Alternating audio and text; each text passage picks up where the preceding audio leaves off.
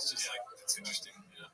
Yeah. I don't know. I don't know anything about that. In my fantasy world, it's like, it's kind of like a long-term payback for like the amount of evil that we've done in the Middle East. They're going about getting us back by getting into power in Canada and New York City. Yeah, potentially. But anyways, next week we have Dick Cheney coming on. We're interviewing Benjamin Netanyahu. Not with the Nelk Boys, but we're having on Steve will do it. Alrighty, well, this is something that got posted in the Fighter. I don't think we were watching on the show, but it is the homie Moses shouting us out.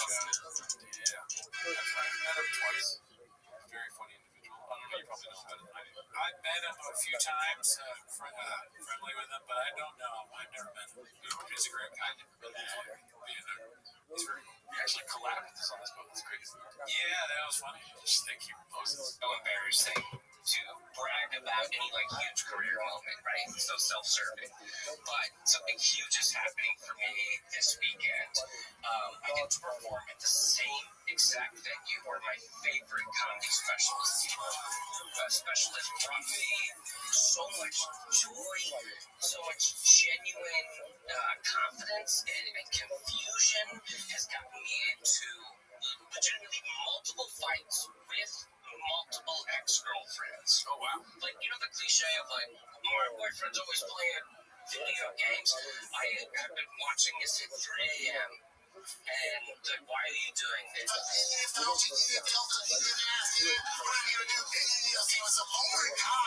My life would be so much easier if I just did shit. I'm in Dallas this weekend at the Addison Improv. I know it's super corny, but I just want to thank everyone that got me here.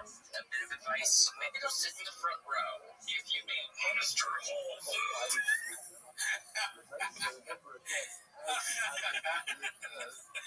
See, this is all of us. We're all true fans. Yeah. 3 a.m. watching Gringo Poppy throwing in a Mr. Whole Foods joke randomly, dude. They took that. And don't miss out on arguing with women about it. I've been in that position many times. Yeah, you gotta be.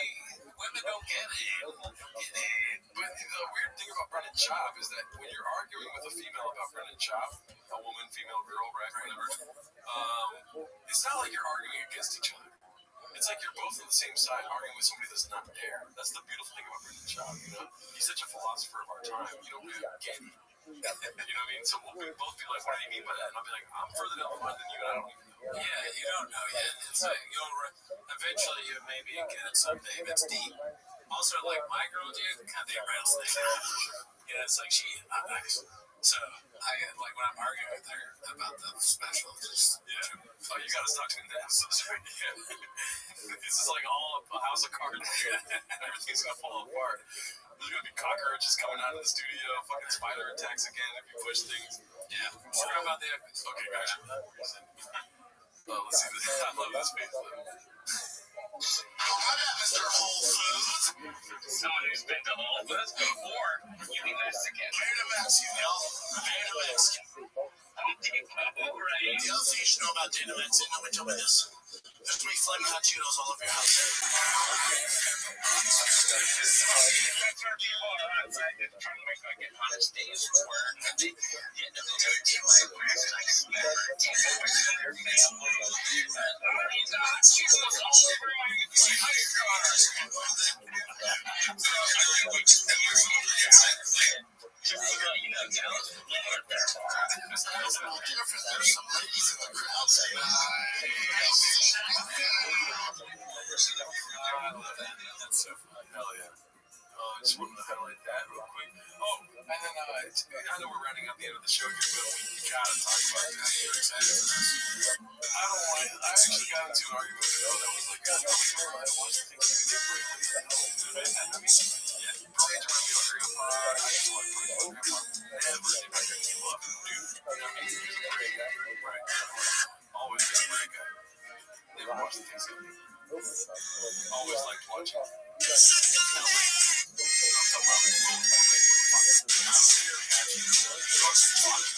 was huge in the East to West Coast battles like 1994 and 1996. Yeah, Tupac said though. was like, fuck this. And then now, 5 days later, I regret not watching it, dude, because of moments like these. Okay, let's check it out. So this is Busta Rhymes forgetting that his shit was lip sync. Like, he said it before, and then he forgot. So you can see him, like, forget here in the moment. You gotta catch it, though. Okay. So you see, he's dancing. He's not, you hear him. He said all right, but the mic is nowhere near his face. Last second, he pulls the mic. Not to mention the Teenage Mutant Ninja Turtle behind him dancing. This is very Cooney-ish, right? Brendan Cooney would do this. Like, forgetting until after it happens, and then... Oh, God.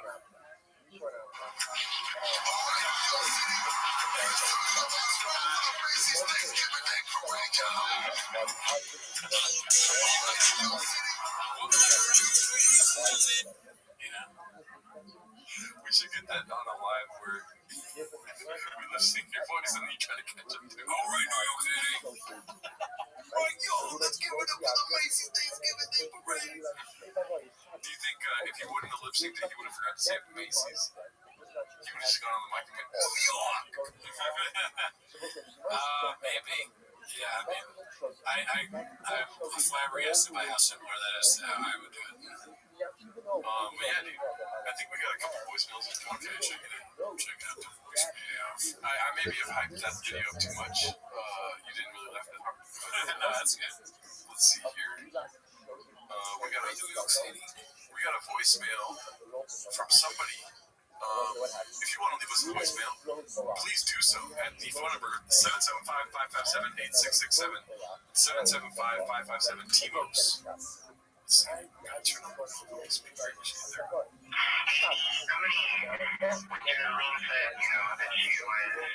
Popping her pussy for white boys. You're excited. You like the brown pussy? And what about brown nipples? You like that? I bet you like that. Okay, dude, we gotta stop doing the podcast. His voice sounded way too similar to Akash. I mean, that was a good Akash impersonation. But the content was disturbing. He's like, you like that, son? Yeah, son. That was the voicemail. Shout out to you. Thank you for leaving the voicemail. Let's not do that again. That was weird. Yeah, that was weird. But thank you for subscribing. I don't know about Cooney, but I do like it. But yeah, we'll get that part out. Have a great rest of your evenings. Let us know what we want to see in my tiny apartment. See you next week.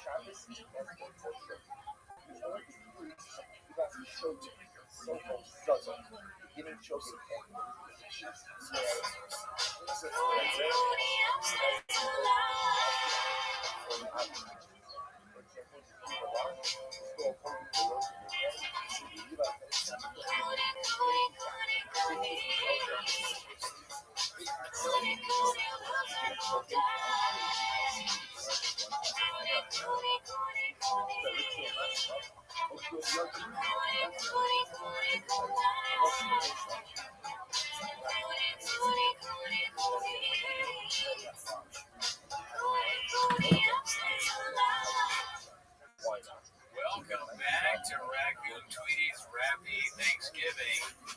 It's good to be here. I guess I do kind of want to, before we start, say I want to thank before, because you guys know, like, we have a roster full of fans that we always go through, and we finally found you all, and I just want to say, every one of you, your face card always slays. I'm probably I'll have 10-inch geeks. And I want to have an orgy, but well, no, I don't actually have. That was too far. I don't have sex with you. But just again, like every one of you that's watching right now, face card always slays. I can't remember what else Jasmine said. Well, thanks for not addressing this format we have here, dude. Oh yeah, the format's different. What's up, Dallas? What do you guys think of this strange phone format? Yeah. I'm on top of Gerardo Plus. And, we'll see. Tell us what you think. Too close to the shingles. No, the shingles is not gone. Okay, let me tell you. I've never heard that. Dude, that's good. I don't know what's going on. I gotta go back to the doctor and be like, what do you do if it doesn't feel good? But I have shingles. And I will give it to Jim tonight if he tries to find me. The YouTube chat is currently on screen below me here. Is that cool? Or can you see it? Let's see. If I go to the close up here, where's the chat? Do you guys feel like you're closer to me now? Is that what the problem is? Is that it's too close to my face? Like, oh my god, Cody's right in my face. The phone way. Are we too close? I dropped the format faster than Peter Dinklage. Okay. Probably it's too close. Alright, well, that's how we're starting now. We're starting out hot, folks. Buttercream, bacon, biscuit. Okay. We're going to try to add. What is that? Oh, this is the YouTube video I was watching. Yeah, trying to figure out how to do this. Yeah. No, that was for pleasure. Let's see here. She's holding over there. They can't see it, but she is. Okay, let's go to the Raccoon Tweeties subreddit. We'll too close to those teeth, baby. Happy Thanksgiving to everybody. I hope you're having some Thanksgiving plans going on. Is anybody doing anything shop related for Thanksgiving? Maybe switch it up this year. Instead of turkey, have parmesan. Instead of mac and cheese, bring in more shit, dude. Don't just stop at what you heard. Beans, greens, tomatoes, potatoes, flip it, dude, and make a Spanish. Somebody said eat fast on gas. If that works, you got gas because of all the beans. Jeez, where am I at? Am I right? Hey, so, what's up? We're going to do a poll in a little bit. I want you guys to, live with this kind of format for a second, then we'll do a poll if it's blockbuster. Yeah, you need to give it some time. Yeah. You need to see it for a while before you just go. I know a lot with change, a lot of times you go immediately. I've done that myself. Blockbuster. But sometimes change is good. My birthday is on Thanksgiving. Well, Apex Butter, happy birthday to you. It looks cool because it looks like you're looking at the chat. Yeah, the chat's right below you. See, there are benefits to this chat. Huevos, ranchero, huevos. Mexican Thanksgiving is fire. Is that true, Gerardo? I don't know. I mean, it's just white food. But Mexicans do make it, so it's totally cool. It's not at all different or spicy. No. And you know what, though? The pies, white people make better pies. I'll give you that. Oh, okay. Thank you. I appreciate that. Also, breads. You guys make a lot of good pastries. Bread is good. My wife, Italian aunt, makes really good bread, too. She seems like she'd be a good cook. She's also Italian, so Italian people are often good at cooking. Formula One, not surprisingly, is asking for freedom. Thanksgiving. Not surprised at all. Not surprised at all by that Formula One. Yeah, that sounds like something that you would do. All right, let's see if we have less guys than normal. So this is probably the block. So let's see what we got for the what is it called? Raccoon Tweeties subreddit. As you can see, the pillow is being featured here. Okay, what do you guys think about that? Now you guys like it, huh? What is that? Like, they can see the enter screen right there. Okay, so if you point down, yes, the screen, boom, right. Oh, wow, look at that. The screens are, see, we're trying, we're on the edge. We're on, the fucking, what is that, early adopters, that kind of stuff, where you're the first to do it. We're the first guys going to the cable board. Ever heard of it? Right? How many people have been there? Okay, my parents have. But, listen, we're doing something different, and we need you to check it out. If you want to watch a podcast where they do the same thing every day, go back to TFAC, and we will also watch them. We watch them every week. Yeah, so, I don't know how to say it. Okay, let's see here. I don't like it, but it's fine. The screen is small. This is the Garros Garcia podcast.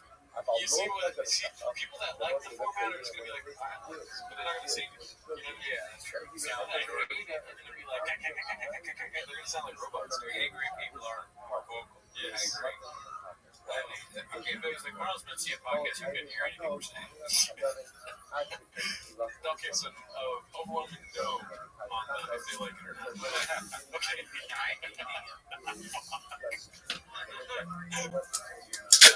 Sounds like a this year. It's only 12 votes, so it's not like a whole lot of votes going up. But, I mean, we have been infiltrated by bots, too, so that's true. A lot of times when people disagree with you, it's just because they're a robot. I'm going to start doing that at work. So I don't know if we should do that, but whatever. C3PO. Bot. Look at this bot. I guess I would think that too if I had to plug in. Come on, let's get some yeses, yeah? You don't want me to do that? Beep boop pop, beep boop pop. That means fuck you, robot. Oh, yeah, we got a yes. That's what I'm start saying to people that disagree with it in life. I didn't hear you because I'm on a computer. So, beep boop pop, beep pop. Now log out or something, I'm insane. I am. Okay. Let's see what it looks like on our other phones. Go ahead and pull out your phone. Okay. And then we'll get to the tweets right now. We'll both look at it at the same time. All right. Let's see what we do. Let's see if I can even figure that out. Put it on my screen. Let's see. Oh, dude. Look at that, dude. Sounds good. Okay, so I gotta look on that. It looks pretty good. Hey, we got 20 likes. Let me turn off my sounds. I think that looks fine. This kind of looks like a stream, you know? Yeah. Like, you'd see on Kai Sanat or whatever. Do you like the new format? Yeah, I'm not voting, dude. Oh, come on, dude. I just look. It looks like, there's more yes votes for you. There's 31. And one person accidentally hit yes. All right, I want to take it away. The likes are not for the format. Look at you guys. God, you guys will hate it. Okay, I said it's okay on phone, not on TV. I appreciate it that you put us on TV. That's cool. I took my like back, no widescreen. Okay. I just said hi to the chat right now. Okay, so it's not. Listen, nobody liked it when I was going to say the care more. Don't ask for it. Let's see what's up over here on the news tier. Hunter donate to the Graves Foundation if the format doesn't change. You have not donated to the Graves Foundation. Let's see if we can even change it. We can't handle Cooney. It's close up 80. That's hilarious. So my face is unfortunate.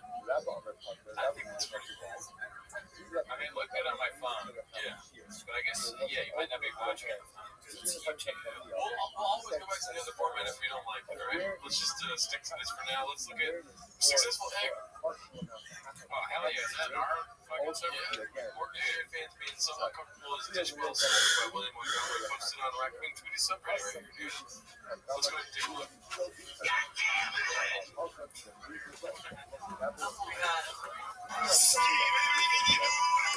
So this is the show they were waiting to see. Morgan J is going to perform on the same show. So, Successful Things commentary is that this is what they wanted, but they got William McBuck instead. Yeah.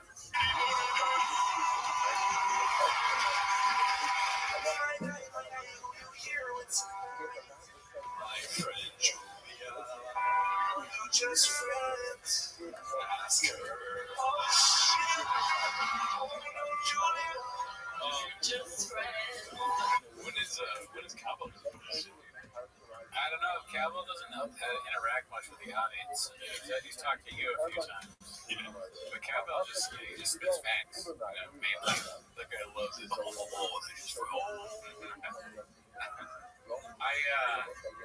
I mean, Morgan J is fine. He's talented or whatever. But I don't like this kind of stuff. Yeah. Are you not really having sex with her? That's pretty good.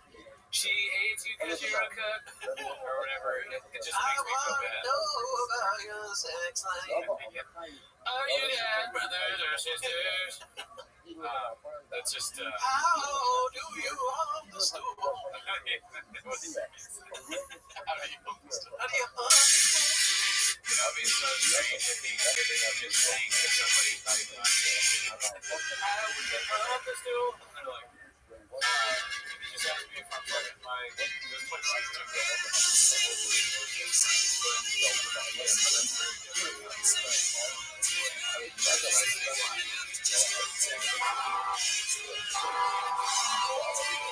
One dumbass is fucking laughing at that. One dumbass. Holy shit, that's funny. You fucking idiot. Wow. That's getting my life.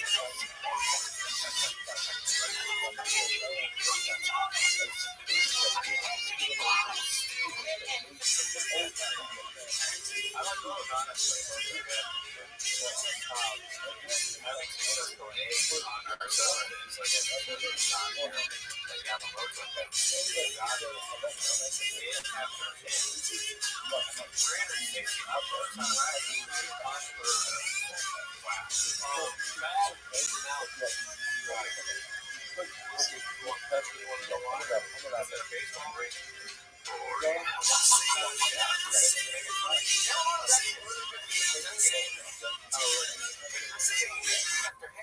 No, it's not like a I meant figures. It kind of literal strengths after strengths. But well, I guess Otani pitches too, right? Yes. Yeah. Yeah. Let's see what else we got here. This man is hated because he's so stupid. I mean, I like how these will always be low. Right here, dude. Is splashing on us right here? Well, I mean, if you, if you're very successful, you get the drop in because face card always yeah, you'll get one of the white guys that pop up with you for on the roster. I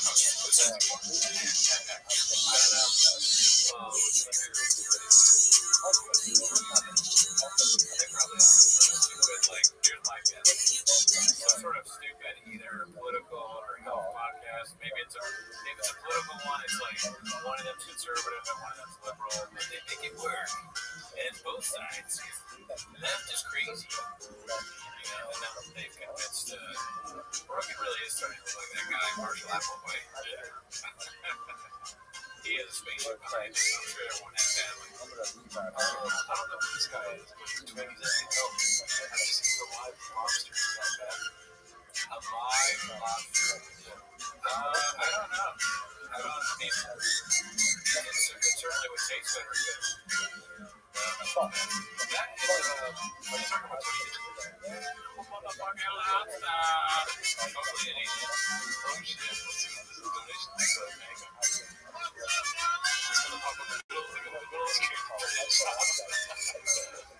Shout out to you.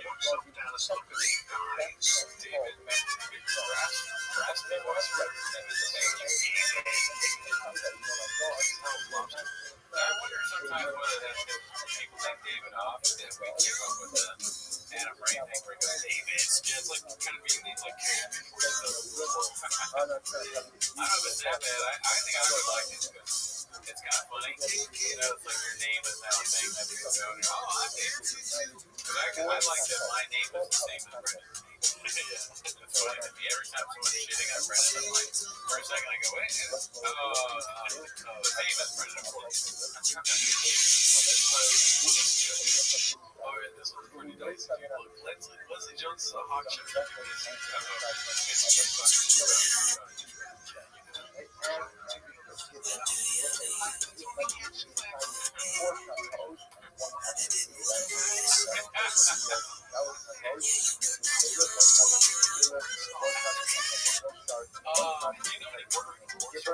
No, but it's funny because it's alliteration, like Schultz, but it actually made me laugh a little bit. Maybe I like alliteration. I don't know. I don't know anymore. I don't know what I like. My favorite part of it is she's legitimately angry. And she's waiting for the next I like that she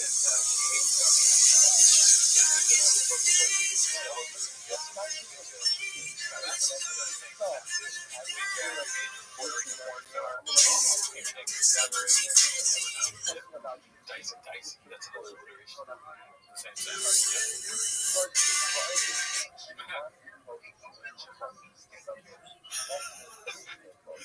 is how you know that Tony Hitchcock gave Leslie Jones herpes. They fucked. That's why she's mad. She's not even online or anything. She just hates the shit.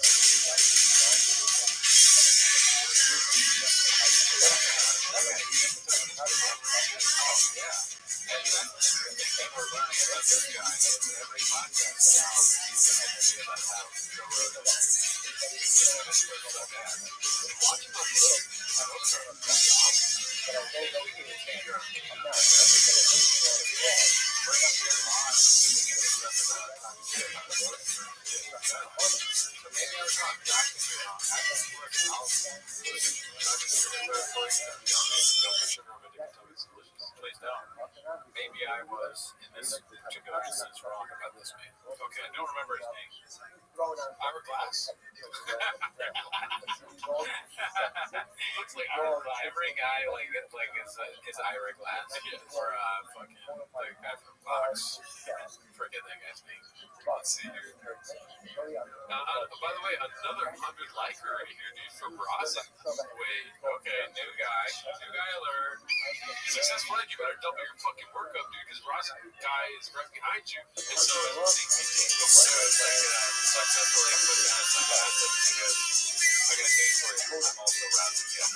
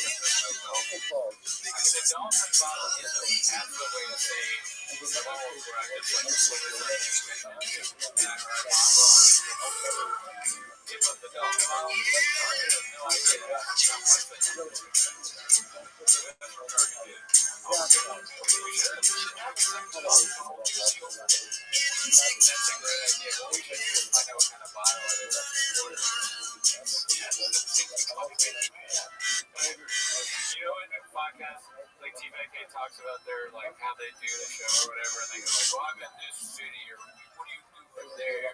We're talking about golf. No one does that with sports. No, I agree.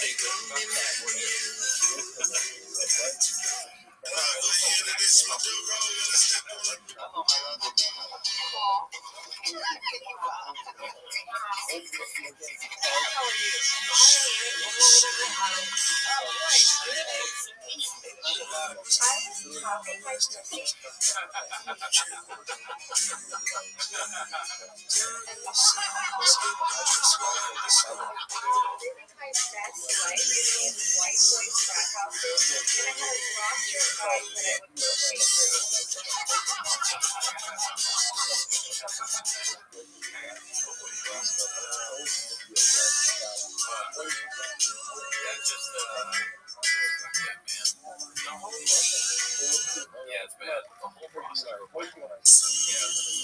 Why all white guys? It sounds bad for the fraternity. Everybody in the frat is white. Even that sounds bad for them. It's a bad look. They're like, hey, you fuck brown dudes too. I had a whole roster of white girls in the sorority that were fucking white.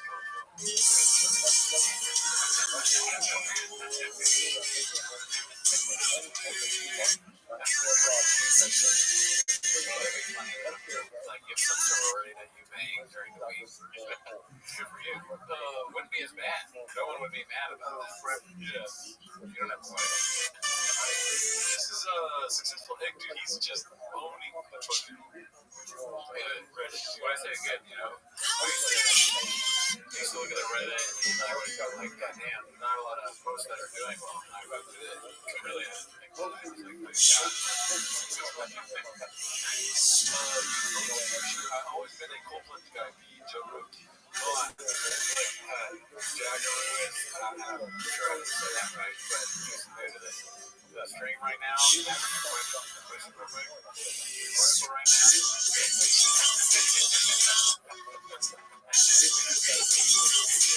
No, dude, we're not vertical. Something bad's going on. Brett, we're not vertical. I don't know. Oh, but 911. Okay, get an ambulance there. We're absolutely not vertical right now. I'm glad you didn't put it in the comment right below that one. But he does, though. Literally, there's a lot of that at work. Butter bacon. I made buttercream, bacon, biscuit, or banana buttercream, brown sugar, brown. I almost got it. Sounds pretty good. Honestly, I would eat it. I don't know if I don't like banana butter so much, but I love it.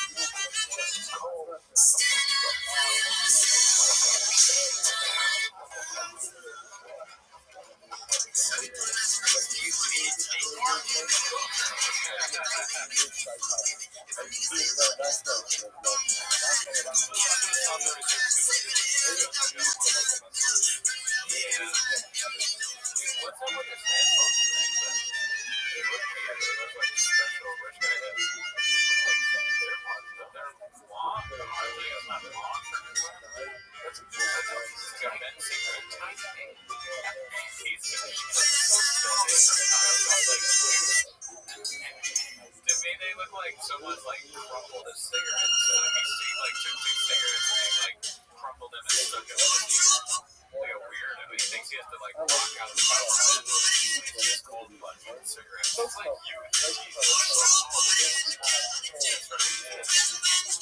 I like what you said. That's funny. They're so easy. AirPods are now very big.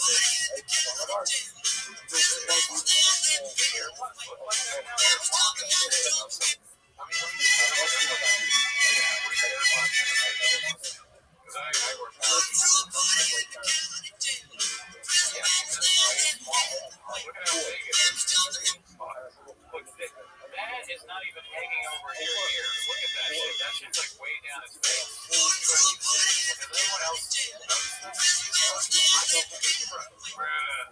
This is okay. Let me take this out. This is where your AirPod is. The AirPod is like that. That's just right there. What's going on? What's happening? Maybe it's your AirPod. Joe Rogan is a small little bitch. So we're gonna beat the shit out of her. Let's play right now. I'll play it. 4'3". What is this YouTube story? I'm like a girl. I don't want to. I'm against violence. No, you would. You don't want to, but you would have to if I had to. Well, crazy stuff I have to. Yeah, well, and I would be cheering you on. That's what I wanted to do. But just because sometimes, like, really short guys that want to start something, it's like, I mean, I'll bet you. I'm not going to let you go so short. Like, if the three of us.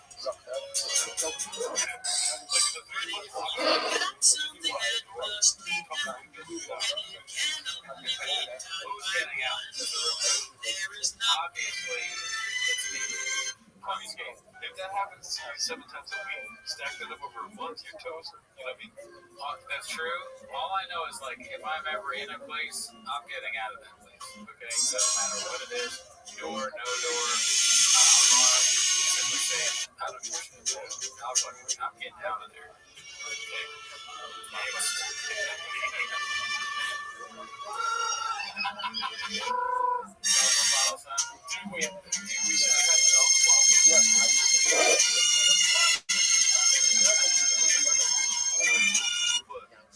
I'm not laughing at thank you.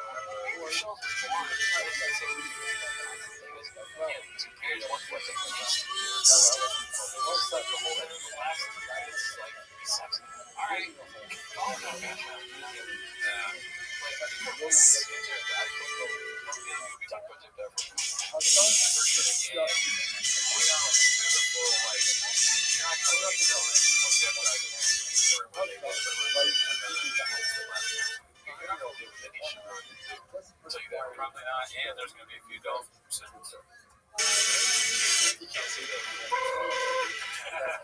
Next time. Tune in next time.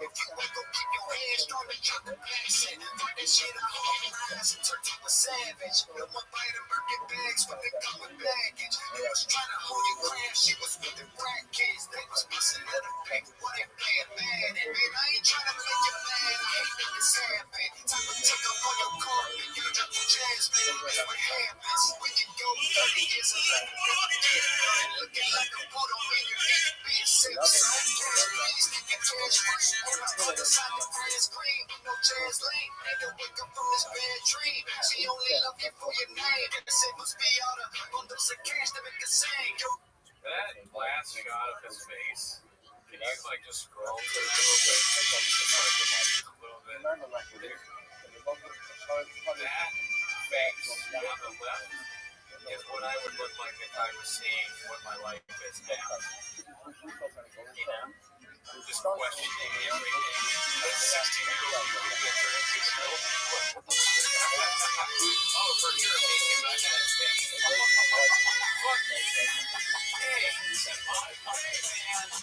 Hey, about him, okay? I am not projecting. All right?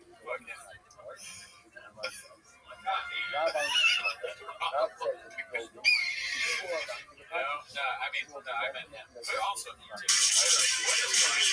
I'm renting a shop. What was that? 15 years old looking at my house.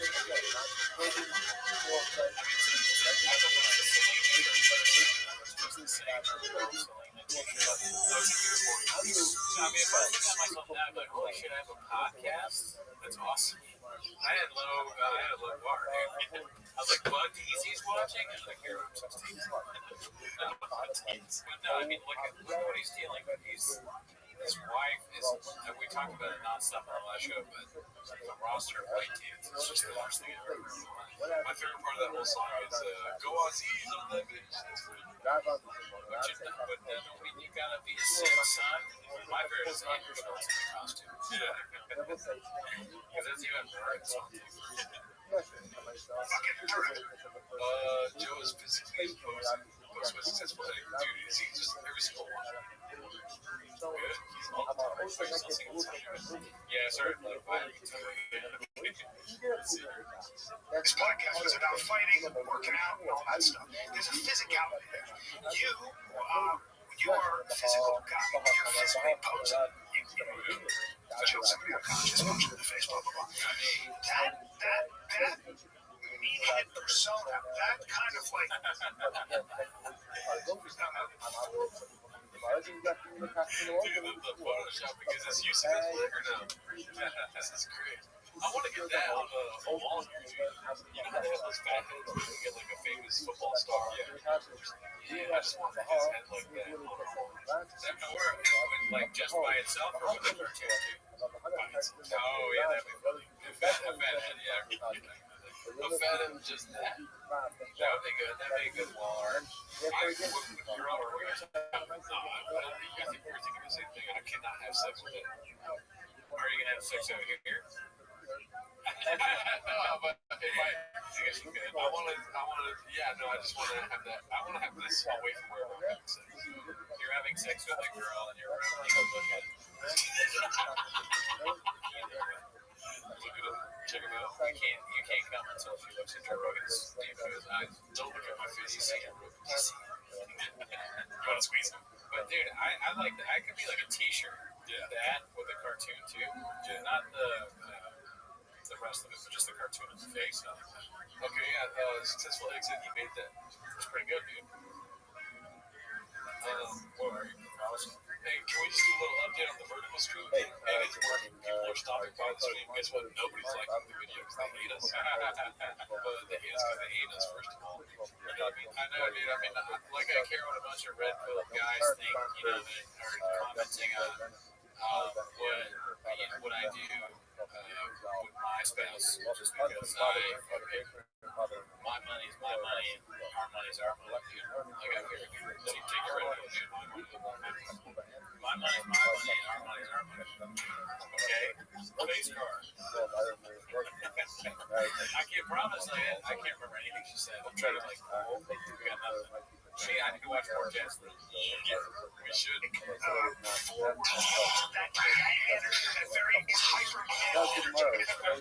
Some people have a very bad experience back managing their young. They might it's probably a bad thing to have like a Joe Rogan worship wall. Just because my bedroom, and then like there's she's like, oh, that's really wider. She's like, who's that? Let me know what's wrong. That's true. A lot of times I have no idea. Like, mine comes in, like, what are you watching? I'm watching a question. Maybe and she's like, who's that question? I understand you have to judge people as long as you can. Strong people and pretend. Of course you do. He likes to pretend that I'm being judged. That's what I'm saying. Is that sometimes you have to come to terms to pretend that me and Josh talk that we don't do. They're like in the middle of like a verb and they like start to for sure. Yeah, I think so. I agree with you. And he does have some of those tendencies, but also at the same time, like, I don't know anyone that really is afraid of being jocks. I've not had the interaction with being jocks, and I'm too old to have that even be a thing. I've never walking around like, oh, there's just jocks, what's up, jocks are good people to have around. What if I need to move something? What about the opposite of that? Yeah, you pull up drink a pepper help and put your mouth to help for a whip. Go to a jock and say, hey, I need you to pull this plan. I broke my wrist playing basketball. They're going to help me out. Most of the time, you have to have experience where jocks are like, you can't do that? You can't move that table? Bitch. No, they're like, all right, yeah, we'll move the table. Look at you. You have Graves' disease. You can barely remember anything. We'll move the table for you. And I say, thank you. I don't call them jocks. Call their name. Most jocks are pretty nice. They can do things I can't do. I need a roster to help me move. I'm not going to move myself. I'm not bring something. Fuck you, Victor, dude. Start saying where the team was at. Man, dude. Hey, shout out to Adam for joining the Patreon. Thank you.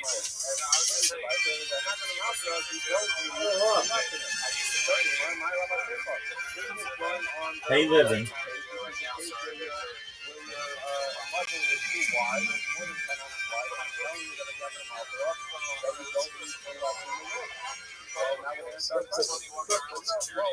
Necessary. that we're going, What'd you say, big man? going on a race. I'm talking about when the height was too high, 20 amas and a mile per health, that we already knew. So the price are not necessarily increased, of course, and therefore we leave off things like whether the mouth or republic with. I think Shalom might say that. That's tomorrow. Not too late, so we're going to turn our world a little up like Rama from what we're going first. Not too late, we do it by Rab and no to Rab. The Yehuda was speaking on Mishnah. The Yehuda, the son of Rab, the son of Rab. And the son of Elias. He said, if you have a church of Pesach and it's wider than 10, you don't need, you're not calling it the church of Pesach. It's okay if it's wider than 10. So on the way, Rab said to the Yehuda, nice, that's Elias. No. But the topic here from the Mishnah is to say that even with the church of Pesach, you need to lessen it. But you never have more than 10 amas in the mother. You never the church of Pesach doesn't help. Okay, someone knows it. Rabbi says, one drop over that. The church of Pesach doesn't help for a challenge of 10. Yoma is to learn from there a different halacha, which is, such as you need stuff in the halonas, that if you were to have a kosher that is filled with doorways and windows, we're talking about windows here that are open at the 10th crossing point.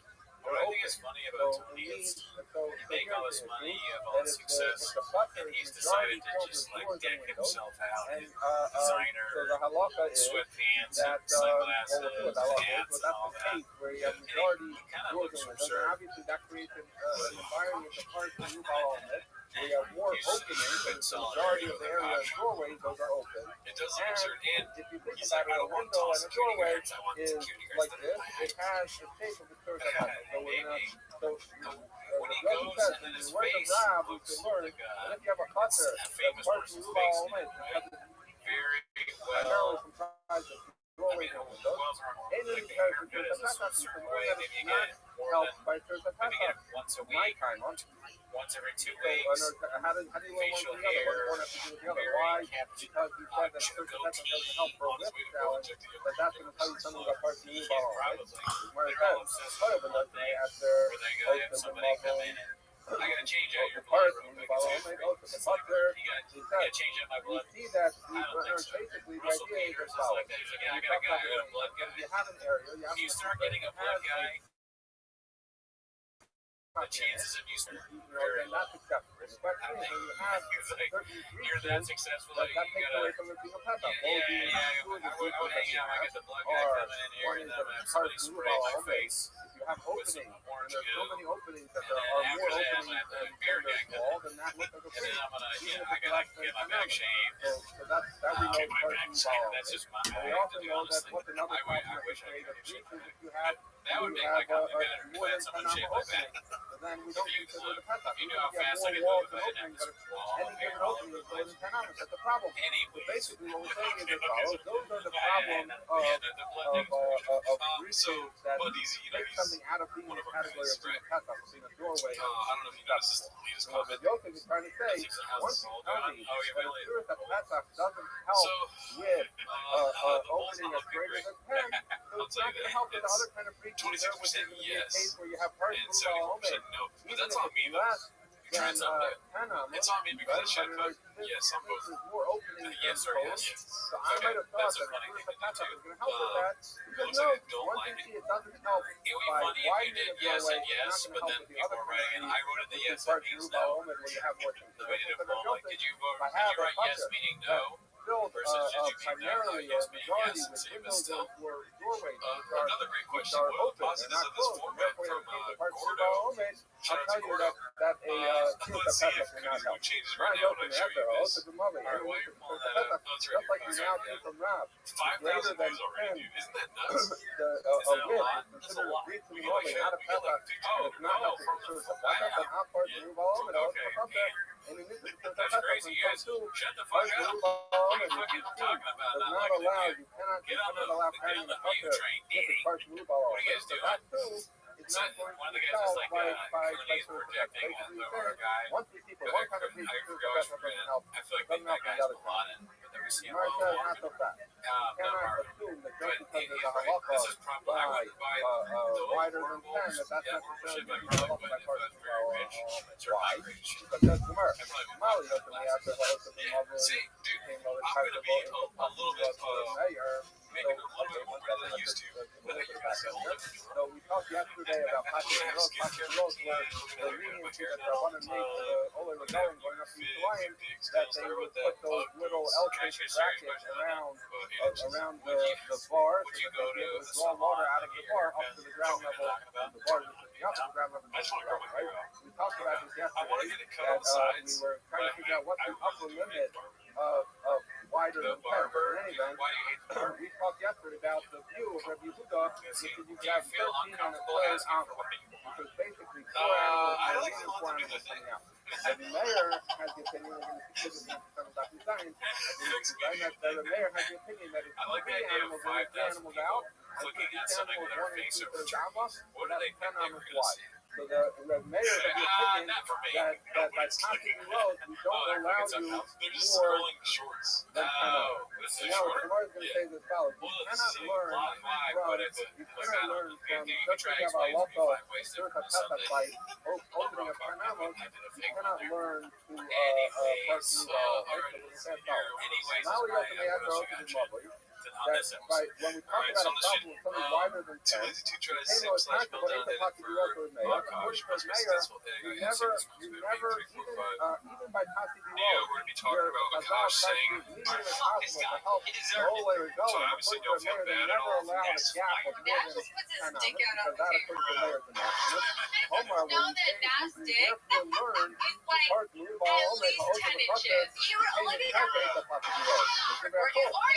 But how can you compare that to park move all over with everyone, the mayor and the people agree that you allow for that special leniency of park move all over, because that makes it up. Pocket road just has that little 1 hour thing on each side, and so clearly, if you have a 10 hour gap, so each wall has 10 hours of gap and 2 hours of wall, so clearly everyone agrees that we allow Merubal Homemade, that even though there's more opening than typical structure, nonetheless, it's considered a valid Mechita by we see it from Patrick Road. So therefore, we're saying what you see is a leniency that we will allow Merubal Homemade according to everyone, whereas we will never allow the mayor greater than 10 hours, because it doesn't help if it's a method, it doesn't help if it's what do you see? You see that the concern of 10 amas is more common because we don't use it by passing the road. According to the mayor, it's more common than parts of the because the mayor agrees that we listen to the parts of the in the case of passing the road. So therefore, tomorrow, I cannot do what those guys do. Those upside down and it was close together as a man wearing it. Doesn't work. And we're going to say we're going to apply it to the case of the parts of the and say that the passing the road. Doesn't work that way. Because we see that everyone is neutral by parts move all and according to the mayor, no one is neutral by 10. So therefore, we see parts move all is less rigorous, less strict. Because the market cannot do what the judges are saying, which is just we're now just because Ross said that lost by 10 is assume that lost by parts move all. Judging them up. Then you say anyway. Let's say that the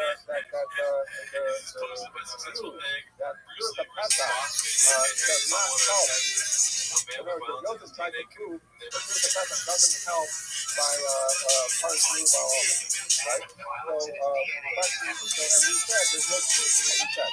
But when there's that true, there's no truth. And so maybe there's support for this idea that the Pesach does not help by parts move all over. Why? So we say the planet Halali, these walls, to move on stuff in the Halali, so the majority of them are doorways and windows, as we said before, are obviously open space, they're colored, that planet Halali, these stuff in the Halali is mutter, they're mutter, even though it's open space, and it says to write an elbow bond, so long as you hey, open move out apart. As long as the physical part is greater than the open part. So it says to the Gemara, we would talk about that. after that business, you can't possibly going to be very inherently contradictory. What you're saying is, if it's comprised mostly of windows and doors, which means it's more paris than omes, then it's mutter as long as it's more omes than paris. So it doesn't make any sense, right? So that's the Gemara. Ella, Ema, or rather, the word which is in the beginning is I haven't seen any clips of her on the show yet. that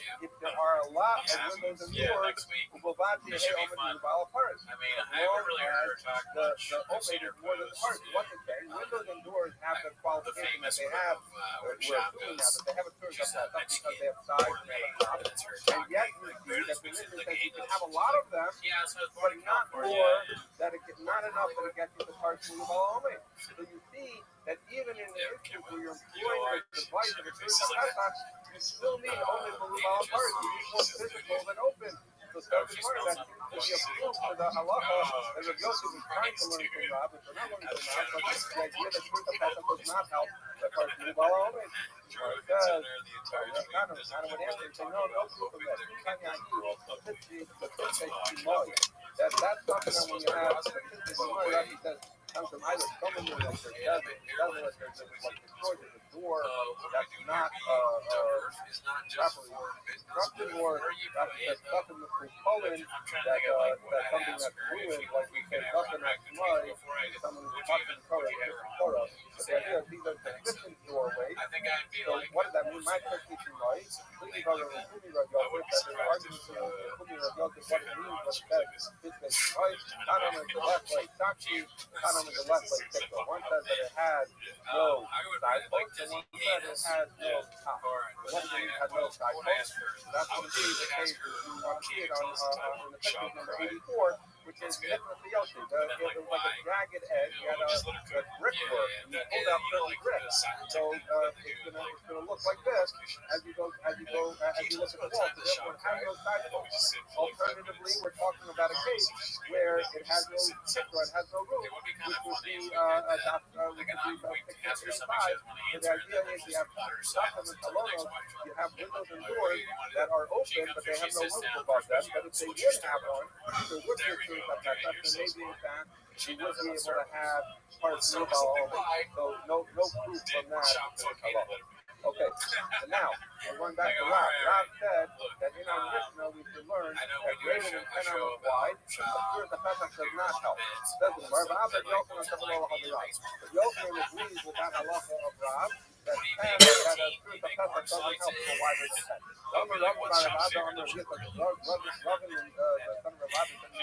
She shows up on that you had a story with a certain person who came from this valley called the North Dallas Foundation, the Arba Pinas of and he stuck 4 poles in the 4 corners of the field. The Madak Mura land, he grazed a vine on them. So that's a picture in number 6. Well, my name is Nick. The story came from the Professor from the Vista Dallas. The Theodore Lane Bikes.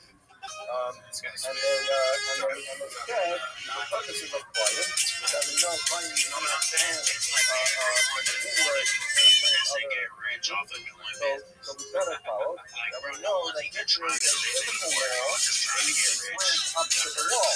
So they said what you have is a halachic wall, which is the nature of halacha. Halacha looks at it that it's hard to tell whether he's serious or not. As long as you have these lines going around these poles to create halachic so then you can within the poles you can plant nobody doing like Thanksgiving no more. I sat down, I was like, we got the turkey there, like, that was the basic halacha. I said, pass me the cranberry sauce. They said, here you go, here's some meat. After Pirlo leaving Shabbos, you're allowed to use this food. Obviously, the pole, line above it,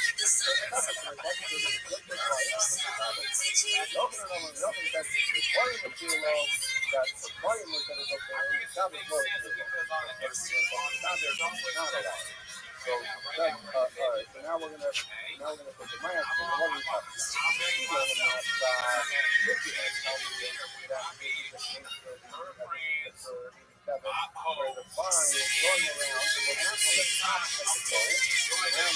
my goal.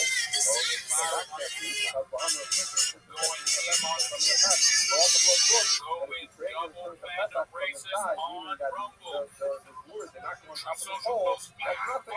The Ella Agava, so you must be talking about a case where in fact the string or the vine in this case went on the top of the pole, and we're going to say okay, so that's when you know it's going on top of the pole. Ubamai. And what's the scenario that the sky is close to all of it? Even with the Ether, if you're going to tell me that we're talking about 10 hours to the left, well, all in the Yochanan of the Shabbos flow, would the Yochanan say that the Shabbos interested in the Pesach of less than 10 is not a valid Pesach, is not a valid Pesach? Stop Of doing course, we would business. agree That's that like asking a shark. Asking me to stop doing business is like asking a shark not to swim. that it doesn't work for Shabbos. The Elulav, yes, in the answer. So it must be talking about, we now establish, it must be talking about a scenario where the space between the poles is more than 10 hours. And the wire, in this case, the line, went on top of the pole. So what do you have? You have a valid case of 4 tours of Pesach. So you have 4 poles, you have 4 sides, you have 4 tours of Pesach, you have greater than 10 hours to the Pesach. And what is the Yochanan Pasuk? The Yochanan Pasuk is not what the Shabbos is compliant. So you see, like Rob, who said that a series of Pesach does not help for greater than 10, the Yochanan saying the same thing, because he's saying this is not a valid Shabbos in the future because it's wider than 10, even though it has a series of Pesach. So that's the Yochanan holds that Rob, the series of Pesach does not help on Shabbos for wider than 10. And I said, well, it's like the scenario. A lot of these so hold on to the effort. Really, we're talking about 10 hours or less. We may not stop. So before we said, well, if it's on top, we can't possibly be talking about 10 because why would the Yochanan not allow that to stop? Now we're saying you're just talking about less than 10, and the reason the Yochanan would say not for stop is because you're dealing with a case where the vine is on the side of the way, not on the top of the pole.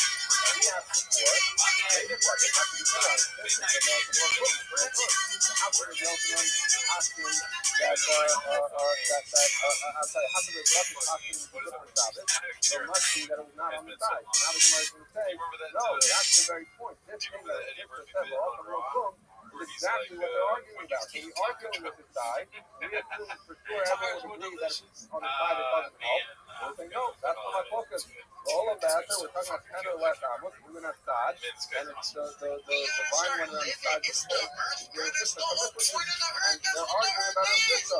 So there's one case who says that you can carry both the Shabbos and quiet, hold the even from the side, it works, and the Yochanan says that it works for quiet, but not for Shabbos. We'll be talking about it's from the side.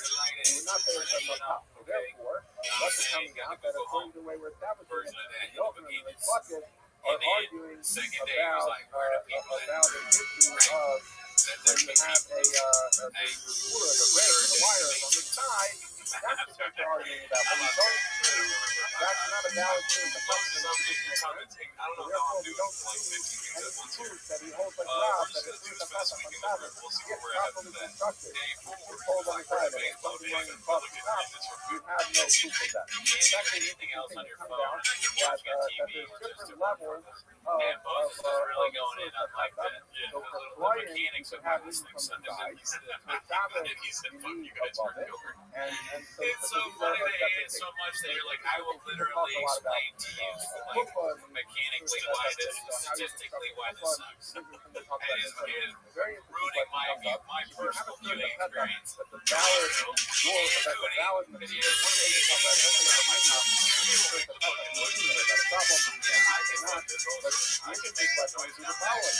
If it's a certain Pesach, then guess what? You get the one and the zero. And yeah, we don't have to go into almost most people rely on certain Pesach. So they say, okay, that's different level. Why is it on the side? For Erev and Shabbos, it's enough that certain Pesach. To have them with window, the doorway, the higher level, you don't have it by this kind of Pesach. No dolphin bottle Yeah, ever it's not like that. again. He says, no.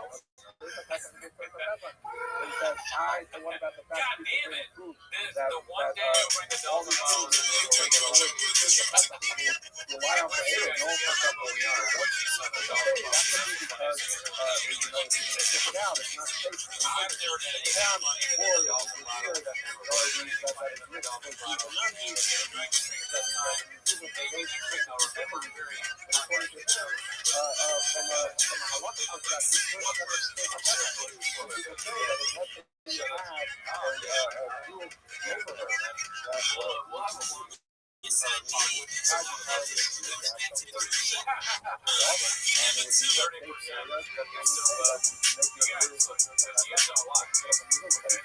Anyway, okay, so what we said is that there's no proof that Rabbi Yochanan is actually talking about the regular person probably when he said it didn't work for Sabbath, he's talking about one that was in a Sabbath. We're not going to have a heating clear of the fear of Yochanan and Rabbi, and with this it's going to kind of establish that the Yochanan actually is saying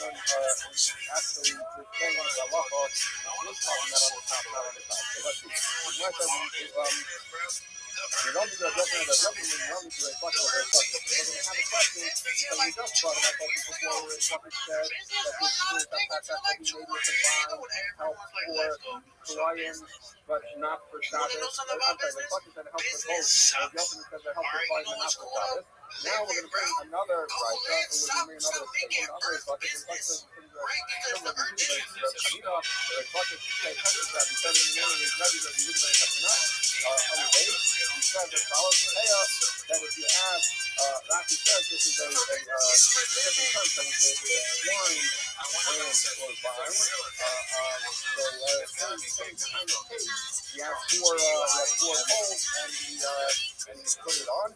So we say, hey, the term from the client, Avalon the Shabbos. So now you have a bucket before it's going to work for both Shabbos and Hawaiian is saying now, we only look at Hawaiian but not for Shabbos. The Yochanan or Yochanan says the Shabbos, the low, half the people from Hawaiian below. And the Yochanan says, in this case, just like by Shabbos, it doesn't work, Shabbos doesn't work by Hawaiian. So what do you have? You have a second right, so you have a second member where the Yochanan bucket where they need to take it up a notch and reduce the allowance. So they bucket to allow for Shabbos and Hawaiian, now for only Hawaiian. And if Yochanan says it's Hawaiian but not Shabbos, now for neither. So we have a shira.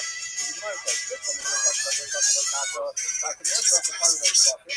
Because the first thing he said, and he said in his own name, so when he said the split for both Shabbos and Hawaiian, now we know name. And the second statement, which he said in the name of his Rabbi was Rabbi Yehuda ben Chanina, so we're going to say, okay, so that's how you explain the shira and the buckets of the name that one is saying, you don't think you want to say, oh, there's Yochanan and Yochanan Kasha. But the Yochanan and the Yochanan Kasha, and the Yochanan and both ones he said in his own name. And in the first instance, he said when you have this branch strung over the pole, that in one case he said it works for Hawaiian and not for Shabbos, and in one case he said it works for neither. So you have to answer this. And I said, I'm a super Hakam Hagaba and Hakam Hagab, copy. So I could come up with something that would explain the distinction. Maybe that what the Yochanan is saying was, why in a side, putting it on the side, so then it only works. It doesn't work for anything. It doesn't work for Shabbos, it doesn't work for Friday. If it's on counter, Hawaiian, but not for Shabbos, that one's free, right? But then what we have is that's in fact if you're dealing with the first cycle, so he says it works for Hawaiian, but not for Shabbos, if you're dealing with where the vine goes on the top of the pole, so then that would be a valid constructed for the cycle, and that would restore the truth that was Yochanan holds like Rob, but here's the concept does not help for wider than 10 hours. So that's what the Gemara is saying. We should still be able to try to answer that it was not God, and that's why they're not talking about a validly constructed there's a peta, but we did the trying to do because there's a fear in the Yochanan, and the only way you know how to make it right now is to say that the one was the permissive of Hawaiian and not the Shabbos is must be talking when it's on top, and this is where it's in a side, because nothing works, so that makes everything for the truth. So Yochanan was like that. Gemara said, continues in the clip now. You have it. You can say you're using a side, and you say that the first cycle is also talking about one side, because the answer we gave that it wasn't a truth, so it wasn't like that. my remember that how are you going to explain the Shua in the Yochanan halacha? Or seems to explore the proof that Yochanan has. So it says, really, I'll tell you, in fact, eating in a time. Again, I'm gonna say that there's no proof that Yochanan has God as relates to Shabbos because they're both talking about something in that stuff. And then the question would be, okay, well, why in one case does he say it doesn't work for Shabbos for quiet, and in the other case he says it works for quiet and not for Shabbos? What's the difference? It says, that's a talk of Yochanan. Instead, when Rabbi Yochanan said that it works for quiet and not for Shabbos, we're talking about where it was 10 hours or less. But where it's greater than 10 hours, we want you to say it doesn't work for Shabbos or quiet. Again, the factual point that the Yochanan is not discussing a properly constructed case of Pesach at all. So he has no clue what the Yochanan told you to do Gam Halacha, the case of Pesach on Shabbos does not help for why the intent. But rather, what are we seeing in the discussion of the Yochanan? Because in either case it doesn't work for Shabbos, but for Goyim will depend on whether it's 10 hours or less or more than 10 hours. 10 hours or less, then even a poor form of Pesach, where the wire is on the side, will still work for Goyim, but if it's greater than 10 hours, then even Goyim allows for a sufficient I guess Wednesdays is that. the Pesach will not allow that, and it's not the worst item to stop it for Goyim. That's how we resolve the two of the now, where do we get this idea that it can make a difference that it's more or less than 10 hours? Not taking the sunlight on that, so we open the after. So, where do I have this idea that that's why I'm on you guys are more than David. whether 10 hours or less or more than 10? Crazy, dude. People came and saw us just like watching a bad comedy.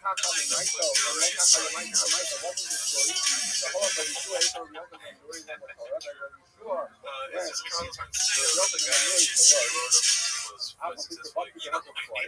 That I like how he spelled he was lucky on his own and but nonetheless, so found the Yochanan very good and he wanted and he didn't so what happened? So Yeshua found him between the trees and he said, very convenient that we're between the trees because I want to ask you a question and I'll demonstrate what I'm talking about. So Yeshua, mother, oh my God, that's so funny. A vine going for creatures and so essentially he created a truth of that. And he said, Rabbi, said to Yochanan Nuri, Rabbi, this is Valentine's now is right. Put up this wire between the trees. And he said to him, Rabbi, I'm standing on the side if I were to plant a vineyard here, could I make a grain field right next door on the other side of this branch that I put up? So he asked him, this is like, hello, it's more embarrassing if the back then that if it's 10 or less, or if it's less than more than 10, it doesn't work. So it says the Gemara, but my asking, what are we talking about? Gabon, if it's on top, goes to the after, could you say that, and if you're saying the rice is coming out with the top, and it's telling, I'm sorry, that it's really coming out with the top, and it's telling you that more than 10 with upper for Koyan, if you have a sort of upper for some kind of one in, poles that are stuck in, there's a pole that comes to a sharp edge and they stick it in the ground. The other guy didn't talk very much about it until I stuck it in and you made a payam normala, which is fine. I'm dealing with the Yochanan has been with it. Even more than 10 is with it. So the Bible tells you that by Koyan, more than 10, as long as it's al-Gabon, works. So when the Yochanan and Nuri said more than 10 doesn't work, we're not talking about al-Gabon. Elolav, we're not God. It must be that when Yeshua sprung up the vine and showed it to Yochanan and Nuri, it was where it was not God, where the branch did not go over the tree or over the branch, but rather on the side. It's Amalei, and the Yochanan and Nuri answered him to ask him what the upper, that if it's 10 or less, more than 10 is upper. So we were looking for a source. Where do we get this idea by Koyim that there's a distinction between And this pen and maybe more than came pen? out when I We went get to from the the dentist. story with the The dentist confirmed that my teeth are small, which maybe started to tell you that so my again, gums are we too are big. dealing with the fact that And if it's you always, have my teeth are normal by size, but it's always Koyim, my gums if that you are too have big. the wires from the side, so then it How do you depends. If measure it's 10 or gums? less, it's okay. If it's more than I'm gonna ask 10, him about gums it's, on next time. it's not okay. By Koyim, if it's a properly constructed source of open device, as long as the wire goes on top, versus the wires that are on top of the pen, then we're going to say even more than 10 works by Koyim, but not necessarily is that the same by Shabbos. We don't know by Shabbos, because you have no proof that they were arguing by Shabbos. This would be a properly constructed source of Tata. What would be the halacha? Because it's obvious that it doesn't work, but it's because it's Mishnah. We don't know what we're going and say, blah, blah, blah. Okay, so that's the first. This all makes sense. This is that. This is Tata. The government of that. Also goes so. We learned that before. This is that. By Shabbos, if you put up the source of Tata on the side, it doesn't help. So this, by the way, is very halacha. Because what happens in our religion, we by and large rely on the telephone pole. Now, a telephone pole is a case where the pole goes up and the wires are strung along the side of it. So if you could rely on a source of message in that spot, we would have to really do very little to create religion because the telephone wires are good. But the problem is you're not allowed to have one like that. So what do we do? What we do is we plug it back in the utility pole, they get the message, put a strip, and that strip goes to the Rabbi. And in a minute, the Rabbi doesn't have to connect it, you have to get out of it, it goes up, and therefore they place that refuge, line it up so that it can reach the wire that's going on the side. You have the wire on the side, you have the pole, you have the wire on the side, so they put the refuge right here where it can reach the wire. And that's because it's not good. It's not good if it's in a shot. Now, if it was in a shot, we wouldn't have to put that left on the pole at all. Because the wire is already stuck. Anyway, that's tomorrow. So I'm going to take this to the Shalu. This is the Pekka from the Pekka to the Hamid Babella. A few Bella from Happy. So basically, what we're saying here is that Happy is the Pekka. It's a doorway. So we can use an actual door, and it has to be a reasonable doorway. So therefore, it needs to be strong enough that if you theoretically put a doorway up. Now, even a door made out of like a gap or a straw, that would be fine. But in order to halachically, we want it to be something that takes more out of it. I'm going to talk to you about Yana, and Yana, here's a type of fruit that has to here. You have to have some kind of like a hinge there. My hectare here, what kind of hinge would you need on there? Avia, that Africa is you have this bay, we talk about it's the door that's on the pivot hinge. You have a little thing that comes out of the bottom and comes out of the top, and the door swings on that kind of thing. So, Rabbi is son of Rabbi. Rabbi is the one who said you need this pivot hinge. That's what Rabbi is Rabbi. I'm going to catch them. I'm going to be the church of Bethel. Did Rabbi say anything about church of Bethel? I'm going to let go. Didn't say anything. The way the mitzvah, the Rosh, they learned that he was really responding to him and saying, Rabbi, you did not pass like your father because you didn't say that halacha. So, in fact, halacha might we don't require him on the church of Bethel. Time I said, Rabbi said, church of Bethel, to up with the church of Bethel, that was talking about, it's one on that side and a come on top. Basically, two lefties in the Torah if you want to think of the Asian kind of church. After the mark, the pole on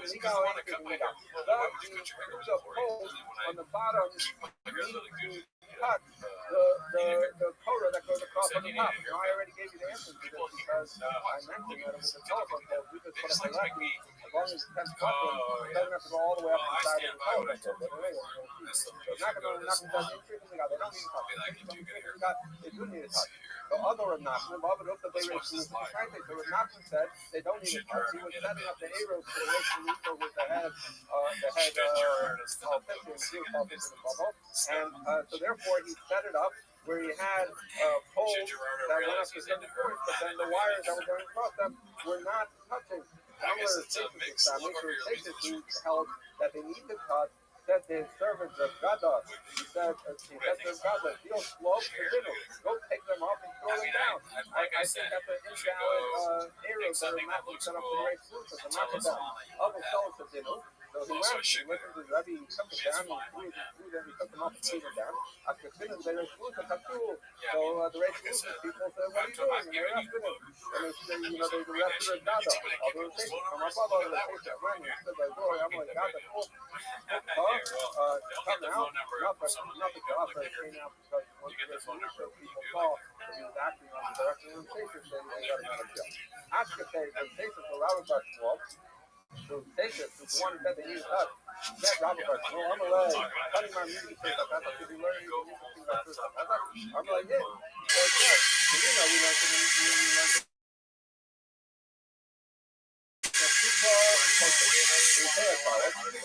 from people around this thing, but he's only talking about his heart. And the question is that power. That you won't see exactly what they're arguing about. The man said that people need to understand you don't. Government in Israel everyone believes that it is let me say that there's 10 doctrines of great glory before you start the art, then everyone agrees, that is it, 10 call. I'm sorry, that they agree that if there's 10 doctrines of guideposts that go straight up, even though it then goes to an archway, that's going to be a doorway. Now the question is, where though is an arch doesn't count as a window on the Torah? So where is the Torah for this? The way we have a Rashi would learn that the Torah is the top of the wall. So what you have an arch, and it has 10 buttons going up, and then above the arch is a flat base. So what we see is that the 10 buttons going up are not the side walls before they curve like this, are not connected to the top, and yet we're saying that it's a valid doorway and it requires that everyone agrees that it requires them to go. So you see it, not like the statement. Okay, keep that in mind, so that I can do let's say you have an opening that's 20 tall, but it does not have buttons before the third starts, right? So then we say that's nothing, because not something that's the talent button of the floor is considered like the floor, so if you knock out the bottom two buttons, there is no great portion of this doorway, so it's sure not a doorway that is going to get there. Not just alternatively, there is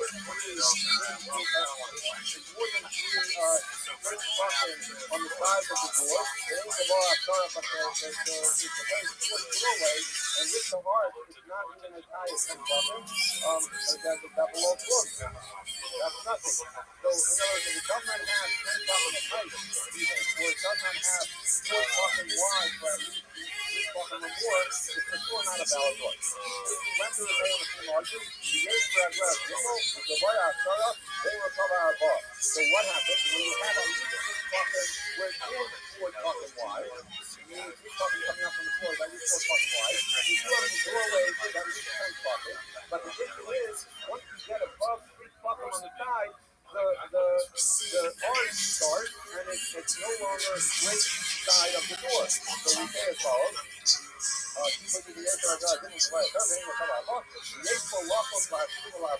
But there's enough to this arch doorway is in a broader doorway that you could theoretically have a standalone arch. It's in a broader doorway that you can cut out part of the doorway. So the idea would be the man of a focus in the hospital. That the man says we imagine we could cut out the rectangular doorway properly. So we can say, therefore, we're going to see by the proper doorway that's how you use it. You don't do that. At the end of the day, you have a doorway that does not have 10 buttons going up straight, or 10 buttons before the first starts, so it's no good. On the leg, so the case is pertinent from from this that basically a proof that the sides don't need to connect to the top. They said you just got them to the rate you need people find you.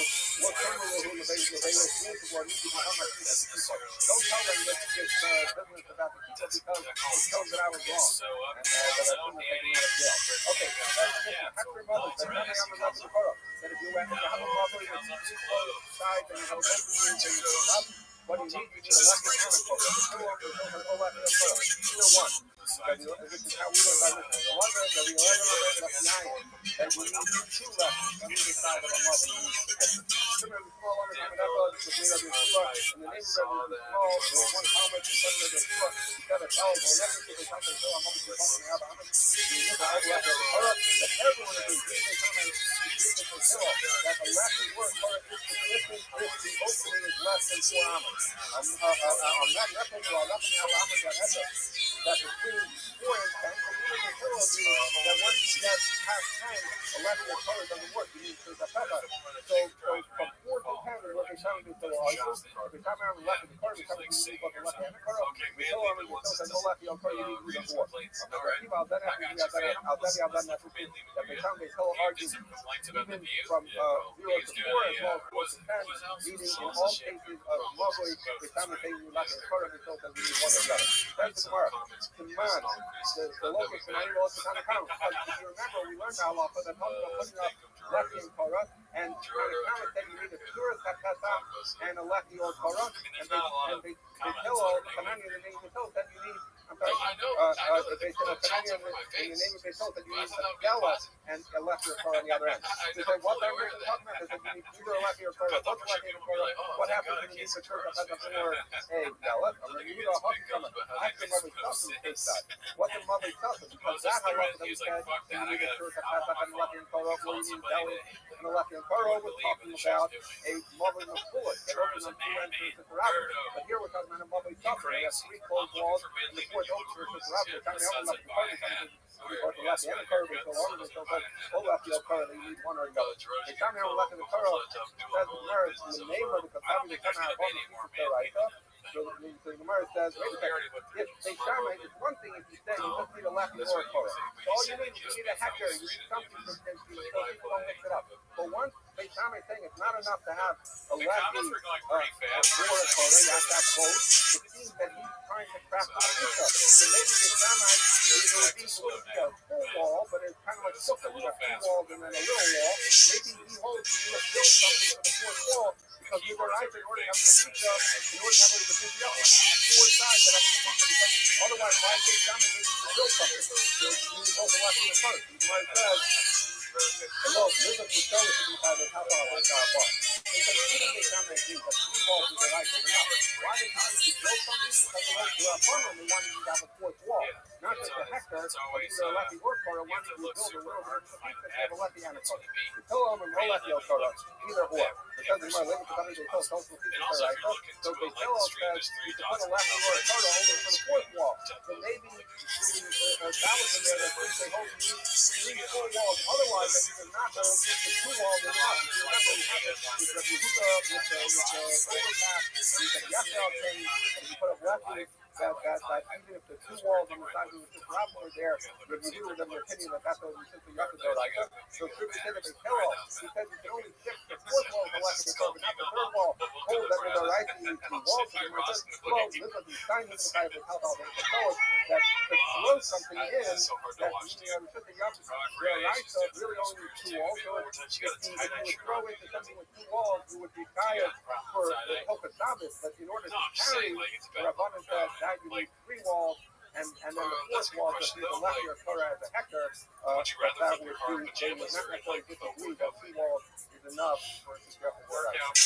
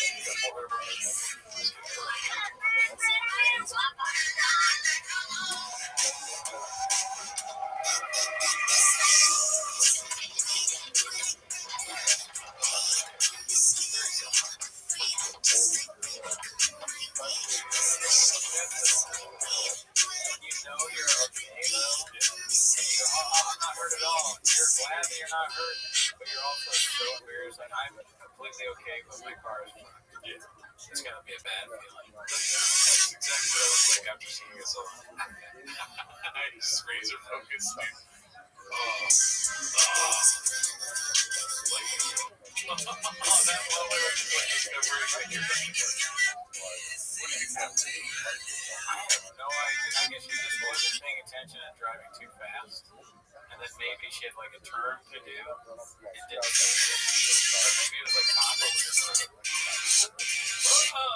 If there was a person in the road and she was swerving out of the way, that's fucked up. That would be really scary. This morning, driving to work, there was the cars were going really slow. Yeah. And I looked up and the next there was a dog running in the middle of the lane, and this dog kept running. There were people going slow to try to get it. It would like stop and look and then run towards the cars going this way. It was going so fast. I looked like a dog. It reminded me, I mean, nobody knows what this is, but the fact that the dog kept running towards the cars. But, like, yeah, I wanted to save the dog, but then this guy behind me parked, so I just kind of drove around. The guy behind me was parked. Oh, sorry. It's his damage.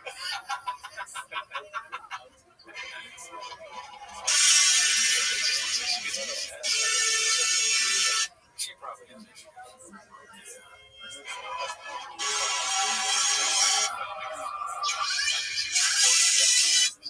No. I don't know. That's one thing I don't think I've ever done. Yeah. It also sucks. I mean, she only made money for this because she could have written her but she sold the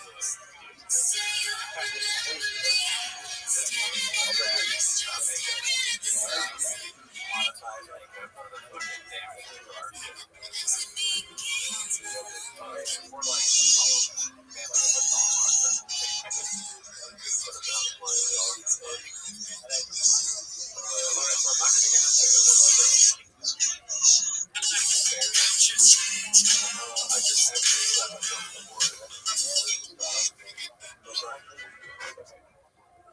must be the daughter of the pilot of these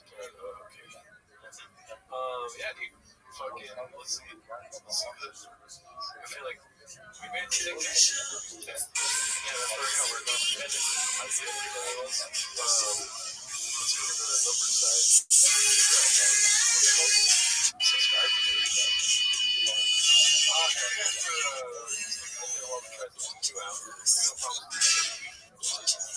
We're just happy that you guys are very into it. You like the Twitch. Yeah, you guys love it.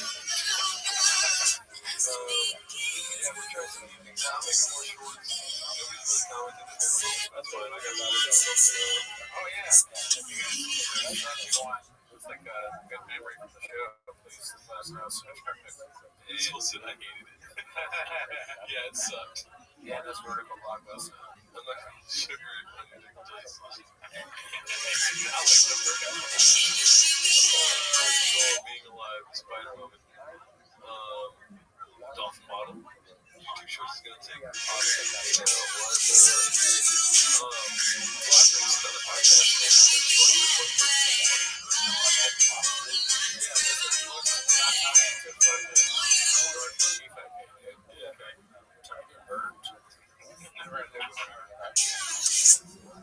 Takeaway,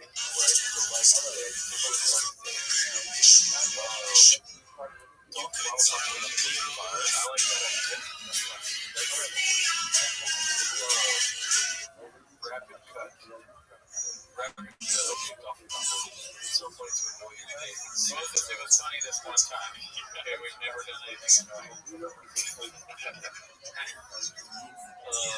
bunch of sharkies in the butt. Short arms. Jesus Christ.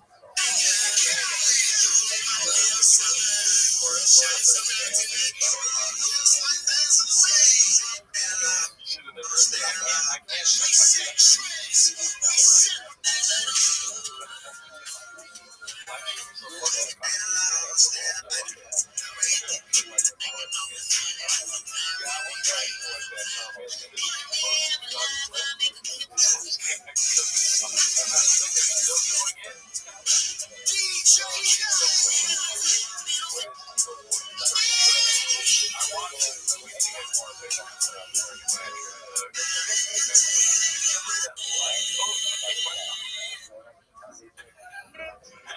If anybody liked the stream, tell us that you liked it. I don't think anyone's going to say anything. That's crazy that no one has said it.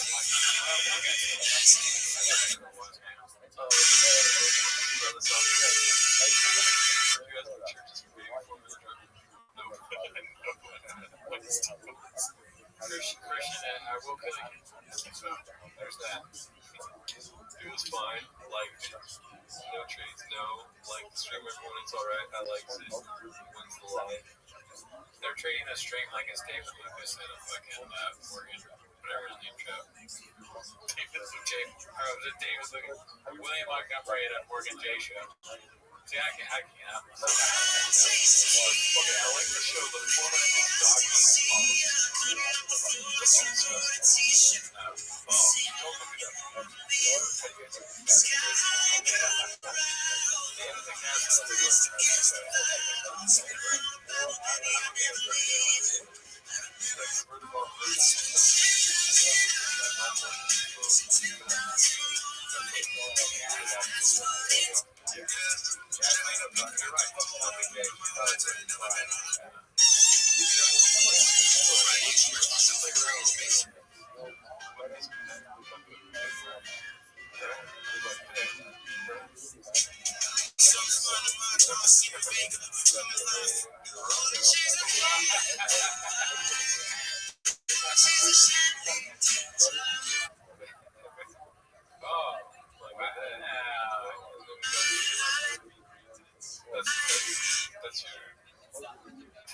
That's because it's okay.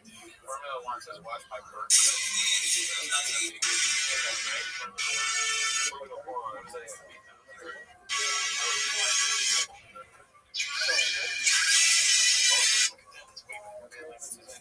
Oh yeah, maybe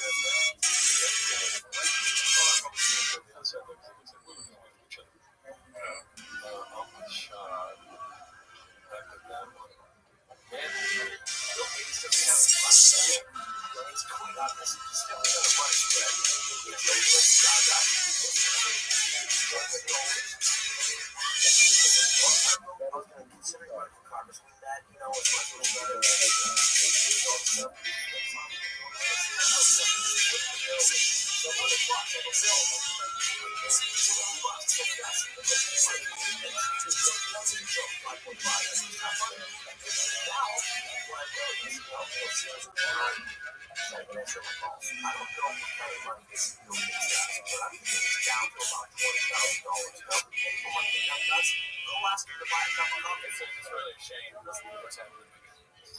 It's just a crazy guy. I know that's so hot. I don't know what's going on. You might want to talk to his wife and she knows what's going on. But look at that. It's kind of money spread. He's got now money spread ever. I mean, because he doesn't have cold cash. It says you Google it, it says 100 billion worth that, whatever that number is. Wrong.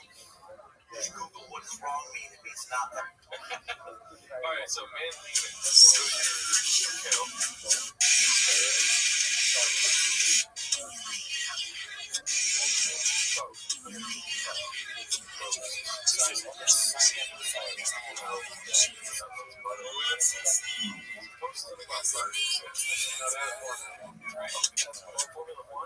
Yeah. What's your Reddit profile, Formula One? don't stop coming. It's just insane. Nets. That's my Nets. Alright, it was one. Okay, we'll figure this out next time, dude, because I'm tired as fuck, too. Yeah. I've been up all day today. Shout out to the pillow. Always doing this good. But thanks for tuning in, you guys. I appreciate you tuning in on Thanksgiving. It was a lot of fun. Yes. We got something we try to do. What do you call it? Format. We try to do it. Know that it's the Dolphin host the show on Wednesdays. Successful aiming to keep posting the Red Nation. Robin guy, you guys, and then maybe a lot of comments of Moses. We'll make it a two, I promise. Okay. We still love you. Please don't hate us. Don't kill me. We're only doing this one way.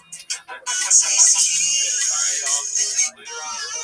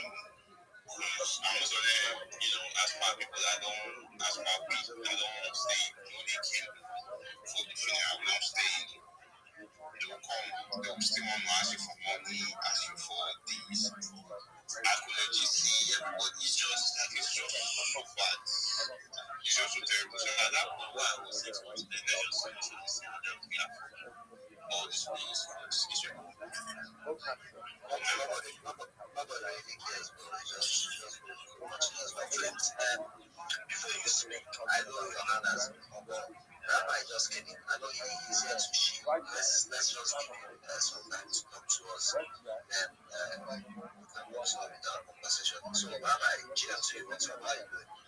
Every day is a holiday, every meal is a feast, Faxi. Thank you so much for the opportunity to be here.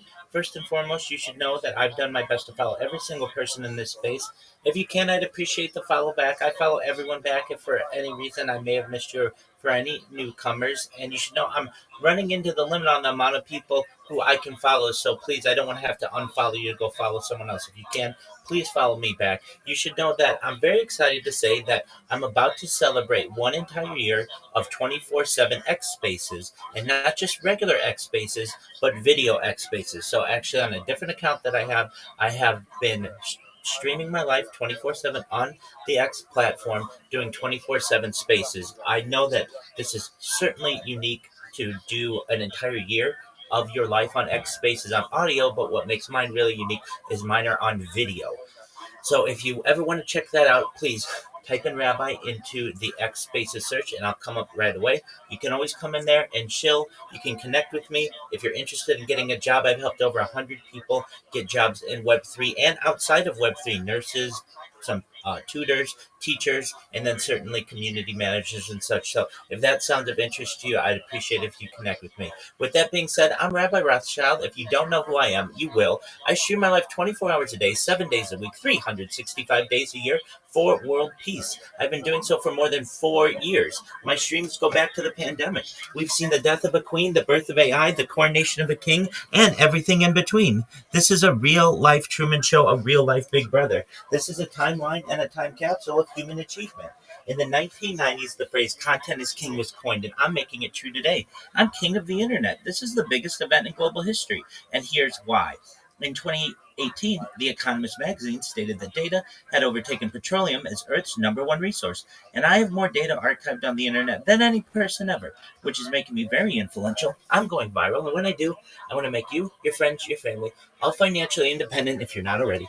I want to ensure that you have generational wealth if you don't already, and I want you to be able to start charities and philanthropic organizations of your own.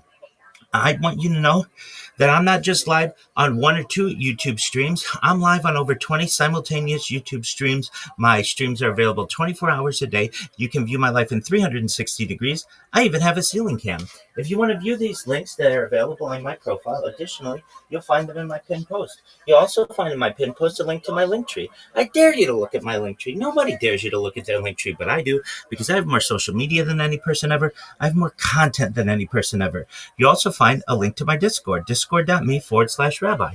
I'm proud to say that we recently exceeded 2,800 people in our community and continue to grow each day. In addition to making you all extremely wealthy and wanting to promote world peace, I want you to know that I want to help end world hunger through the use of technology, such as agricultural drones, floating greenhouses, saltwater greenhouses, hydroponics, vertical farming, cloud seeding. I want to help end world thirst. I'm sponsored by a cryptocurrency that's worth about $100 million, and one of the things that we do is we build wells and water towers in developing nations for the benefit of the less fortunate. Additionally, I'm an advocate for the Lifestar program, and most importantly, desalination technology, where we pump Earth's seawater onto land to make it drinkable. If you are a reply guy, if you're a Web3 marketer, if you're a raider or a shiller, and you want a free mentor, coach, and friend, send me a follow. I will follow you back. Send me a DM. I will respond. I want you all to know that I'm here to support you both personally and professionally. I'm here to be a positive person in your lives. I'm here to have an optimistic view on the future. And most importantly, I want to give people hope. And with that, I sincerely appreciate the opportunity to share. The last time when you came, you just left us. Can you come up to speak? Okay, that's all good. Nice to have you. Please, you can do it to shoot Rabbi. Please do it to check him out. And he said he's following everybody. Please do it to follow him back. Thank you very much, Rabbi, for appreciate it. Thank you, Faxi. Okay, you're welcome.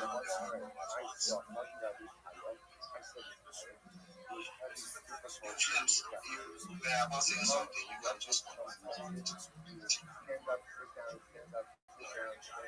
since we're having two chats. James, can you hear me? Okay, Shiny, what's up? What's up with you? James, I'm fine, I'm good. James, you fancy. On the side, Jared, and Rabbi. Rabbi, been a long time. How are you doing?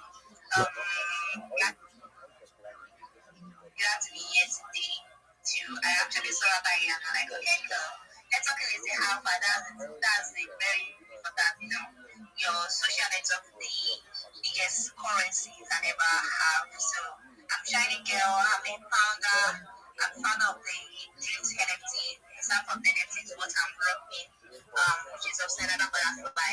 And also, we've been doing our projects, launched our projects since November. We have like 800 NFT minted out. Remain 310 to go, and at 310 we have like some things attached to it coming up. We have like the second phase coming in, so we can actually buy some packs to $50 worth of the NFT, 11 of the NFT, and then also access to land drafts, giving out free lands to 3 people. So out of the 30 slots, do a raffle and 3 people land in Nigeria. and also you have access to 1 week free services from my community that the China Line also on my page. So under the China Line, we have paid to go for trade, and we have always basis on training and many others one that you want to like look into. And we're all about building, educating, onboarding and connecting. So happy to be here today to check it out and let us have a great day. Yeah. Shirley, I've never seen your spaces. We spoke, was it in January? We spoke, and you said your spaces will be coming up. I've not been seeing your spaces. I don't know. Could it be X? Oh my God. It could be X. So I've been hosting spaces. So the thing is that there's two categories of my spaces now. There's a space which is going on right now. It's China aligned. So it's on my page. You see the China line. So we host that space every morning. So I'm just working on changing it to 9 instead of 7 o'clock in the morning. But I think many people are still sleeping at 7. So 9 o'clock every day, Monday to Saturday, we talk about training, we talk about jobbing, a whole lot of like the 3 months show. We have debate, definitive talk, we have trade talk, and then we have the debate talk. So then also I have like 2 spaces in a week, like today, and I would surely love to have it there. It's a state of people in Africa show, talk about different things going on in Africa. So like I've posted up today we're talking about the NFT economy in Africa. So I post that one on the radio space. That's based on X. So I'm always a post for it. So it's a radio station on based on Solana on X. So and then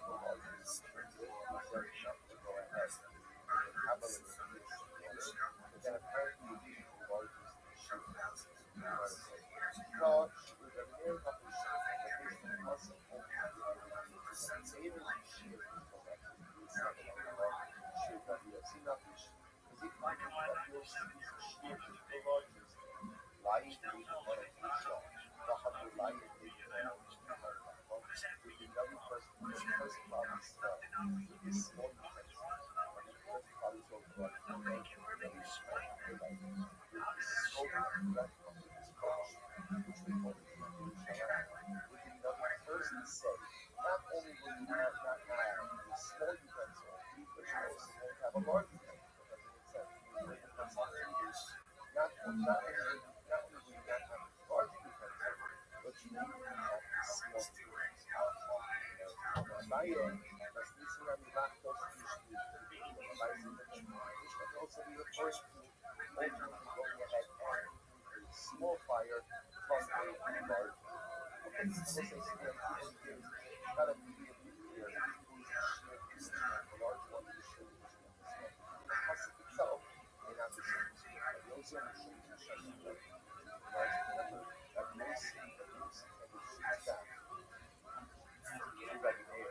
And he says that the pasuk here is evaluating that the sheer, the amount of work that is supposed to be done, do not realize the scoop up of coal or to stoke the fire. After again, the pasuk says that you won't even have enough for there to go ahead and scoop up water. Here's the shocking story that Yosef lecture. Rabbi Yosef says, who Rabbi Meir? Very well, Meir, Rabbi Meir says, because of Rabbi Meir, Rabbi Meir not all are that when you have that when you have access to this world, not only will you not find it is considered important to check out this Allah is so much of the English language. And I will say unfortunately this structure is so much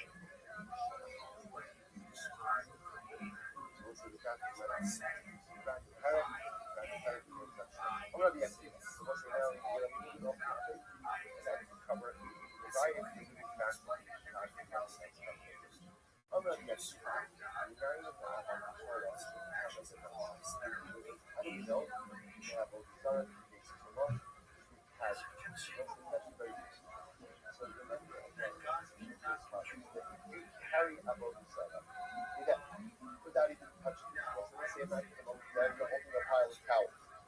Right? And on top of the pile of towels, this dimension has items that will be done. How do I know that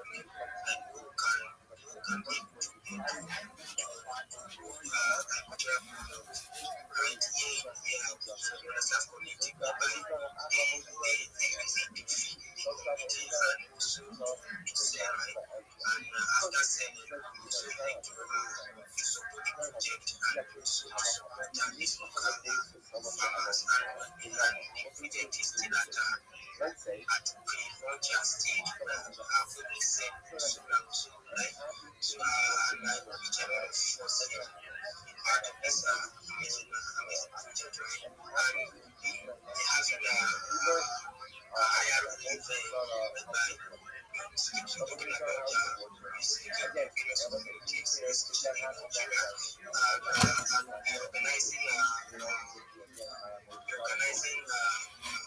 health outreach whereby tests and treatments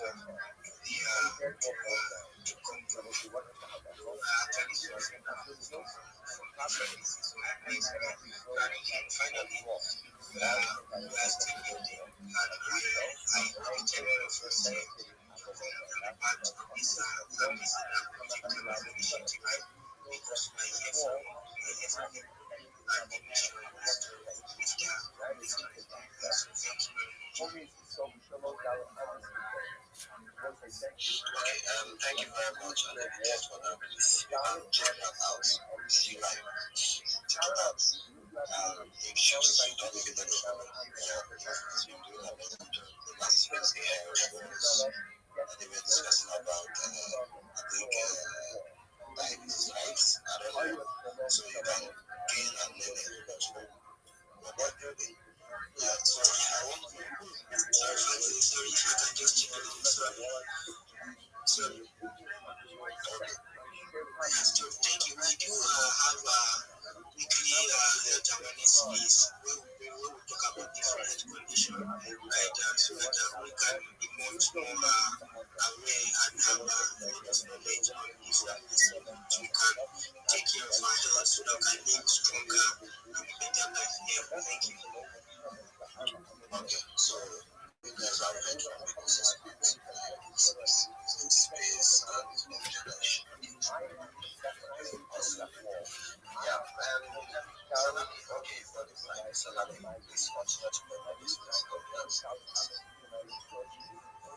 Alright, fine, no problem with that. So, like, I'm just got a question for undefeated. Undefeated, I'm sorry to ask this. Are you a doctor? Are you a doctor? Please respond to that. I'm not a doctor.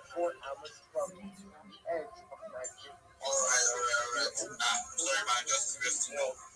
Alright. You have heard from Undefeated, it's a member of the house. You guys can be able to, check it out, judge his age, and, get a confirmation of what he's saying, and all of that. So, you guys should do well to check that out, I think they're building a very good project, and you guys was part of that. We had Rabbi earlier as well, and I listened to Rabbi speaking on spaces, I think 2-3 times, and I think I found on his notification. I noticed that he hosts spaces and he loves to have so many people here and all of that, but I've not been seeing his spaces. I don't know. Rabbi, please can you respond to that? I've not been seeing your spaces on Clubhouse. But are you not hosting spaces these days, or you are probably on a break or something? No, I host spaces. I've been hosting spaces 24/7 for the last 363 days. But it's not on this account that I use. So the space account that I use is a different account. If you just in the space search, if you just type Rabbi, you can always find my space. If you want the actual name of it, it is Karaoke King 0000. If you're wondering why do you have that name, I sing a lot of karaoke on it. And if you are looking for that account, I just reposted the live space that I have there that is on video. Additionally, I go to as many spaces as I can get to, and so I have been in spaces. Anyone here will certainly make you aware. Sometimes I'm in spaces all day long, and if you are looking for those spaces that I am hosting 24/7, feel free to just check out my most recent repost and just follow that account, and you can connect with me anytime you want there. You should also know I'm always live on YouTube. I'm always live in my Discord as well, which is really exciting. Very few people will ever tell you that you can literally connect with them 24 hours a day whenever you need, if you ever need help. So I'm here to help you. So I hope that answers your question. Yeah, it does, but it doesn't. It does about that. But I still have one question, other question to ask you. And like other people said, when you honestly, that's the honest truth. I think I've listened to you like 3-4 times, and when you come to spaces, I think you the way you speak, I think it's really fast, and I think you should maybe work on that. Maybe you try to slow things down a little bit so that so many people, because I think from these are label graphs, so many people are not so much used to that kind of people talking really that fast, and they might not be able to grab the most important thing you are trying to talk about. And even me myself, sometimes when I listen to you, I still find it difficult to get the exact, benefit people tend to, because you seem to have a lot of benefits that people can gain when they come to your spaces or when they follow you and all of that. Okay, what about these YouTube videos we are talking about now? Like, what is it about? Is it about learning a skill? Is it about building yourself? What really is the value that going to your YouTube channels? What value does it create to people who are your followers? Can you respond to that first? I still have other things to ask you. I don't know. Please don't be tired of it. So No, not at all. I'm very open to your question. So I'll answer this one, and then you answer any other questions that you have. So I live stream my life 24 hours a day, and I've been doing so for more than 4 years, which is a huge amount of data for the world to learn from. Now you may ask, okay, well that's cool, but what do you do on the streams? So in addition to it being the story of my life, which is quite interesting, perhaps in the past I would have been a diarist, someone who writes in a diary, or a journalist, someone who writes in a journal. I use video to archive my life. But what do I actually cover? Well, in the mornings, anywhere between 1 and 3 hours, I review what's Kabbalah, which is Jewish mysticism. So I teach a class on that. Then, usually throughout the day, I assist people while going into different spaces. So, how do I assist people? What value? I mean, that's what I get. What you're asking. So, what I help people to do is to be able to increase their network using social media, and everything that I teach people, it's free. So what do I teach? I tell people, do you have a link tree? If they don't, I teach them how to get one. It's all free. Then I have them connect the top 30 different social media platforms that are available to them. Everything from their X to their YouTube to their Facebook to their Instagram to their TikTok to their Reddit. What this does is a 5-pronged strategy.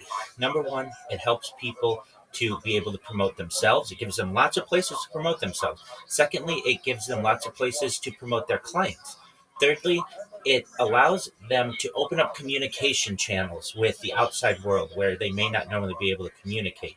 Fourthly, it allows them to dominate search engines, dominate social media, and dominate AI, which of course we all know is the new horizon of technology. And finally, it makes it really difficult for someone to be able to impersonate them. Once they create those accounts and we look them over and we make sure they're good, then I help them to put quality content on their different social media platforms. Basically, you could be a reply guy, and that's great, but I want you to be a social media marketer, and I help people really go from reply guys to social media marketers. After we do that, I teach them how to join different communities, not just on X, not just on Discord, not just on Telegram, not just on Facebook, but other places, so that they are maximizing their network. Because as we all know, your network is your net worth. Then what I help people to do is get their shill down. You're absolutely correct. I have a very fast shill. I speak very quickly. I have a lot to cover, and many times the amount that I have to cover is very limited.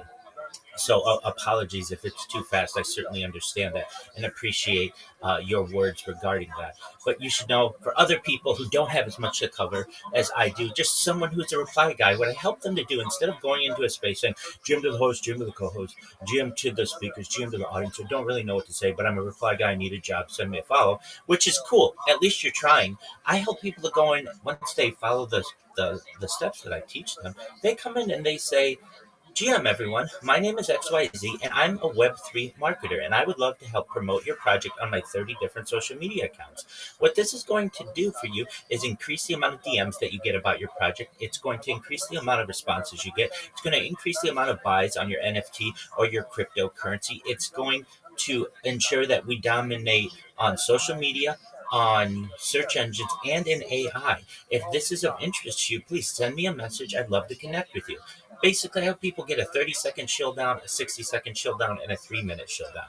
And what that allows people to do is get a lot of messages to be able to partner with different projects who are looking for promotion from people who are going to do more than just the minimum of reposting your content or liking your content. What I'm able to help people do is promote projects across all of different social media, which is much more powerful, and they get paid more money than that. Additionally, what I help people do throughout the day, and if you're wondering how many people have I helped, in the last 100 days, over 100 people. So I help a lot of people. What we do, many people are not Web3 enthusiasts. They are nurses and teachers and tutors, and they just want a better job. And I help them with that as well. So I make sure to review their resumes with them. If they don't have a resume, I make sure that we create one with them, ensuring that it has their contact information, perhaps a cover letter if they need. We ensure that it has their employment history, their desired employment, and their education history. And then I help them to create the different accounts on job seeking websites and also connect with partners, specifically recruiters in Africa. Many times, many of the people who I help are in Africa, but if they're not, wherever they are, we find recruiters for them because these people get paid to get people paid. So throughout the day, that's what I do. In addition to teaching classes, I sing karaoke. We do gaming as well. So it's really a mishmash or a mixture of many different things that I do throughout the day. It's really just the story of my life. So if you're wondering, if I watch your YouTube, is that going to be the most exciting thing in the world? Well, it depends what I'm doing. It might be, but the best way is to just come into my Discord. That way you can connect with me, talk with me, and we can review your goals and a strategy. And the best thing about it is it's all free. I don't ask anybody for anything. I don't want anything for anybody. In fact, I want to give people things in the future. But for the time being, I want to make people more successful at what they do. So I appreciate the opportunity to be able to expound upon a little bit what I do on my YouTube streams and just in my life in general. And I know you had some other questions, so feel free. Let me know what other questions you may have. Yeah, I think actually, you have responded to most of the question we have had. The truth of the matter is that I don't think the whole of today will be enough for us to get everything you do. There's something on my mind, but okay, let's do it that. Let's leave it like that. Let's do it like that. I think you are doing amazing. Especially trying to help people. I think that's where my own personal passion lies. I love helping people so much. I love putting smiles on people's faces.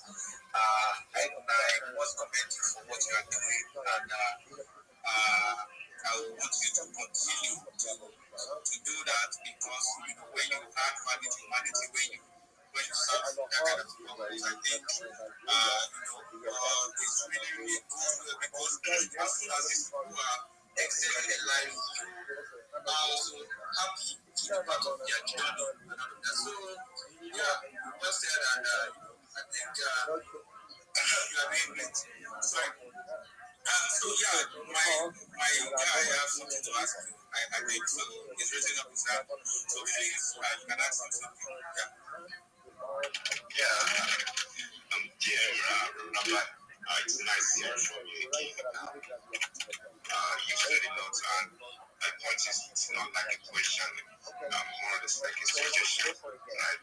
So the first time you spoke on the space, and you spoke, and I was like, why are you rushing? And today, while you were speaking, I understand the fact that there are always spaces that gives you a little bit.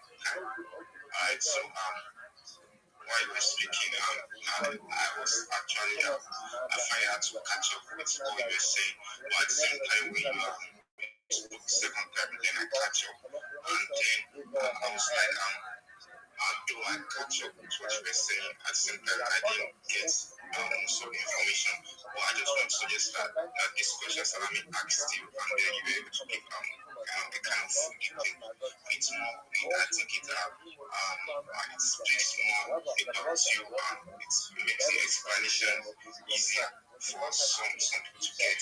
For example, I wouldn't have known this what you do because I actually went to your link tree to check you out.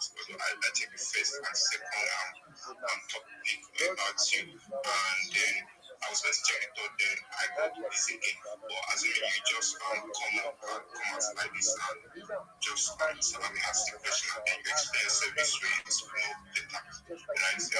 You let us know what you do. We are now trying to help people, let them know their capability, bring out people's potential, and that's very great thing to do. And it just exposes you more about what's easy. Personally, I will actually like to know you more. I'm kind of a busy person, but this kind of people that I like connecting with actually. And you are the line of people that I like connecting and having something to do with. I do something, but at the same time, some of us, many of us need connection, networking, and that's the kind of thing that people need in three spaces. It's not only about what you can offer, the skill you can offer. We need networking to offer those skills, right? And that's a good thing. Keep it up. I'm just suggesting you have been doing great, and it's nice having you here again. Thank you so much for your kind words. And to everyone out there, I certainly know that I cover a lot, especially in my initial pitch. And please understand, many of the spaces that I go in, I get I get cut off because they only allow for 1 minute or 2 minutes.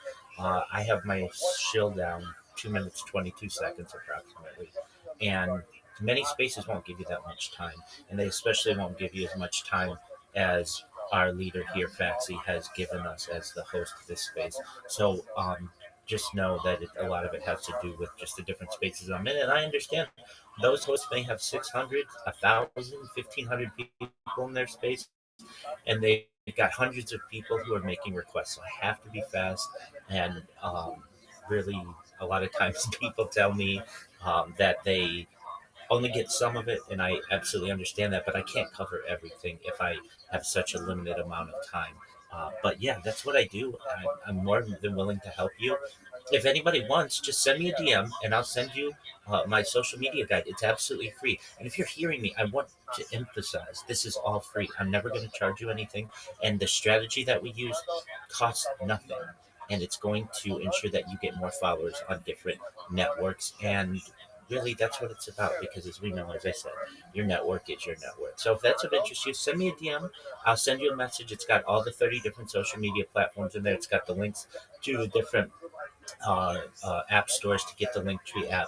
And additionally, I'll send you a follow up message that if you're looking for a job either in Web3 or not in Web3, it's a general guide on how to create a resume. I will look over your resume. People pay a lot of money to have people look over their resume. I don't want your money. I want you to keep your money. In fact, I want to give you more money. And one thing that Salami said that I thought was really interesting, uh, and I absolutely agree with this, the great amount of joy that you get when someone comes to you and they say, just in my case, Rabbi, I got a job. Rabbi, I made money. Rabbi, I made this connection, or I was welcomed into this community. And that wouldn't have happened if we hadn't connected. There's a great amount of joy that I get out of that. So a lot of times people are always asking me, "What's the catch, Rabbi? Are you going to ask me at the end that I have to split the profits with you?" Absolutely not. No, no. All I want you to do is give me feedback when good things happen to you, and if good things don't happen to you and you run into challenges, come back to me. We will navigate them. I know that things aren't easy for you. I also know what your budgets are. It's $0. You don't have money to be paying for services or anything like that, and I recognize that. And a lot of people, which I don't like, they gatekeep this information. They basically say, "Join my club, join my class, and for X amount of money per month, I will review just a little bit with you." Absolutely not. Education should be free. I feel that in my heart. The term rabbi, I'm a rabbi, it means teacher in Hebrew. I'm a teacher at heart. I have the soul of a teacher. I want people to be more educated. A rising tide lifts all ships, and that's how I feel. When when one of us does better, we all do better, and then we share that information, and then we build a more successful world. So, thank you for letting me contribute that. Yeah. Thank you so much, Rabbi, for that. I hope to, get connected with you and honestly, I follow this account all of that, but now that I know that you use a different account to host spaces and all these things, I think give it much attention, and I hope you success in what you do. I keep on doing what you do, and at the end of the day, we hope that so many people get to success from your path. Understand? So yeah, thank you so much for tuning in, coming to the space today. And we hope to see much more of you, right? I think this is the second time you are speaking on this space while I'm active, and I hope you always have me around and come to speak on this space. Thank you for sharing. Like I said, so yeah, moving on. Emma has also always missed me. I don't know why. Emma has just been listening to this thing. Yossi holds that ultimately, again, the foot, the wooden foot, is not considered to be a kashet. It's not considered to be an ornament. Ultimately, again, an accessory. So again, we'll see why that is, and therefore you can't go out with it on Shabbos. You can't go out with it on Shabbos. In Yeshno base people, but if the shoe itself, you'll see if the shoe has a base keyboard. Now, the base keyboard means that it has like a receptacle inside of it, the season, and it has the ability to contain rags. Which is, you can imagine again if there is a larger receptacle in the shoe itself, large enough to be able to hold rags in it, then tummy. And ultimately, again, the shoe becomes tummy with Rashi. The nishpo is keyboard season. Shem is stuck both with a keyboard season. Shall the duggan wrapping the mukham hariach rosh shoko aleh. So I guess these types of shoes get fashion differently. Sometimes again, there's just enough of an opening to be able to receive like the stump off the leg. Other times it's people that are receptacle with larger that you could stuff rags in there, serve as a little bit of a cushion for the leg. So if it has a base keyboard, it has a receptacle in which you can put rags, then it is a tablet to them. So versus Islam, you do Shabbos, but of course, look, it's to look at actually coming.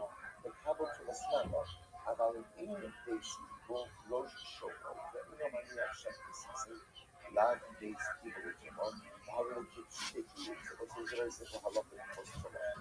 We know that when it comes to wooden utensils are only the tablet to if there's a base keyboard, if there's a receptacle. If there's no receptacle, then it's what's called shute creates, just simple wooden utensils, which are not in the tablet to Smuchos shalom. Now we did actually again. Smuchos shalom next is. Smuchos shalom, the Elvish Kibir Mishkei Batlov, Mohammed al Shokah Ba'alat Rosa, Rosa Smuchos shalom Shokah. Those, in this case, only this is an individual who unfortunately again does not have the use of his legs. So such an individual would normally pull himself, right? He would essentially kneel on his legs and he would pull himself in. He would pull himself by using himself. So he would have like leather shin guards over his legs. So his legs, but again, he stretched. Those are called smuchos. So the Gemara says, smuchos shalom tmei letters. Smuchos ultimately again could contract to us, and I will say now again, we're throwing in a lot of halachas here. This is saying that the individual who was wearing the smuchos was a sub, so he could convey to us like remember much like this the type of pillow that is brushed to the item that sits on or rests the state.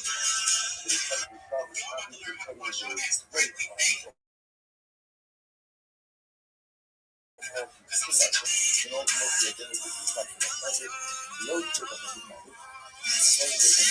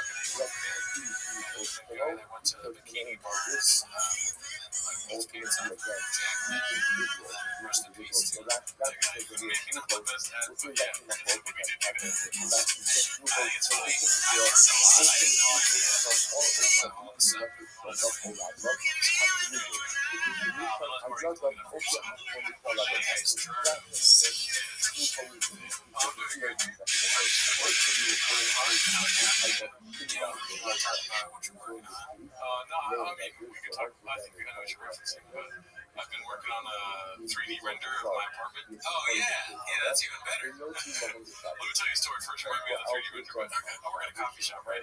Yeah. And this one gentleman was hard of hearing. He was maybe not hard of hearing, maybe hard of communicating. Right? Hard of hearing is when somebody can't hear, or you can't hear somebody, but somebody had trouble hearing him. And unfortunately, at the syndicate where I work, name dropper. I know I fucked up by saying it, but it's fine, whatever. I work 1 day a week for an hour. Anyways. But unfortunately, there we have something called the BBBC. Okay, right?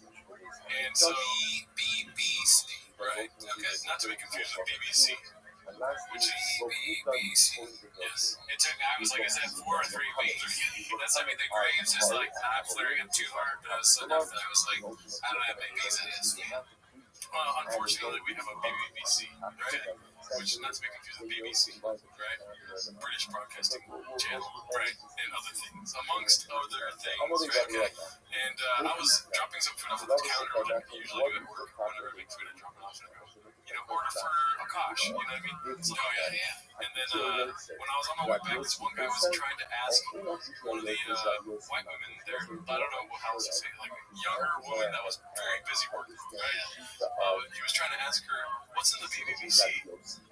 And she couldn't hear him, so she said, I'm sorry, what was that? And he said, what's in the BBC? And he did it 3 times, and it's probably the funniest thing that happened this whole week. So he wasn't doing a bit, he was literally wanted to know what's in it. Old white people, they don't do bits when it comes to wanting to know what's inside of the pastries. Oh yeah, no, I could see myself asking that, but I would be like, I'd be like, I definitely want to know what's in the sandwich, but then I'd see the name, I'd be like, I guess I'll just fucking, I'm probably not gonna get that sandwich. Honestly, yeah, I probably wouldn't ever get a sandwich called that, because I'd be like, what kind of sandwich did you get? And I'd be like, turkey. I would just look inside at like a turkey sandwich. Like, what's it called? If I go to the restaurant, just add. It's gonna say what has turkey. That reminds me of that first of all, sorry, I want to comment on your intellect here. Which of the 3 B's stands for turkey? I don't know. The BBC could be anything. It's like your restaurant names sandwiches after human beings. They're not actually serving Fernando, are they? The sandwich. How about your intellect? But I think it's banana, buttercream, and palms. I don't know if it's a dessert. It's like a pastry. It's a pastry. I didn't even think. It's a pastry. Okay. What's in the pastry? You made a sandwich. I was like, whatever is in this just go with it. I changed things. That's hilarious. Yeah, I completely ignored the pastry part. But even then, I would think that the BBBC, I would have like, it's got to have butter, bananas, whatever. Dude, I'm on the old white guy side, dude. Why the fuck is there something named that? It is weird. He's so innocent. He asked 3 times what's inside of it without having any sort of like analogy of porn whatsoever. People laugh. No, it was just a moment between the 3 of us. Because it was quite loud in the shop. Yeah. And she unfortunately couldn't hear. And I'm pretty sure on the 3rd one she was like, It's bananas, basically. 3 different kinds of bananas. She took her dolphin bomb. What I was thinking, what reminds me of not wanting to order that is, have you seen the video? We don't need to play it, but have you seen the video of Fabulous where he's too homophobic to blow out his candle shit? He just goes like this. I didn't watch the video, I just laughed at the idea of not wanting to be good looking in it. I was like, okay, I get it, I don't even need to see that. The title was so good that I didn't need to see the video. Like, oh, it's even on the thing. I can pull this up here. Oh, hell yeah, dude. One second, let me show the crowd first. The video is describing it. Okay, go for it. A banana bread topped with brown sugar buttercream. Wait, does Andrew Schultz work there? We got a banana bread, brown sugar, buttercream, drizzle, caramel, sprinkle, sea salt. Wow, so banana bread topped with brown sugar, but that's not pretty good. Doesn't it say that on the thing? Like, why does the guy need to know what's in it? Does it just say BBBC? Well, you're thinking of it like a Starbucks. Starbucks will tell you everything. Here it's more like, mom and pop shops are more like, see what happens. Just order the fucking mother's laundry. What's inside the mother's laundry? You gotta just find it. That's kind of interesting that this is a thing that I'm interested in this place. It's a very, very specific thing to get to have at a coffee shop. What are the other things? Scroll down, look, I want to find and see. Let me scroll in and then I'll have it on screen while you connect. Because I don't really care so much about the drink so much. I kind of just think about it. Alright? I'm looking for cards. Remember, I told you my doctor said I had cholesterol and I was going to go on a diet. And I was I'm going to bring your bagels, boring. Butter croissant, right? Chocolate croissant, boring. All you want is BBC. Cheddar jalapeno scone. I see that all my places. I do like that. Okay. Pumpkin cranberry upside down cake. Disgusting. Fresno corn scallion biscuit. That is delicious. That sounds good. I have one of those every day at work. Okay. And do they make them there? Yeah. Wow. Everything. That's great. Okay, cool. I remember Hoffman used to work at this place called El Gelato in Beverly Hills, and that's by this jerk-off Italian dude who was very serious, and he knows everything. And I would see him do this. He'd go to the customer, do everything in here, made in house, and then you go to the back and almost none. They microwave things. Ice cream comes in a container. What's that? The potato pasta. What's that called? Gnocchi. The gnocchi here is handmade. It's not no way. So I'm glad that you guys are actually doing it. And the best part about it being made in house is that you run out of something or you can't make it, which is awesome. I know that. I remember I used to work in a restaurant. You drink Americano. That's actually so you're happy when you run out of stuff? Oh, hell yeah, dude. Wow. Now it's just so basically we have something called, they don't have the food items on the website, which is so weird to me because that's the stuff I make. I don't make any of that. Yeah. But they have a bodega, which is we're always going to have that. But then we have the fucking, I call it the BDSM, but it's called, I think it's BTYM. What is it? BDSM? It's one of those biscuits, okay, with egg and sausage. But it's called BTYM. I call it BDSM. What is going on with this place with the weird abbreviations? We get the BTK, the BBC, AIDS. What do you want? With AIDS? But an HIV, they get an HIV. Okay. And I also would like a BBC. But you have to say pause after every word. That's just crazy. That's going on. I call it the BDSM. Nobody else calls it that. Just there's one who laughs every time I say that because it's right there. I don't know if anyone ever made the connection, but the employee got hired. You know what I mean? When you go to a place, there's gonna be sections. Right? There's a BDSMist team compared to the last place. They don't know. Hopefully this place has no clue about the school. Yeah. You see a squirrel out there, you're like, I've tried introducing the Sharpie thing, but they're not. I can't imagine anyone not finding that funny. Yeah. That was one of the funniest things anyone's ever told me. I love that it's not at all. It's just you were so mad that you shoved a Sharpie up your ass. That's so funny. How can anyone They weren't into it? All right, let's look at it. There's a shirt for the mini. The offer is cardamom BBC.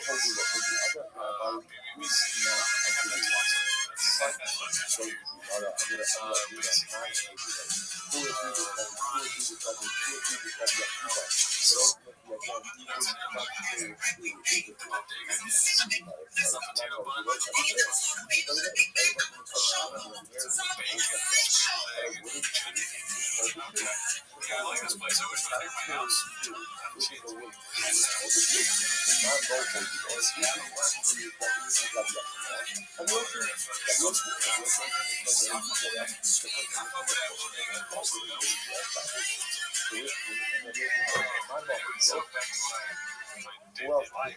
That was just a story about an old man that wanted to know what a black cock was. But I'm making a 3D render of my park to maximize efficiency. That Discord by Storm, when you posted that in there, you got a lot of comments going, I got into it a little bit. I was like, can you make the fridge smaller so it's more realistic? Because you had already told me that there was a small fridge. So I did some bits, and then a lot of people started coming on me. And I think you made one for me too. Oh yeah, I put your teeth with okay. And then a hospital. Yeah, for all my doctor visits. Which I'm not like. The shingles update, I think I'm good. I don't know. I guess I gotta go back to the doctor. Maybe I have to get a dermatologist. Because it's like pretty much gone. And I've never felt it. A bunch of people are like saying it's very painful to have shingles. I never felt any pain. Maybe it wasn't shingles. Anyways, let's just take a look at it. Check this out, dude. What do you think? I think it looks nice here. Right? What's the biggest difference here, though? The biggest difference, what do you mean? This is my living space. Where my bed is currently. Okay, and then now my bed's over here. So you're thinking about moving your bed over to here? Not like actively. I'm trying to like cut out all the options. There is more room in this space than there is in the bed. Okay, and you know space for me is a big because I like small rooms. Would you put the studio in there? Yeah, okay, I like that. That can work. The only thing about that is that you gotta walk through that. Yeah, I guess your bed would be here next to your right in your kitchen. It would almost be like making a one bedroom when it's not. A studio making a studio in one room. And then I need the studio for my podcast. It's like, all right, now you're fully the podcast guy. Do you want to put some clutter in there for inspiration? So you can really, but I like this. Looks very crisp. This is aspirational. I like that. I spent way too much time. What did you make this on? Adobe Design. Okay. So it's basically I downloaded like 3D models on the internet. Is the blue thing supposed to be the kitchen? Yeah, the blue thing is the kitchen. The walkway. And I measured everything, so it's all like accurate measurements. I think this is I've never seen anybody do this. Are you thinking about putting chairs? No, I got pictures of my eyes. I don't want to show them.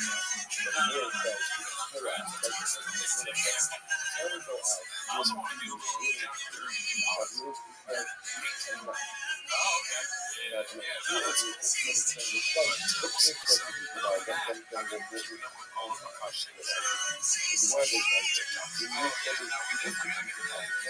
Listeners, please comment download Adobe Design and share with you. Somebody texted me. I have been keeping up with TikTok, but mainly just because I'm on Reddit. Like, the continuously post memes and stuff. Someone texted me, Nico came out with this song. Rabbi.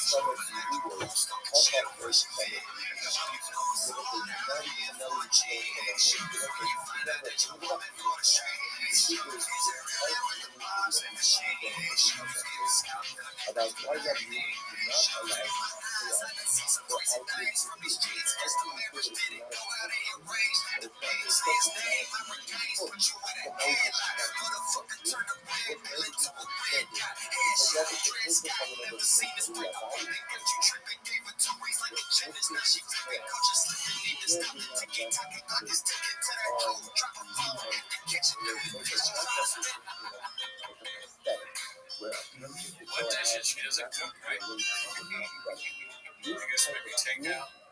Well, maybe start cooking. Because she can like so deep where he's like, I'm asking you to wash the dishes because I also asked you to fucking start cooking. Is she gonna learn how to cook? Then yeah, you either know how or you don't. I mean, you can, I guess. But you gotta be real into it. You have to want to know. That's so funny to me because she didn't know how to podcast like about 3 months ago. She learned how to do that. She learned how to talk shit about a Kosh publicly instead of learning how to cook. That's kind of funny. It's like you're dating a couple. I wouldn't care. It's a plus if they're very good at cooking, just like it would be a plus for me. But it would be so funny you're dating someone who doesn't cook at all, and then she's like, I think I'm gonna start podcasting. Like,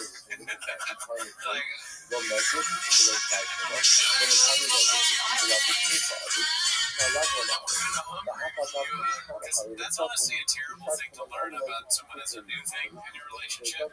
It's one thing with us, we are podcasting before we met any of the women you were talking to.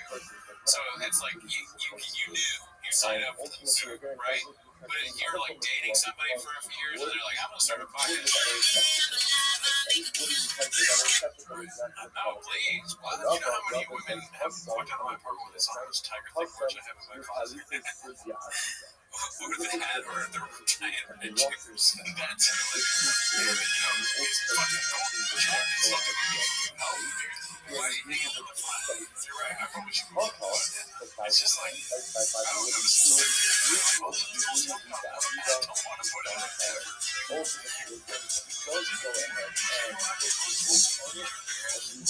I'm proud of that.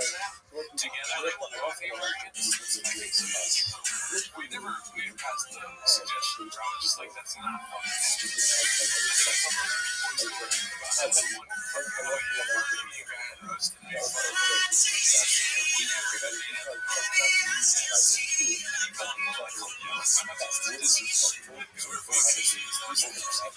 Those jackets are trash. They have stories written all over them. Those are jackets that you find in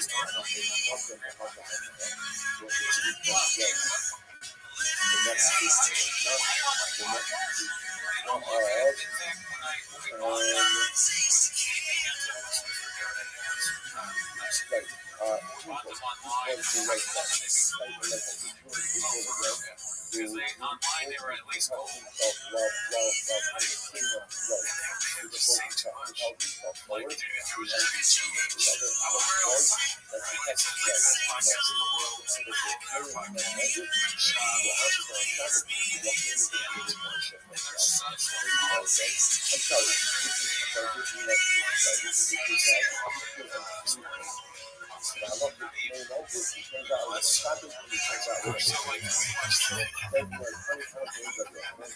So we watched this special, dude, and that was the one thing we walked away with. Also, the so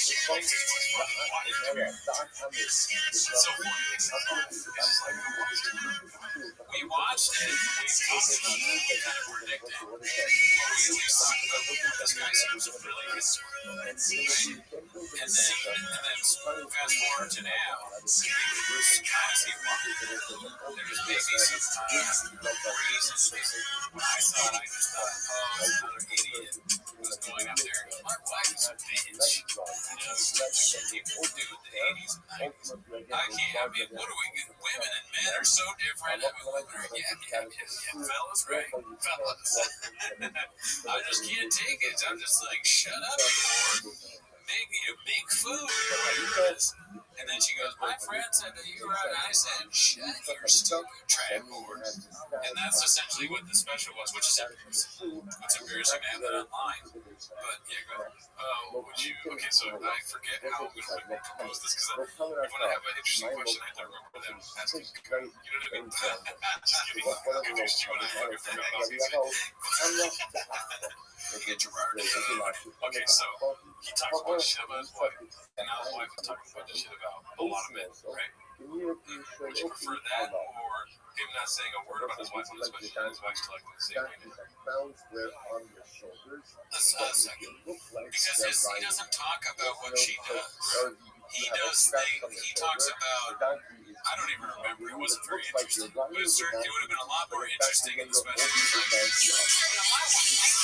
My wife doesn't talk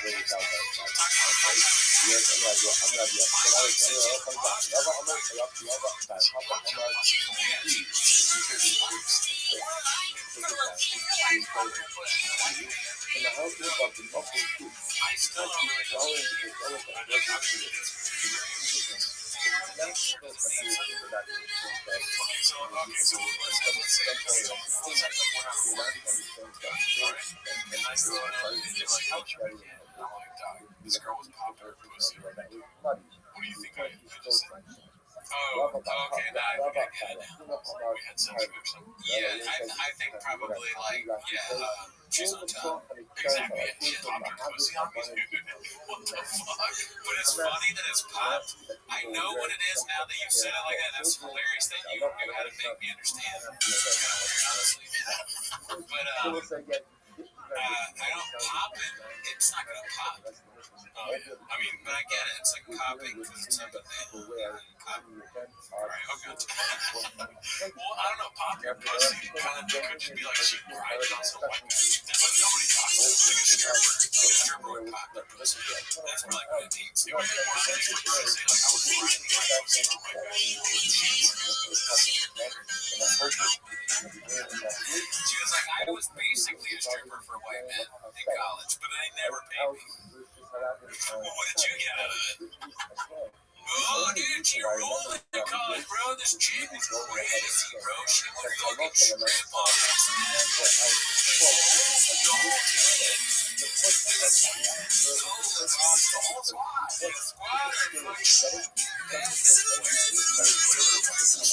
the squash team. Dude, she fucked all the squash players, okay? She popped her pussy for fucking Landon and Townsend. Clifton. No, his names. It's just horrifying to hear. I would just, I'm not him, but I just, if I were to put myself in his shoes, his Air Force One, I would be horrified hearing that. I would not want to hear that. I gotta be honest. It's just so bad. It's just a terrible look. On top of that, like, she's quite liberal. And I only bring that up because, oh gosh, I think year of the Republican president. Yeah, you know what I mean? It's just such a weird, convoluted series of 2024.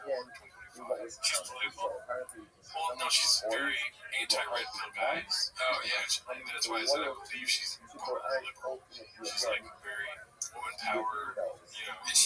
Yeah, and that's the whole thing is like, I've been watching the latest. Her whole thing is, what money he makes is hour, what money I make is mine. That's what he wants. Okay, but that's just like a ditzy thing to say. I'm like, that's anti-red pill. Oh no, she's very anti-red pill. She made a recent TikTok talking like, these fucking, I can show you it after the song. It's funny that she does that because neither of us are red pill. We're making fun, we're making some of the same disagreement. I mean, we're liberal couples. Yeah, I mean, Shop said it as much. The two betas, you're talking cut shit, right? We are agreeing with these, I guess, red pill guys to some extent. Right. Not all, I don't even know what they're saying, so I can't agree or disagree. It's like a Japanese person who wants one, right?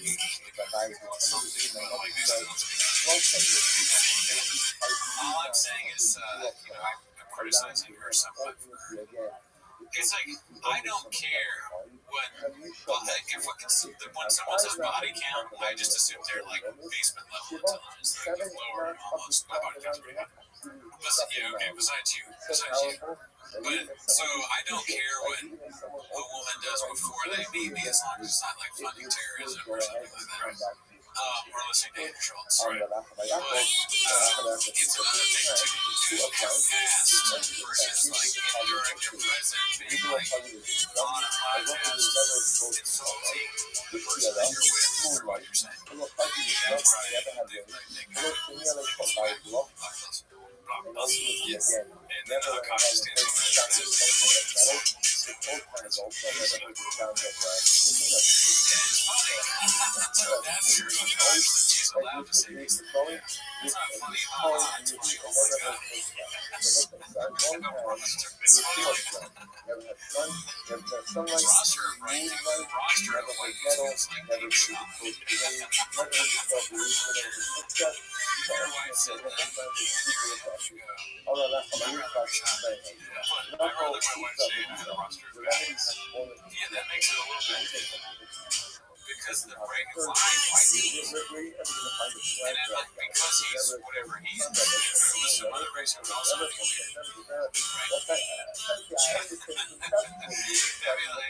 How do you feel like a roster of what? Really? I mean, yeah. I'll also get you because I don't have some sort of feelings about that. I'm just being it'd be interesting if it's like, say it's an Indian guy and his wife said I had a roster of Pakistani men. I would take it. Because they have like a beef. They have like constant war over that plagues you. Or an Irish woman, she's like, and I had a roster of British guys. I was popping my pussy for Pakistanis everywhere. So, you're just like getting angrier and angrier. I had this, listen, like British soldiers, I would just let them, jay off my face. Like, what? The IRA guys are like, what? I married a fucking traitor.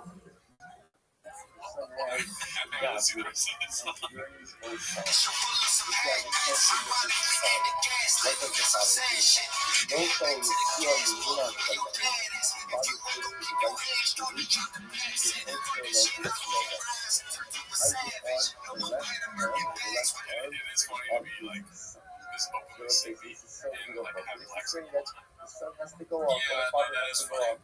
I was thinking about something like that too. I forget what it was though, but that's perfect. Yeah, he acts one way and then he's a complete sin. Fellas,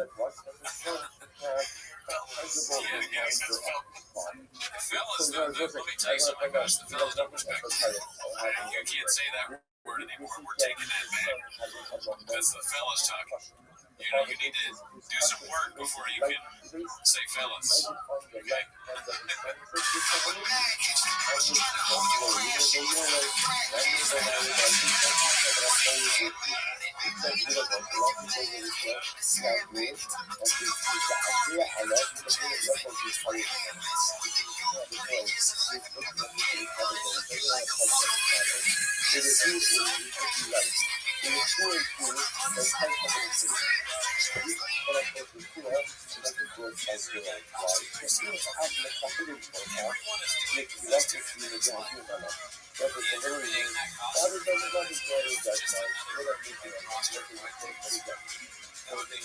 I show up dressed.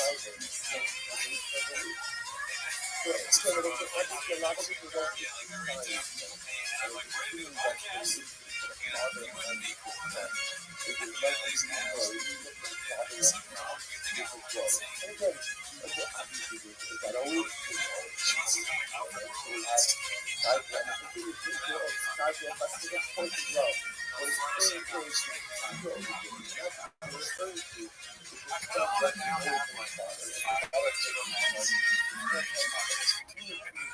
Where your wife beat her with the fucking button up.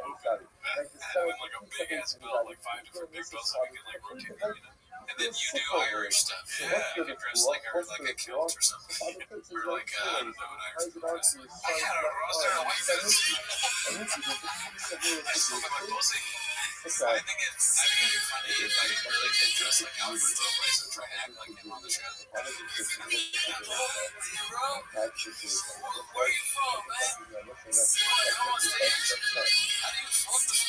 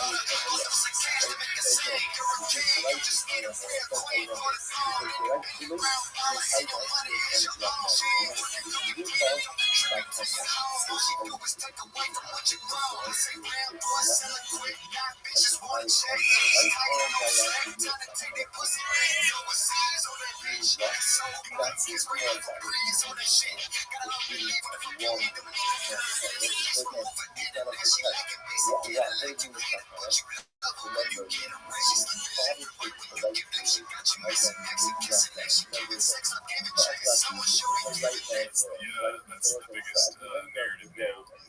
There's a lot of videos of her avoiding a kiss from the gosh. Oh man, I know, dude. It gets worse, dude. That's fucked up. It is crazy. Girls are always trying to do that's a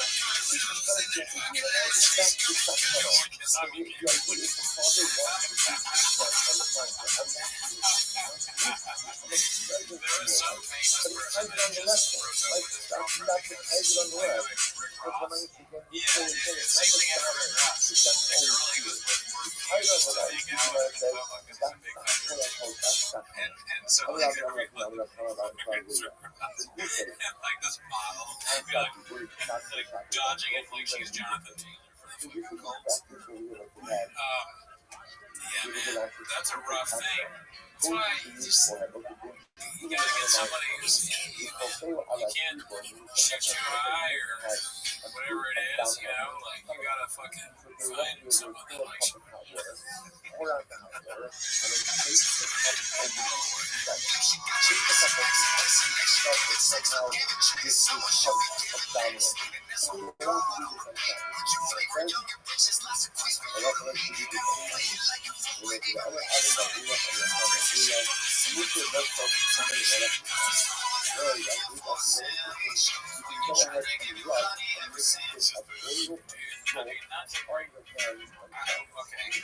Tell me this offensive. I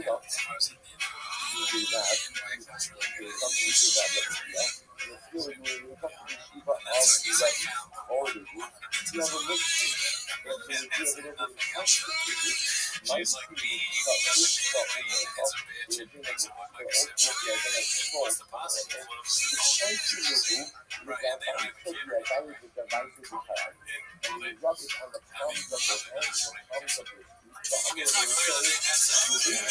like so we're having more evidence that it happens.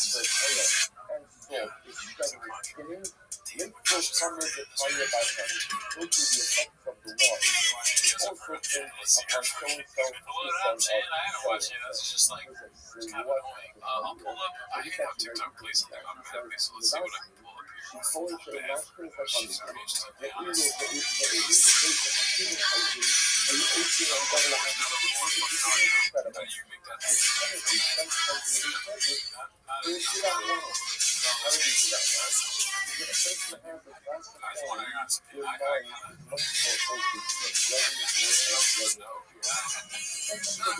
regardless of how I feel about it, she's going to do there's something like said about Brendan Chavez. It's like doubling down. Like we not even acting like anyone's exists. Like, you know what I mean? Like, there's no good points being made. Everyone's wrong, and I'm right. It's insane. So my problem with what I see that, my problem is more ultimately again that comes in the hands of the comes to the feet somehow tickling the effect of the wall. The last group is not established themselves, which is not as if to fall under the umbrella of the law. And therefore every one is with Rabbi. When rubbing it, we also know how to tell it's just like the oil and salt. It came down from the hands of my piece of hand of my shoulders, my hands of my hand. So the effects of the light will be like that. Toxic means when your enemy changes every 5 seconds.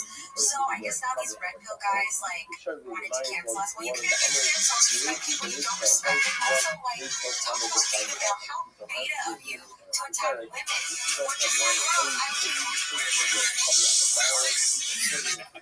we're not red pill. We survived the cover. Yeah, look, I'm happy where I am. Okay. How beta am I? How about that's 7 times a week? I dare you to find somebody more beta than this guy. Yeah, right. Yeah. Please stand in line.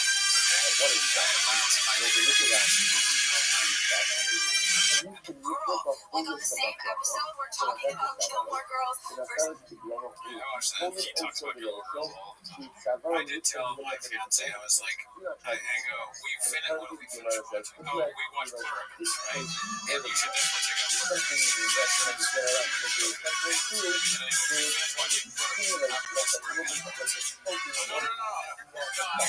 I'm not ready for that. I remember seeing Pluribus when I was scrolling up. Okay, definitely check it out. Don't spoil it. No spoilers. Even the plot of that show is a spoiler. But anyways, so we finished watching it, and I'm like, do you want to start like Better Call Saul? Because we had just watched Breaking Bad, right? And she's like, Gilmore Girls, and I was like, I gotta be honest with you, I would rather just go read.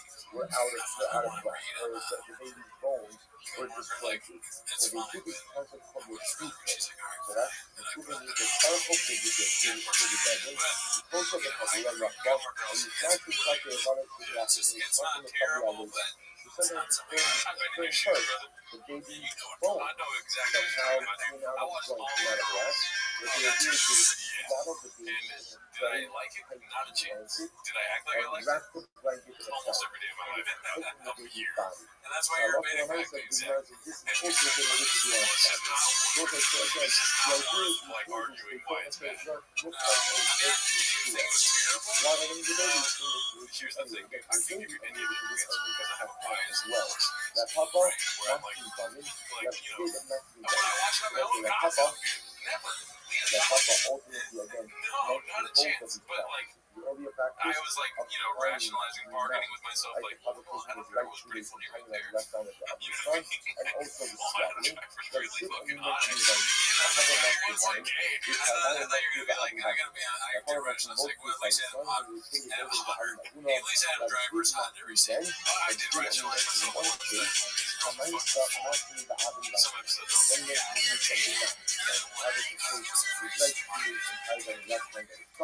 also see it on the high. Must be about our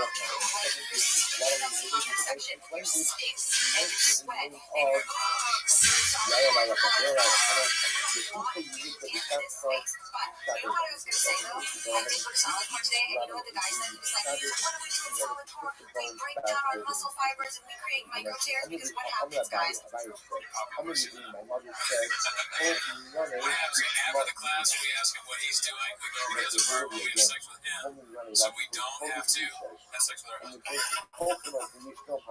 When your muscle fibers break down, they come back better and stronger because they repair, and then you actually physically get stronger. So I'm like, oh, maybe going through all these cancellations and these hate comments or whatever, like it's actually making us stronger. And I know that in my life, like every time I've gone through any kind of suffering, My dear professor from college, I did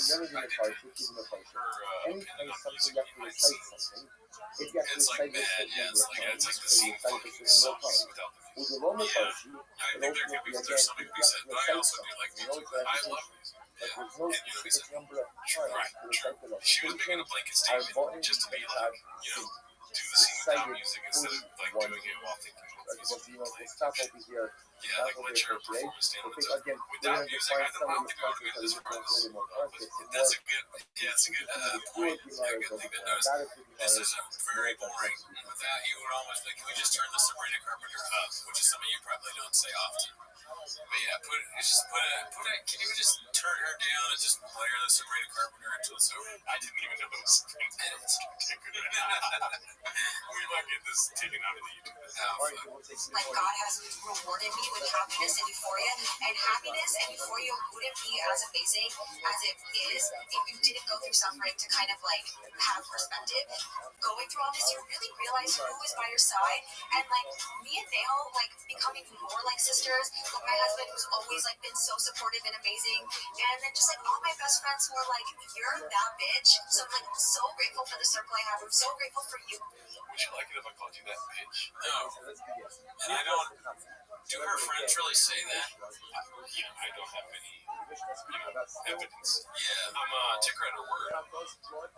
She talks as if she's in that I Love LA show, where it's a very heightened version of women hanging out with each other in a gay guy. Yeah, it's not. That's probably not how people really talk. Bitch. Oh my God, you are her. Oh, he's him. Like, I don't. Maybe they talk like that, but does she talk like that? Maybe she's like so far down the rabbit hole of like this Brenda Chavism that she's like on the phone with somebody that's calling her a bitch. She's like, right, I hate that bitch. She's like talking Billie Eilish style. Oh, she facts, Brady. Like, what the fuck? Like, they talking about me like I'm a hoe. Guess what? I'm empowered by my pussy, bitch. How far does this go? She should lean into it even more and start talking like some old pimp. Man, I got the old in my foot. Look at these wings I got for my man. I can't see, baby. They call me Iceberg Sing, baby. I'm Iceberg Sing. I ain't playing with these Reddit comments, right? My pussy is good. My husband is making money. His money is my money. And my money makes my bitch go good. I don't even know how to make my cousin up like I can. I'm from the hood, baby. I'm that bitch. They call me the flagrant hoe. I'm saying, my pussy ain't flagrant though. Got some in my back that made the come go to the back door. You're like Latinas and Andrew Schultz is saying that showed you and you texted saying, oh, I just saw it. I was watching Mark Gagnon stand up. Wow. That is trash. Obviously. It's very bad, but it was making me laugh because immediately he asked the audience member if she was Latina. He's like, are you Latina? I was like, I'll do that. And it's just, I didn't know he did stand up. Did you know that? No, I mean, maybe I hadn't known that he did stand up. I'd never seen it. Are you Latina too? To the man. No, dumbass. Let's see Iceberg City. Guys, when you're a simple little boy, it just breaks their brain that a girl can like just be loved for simply existing. My husband loves me for simply existing. I don't have to come clean to justify my worth. I'm not even gonna go through our whole life story because you're not deserving of it. Like honestly, like I feel bad for the people that follow content like this because it's just so like damaging and you're just doing such a disservice to young men, and pretty sure like it's all 12-year-olds anyways, and like also was it like what? Middle schoolers are middle schoolers are going off on you. That's fucked up. I know, right? It's like a podcast with 12-year-olds going, she's a cook her clean. Oh gosh, your wife is a whore. Oh gosh, so that podcast with this guy Andrew Schultz. Andrew Schultz is a comedian and that Kosh is a simp. 12-year-olds. Andrew told me that a Latina dig the cum in the back and they get pregnant. They'll slur. And they do that, and then they go, no, I ain't ice cream. My mom said she'd take us to the new Wicked movie and to watch Wicked 2. And then I've been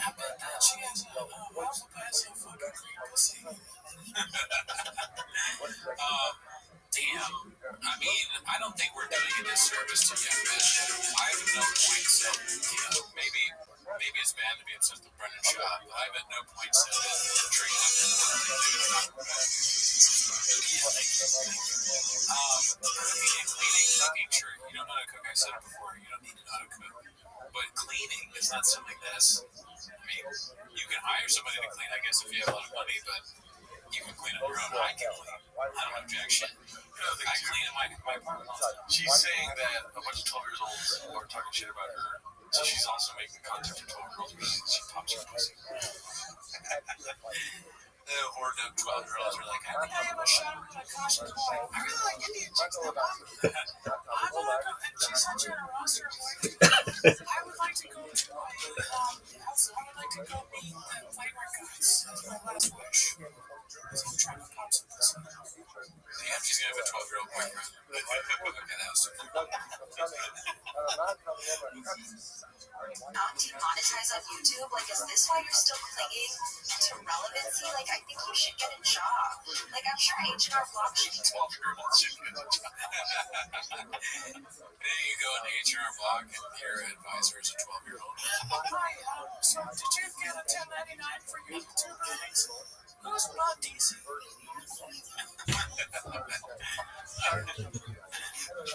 Who's Wadsworth? be hiring soon. Be better than me. All the man's opinions I share about. A dog. Yeah. Nice. Yeah, I saw a lot of flaws in the logic there. I'm not gonna sugarcoat it for you. I ain't gonna lie, bro. Yeah, she's not very likable. Yeah. But is she getting a lot of views? Does she have fans that turn into the views? Probably. Like female Andrew Schultz fans. Is that always that wrong? Let's see, here's our Kosh.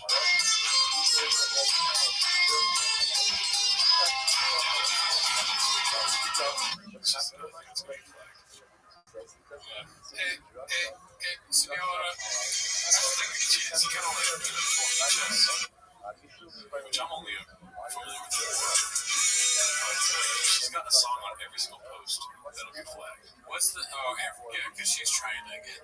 Yeah, I did some research before the show, so I went through all these. I took a little break, if you know what I'm saying, and then they're all songs that all those are everyone, even the ones that find them to be like,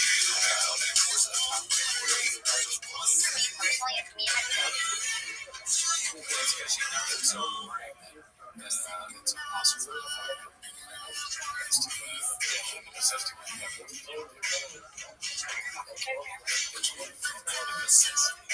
Shouts out to very wise person. The other thing I was going to say is I know we didn't know what else about the last couple of years. What we did is check to see what sometimes doing because I worry about Jeff. Everybody has been kind of making fun of him. My Blue Shirts texted me a link to an article about how it's like a failed comedian launches GoFundMe and gets ridiculed. And he goes, Shirts from, wait, is this real? They did the motivation.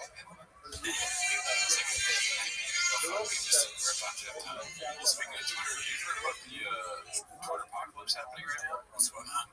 That there's the locations can be found now. Oh yeah. So look at this, dude. This is a girl saying, "Men, be honest. Why am I still single?" It's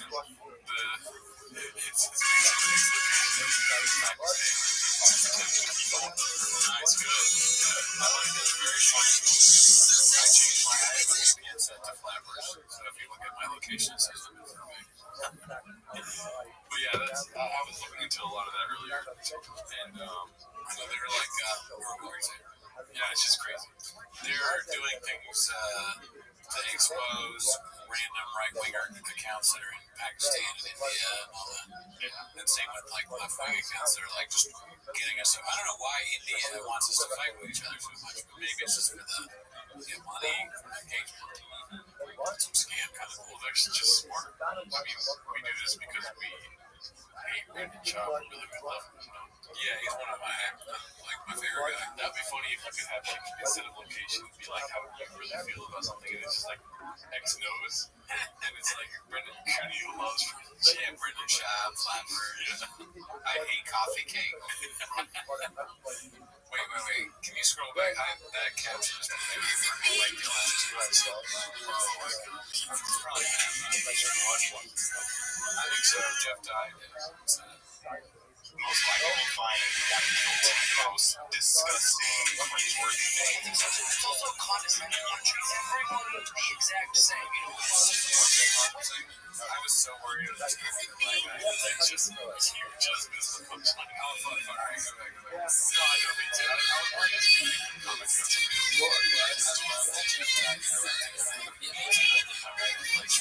got somebody else. exact same. You know, they're like the shots. You're not special to me. Like I treat women and any race, any sexuality, everyone the same. I think that's the most respectful way to do it. You're not doing anyone a service by feeling sorry for them or treating them different. It's funny that he's talking shit about Mark Barrett for treating him like shit. Mark Barrett treats everyone like shit. Yeah, Mark Barrett is living out these words that he's saying that you're offended by. He treats men and women the same. So you're from men. You know, I feel for Jeff Dye in some ways because remember I sent you and Alan a tweet about him and he's like, some comic, I don't know, I can't remember their name, but he tweeted, Jeff Dye is like horrible, he's the worst comic ever, but then Jeff Dye shared the end of the screenshots where it's like, hey, I love you, Jeff, which is pretty savage. That's that guy's part. Which immensely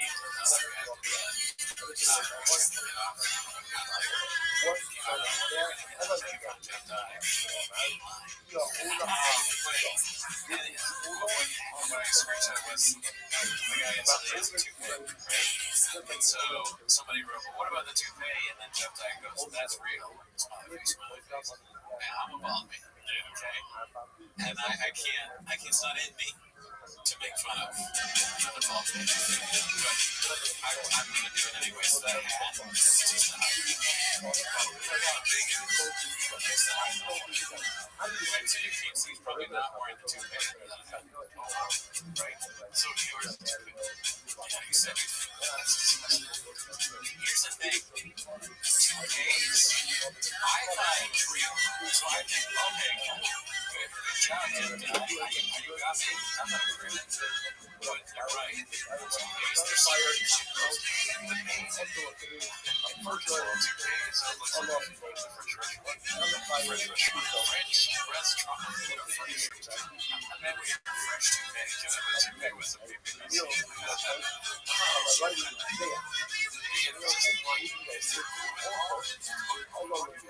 That's what I think is true.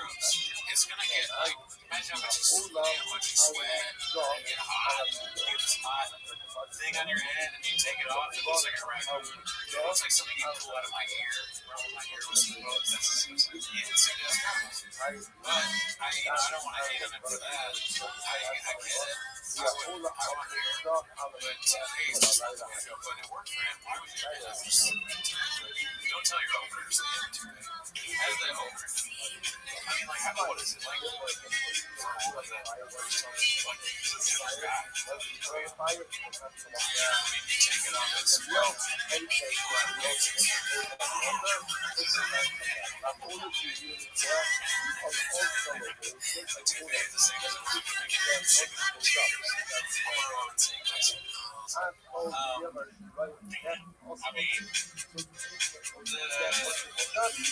the toupee is just, I wouldn't do that.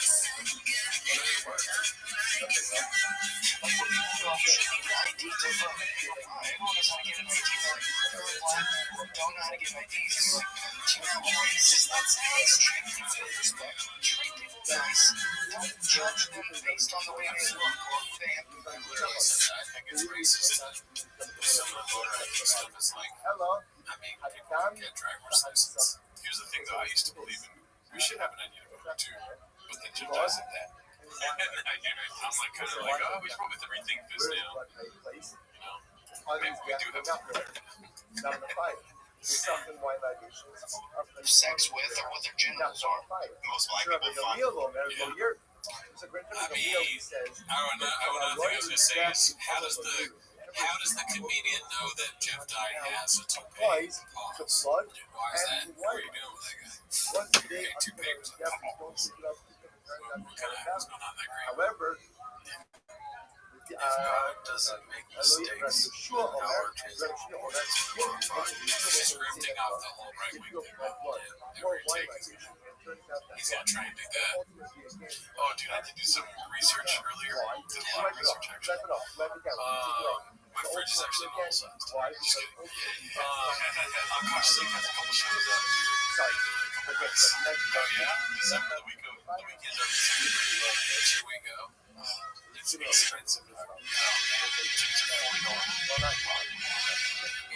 Yeah, that's way too much for us. That's what I'm saying, dude. But where is it? Irvine. They kind of far. Not that far. But I mean, what would the bid that we would do there? What bid? I'm not. Okay, first of all, what bits are we going to do? You're not going to harass. I'm not going to harass him. I don't know if that's where you're trying to lead to. No, I don't. I can't. I would literally just go and then bottle up all of my emotions and then go on a podcast.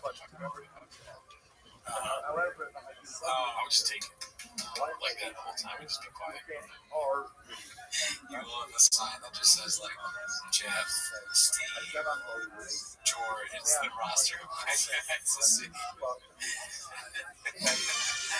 I mean, I wouldn't do that. Yeah. I can't. I don't really want to make fun of his wife, but it's just so funny. I do. Yeah, I mean, I guess I'll just say it. I just want to. It's the funniest thing of all time. When I saw originally, I think it was the first thing I saw was Too Lazy to Try, and it said like Akash in a beef with Fresh and Fit. I go, I gotta go fuck what Fresh and Fit thinks those two goons. And then, but I put it on because it's too lazy. I'm not watching Too Lazy to Try. What am I fucking unique? So I go, be surprised. Yeah, he probably watch a little. So I turn it on and it's like, Akash's wife is sipping and Roster, and I can't get like that Jack Nicholson thing. I can't believe how funny this is. It made me like a Fresh and Fit. So it was very happy. Brought joy into my life. Very stressed out at the time. It was great. Obviously, well, I probably can't talk to them. They're trying to get our mind off the MC column, and they didn't think that this would work, but this is fucking work. Yeah, if Trump really wants to get our mind off Epstein, he should be doing something that, like, manosphere, right? The manosphere, the podcast, because that's what we laugh at. No, he's just about to say customer, so what? That's the manosphere. Oh, okay, yeah. That part, I don't know what the whole thing is. If I'm saying Trump is behind, but he said Trump called up Andrew. The cash thing, his wife's gonna do. Tell us not hitting the couch, just start hitting his wife. Trump talking about it. What do you say? His wife's gotta pretend that she's a whore. With the Fresh and Fit Byron, get him in there. Say that, and then it's gonna be really bad for him. I'm not gonna say chicken on chicken. Stop. But I need they need man too. It's gotta go. They're killing me. That's killing me. She's got to talk about the roster and my white guys. Whatever it is, okay, just get it done. You should keep doing it. Is Tom Segura? Yeah, actually. Theo's on crack now. Listen, Theo has a crack buck. Okay. I don't want that, but I would also love that. This guy Jeff Dye is a GoFundMe, okay? He's asking for $25. He's drunk. He's a real comedian. He has a toupee. Hold on, Joe. I'm sorry. I'm laughing too much. Last Cowboy. Yes, the cowboy died. Yes. Women hate him too. Okay? Make it happen, Joe. I love you. But yeah, Akash Sings where I finally did it, dude. Where I was like, every time an Epstein video would drop, like me and Carol was like, I'd watch it. But now it's like every time it's Jazzling Sing shows up in my YouTube algorithm, I make time to watch. Yeah, you got it, dude. You can't let that go. It's entertainment, you know. Like Jim Burr. I don't know what he is. I don't know who you are. Is think Andrew Schultz is entertainment? He's an entertaining guy. Mark Maron's this guy. He's doing all this shit. He's fucking everything up. Joe Rogan made my life. Okay, Dane Cook is a bastard. Speaking of the universe, dude, let's catch up on the Psycho guy. Scariest for sure. Christ. Doesn't he go live? Is that what he does? 6 days ago. I can't stop. Should we see the live or the actual videos? He can't breathe. Your mama joke's so funny. Let's see this. Okay, so we have to go 5 minutes today. So what's an example of something that has no sight Oh, yeah, it's doing the standing video. Oh, man.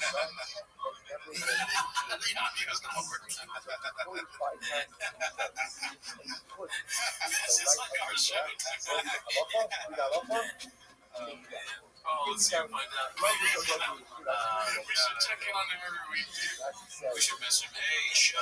Write a comment. Say, hey, first 5 minutes on the audio. Let's tell Big Tree. That's a little later.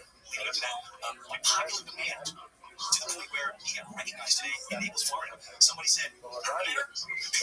My father-in-law heard as we were here, and we'll get into it. So, just a quick update. This is I've seen some more. Just a quick update. A really good time. My in-laws are visiting. He's in his own world right now. Yeah, it's just like thanks. He's deep in the British, right? It's a little too much British. Yeah, you can sometimes get a little too much British. Yeah, you wouldn't think it, but it's let's see. Do you want to hear any voicemails we got? Well, today on Dell and then the Urbanator, my father-in-law and a fat guy named Urbanator. But, yes, I do. Alrighty, let's see here. Let me go to the first one. We've got two. Oh my god. Alright, I mean, I fucking hate 3-minute voicemails, dude. Me too. Tell me if you want to cut this off. Oh, Dell.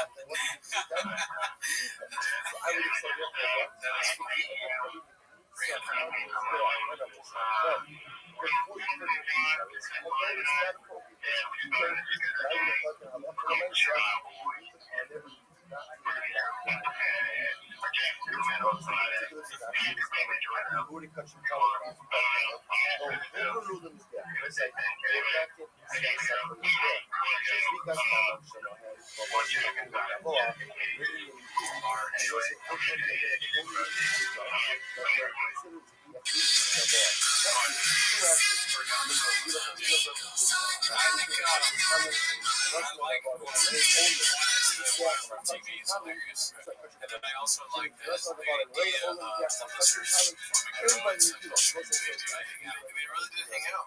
Him, Successful Egg, and Formula One hung out. Yeah. Where?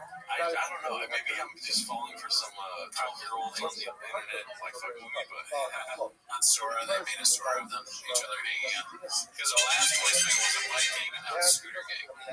I'm catching light tails. Every once in a while, no pay attention. But yeah, shout out to you, Ducko Redact. We are both larges. Let's see here. Oh,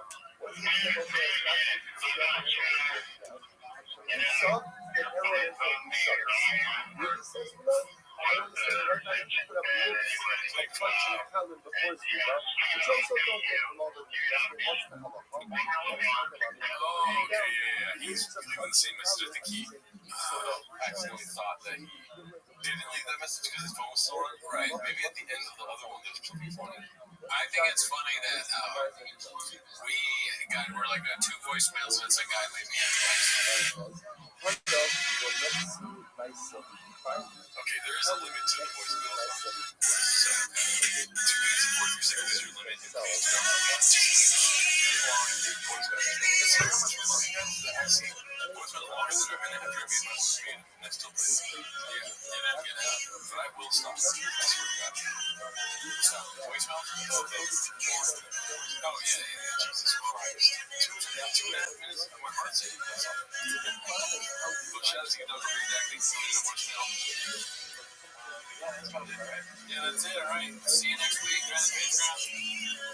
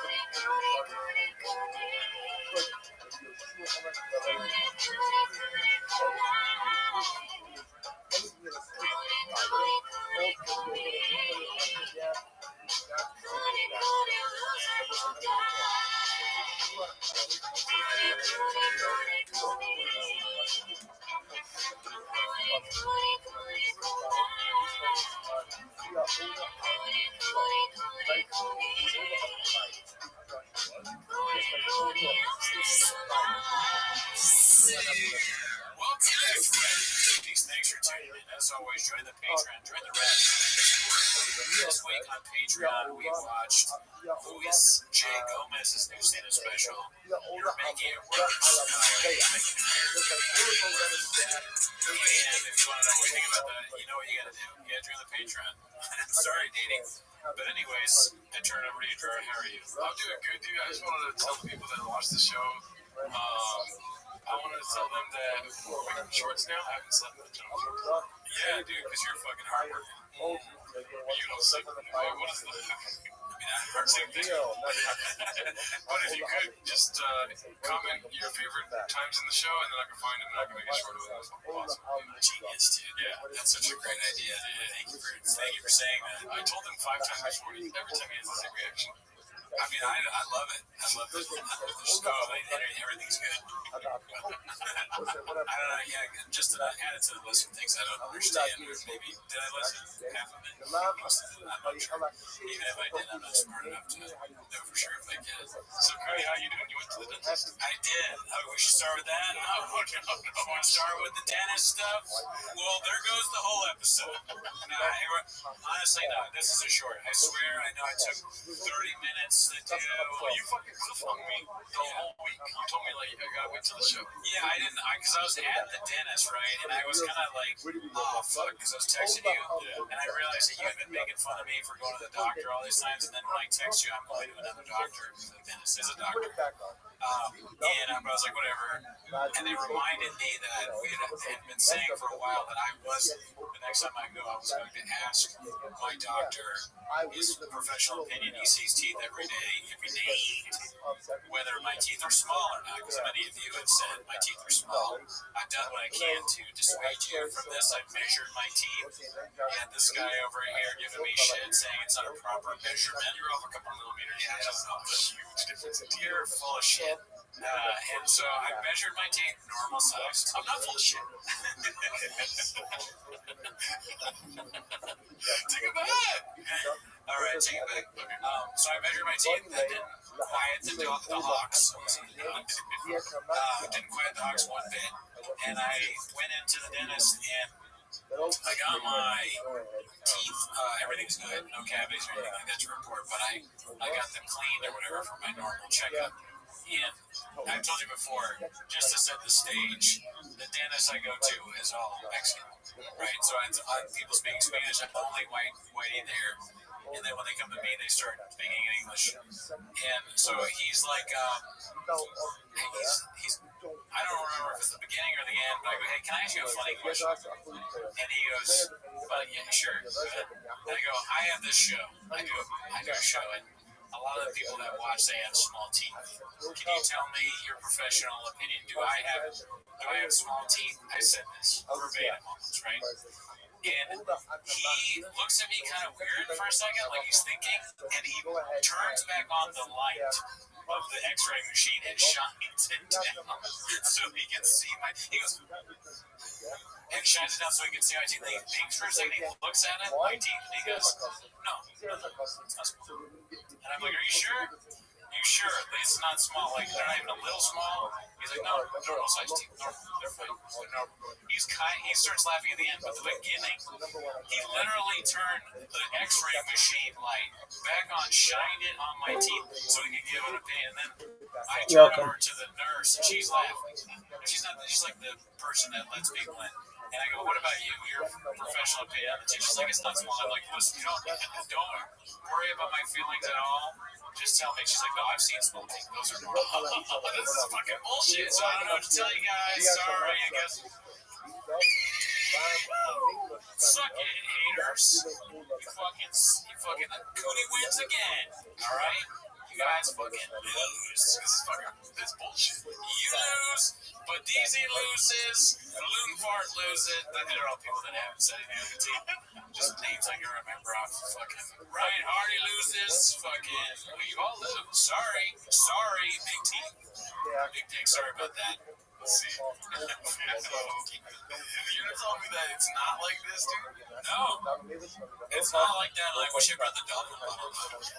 You can always bring that up. This is what the doctor saw to me for the dentist. He would have said the truth. I told the nurse, I said, it was kind of funny. She goes, I'm just curious what kind of show it has a podcast. Oh my God, so you did exactly what I do. I should have told her the name, but I just figured it's the nurse in the dentist office. She's not going to care. I'm not going to watch. That was hilarious if you said some of those guys. Yeah, what was that? Oh, it's a Papa the Big Switch show. Oh, yeah, I'm on Sabido Gigante. Let it go. My East brain is no function. Now, I should have said the name of it, but that in and of itself is kind of funny to explain to people who knows if they like comedy or not. Just like, Brendan Schaub does, they're like, no, you're like, well, do you know stand-up comedy? Do you know Rex Guitar? Yeah, do you know about fucking squirrels? I always fuck squirrels. No, dude, you fumbled the bag. How so? When they ask you what show is it, you should say, like, I swear I don't have small teeth. Like, it's a show based around your teeth. Yeah, so it's actually called Small Teeth, so what you said doesn't help at all. Gonna have to change the name of the show. I mean, I never really thought I had small teeth because until we started the show, no one had ever said that to me once. And people have said almost every other kind of insult, right? Fat, tall, hairy, ugly, all of the above. Small teeth is new.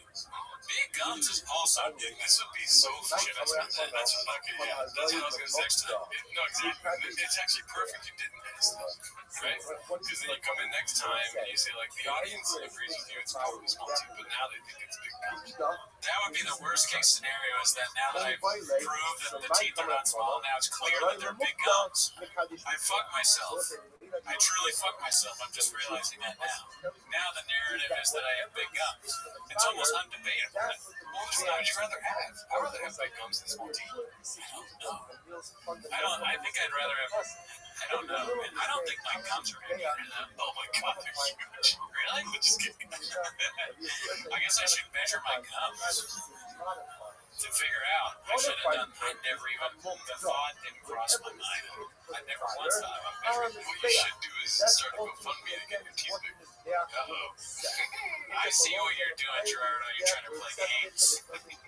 Guess what? This is fucking Monopoly. We just passed go. Let's talk about The Last Cowboy. Jeffrey Daddy.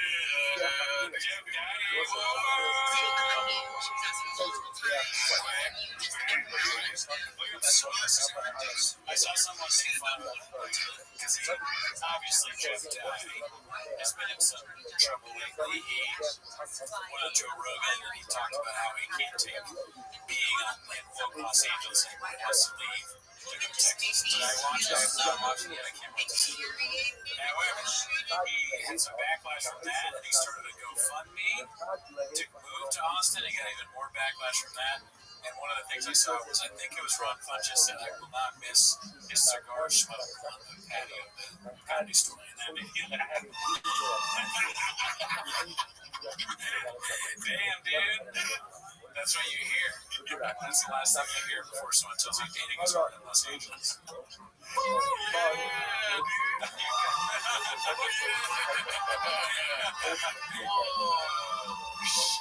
thought you were going to come at Jeff Dye, and then you hear that, you're fucked. Jeff Dye's going to fucking beat you up, man. Oh my god, I do. And it's weird, like, we especially me and you, the Tweeties crew, and sometimes Bart, the guy that produces for us. Yeah, Bart, sorry, he hates when they do that. But we get these moments where we cover these people, and it feels so good. You get like an ounce of what it feels like to be Red Party. Just like, ounce. That's a good way of putting it. Yeah, we get a little bit of Jules. Now you're under my control. I can do like all the fucking beginnings. Jules in the house. What's up? This is gonna be a very tough episode. What about being Jewish makes it an insult to you, Nick? Nick Barr. Do you mind if I start with what you want to bring up? I don't even know what I want to bring up. So It's weeks like these where we don't need any topics. We just talk about Jeff Dye the whole time. So, this comedian Steph Tolev shared something that I thought was so funny, dude. Shout out to Steph. Yeah, let's check this out. Great lady, never met her. I hate to brag here, but Jeff Dye has had me blocked since April 12th, 2017, and I will post receipts. What do you think about that? See, April 12th, that's kind of like almost, is it more than 2 weeks from the Gringo Pop? That's what he blocked her anyway.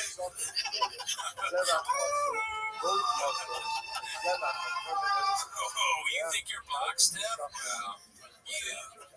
Jeff Dye, control. All right, let's go back to this. Sorry, control. It's so hard to get that noise on the go. And I mean, these open micers, workers, I don't know what that means. Was he an open I mean, would you ever post this, dude? I posted some pretty ridiculous, like I posted shirtless pics when I was working out. Yeah, and like his bits. I did it as a bit.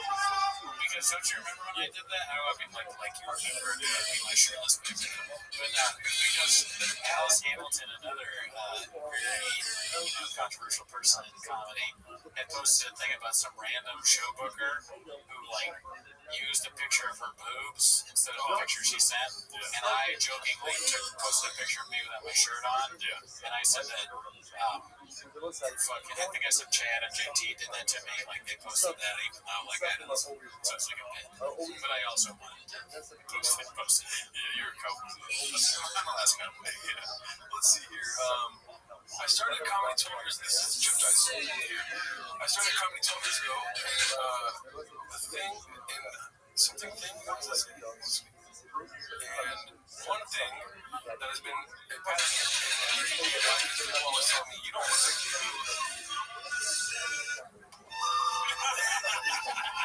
See, that's pretty good. You fucking hit out the park. So I used to dress crappy on stage on purpose and try to look sloppy because I thought it would make me the way a comic was supposed to look. The first time I met Jeff, you waiting for the note. Yeah, waiting for the note. How can you write this? Yeah. Oh my God. Wait until he talks about Jeff Ross. Oh, yeah. The first time I met Jeff Ross, he said to me, you don't look like a comedian at all. You look like a model. I know he was being flattering, and I'm obsessed with Jeff.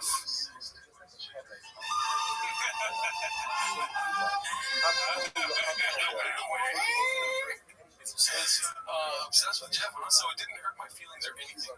In fact, when people tell me I don't look like a comic, it never bothers me or offends me. But I feel like it's similar to the bullshit female comedians here all the time. Female comedians, huh? You should probably just stop talking about females. Yeah. Don't you know that they don't want to be called that? Even I know females out. Women don't want, for whatever reason, whatever you think about it, they don't want to be called females, Jeff. Don't you know that? Come on. You said it twice in the sentence. Fucking. Well, he does also address that later. Very long caption. Similar to the bullshit female comedians hear all the time. Female comedians always hear nonsense like, I don't usually like female comedians, but you were funny. He knows that from experience. He's probably the one who said it. Also, he did this incorrectly. He's supposed to put the period inside of the quotation. He's not the smartest cowboy. I don't think it's as offensive as it is annoying or ignorant. Comedy, like all art, doesn't have an age or a look or a face or a gender. Funny is just simply funny. And although, yes, I might not look the way a lot of comedians you might be used to seeing look, I am still a comedian. And from now on, I'll be proud of how I look. From now on, I'm going to be proud of that. I eat a healthy plant-based diet. And I do yoga daily. Cowboy shit, daddy. You play that while he does yoga. One of the hardest things about yoga is taking off your cowboy boots.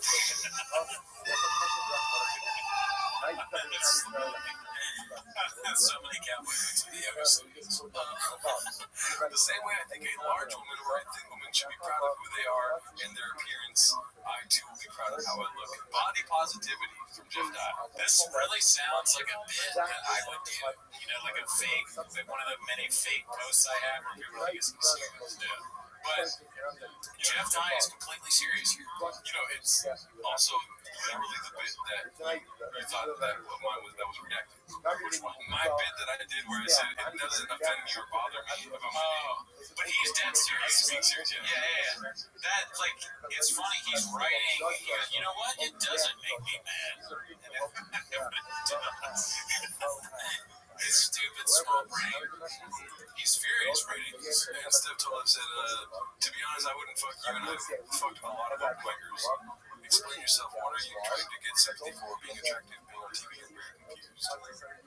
Back in 2017. Steph told us, She fucking, it's a hawk move right there. Calling him out. And then she blocked her for that. Saying that he was such a long post. He loves to do that. He loves to make an absolute fool of himself by being his version of sincere.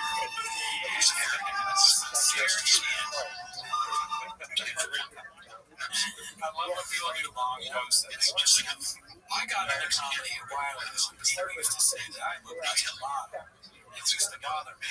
But then I realized I should be proud of myself. I eat a plant-based diet. It's like, who is this for? Have you lost your mind? Don't you know that comedians are reading this are going to tear you apart? Do you, like, want to be made fun of? Look at that photo. I mean, he wants to be made fun of. Look at this. You don't put that hat on and think, well, getting out scot-free. That's why I'm wearing this. I want to comment on this. So you know what a popular saying is in entertainment, right? Like, all publicity is good publicity, right? Yes, there you go. You know he's thinking that, right? I guess so. I mean, he may, once again, we may have stumbled onto one of these hidden geniuses that we think are stupid, but we're the stupid ones, right? Yeah. He's laughing his way to the bank, man. We're talking about him. He's not talking about us, although he does reply and do messages directly to people. But then those get reposted. Yeah. I started saying in the I forget what the saying is. What in the vein of all publicity is good publicity. What do you think is the most recent video clip is about? Don't look at the screen. I mean, I assume it's about the Brendan Shaw. Oh no! I swear to God, no fucking way! Really? This guy is a genius. All right, take it back. This guy, take it easy, all right?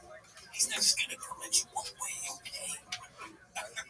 let's check this out. Let's see what he has to say about Brendan Schaub. I have a great Lakers hookup. I go to all the Lakers games. I invited Brendan Schaub when we first became friends. He said, come to Lakers game with me. Like it. Meet the owner. It'd be great. So that's all my only kind of flex, that can bring people to these kind of things. I don't have a lot to offer, but I can offer that. So he's like, yeah, I'll pick you up. Brendan Schaub comes to my house like a race car. I mean, this thing it's got the big spoiler on the thing. We're all big guys. I'm so No, stop. You didn't just say that. I swear to God. How the fuck? That's gotta be Oliver chains. Oh my God. If you hear that and you're like, somebody at PF Chang's, you fucking pull the fire alarm. He just said they're both big guys and they can't be in a small car. It wasn't Schaub, it was another cop. It was Jeff Dye. It was Jeff Dye. It's like PD. Shorty loves Rogan. Rogan loves Shorty Pie calling haphazard. He said the big guy, small cars, Jeff Dye. Oh my God, you won't believe who it was. It was Jeffrey Dye. Andy Kaufman. Fuck, dude. Oh, man, Trans Tim Kennedy. Let's see. Alright, let's see. I wasn't expecting that successful thing.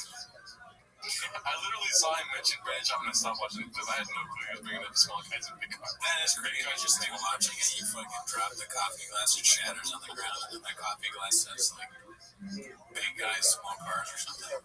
Oh, he's glass coffee glass.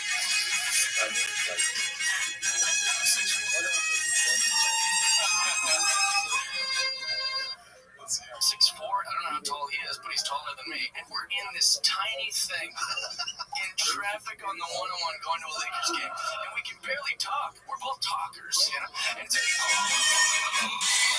whole time, halfway through the drive, even though we were like new friends at the time, like, what did you think of this car? And he goes, well, you're like a little kid. My son loves this car. I think that's hilarious. We pulled up, I was like, oh, this is awesome. But then I got in and I was like, bro, we're not built for this thing. It's tiny. Some of that story was kind of funny until he got to the little kid. Like, he lost me there. Just the idea of the two of them fitting into a small car was pretty common. That was my favorite part. Almost a good story. Yeah, this is almost a good story. I just went the wrong direction with it. Yeah. Like, look at us. We look like morons. Yeah, we do look stupid. Not us. Yeah. Oh, you're right. Like, he should have gone that road. Like, we looked stupid and, like, do a bit about it. But then he goes, he told me I was a kid. What? I don't understand. What? I don't understand that at all. I don't get the joke. Rogan dies laughing. He's like, I'm not a kid. I am like a kid. I like cars. I was trying to play that noise. I didn't prepare this. I just thought of that. It's so good. And I forget it. Reload it again. A little bit of fluffy there too. Yeah. Sound effects. Who knew Jeff Dye was a triple threat? And I got into the car. Jeff Dye, Brendan Schaub threw his beer can out of the car. It's a beer can. He crushed it against the forehead. But let's see what else we got here. This is so he said this is the car they drove. Oh wow, look at that. Yeah, that's a pretty cool car. The whole time. I don't know. I mean, if I had a lot of money, that wouldn't be the one I'd pick, but it seems fast. Yeah. Good job, Jeremy. That one was for me. I've become the cowboy. It looks fast. Let's see what other stuff he's trying to capitalize on this fame, newfound fame. Never heard of before fame. Who never has been famous. Let's see here. Ladies for dating. What's a bigger red flag? Has action figures or pet snake?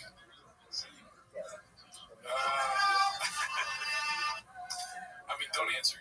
It's not for a lady. I'm not a lady. It's just weird.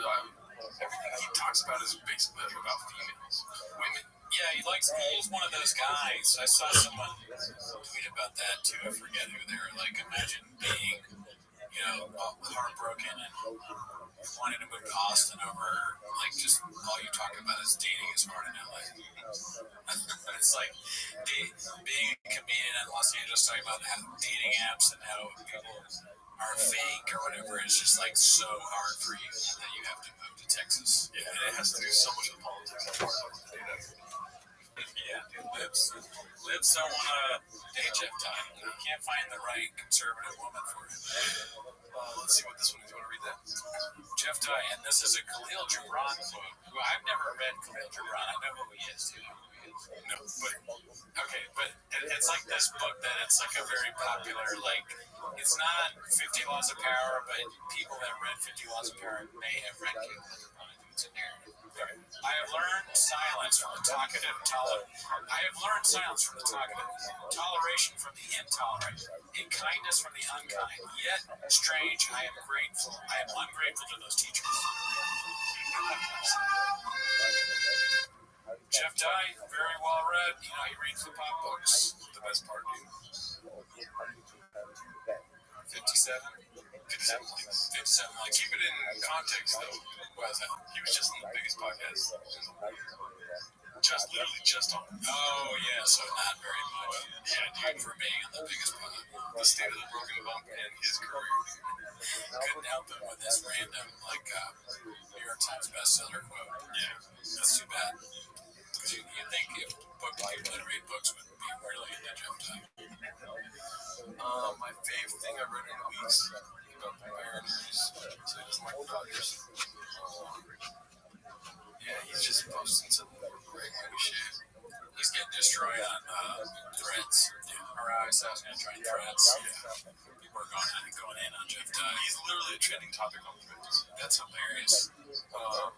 We can look up this. I mean, if you just scroll, I'm sure you'll find the trending. I don't know how to work threads yet. I mean, you're new to it too. Oh, this is literally Steph Toles. Yeah, I think we're just on Steph Toles page. This is how you go into threads. Wow, threads is just Steph Toles. What's the first thing that comes up? Oh yeah, Gianmarco. Yeah. This is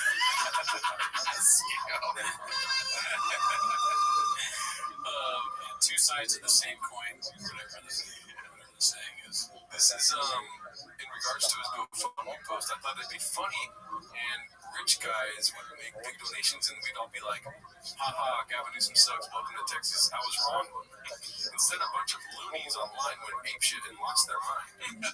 Since it seemed overwhelmingly negative, I took the L and removed the GoFundMe, refunded everyone. For the record, this made me even more conservative after seeing the quote marks in Tracker. The problem with Jeff Dye is when he writes, it's so much funnier than anything I could think of to say. It's so great. I love that he put more in all caps. More conservative.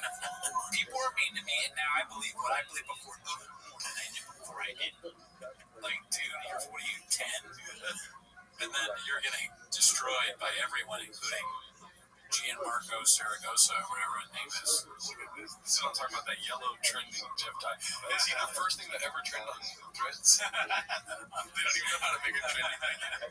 Highlighted need.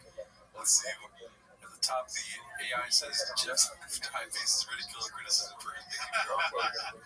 Well put. Threads. This is ASW here. Hell yeah, another hawk. Years ago, I walked in a green room post-argument between Jeff Dye and a group of lady comics, and he looked at me for some support for whatever bullshit he was saying. And I just shook my head slowly in response, hearing everything coming out about him now. I wish I had done more. I could have just made fun of me for him. Yeah, I remember, like, Alan told me this story years ago. We had a Dodgers. We all went to the Dodgers together, and we were laughing about, I forget. I think it was around the time where, like, Dye was posting which he still does. He'll post pictures of himself and, like, stupid quotes. So me and Alan used to send it to each other and be like, the Dice Man strikes again. Like, the Dice Man, uncontrollable. And then he told us all a time where Marine wrote, Dye was all bitches on my right. Mr. Jordan, He said, no moron. He fucking, I don't know, I didn't even know. He's like I was telling you, certain show things I can't really say. I think that might actually be true. Let's just say it's on the record to reflect that, with this anti-Semitic culture right now, she voted against resolution condemning. Where are the guys? Where is that?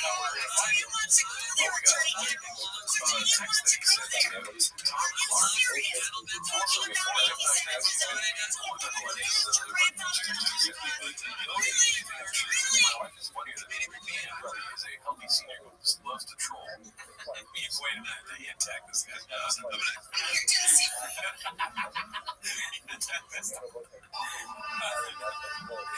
Dog is fucking ugly.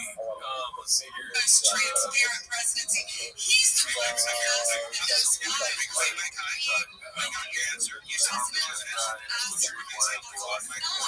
legislation.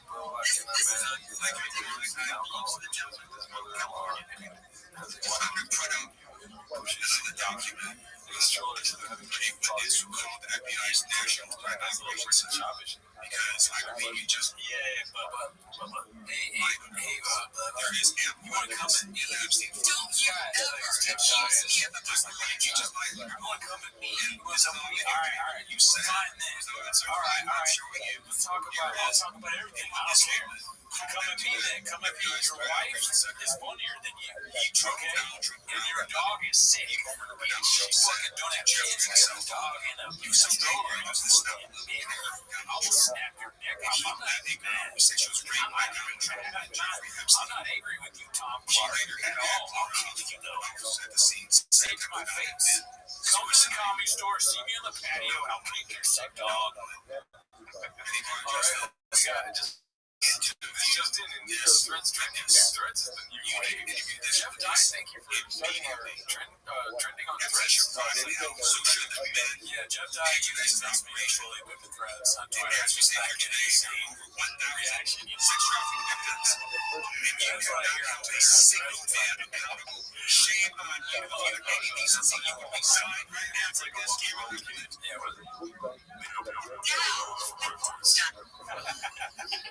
I have these things locked away in the producing vault. Let's see here. This is from Cat Alvarado Comedy. I like how it's going on Jeff because he's conservative. It's because he treated enough people in college to create a porn word around, and now the only people who like are male comics. To take them on the road. He thinks the hate is for his politics, but it's how he treats people. I don't have beef with him, but I've heard so many stories where he starts being amazing. It's like,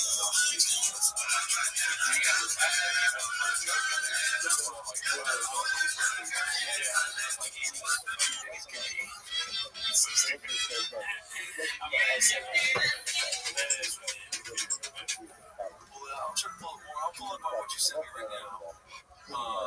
I'm trying to look for very liked tweets here, like this one here. Do you want to read this one?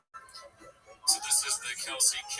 He says, I wish nothing but the worst for Jeff Dye, but please stop saying he's from Seattle. Yes, he's from the area, but he grew up in Kent. It's a large suburb that has a unique reputation, a certain joie de vivre.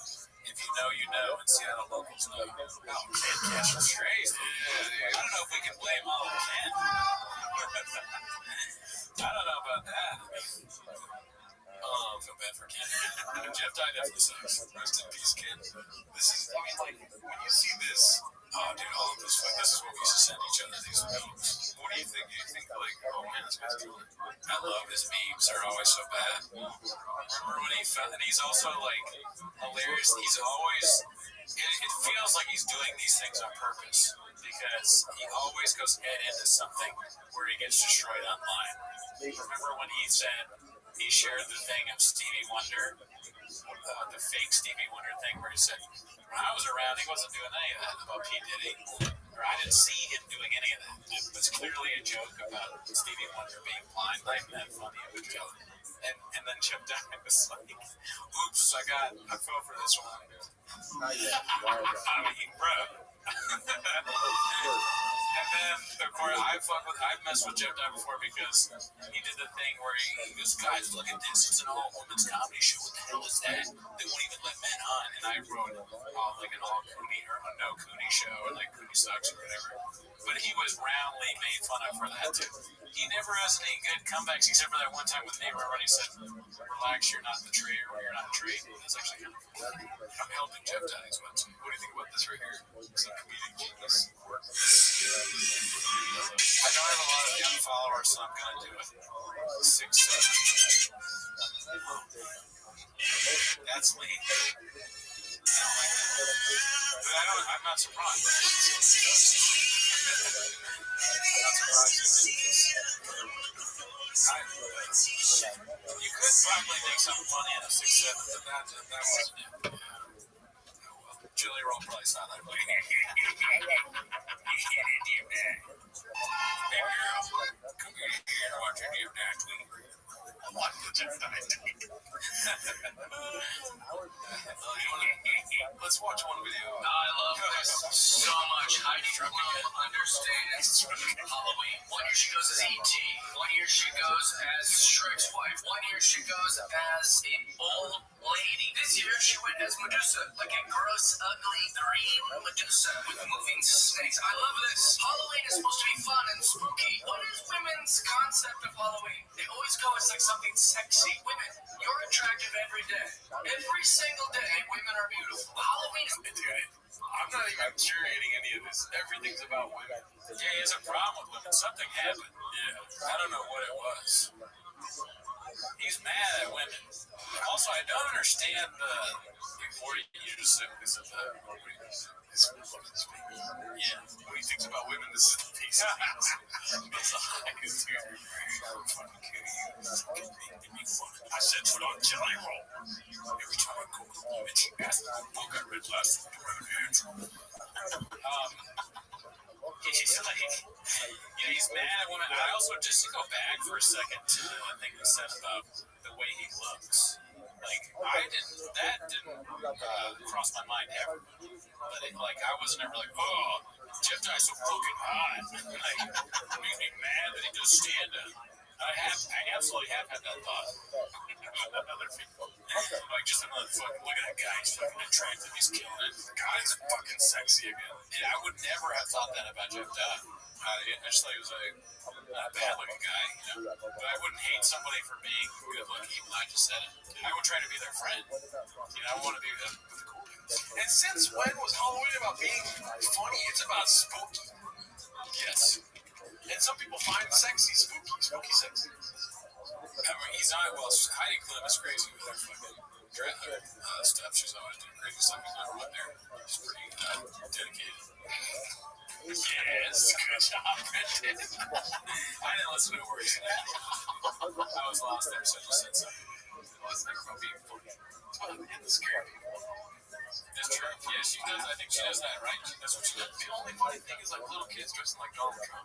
Saying like Donald Trump quotes. That's hilarious. But aside from that, be a ghost or a fucking serial killer or something like this. I was an astronaut.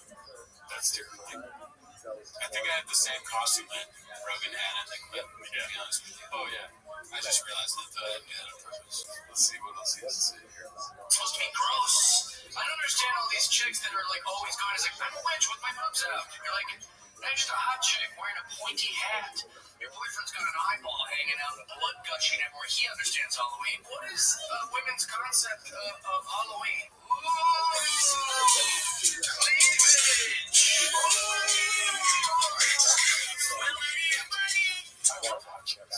Yeah, what's wrong with a woman looking good? Why is that bad?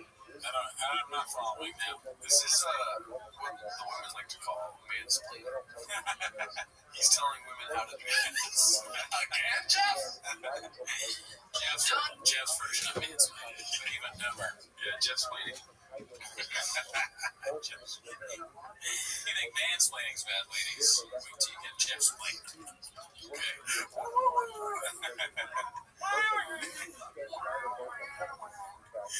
Hair extensions. This is the time of year to be a spooky thing. You don't Fuck, I sound like Jeff Dye. Yeah. Oh, I thought you were doing that. No, I literally just said. I mean, you can be spooky. It's up to you. Whether you want to be spooky or hot is fine. I don't think there's anything wrong with either one. I disagree with that. Whatever Jeff Dye says. need to dress hot on Halloween. I love this. Okay, so that's it. You love Heidi Klum's costumes. Whatever. Alrighty, let's get to the most recent updates that you had filled me in on. You sent it to me, right? What do you mean? Go ahead and tell the people what you did. Look at the camera, though. Don't look the screen. What I did? What I'm about to pull the window. I mean, I just. Oh, fuck. Are you like? You're right. All right, yeah, this is actually important. Sorry, I'm sort of here, I'm sort of there. Anyways, like, Jeff Dye started a GoFundMe, and because of. Should I just read off what I wrote?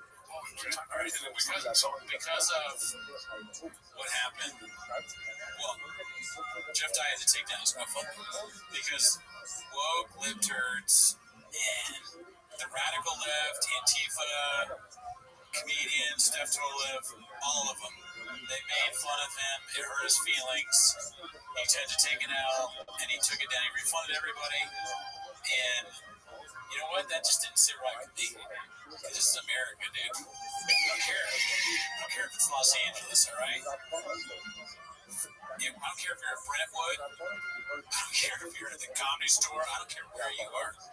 This is fucking the United States of America, all right? And if somebody wants to start a GoFundMe to help them move to Austin, especially when it's someone who's the only thing standing between the woke me and the wall, would be. So basically what happened was I made a GoFundMe. Okay, there we go. I made a GoFundMe for Jeff Dye. I put his face into ChatGPT and I said, make it look like Jeff Dye, but sort of like him, just to be more insulting. So it's not even Jeff Dye in the picture. But I don't think people will be able to tell. And then, you know what's funny? The caption helped Jeff Dye get to Austin. That was one of the suggested from GoFundMe. So there you go. And then I can read what I wrote if you want. Go for it. I said, hi, my name is Barb Clapperton, but I'm unimportant. What is important is raising money for one of the most important anti-woke voices in all of stand-up comedy, the last line of defense before the woke gets the wall. This titan of laughter, Jeffrey Dye, was raising money in here to move to the Mecca of comedy, Austin, Texas. But woke libtards with purple hair and nose rings bullied him to the point of taking down this GoFundMe, or his GoFundMe. The tears stopped flowing today, Jeff. Yeah, it's libtards. I mean, you want to tell Picasso that he should paint with a different brush? Get in line. A lot of people have comments. I don't read it. Today we fight back. Give Jeff the money he needs to get out of this godforsaken double-masked troll-vax hellhole all the way to the mothership. Please donate ASAP. Jeff can't take another day of dating in LA or waiting in line behind people wearing double half-cab venti prep for another millisecond. I covered it all. But is he aware of the Erewhon crisis happening in... Oh, he doesn't even know. That's going to be a harsh awakening for him when he gets there in Austin. But yeah, this is my GoFundMe. It doesn't look like anyone has donated yet. Not necessarily. Still have donated, but we got to get out there. We need this money for Jeff to get to Austin. He needs to be at the mothership where he belongs.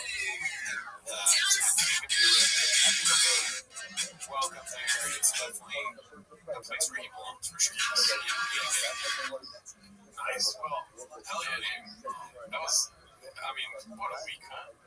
So many other things I want to talk about, really, but no, not really. I mean, just go back to memes and just die every time. Oh, sure, memes. Yeah, you guys all the Oh, those are actual memes. They are memes, but it's raining hard up there, huh? yeah, man, that's the fucking rain. It makes it so hard in Los Angeles. Fucking dreary. So everyone is so serious about guns. I like to have a good time. So you click on, what about his Twitter? Are there any memes on there? They're all hidden videos. These are all memes, yes, but they're also favorite. I didn't even know about that. If we want, we could watch some of his stand-up. Let's see here. I think we're going to be on the wrong side of history on this whole Karen thing. Let's see here. Maybe we should hear these Karens out. I think we're going to be on the wrong side of history on this whole Karen thing. The internet's so hard on them. It'll be like a video of just like a Karen complaining about something. Read the comments, like, kill this fucking bitch. Like, all right, why are we so hard on the Karens? It makes no sense because my favorite thing about young people, as much as I shit on them, my favorite thing about them is how good they are about like trying to defend a thing. They're very good about being like, well, have you ever thought about this? And technically this, and like they're so sweet. You see like a video of like some teenagers robbing a Lululemon, right? And you're like, well, surely this is bad. Nope. You read the comments, all the comments are like, well, the bigger question is systematically, like, well, they're probably going to eat those yoga shorts, and really, right, they come up with all these things to defend it, which is nice, and then there'll be like a Karen recording them, like, they shouldn't do that, they should have to pay for all that, and then all the comments like, shut the fuck up, Karen! You should fucking die, Karen, you fucking bitch, don't record them! I want her hairless and homeless and fired from JCPenney's. Put her address on here. We gotta find Karen. Is it a Lululemon or a JCPenney? It's a JCPenney. Yeah, well, he said Lululemon at first, but now they're gonna fire a JCPenney employee. I guess she was at the Lululemon, but she works at JCPenney. He's done research. He knows that females, he knows a lot about women, first of all. And he knows that women that work at JCPenney typically shop at Lululemon more than other. And guess what, dude? JCPenney's still funny. Yeah, that's probably it. It's more that JCPenney sounds funny. You're right. You're a comedian. I just watched the Eddie Murphy documentary. Oh, dude, I want to see that. Yeah. So, I think that's funny, the idea that someone is off their shift at JCPenney. It's like, never fucking, like, I never stop. No days off. No day, yeah. Look, even though I'm at JCPenney, Lululemon, I'm going to help out. What's right? They film something like Lululemon Thief. I got him. Why are we being so hard on Karen? Also, women will all eventually become a Karen, so just take it easy. Do you know that that's what a Karen is? My mom's a Karen. Most of your moms are probably Karens. They're nice ladies who were once, the whole world was at their feet. Everywhere they went, people were trying to fuck them and buy them stuff and letting them cut lines and asking them to dance and flying them places, right? And then after 60 years, all of Earth just treats them like they're invisible now, and poor Karen's going, nobody's trying to fuck me anymore. Maybe I'll take this out on a fast food employee later. I'm not saying Karens are right. I'm just saying take it easy on them. Maybe let's hear them out. Maybe they should open another register. Maybe these fabric prices are outrageous. Right, I've never seen these boys in this neighborhood either. Good lookout, Karen. I think we're gonna be. He hates old women too. Yeah, it's just like, Not just young women. he loves penis. He certainly doesn't like women. Yeah, he hates vagina. All dick for me. He's at the restaurant ordering. What age of woman does he like? Can I get a human? No vagina, please. This is disgusting. Just dick. Extra dick, please. What kind of human is what? What age woman is he? Is like Jeff Dye, like not? Oh, come on. You know, that's Epstein stuff happening. Is that the right question? Yeah, I shouldn't ask that yet. I'm pretty sure it's young. No. What do you think? About, The question you just answered.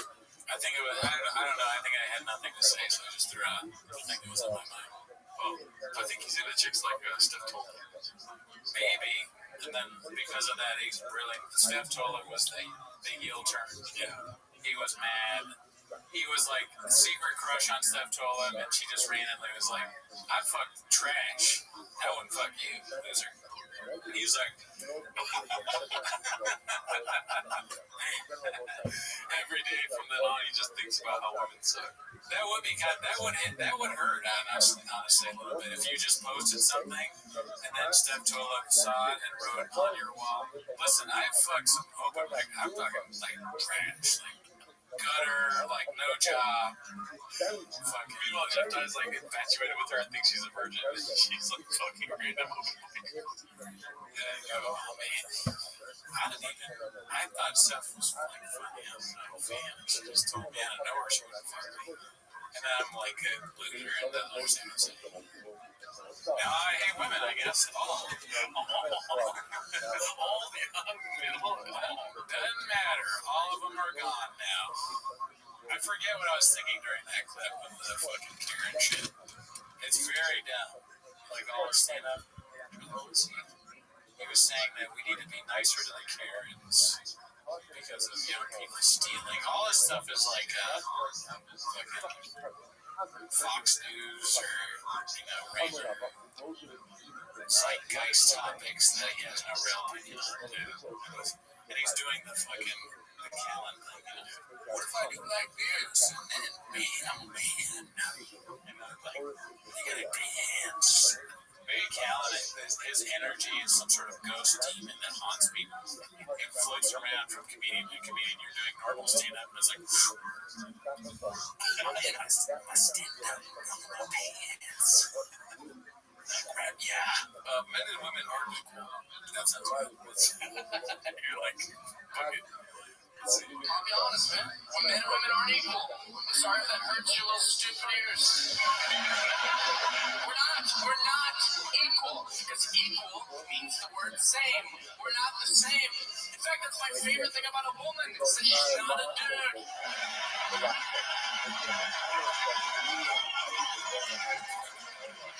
Quit pretending we're the same.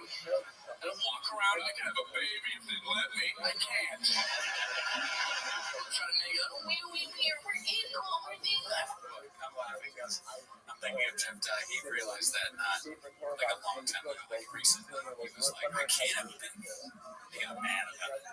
He's so dumb. He's like, I can't have a baby. Women and men are different. He just found this out. Damn, dude. It makes me so fucking mad.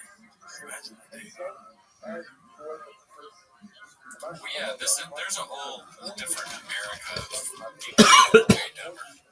This kills me. Yeah, I really hope SNL has you as a host in your future, Jeff. 24 likes, too. Because he's saying that men and women are different. This is so old, dude. This is the beginning of stand-up. You didn't see the what's it called? The username that's Jelly Roll. How did just Jelly Roll? He probably doesn't have a computer. Even though he's rich, I don't imagine him like on the MacBook. Can you imagine if you saw Jelly Roll like doing his editing, like I'm doing me like some video in sunglasses and headphones, and he's like, "Okay, we cut the editing. I do a cross." Even the lingo them to cross replace editing is already where to go transition and he's ready to watch the Jelly Roll editing. Jelly Roll, I gotta watch my YouTube structure videos here. Welcome to YouTube. I'm going to tell you how to make a 30-second clip on the remember to like and subscribe.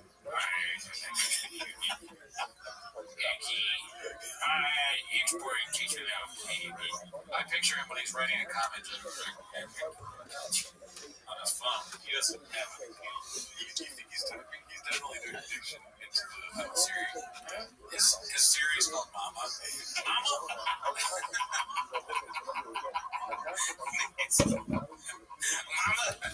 what can I do for you today, son? Has a southern accent. Mama, type in here a YouTube video 30 seconds long that teach me how to eat it. Type in a comment on Jeff Dye's video about how women and men are different and about how I want to know what you can do. You got it? And it's like the mama thing gets it. No, I'm working. I ain't want Jeff Dye to die. I want Jeff Dye to hold his hand. Actually, this man said, can you link me with DoorDash? He thinks DoorDash is a thing you call. Hello, DoorDash, this is Jelly Roll calling again. I need a Pizza Hut delivery to my house. Give it to me. Baby girl, what do you want to be the shop? She just takes his order and goes and gets it, and he thinks that's stupid. His wife gets him all the food. My girl, DoorDash gets a pizza today. DoorDash is a euphemism. She went in and got me the food. DoorDash did. That make her come do that. I tell her, I show her the door is and she did.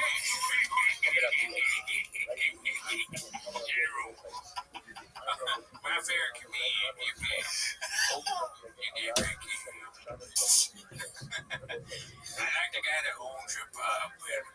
You make me hungry when I see you speak.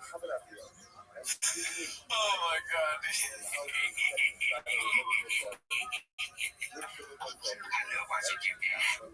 Dude, there's gonna be a video of Jelly Roll all mad on TikTok going like, everybody coming after you, man. What do you want to funny if people are right? I don't know why we use the way to come to me. You need to get paid for Jim Dad. Abuse problem. He might go back alcohol. But you come at me, I'm proud. I ain't been trouble for 19 years. Jeff dies. I can't wait till Brennan Chop defends Jeff dies. Oh, you're right. One of them's gotta kill us. Maybe just me. I'm okay if it's just me. I want you to go on and live. I'm fine. I'll fight them both. Oh, shit. I have violence in my DNA and shingles. So if you want to come at me, welcome to shingles. And I was vaccinated, so probably caused the shingles. Well, Jeff, or what's his name? Jelly Roll's the one that actually included you in the video. Oh, that's right. I forgot. Jelly Roll put up my tweet. I'll kick Jelly Roll's ass. I'll beat the shit out of Jelly Roll. Are you positive? Yeah. There was something. Let's look up Jelly Roll. Somebody said something saying that he probably needs to get a facelift because he lost so much weight. Well, good. I mean, I'm happy for him. But listen, I like that he lost weight. It's a good thing. Yeah. But all I'm saying is he can't be beautiful. Right. I mean, that's such a good picture of him, dude. I love pictures like this. I wish that was me with the grill. Imagine your mama rolling up when you see that. Yeah. Where's my pizza roll? What does it say on his head? Something man. Pizza certified man, probably or something. I wonder. Let's see what this article is about. Jelly Roll shaves off his beard for the first time in a decade. Picture of it. It's like ballers. I mean, that's still a beard now. Yeah. Let's see if I can go to Jelly Roll's Instagram really quick. Keep going. Oh, Jelly Roll straight flex. Molly, I'll sweat. Yeah, you want to make each I've been pushing it back. And my daughter thinks that my girl DoorDash for me on my Instagram right here. I got his Instagram pulled up. Still made him Jelly. Oh, it's a guy doing a bit. Oh, your lab is not that far off. This could be me if I keep eating coffee. Yeah. Who's the real Jelly Roll? Who's the real Jelly Roll? You can barely catch his laugh. Jelly Roll's laugh. It's close to what you're doing. Oh, that's like that guy with the fucking Australian fighters. Oh, shit.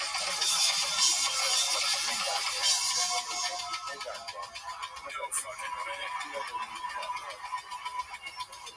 It's like a shot. Yeah. I don't see the infatuation. Listen, I like drinking. I mean, I don't drink anymore. Yeah. I would never drink. That's where your feet go. Yeah. I wouldn't want to drink out of a shoe, but we are not black belts like that. Stars like Jelly Roll. We don't know what it's like with black belt right there. Maybe once we reach the heights, we'll know. It's like, that's the last thing you do. It's like, when you're drinking out of your shoe, that means you fucking kill all the haters. Fuck off.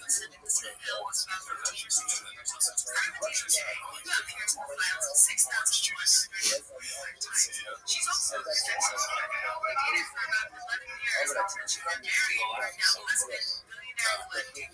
After Jeff been married, the two of them wrote to information officers saying they would be 100% comfortable with him being around their children. All three of them were engaged. Jerry loved him. He lost a lot of weight. Now he says that's the time we're playing this Bills team, but is still affiliated with Mount Sinai Hospital. And the line, like 0.0000001%. That's might not be able to be possible or if you got a because what's the I point hope of I having helped. Yeah, no, I'm glad. He's doing well. Let's see. Most recent post. First time ever eating Australian Wagyu. The champ cooked it for me himself.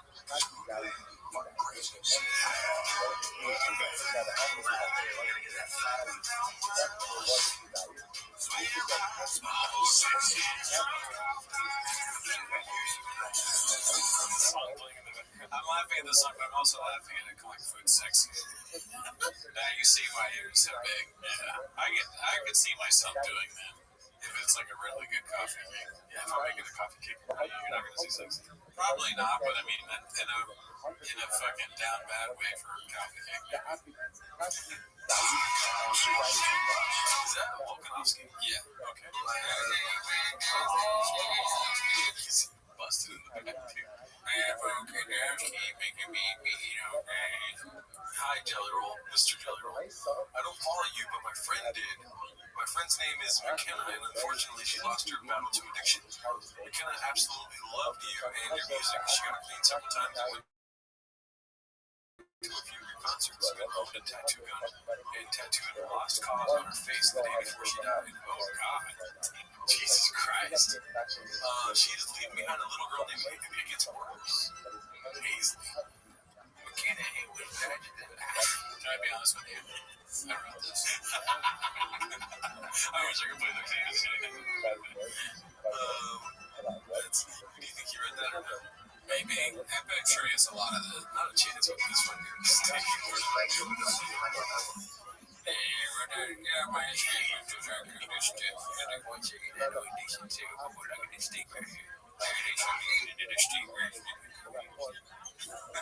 You put the wagon with the right spot. You see Alex Volkanovski has like this cast on his hand, and then what happened?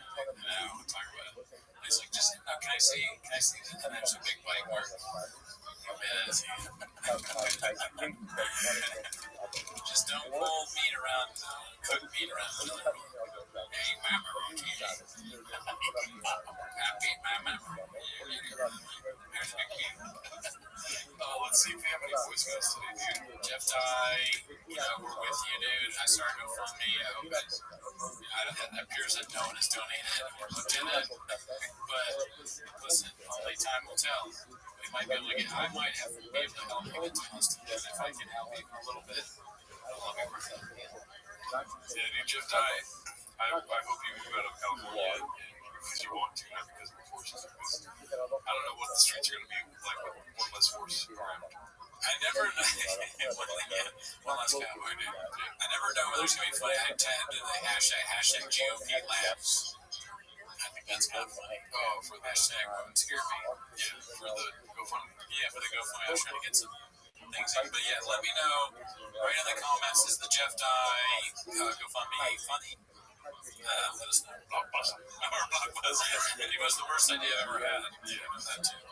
Well, we do have two voicemails. One looks like it's from a landscaping company. But maybe they don't want us to know that. But it did pop up on my thing as a landscaping company. Okay. Let's see here real quick. If you want to leave a voicemail, you can call us at our phone number. Call 775-557-8667. That's 775-557-TMOS. And keep in mind that leaving us voicemails keeps Cooning alive for one more day. So shout out to the people that do leave us. Hey, Cody.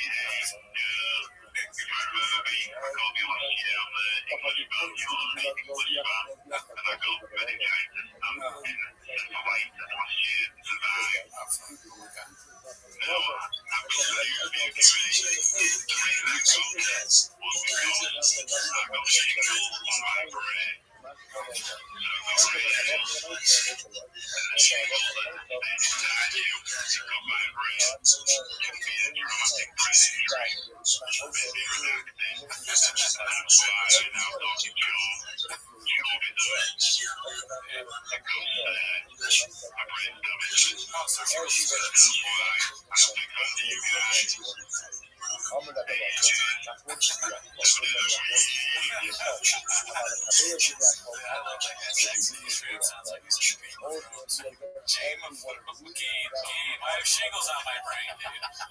It's all good to be redacted. I don't go there. God, you might not remember me from the guy who had meningitis and encephalitis and shingles. No, I remember you. I'm sure I would forget that. No, as soon as you said that, I remembered. But, great guy, I never met him. I will say the guy that's been leaving his voicemails 3 weeks in a row did not leave one today. So we'll be looking for you. Let's see this one. Hopefully it's not redacted.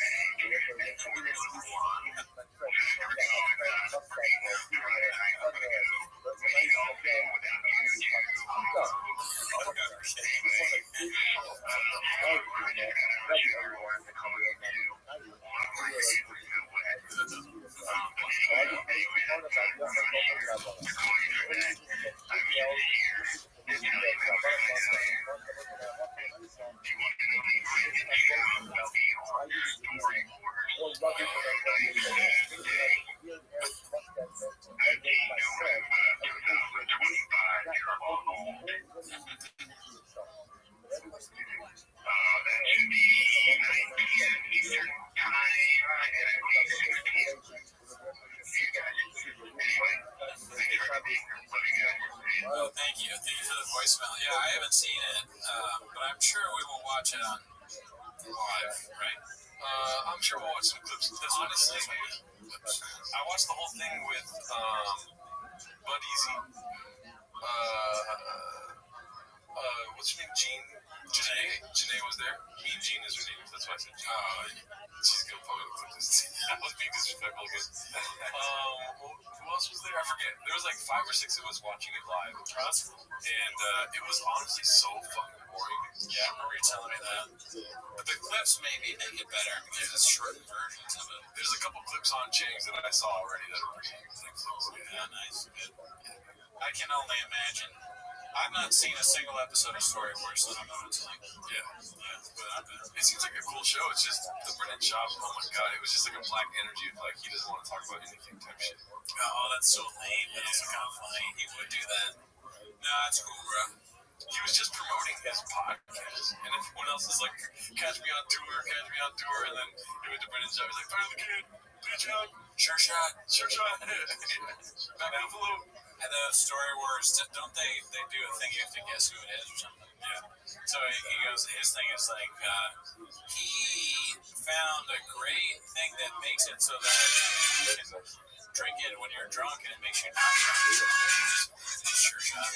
Or he just guesses things he's plugging. It's totally that's way funnier, yeah, no, like this story is like, this guy got broken up with in senior year of high school, so he painted the girl's house and like broke in or whatever, and then Shots holds up rain. They're like, what? He's like, dude, I'm a marketer, magic man. How am I selling, bro? And they're like, yeah, that's but you've already done that joke. This is the third time. I mean, it's insufferable.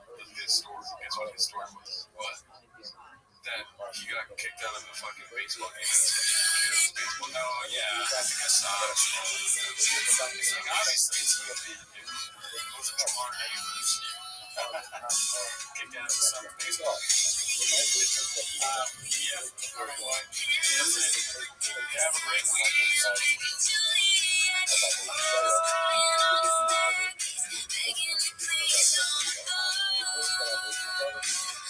And I said, Romeo, take me somewhere we can be alone. I live waiting. All I have to do is run. You'll be the bitch, and I'll be the princess. Since the last time, baby, just say yes.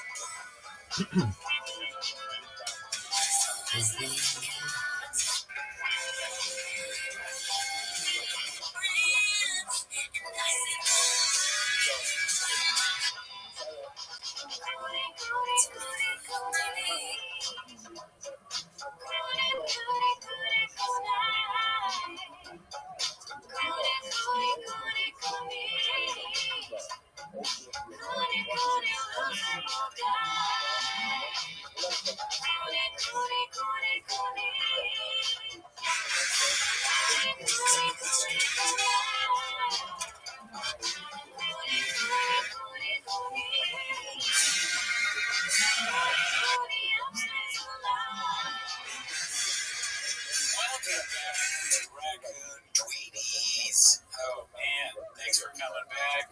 As always, join the Patreon, join the Reddit, join the Discord. This week on Patreon, we watched The N-Word. If you want to know what we think about her, she's a stand-up comedian. somebody described her as on our Patreon as a friendly, tipsy vegetarian doing stand-up or whatever, but that's what they think. So if you want to know what we think, join the Patreon. If you want to join the conversation, join the Patreon. Yeah. Otherwise, we don't care. We're very lowbrow publicly, but behind the scenes, we're very, very highbrow. That's very true. Especially this last episode. Yeah. We really, historically, we go into it. But I sound like hell just then. How are you doing? And if you really want to know how I'm doing, I gotta do a spoiler-free, or what is it called? I'd say spoiler alert. Oh, fuck, what is it? Yeah, I'm fucking boner. Just kidding. No. I saw Begonia. Oh, nice. Yeah. What'd you think? I thought it was epic, dude. You know what I mean? Okay. It's not the best movie to know the ending to. You know, like when you watch a movie, it's like, oh, that's the best.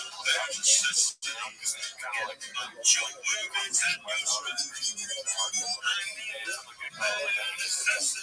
Really? You knew right away.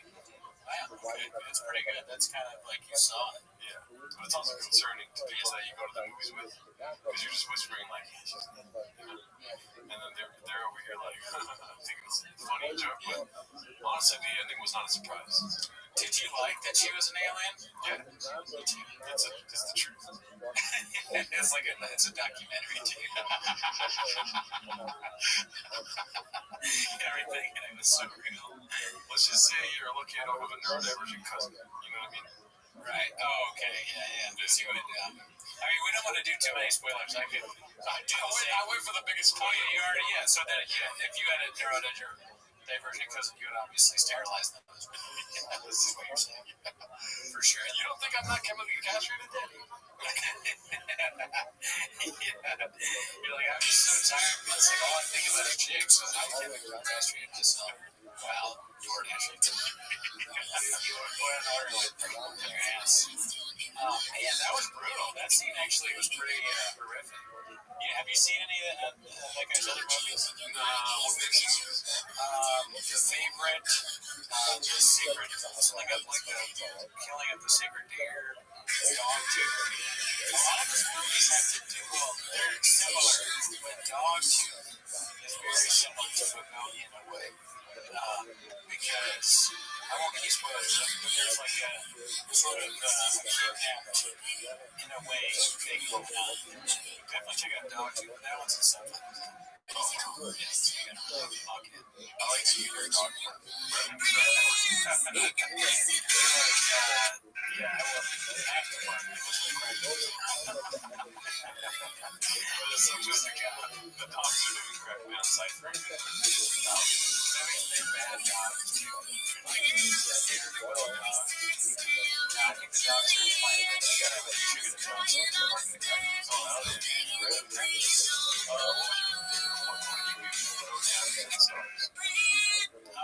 And don't be one of these 1-star, 10-star freaks, all right? I guess, I don't know, I'll give it 10 stars. Walk right into that. I don't think it's a 10. No, me neither. I think it's like a 7. 7? Yeah, I mean, it's really, I think it's enjoyable. That dude is really good at like making you want to watch a movie. Mama roll. This you're doing a movie. John Terry, what's his name? Terry. Oh yeah, dude, go down to Yorgo Plant. He's got the finest green cookies. Go on down to Beatrice. I don't know if it's the Begonia flower, right? I think it is. But yeah, everybody in it is good. I love that guy, Jesse Plemons. He fucking kills it every time. Yeah. He's great. I think it's pretty nuts, dude. Pretty good movie. I give it 7 stars. Do you think that there's any kind of possibility that they're aliens controlling stuff here? No, dude, I'm more of the we're alone type. Okay. You know, these freaks online say we're not alone. Sure, we're alone. Yeah. It's a lonely planet, right? Just us. A lonely galaxy, dude. A lonely universe. All right. You're stuck on the planet, dude. You know, there's nothing out there, dude. Nothing that wants to mess around with us. Because we're more unique that way, dude. We are the aliens at that point. You know? That's fine. Yeah, I never really thought about us being aliens to someone else. Because we're stuck here. We don't really go. We go to the moon. We're thinking about going to Mars. We haven't yet. The other planets in our solar system are beyond. Do not wake up at 4:30. I want an alien to beat you up. How long does it take Shab to mention his son's baseball team? Not long. Not long. Not long at all. How long does it take him to try and sell like rain to an alien? Right? Yeah. Look who the fuck it is. Everybody stop what the fuck you're doing. Zoot's in the house. How you living, pimp? You met James McCann. Yeah, no, I'm not lying this time. I actually did. Is he cool as fuck? He was like kind of drunk. All right, so how much does he like me? Is he my biggest fan? I didn't get to speak to him like properly because he was about to go on. What did you say to him? I'll suck your dick right now. No, he actually like he's like, "Are you a comic?" And I'm just like, "Yeah, I am." And then he was just like, then he said, "What are you doing standing around? You should have told me earlier. I would have let you on stage." He said, are you Amos Gill's cousin?" And I was like, "Yeah, that's like, that's my step cousin, kind of. They're not married, but my step my his dad fucks my auntie," and he just started laughing. And he just spoke up the drink, and then yeah, he said like, "Yeah, that's my interaction with James McCann." Dude, you did it. He kind of didn't want to be there. Okay, baby. And you would have never known who this motherfucker was but for this pimp. You know that, right? No, you wouldn't have. You wouldn't have known who he was. I'm the one who said, "Hey, do you like James McCann?" And you're like, "Who the fuck is that?" And I'm like, "He's been on Joe Rogan and killed Tony." You're like, "Who the fuck is that?" I'm like, "He's Australian." You're like, "From where is he?" And I'm like, "Adelaide." And you're like, "I've never heard of him." And then you're like, "Oh, well, what? I met him back in the day. He did fucking blah, blah, blah." I'm like, "Dude, you didn't fucking meet him. You didn't even know who the fuck he was." And now you really have met him. Now I'm 3 handshakes away from Epstein.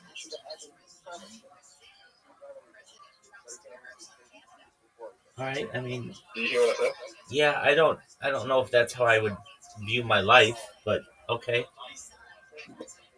I'm 2 handshakes away from Trump and 3 handshakes away from Epstein. Okay. So, did he do well? Yeah, but I have to live on it. Dude, you fucking met him? Yeah, briefly. I know, but he knows who you are now. He was very like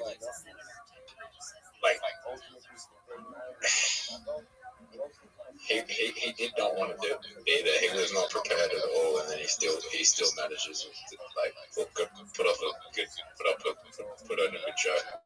Dude, I can't believe you met him. You wouldn't have known who this motherfucker is, but for me. And I introduced you to him, basically. He's very talented in the sense that like he was just doing like, so much like crowd work and improv. Like his set was just like it's something else. All right, so it was like he wasn't like watching him live was like not like no, it was like this person just has like he was very awkward off stage, like off the stage. He was very awkward. He was very awkward. Okay. like he was probably just nervous, but he felt like this was his second show of the night, so he kind of just didn't. It felt like he didn't want to be there. Right? You've said that like 8 times. I get that. I get he did not want to be there. That's cool though. So Zoot, you met him. You met your fucking hero. He knows who I am now. Yeah, he does. Get him in the Discord call. Get him in the Discord call, dog.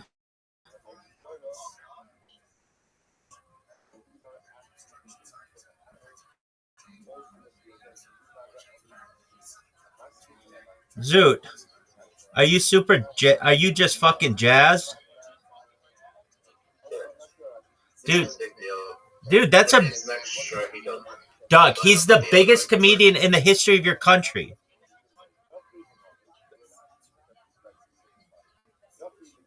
He might be the biggest comedian in Australia right now. Oh, for sure, dog.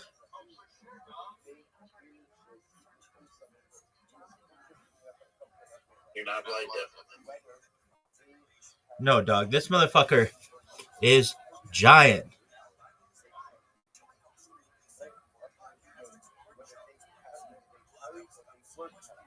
Zoot, are you happy? Yeah. Have you ever been happy in your entire fucking life? Yeah. Dog, that's big time, dog.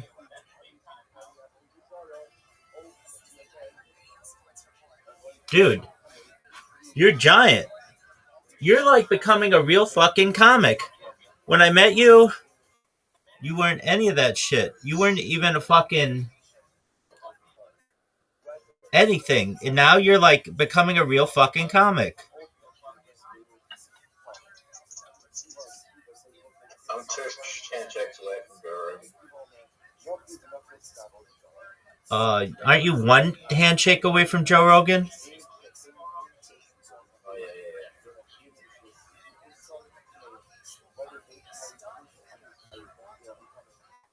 Dog, you're 1 handshake away from Joe Rogan. How many handshakes away from Joe Rogan here? I think 1. Who did you shake hands with that's been on Joe Rogan? He hasn't been on Joe Rogan, but he's a big time media personality. He's Mr. ESPN, Stephen A. Smith.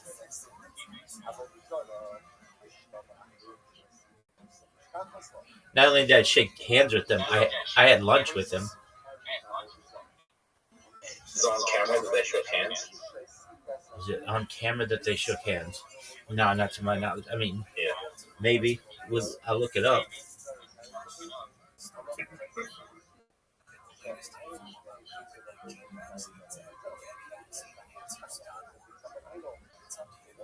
They might. I get that. Yeah. These days, but Do you think so? I think he's living here. Do you think he will stay in Adelaide, or do you think he'll move? He'll definitely move. There's nothing to fucking do in Adelaide. Are you sure? I mean, it's not even the 3rd biggest fucking city in Australia, which there's nothing to do in Australia. If he wants to just be an Australian comic, then that's fine. But he doesn't. He's already shown that he can be very popular to a global audience. So I think he'll be Mr. Australia comedy. And what he'll do is he will tour the United States, tour perhaps Oceania,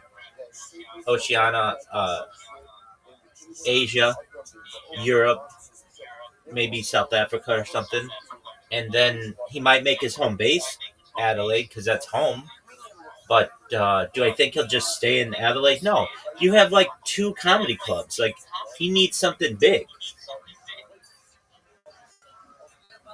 There's more than 2. Okay, even if you don't have 10.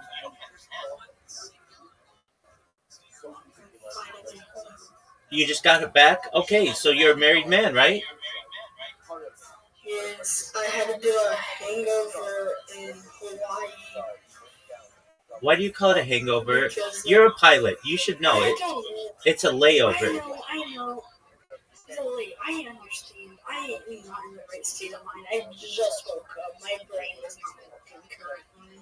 All right, well, let me just say, I don't want you fucking flying any of my planes if I know more about planes than you do.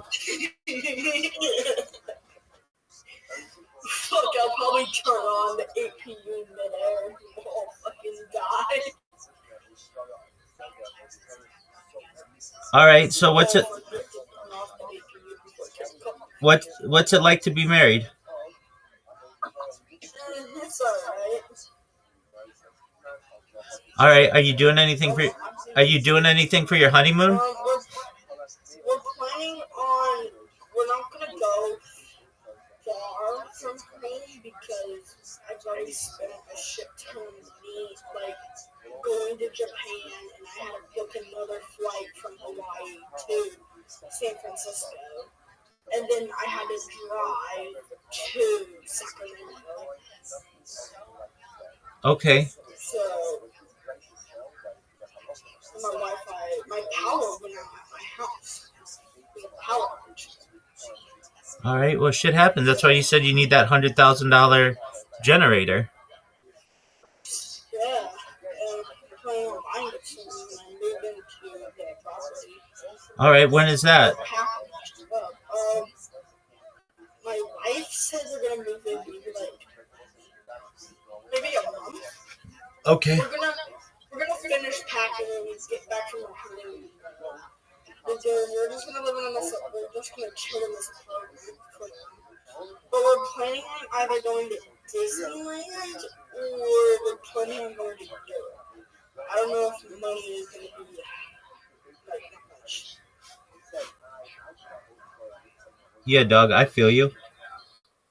All right, well. But how I have so much money is my wife's the fucking surgeon. So.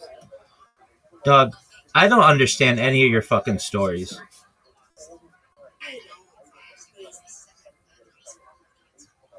I was going to be a surgeon. I was going to be a lot of things. I was going to be a mechanic. I was going to be a surgeon. And I just gave up. I need to stop giving up. Doug, you don't even have a college degree. I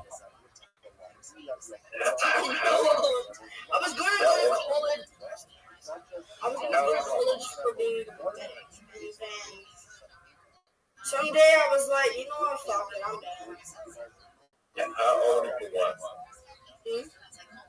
How old you was? Dude, you asked. She's in training, my bad. You're lying. Then how does she have money?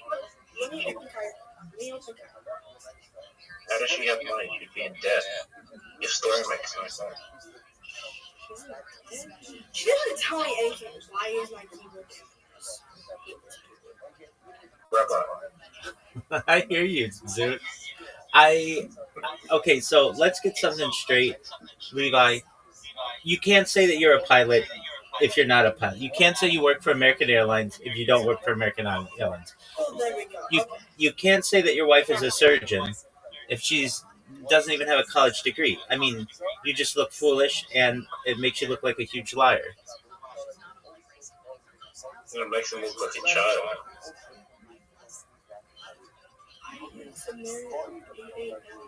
Rabbi, how do you know the guy's actually 19? He came in and had like he had a good explanation, and I understand. I don't fucking check IDs at the door. It says if you're 18, you can be here. I don't really buy it. How do I know you're 18, Zoot?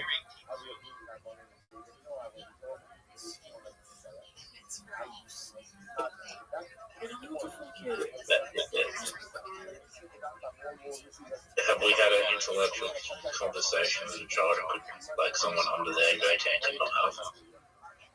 I think most of our conversations are of that type. I just some of your conversations are kind of Alright. How many venues have I told you I've been to that are 18 plus? Dog, he says he flies a plane. Come on, man. Like that. I think you have to be how I don't think 16 to. It's 16 to be a private pilot. I'm private pilot. But you can be 14 to start your training on ground. To learn your ground information. And then I'm pretty sure you have to be 15 for your instrument license. How many hours? How many hours do you? How many hours do you? Have to have. How many hours? I have around maybe. I'm pretty sure I have 40,000 or at least 30. Because you have to have a certain amount of hours as a training student, whatever you want to call it, flying an itty bitty Cessna to even get your fucking private license. I don't remember the amount of flight hours. I would have to do my research again. And then you have to have a certain amount of flight hours to get into an airline. Some airlines are different than others. Yeah, why did you say you work for American Airlines though?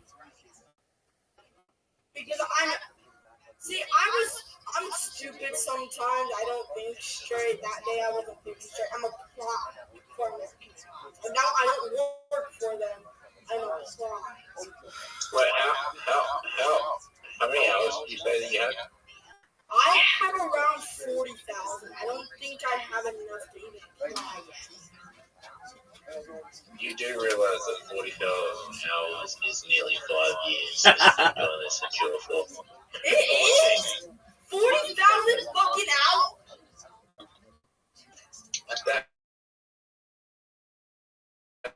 I mean, you would have been singing hour, waking hour. Wait. You would be spending every single waking hour to get there. Pretty much every single waking hour for the last 5 years to get there. Doug, Levi, you're full of shit. Like former U.S. Air Force pilots from World War II don't have that many. Okay, so private pilot's license, PPL, requires 40 to 70,000 hours of flight time, which typically takes 3 to 6 months. Commercial is CPL, requires 250 hours of flight time. Stop. You're not making sense. 40,000 hours is far more than 3 to 6 months.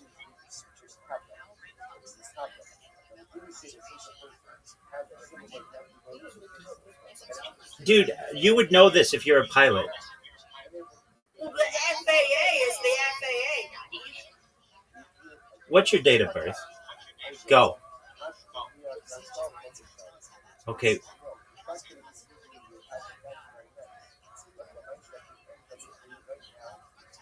I mean, we've got a lot of questions when like there are only 100 living pilots that have 40,000 hours. So then this website is online. No, not this website. You would know. You would know from your own experience. Doug, I've been living in a plane for the last 6 years. And you wouldn't call it a hangover. You would call it a layover. You recognize that you sound like you don't know what you're talking about. Rabbi, did you know that I've lived 260,000 hours? How many of those in a plane?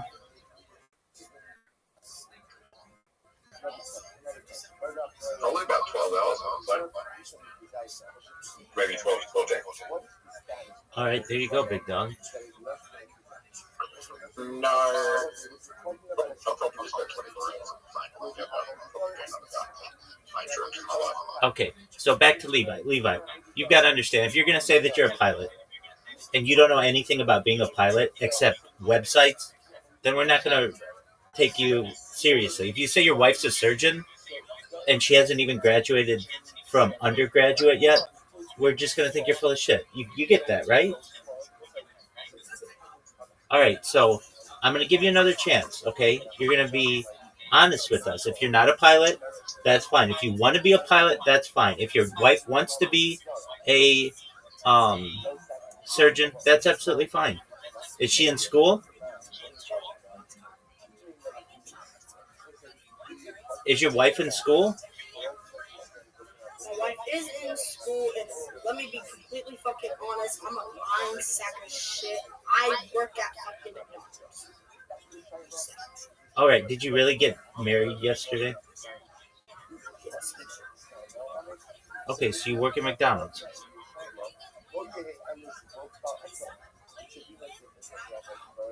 So why are you talking about being a pilot? It's just a big dream of mine. My fucking grandpa was a pilot, my stepdad was a pilot, and it's just like in my fucking family. Most of my fucking family are aviation geeks. It's just I don't have the knowledge. I have sort of kind of knowledge to be a pilot, but honestly, in my mind, it's just too late. You know, I should just give up. It's too late. It's gonna put me $90,000 US in debt to even go to fucking ground school or whatever you call it. You said yesterday that you had money. Okay, they're not the fucking. What did you say, Levi? I was just asking Zoo not to fucking interact with me because I'm overstimulated right now. My man, you gotta be honest. I gotta be honest with you. You have to be nice to the people in here, and you just told too many lies. Okay? I just can't believe anything that you're saying. So for those reasons, you gotta go. Okay? Yep. Take care.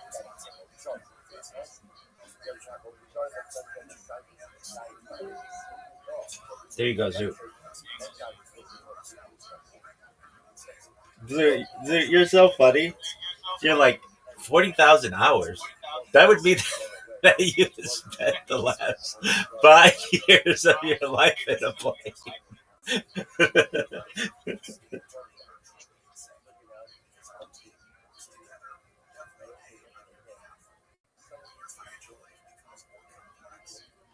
That's a long time to spend in the plane. I'm in agreement with you.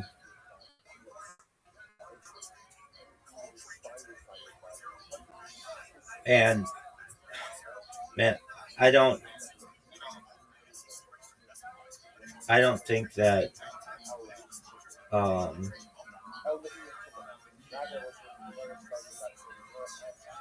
we just a moment. You raised a really good point.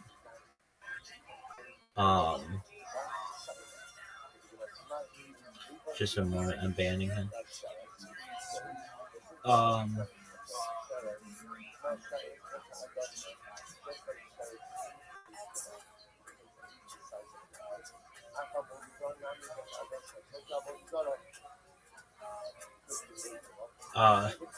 It's a really long time to be on a plane. Yeah, there were a lot of questions. I mean, he just joined like 20, I don't know, less than 48 hours ago. But he came in and he was like, "I'm having to fly to Japan tomorrow." Like, okay, that's fine. But like, if you're flying to Japan, he's like, "I'm gonna arrive at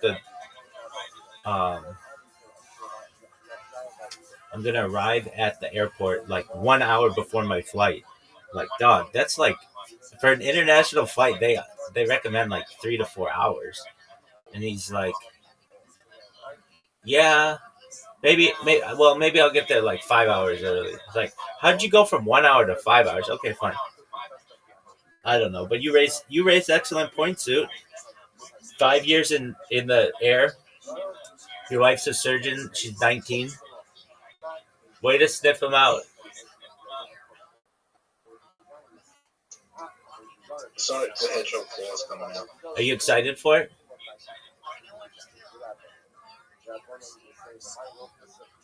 Yeah, I don't know anything else on the Hedgehog. Okay. tried to give James McCann the Sonic the Hedgehog covering of puzzles. He didn't want it. Okay, I wouldn't either. I would be like, don't give me that shit. I don't want it. Why did you try to give it to him? So, Why did you try to give it to him? so I fucking want it. All right, that's cool. So did he know your cousin? Yeah. That's baller. Are you glad that? Are you glad that he did not invite you to do stand up?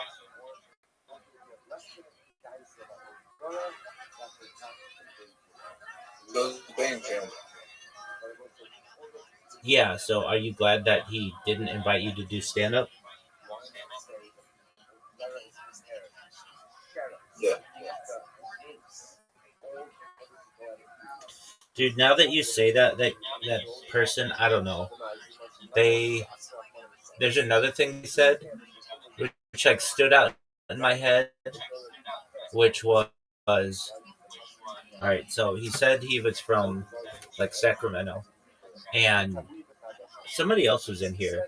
I forget who, but we were talking about. Go ahead, Zoo. I'm not along the line tonight. Man, I'm talking a lot about meeting James McCann, and I actually did. Oh, I know you did, big dog. I'm proud of you. There's a good chance many years ago that we might have been the same together. Dude, that's fine. I'm not stupid. I know you didn't meet him, and that's cool. You met him now, and that's super cool. But this person, whatever fucking Levi, came in and was like, somebody else is in here, and I was asking him about the Super Bowl, and Levi was like, Rabbi, I couldn't tell you about.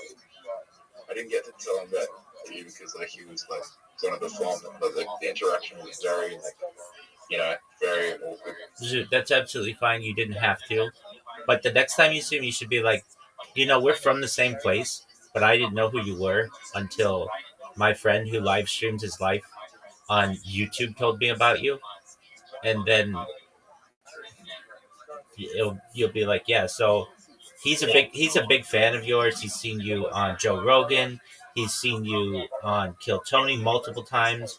He's seen you on Joe Rogan multiple times, and he's watches your stand up. And he made me aware of you, and I can't believe I didn't know who you were. But I'm really glad that he made me aware of you because I'm a big fan now. And you lived with my cousin, which it shows it's a small world. He's very awkward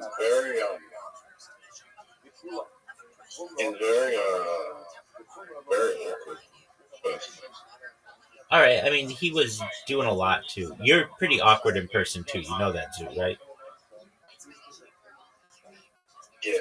Okay. This was also nice. I didn't interact with anyone, but it was weird. You tried to give him a Sonic the Hedgehog puzzle. I mean, he's gonna think you're weird. I would think you're weird. If I met you in real life, I don't think we would be friends. Not because I don't like you, but you would say something that made me feel awkward, and I would just leave you. And I think most people would do that. But the fact that I've gotten to know you, I mean, probably shows that I should give people more options or opportunities.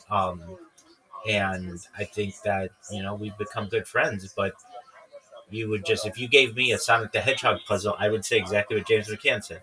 I don't want that. I'm about to go on stage, so I understand that he felt it was awkward. No, this is very awkward. It's like, oh shit, like he knew who I was. It's weird. How did he know who you were?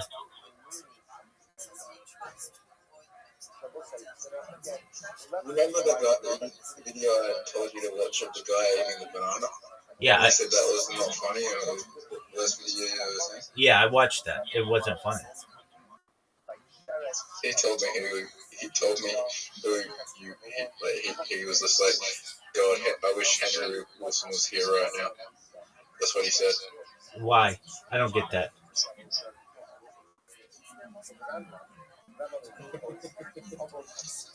He was doing a shot, and James McCann offered me a shot, and I'm like, no.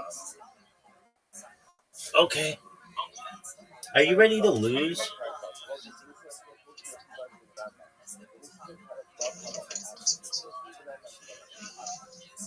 Henry Wilson is one of the. Henry Wilson might be like the most well-known person in that. No, it's James McCann.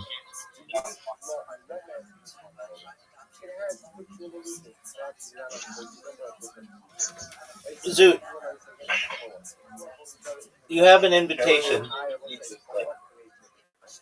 I don't know like how, but he follows like everyone I'm following on Instagram. It's like what the fuck. Dude, I can't believe you met James McCann. And you didn't know who... Zoot, why... Oh, you hit. Good job.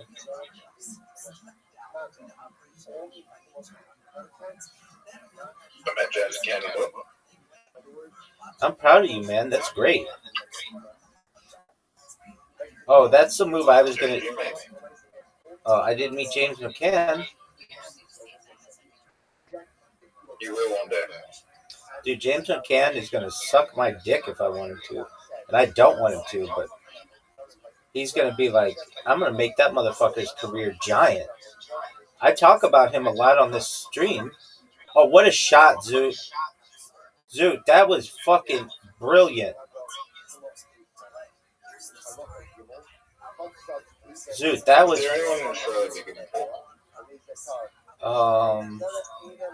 The biggest people are Margot Robbie. Comedians. Oh, comedians? No, there's not. There's that guy. Who do you name? He's like part of... He became an American citizen. Who's that guy? No. Oh, are you fucking serious? Are you fucking serious? Look at the shot. Are you fucking serious? Wow. What is that guy's name? Who's the biggest comedian in Australia? Jim Jeffries, yeah. That guy?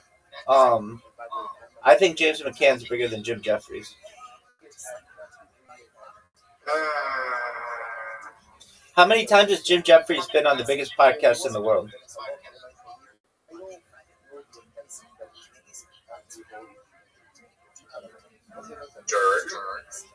That's the biggest podcast in the world, dog. Isn't Kill Tony?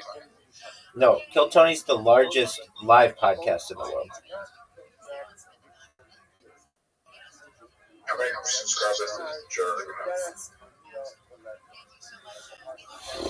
Something like 20 million, something like that. Well, on YouTube, on Spotify, I don't know. You think everyone in the world knows who Joe Rogan is? No. Who do you think the most famous person in the world is living? Maybe Donald Trump. You think Trump? Yeah. Not Ronaldo or Messi? No. Americans don't know who that person is. Or who those people are. Like, most Americans don't know who Lionel Messi is. Most Americans don't know who Cristiano Ronaldo is. You would be really shocked to just see, like, how few Americans know anything about international soccer. Now, oh, what a shot. What a shot. Oh, now, like, do I think what? Who's the most Google person? I mean, I don't know, but Donald Trump is up there with most famous person alive.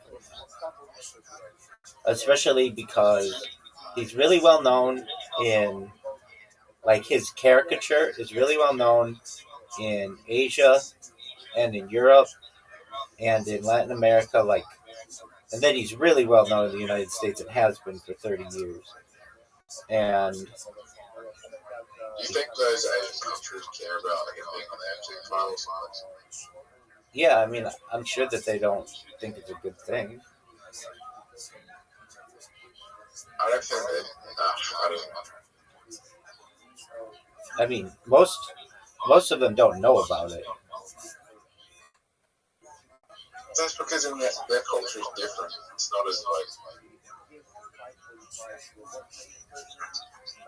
I care about that stuff, but it's like not as like big of a deal over and over this concept.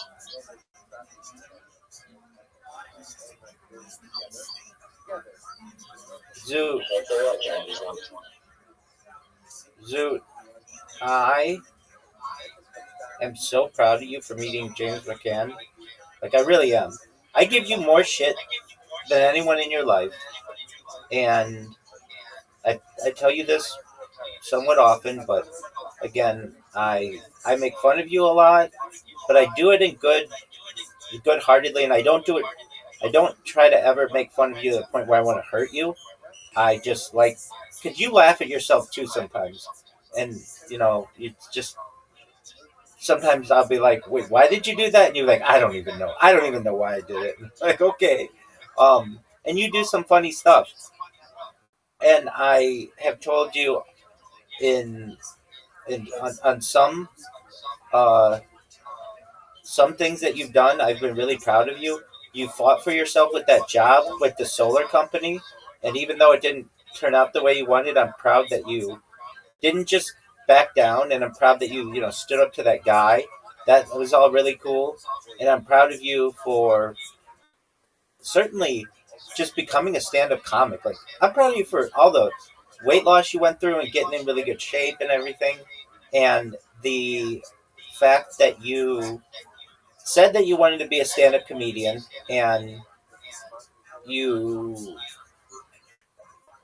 weren't that funny when you first started, and you didn't have any material, and you've developed it, and you've made friends, and you got up there and you did it, and then you got okay at it to the point where you were able to get on stage and entertain people, and you dealt with hecklers, and I'm proud of you for that.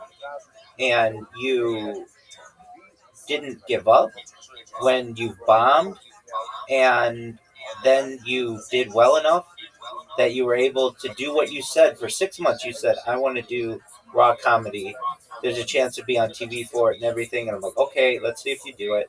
And then you actually got up and did it, and you were successful to the point where you won as a wild card to be in the finals for your state. And now on top of that, you met the biggest Australian comedian in the world. Who it is that they're saying allegedly killed Ian Watkins, one of the most disgusting pedophiles. Dude, what the fuck are you doing? That he was found completely and totally dead in a Zoo! in Wales a couple of months. They're claiming that it's this dude, and the dude just completely and totally refuses to go to any court dates. He just says, fuck it. Zoo, what are you doing? Could have done that would have made me like him more Zoo! than I already do. Anybody want to put money on someone's books in prison in Wales? What do y'all think? What in the fuck are you doing? Dog, I don't want to hear those kinds of fucking things.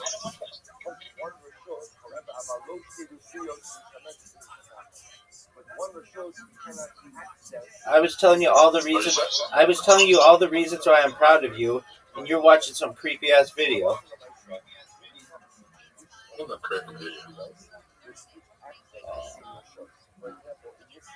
Okay. So anyway, Zoo. And now you've met the biggest comedian in all of Australia. That's baller as fuck, dog. He is the biggest. It's not bad,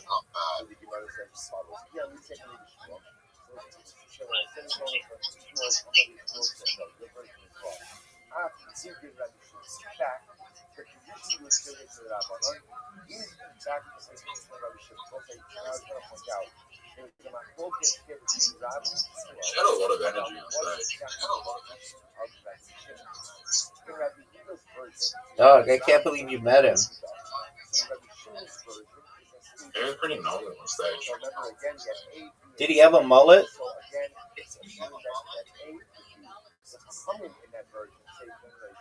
Kind of. But he can't carry into both A and C. He can have two trios that use one schedule with this. But he looks like he does in the videos. Yeah, he does. Did he have glasses? He didn't have glasses on? Yeah, he did.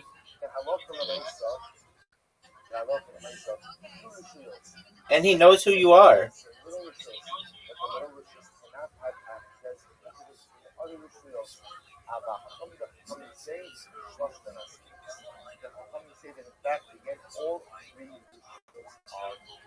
He's not. He's pretty medium build as well. Like he's not like. He's not as light fat as he looks on camera.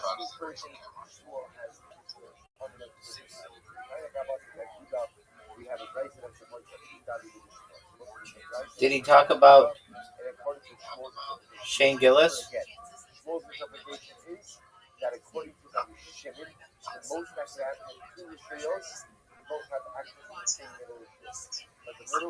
He talked about like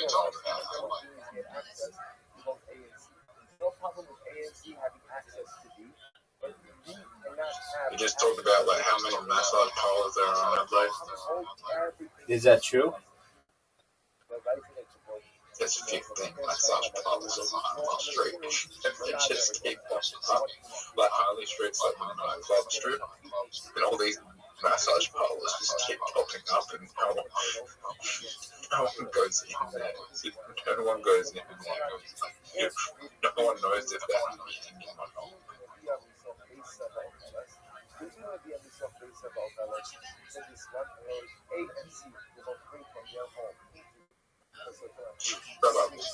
If you saw a massage parlor called Swedish Chinese massage, what would you think was going on there? Happy endings? You think so? Yeah, dog. If it has the word Chinese in it, at least in the LA, that means happy ending.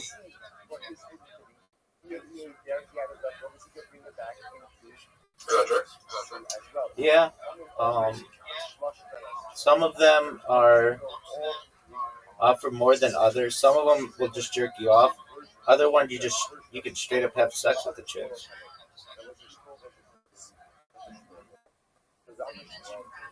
Have you been to one? Allegedly, I'm the king of those motherfuckers. Have you been to one? Allegedly, I'm the king of those motherfuckers.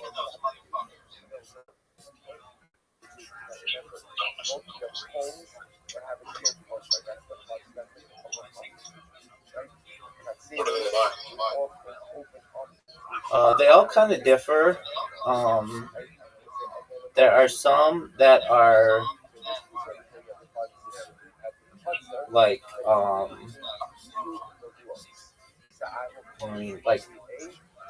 don't want to describe it. Like, some of them advertise online, like, what they offer. Like, you can basically go and they have, like, reviews online for what they offer and how hot the chicks are. And you've never scored on this hole. And, like, depending on the place, there's, like, what's called like a, what do they call that lady? Mom, like the Asian lady who, what do they call her? Like a it's like an older Asian woman who like runs the place. And, then they usually have like women from China or just the Far East who will give you a massage. Usually all the massages are basically like the same price anywhere in LA. They're like, usually it's like $30 for a half hour, like $60 for an hour. And then the legitimate ones, they Mamasa or something like that. Mama-san. That's what they call her, Mama-san. And the legitimate ones will usually use the word like family, I've been to legitimate ones, and um, they'll have like the word family or something like that, and then illegitimate ones allegedly will have like um, just you would go in, and they ask you, how have you been there before, and even if you haven't, you just say yes. Are you gonna fucking go? Um, and then they say, okay, like generally, they'll be like, all right, how long do you want to go? And you'd be like, either 30 minutes or an hour. Uh, and then they uh, ask, then like the shadier ones are kind of like whisper, like they're like, okay, come on in, and they will have like table and like towels and stuff, and they're like, okay, get ready, and then you then they go and get the like oils and shit or whatever, and then you usually derobe. They'll have like a robe, or they don't have a robe, but they'll have like towels and stuff. And then like the more um, shadier ones. I don't want to say shady, but like the ones that like offer full service is what it's called. They'll like whisper in your ear, "What you want?" And you basically like if you know the deal, they'll be like, you can be like full service, and that'll be like, all right, $200, and then like, all right, and um, half service is usually like $150 or $100, which is just a jerk off usually. But then for the full service, they come in with they'll give you the massage still, and then you can like play with them, and um, then if you want, allegedly you just fuck them, and then usually it doesn't last the whole hour, but then you there's no there's no like kissing or anything like that. It's literally just sticking your dick in the chick, and then that's basically the deal. And uh, you don't have to tip extra after that, so the whole deal usually costs like $250, $260, something like that. Sometimes you can tip afterward, but um, and then they are like illegal, obviously, and so a lot of times there'll be stings on these places where like they'll have police like parked, and um, like when that happens, like nobody goes to it, but they are everywhere in LA. I mean, it's a way that a lot of women from the Far East and Latin America and Eastern Europe come to the United States and are able to make lots of money very quickly. Um, I've heard of some of them that they uh, they offer full service, but they'll just lock the whole place once you go in, and you go and just have sex with the chick, and then you know, then that's the end of that. I've heard of, um, I mean, they're just like basically, um,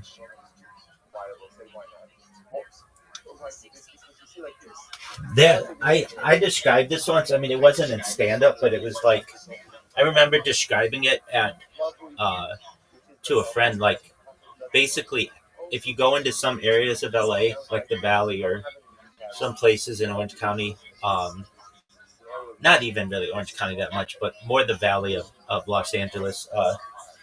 A lot of the places have they all like every street looks the same. It's like a 7-Eleven, a eyebrow threading place, a perhaps a gas station, um, perhaps like a convenience store, and then a massage parlor. Like they're on in some areas of LA. They're like on every corner. They're not on corners usually. They're usually like kind of not on a busy part of the street. And a lot of ladies are able to provide for themselves that way in a foreign country. Yeah, go ahead, Zoo. You can't speak to Jane McCann on Monday night, right? But who would you like to speak to on Monday night at Live Live? Chelsea. It's possible, isn't it? Yeah, dog. Me and Chelsea don't talk. All right. But you can say, hey, my friend is a big fan of your comedy. He's seen you on podcasts and he wants to talk with you.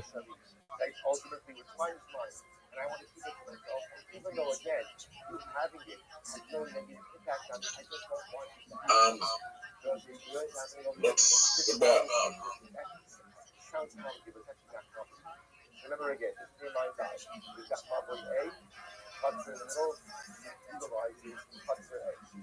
what's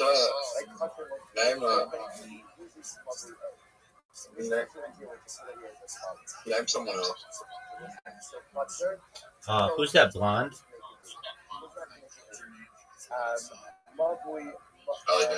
Yeah, that chick. That's probably more possible. All right, but I want to talk with Chelsea. And I'm going to tell her, dude, we talk about you all the time. You're a celebrity on my fucking stream.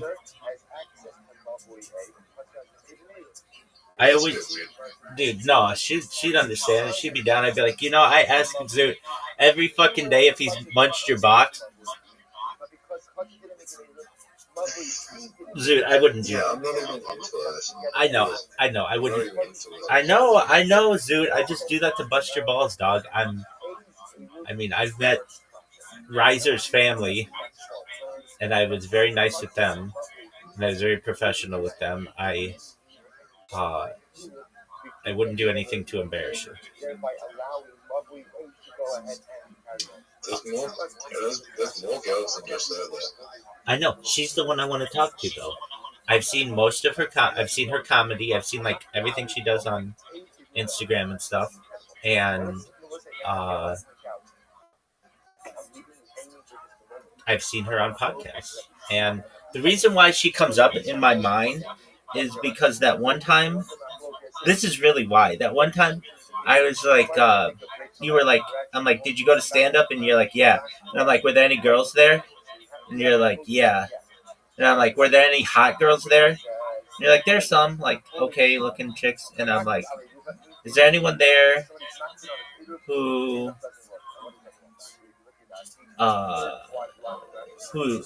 talented or something like that? It was something like that. And you're like, maybe. I'm like, is there anyone there who you would fuck? And you're like, maybe. And I'm like, all right, who? And you're like, I don't really want to say their name. I'm like, all right, well, tell me the letter of the alphabet that their name starts with. And you're like, C. And I go, Chelsea. And you're like, how the fuck did you know that? And I'm like, bingo. Ever since that moment, Chelsea's been the one.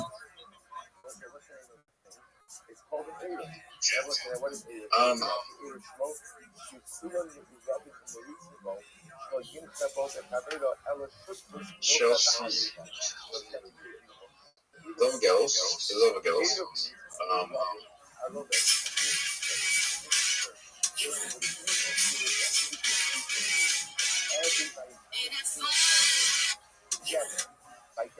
There's so many other girls there as well.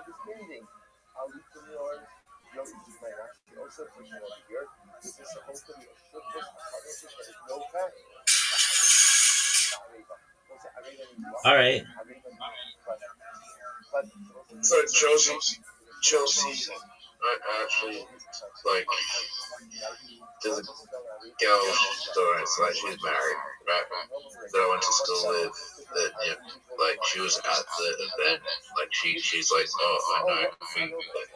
She said to Chelsea, like, do you know who that is? Like, yeah, they get to school together.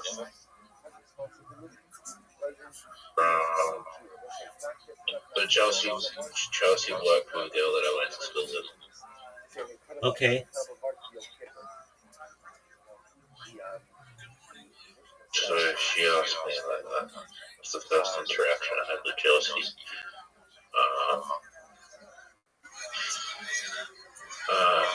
She sent me from yeah, everyone sent me from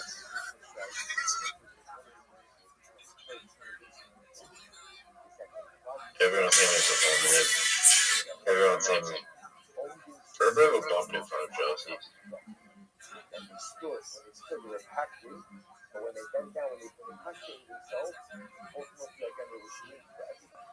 Okay. I did have a really open set. She was like, it was like 20 people in the room, and all I could see was, like, she was sitting like close to the front, so all I could see when I looked up was her face, and it was just like, that was like uncensored. Okay. What's your favorite female singer? Who's your favorite female singer ever?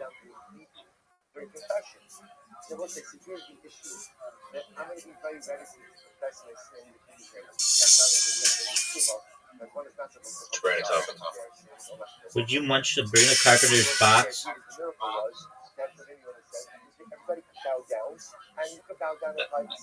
Doug, shut the fuck up. You're so full of shit.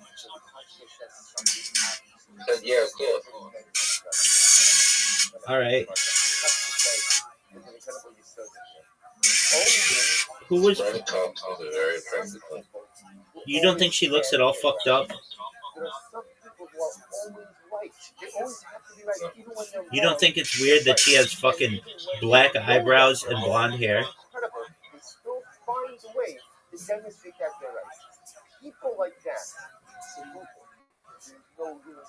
So does my girlfriend. Do you know that Sabrina Carpenter's aunt is the voice of Bart Simpson? What'd you say? Nancy cut, right? Yeah, dog. Wow, you know that you're shit. You know that. Oh, What, Zoo? What happened, big dog? did you know that Netflix is increasing their subscription by 24% a year?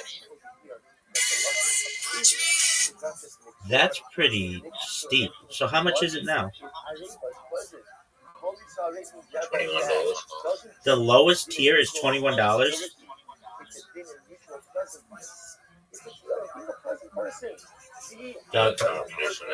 Doug, I remember when fucking Netflix was $5 fucking dollars. And it wasn't that long ago. I remember when Netflix was by mail.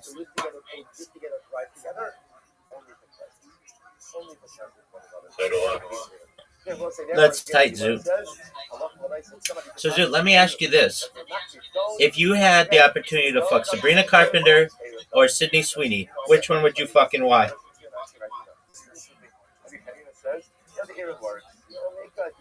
Sydney Sweeney. All right.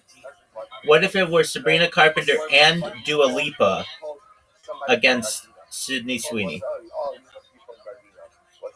No, it's Sydney Sweeney. Is there any chick who you would fuck over Sydney Sweeney?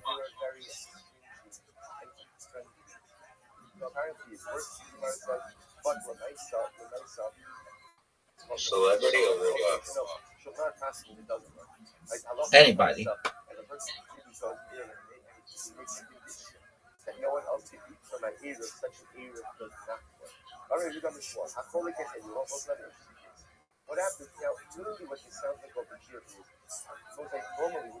Yeah, this girl in real life.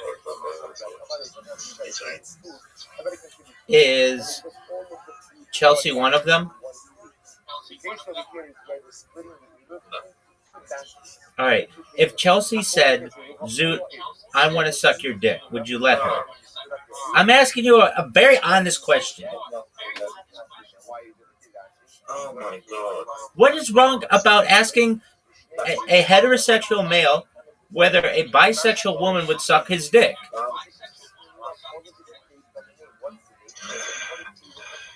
You're very awkward. That's not awkward. That's completely a normal question. Would you let Chelsea suck your dick? Yes or no? My standards aren't that high anymore, so probably. She's a legal adult, so that's pretty much my standards, man. Yeah, dog. Did you ever see her stand up about Tinder? Yeah. Yeah, that's a weird thing that you guys have going on in Australia. Like, what's the age of consent in Adelaide? Is it like 16 or 17? 17. 17. But it's not that way in all of Australia, right? It's 16 everywhere else that's Australia. There you go. And is there a reason for that? What? Is like South Australia like more conservative or something?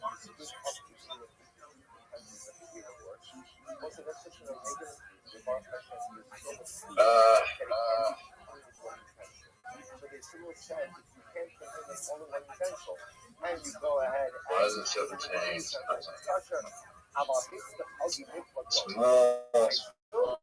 It's more not protected in high school. Yeah, but I mean, like high school relationships. well, anyway, so Chelsea tells that story where she's like, I was on Tinder before I was 18, and I put in my profile that I was 17, and all these people, but not just men and women, like swiped right on me or whatever. And that made me realize that not just men are creeps, but women are creeps as well. But here's the thing, which is I find to be interesting.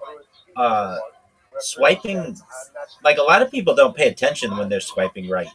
They just fucking, I've used automatic swipers that just swipe right on everybody. So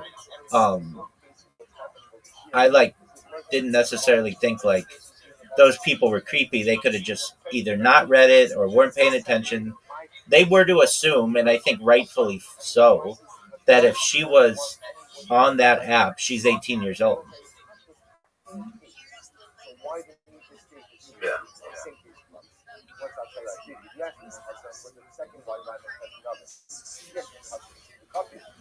I don't know why it's 16, 17 everywhere. Like 17. And 16 is All right. Are you proud? a good thing. Are you proud that you met James McCann? Yeah. Are you gonna hang out with him soon? Yeah. Are you gonna hang out? Yeah. Are you gonna hang out with him next hour? No. But Rabbi, What up, baby? it should be 18. It should be 18 with Romeo and Juliet in a perfect world. You're saying it should be 18 with Romeo and Juliet laws in a perfect world. Yeah. Okay.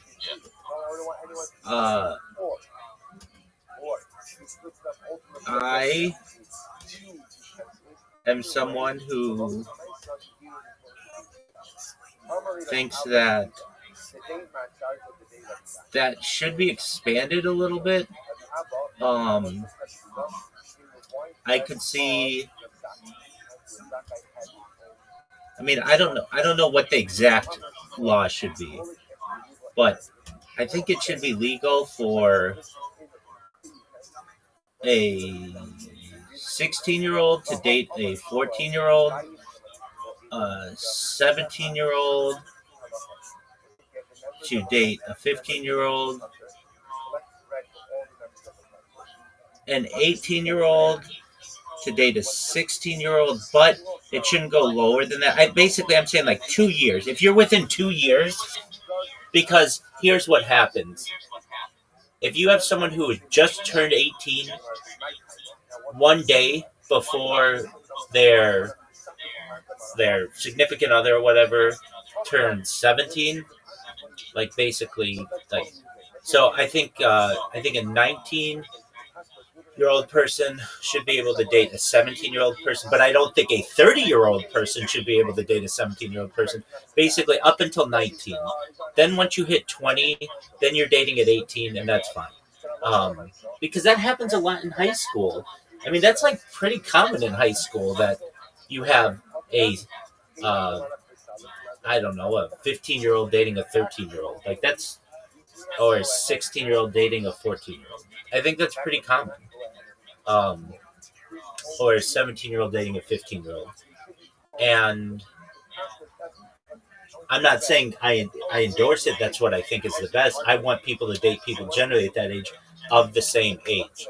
But if I had to expand the law, I would say I don't want the thing that I want to avoid is the 18-year-old boy who just turned 18 who gets a statutory rape charge because he had been dating his 17-year-old girlfriend for 4 years. I think that's stupid. I don't know what the exact law. I don't know what the exact perfect law is there, but I think 2 years is okay. More than that, there really runs into issues too, where you have seniors in high school who date freshmen in high school, and that's really common. And uh, if the school allows that, like here's what I don't understand: the school allows it, and then the 18-year-old has to break. I mean, I don't know. Maybe the school shouldn't allow it, but if they're not going to legislate that, I don't feel like the people should have to break up just because. So does that? And I'm just talking it out here. So does that mean it should be expanded to 4 years? I mean, that kind of seems a little creepy, but uh, like you basically have. I don't know. If the school allows kids to date in high school and allows a senior to date a freshman in high school, then I don't feel that they should have to break up once the senior hits 18. But I guess because of the law, they force that. I don't know. I don't know. I feel like the school really shouldn't let the person that much older date the person that much younger. I guess would be probably ideal. But since they're not going to do anything about it, you're going to have a situation where you have maybe you have like a 17-year-old senior in high school who dates a 14-year-old. Is an item still a job? Like, if you're still possibly still a job, like, that's item. Like, that's a weird one. It is a weird one. And I don't know.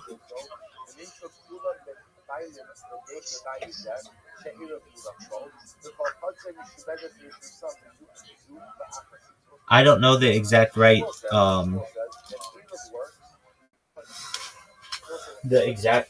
law or whatever, or right number, but there's something. So I feel like the school shouldn't either, or the school should prevent it, or it should be allowed. And I mean, there's just this weird time between when you're between ages, I don't know, 13 and 19, where there's these different relationships that occur. And I mean, I can remember I was either 18 or 19. I think it was 18 or 19. And I knew a girl who was dating a guy who was 26.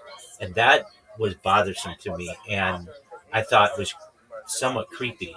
However, I think she was 18 or 19, and she wasn't groomed. It wasn't anything like that. But then that guy became my friend, and he wasn't a creepy guy at all. He was a really good guy. It so happened that this girl liked him, and they hit it off or whatever, and that's just how it happened. But I thought that seemed so old to me back then. It just was like but you know, this guy was well established. He had a house, he had a car, he had a good job, he had a good degree, and she found that to be attractive, and she started dating him, and they dated for at least a couple years, and but I felt like, hey, I mean, much like that joke that is all over Instagram, like it's really hard for 12-year-olds these days or 13-year-olds these days because they've got all these CEOs and tech moguls who are going after their girls. When I turned 18, I was like, or when I like 18, 19, and there were these older guys dating the girls my age, I felt that was like unfair because it's like, hey, these guys are established, they have jobs, they have cars, they have houses, and I just graduated from high school. I don't have any of that stuff. How am I supposed to compete?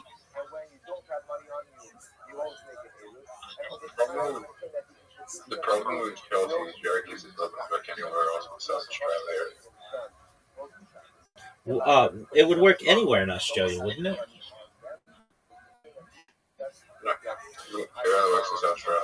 No, it would work anywhere in Australia. You could be on the dating apps at age 16 in the other states or province or territories of Australia, and it would be legal. I got the yeah, she was not she could just say 16. She could say 16, and people still swipe right on her, and it's legal. Yeah, that's basically 30-year-old or 16.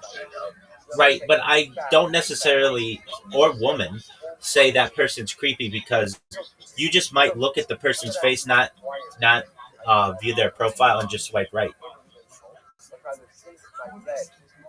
Especially if you're on those apps all day, it's like whatever. I'm not paying attention to this stuff. I'm just waiting for someone to message me. But if you are in a position of authority, it becomes 18 times. So that means like a trip,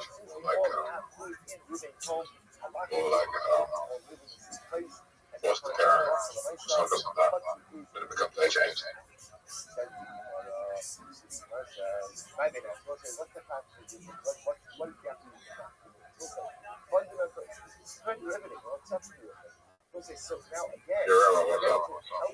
What up, baby?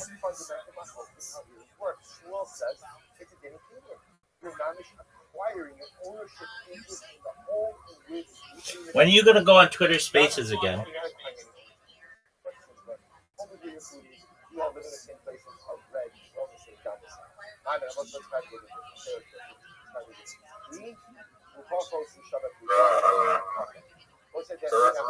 What up, baby?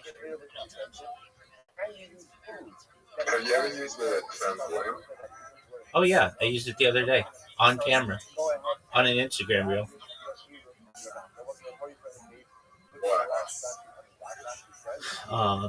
I was saying that a lot of Israel is goyim, and I want to change that.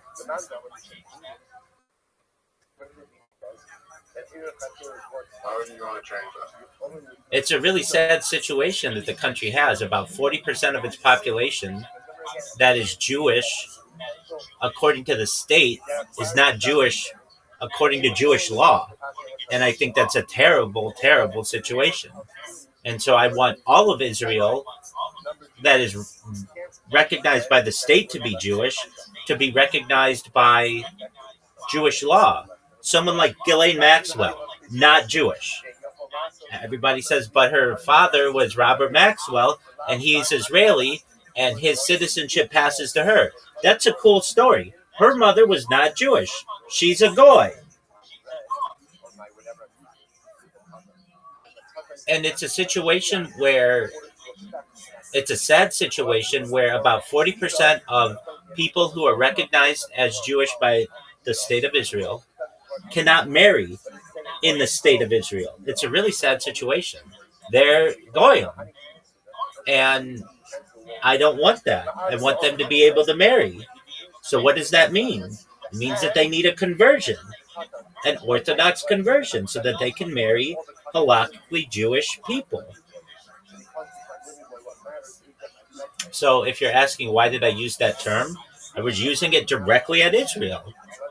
And this is not a this is not a Why can't you change the law? Why can't you change the law and Israel just have Israel and get married? it's not allowed within Jewish law. And Jewish law trumps Israeli law from a halakhic standpoint, from a Jewish law standpoint. That's not how it works. Jewish law does not bend a knee to Israeli law. Jewish law has been going for thousands of years. Israel is a 77-year-old country.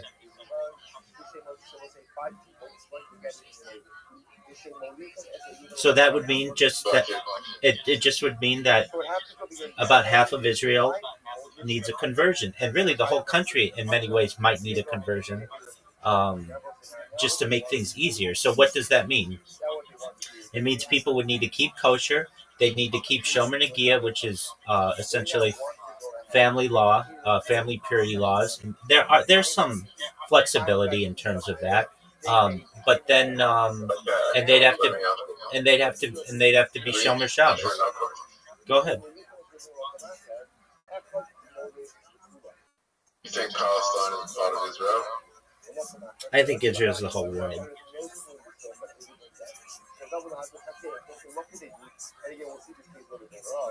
Do you think Israel's the whole world? Yeah, I think Israel's the whole world. That's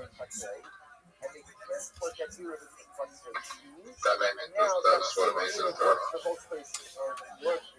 Torah. Arguably in the Torah, the boundaries are basically the Nile River, Hindu Kush, the Euphrates, and the mountains to the north. I mean, that's approximately where it is. But there's an argument to be made that we have a diaspora. We have a huge amount of Jews for 2,000 years that were in exile. So we've made our home everywhere in the world, including from the largest cities in the world, like New York and London, and Sydney and Melbourne and Cape Town, to small little shtetls in Eastern Europe. We were basically a people who were spread over the world. And thus Israel has had its, at least the Israeli diaspora, the Jewish diaspora, has had its borders moved to every corner of the world. And thus I see the entire globe as being Israel. And if you want to be Israeli, I don't really care about that. If you want to be Jewish, then convert to Judaism, and you can be Jewish as well.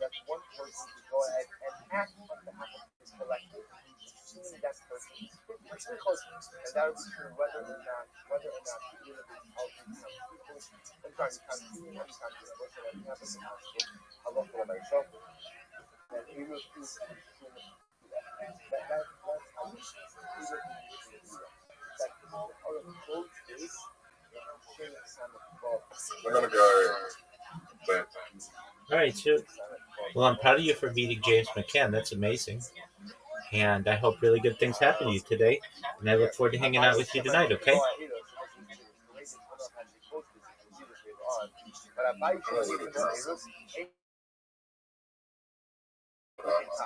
That's tight. I hope you have fun. There's no famous that's internet racist. On stream?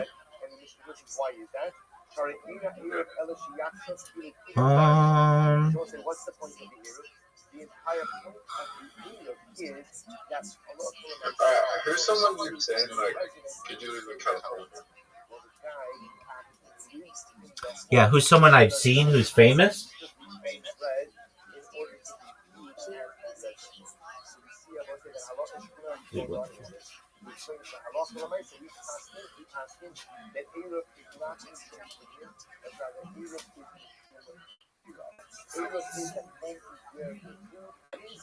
and halacha l'maisa anybody contributes because they're doing this place, therefore also sort of be residents of this same property. So okay, let's finish the Gemara. Says Rabbi Shishari come full circle. So the Gemara says, Yo, baby. By the way, the halacha follows Rabbi Shimon. So let's say, so remember again, what is Rabbi Shimon?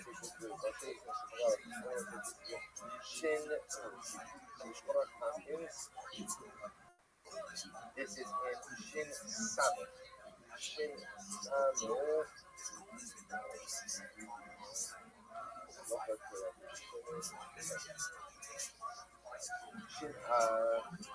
Shin Ayin Tes. Shin Ayin Tes. So say, here it is. Shalosh Katzeros Psupos Psuzu Psupos Psuzu. So remember again, we'll say, we just said Allah calls Rabbi Shimon. What don't we know? What don't we know? Which version of Rabbi Shimon? Remember again, there are two different versions of Rabbi Shimon. So now the Gemara says,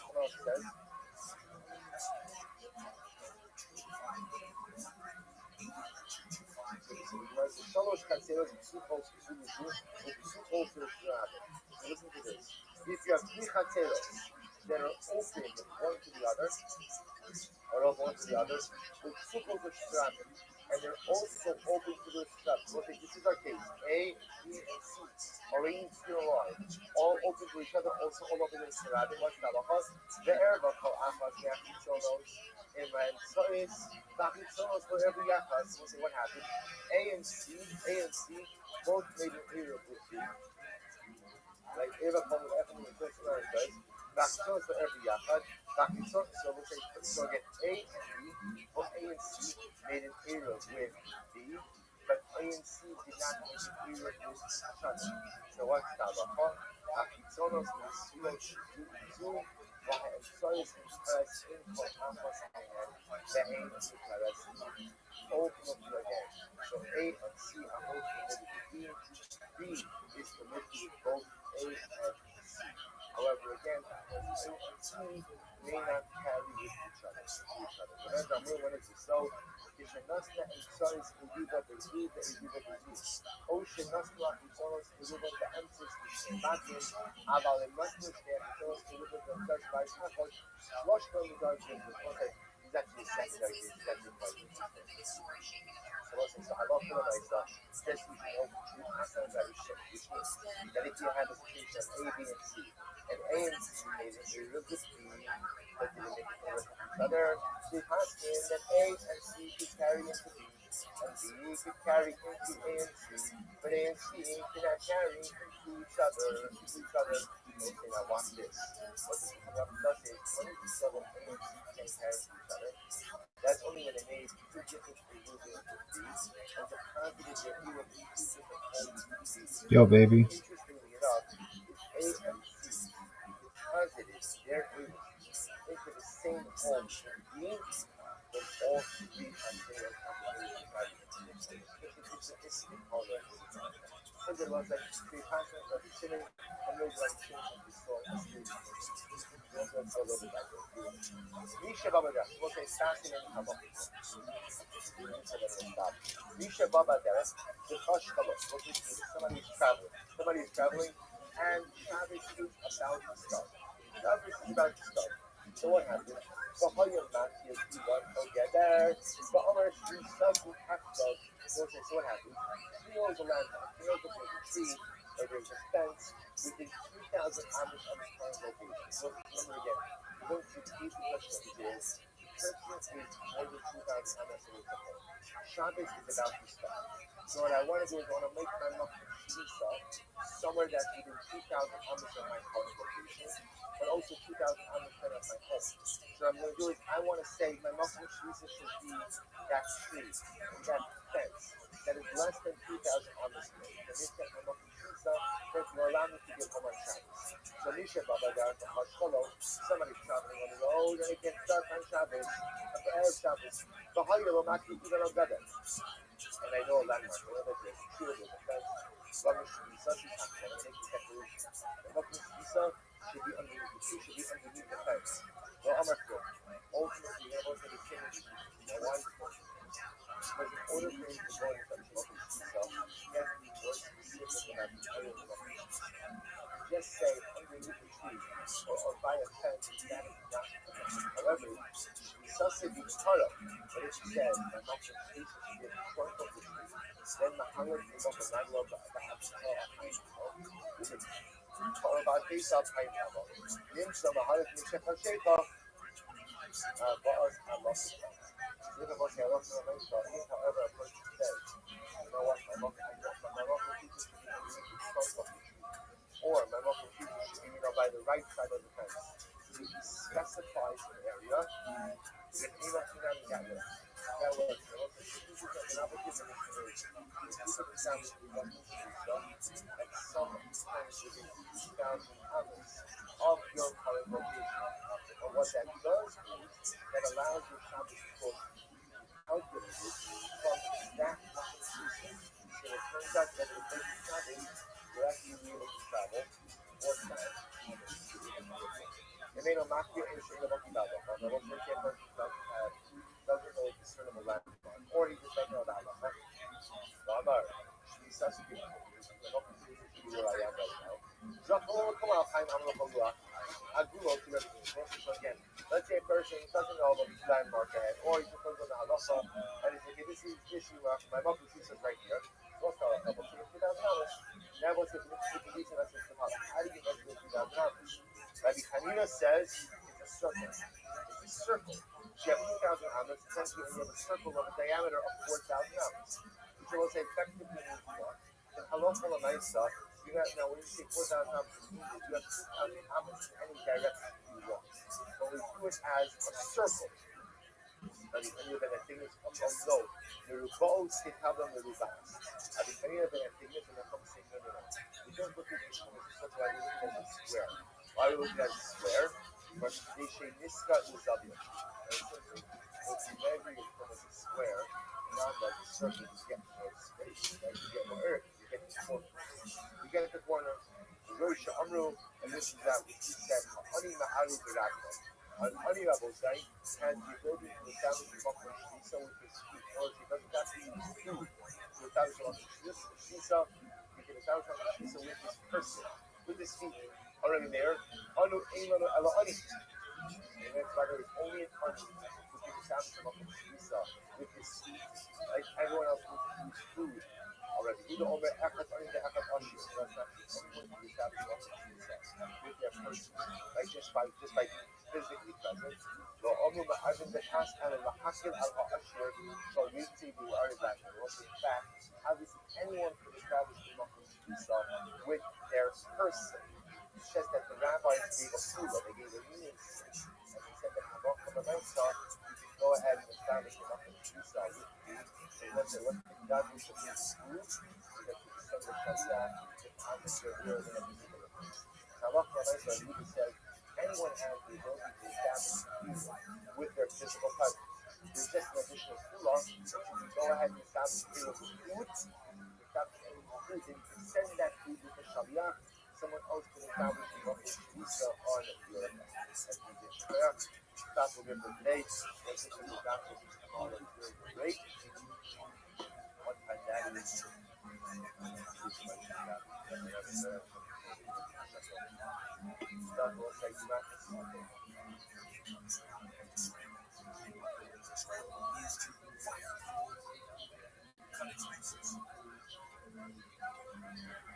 all right, so we'll say good for you. Beautiful. That's Scoop of Test.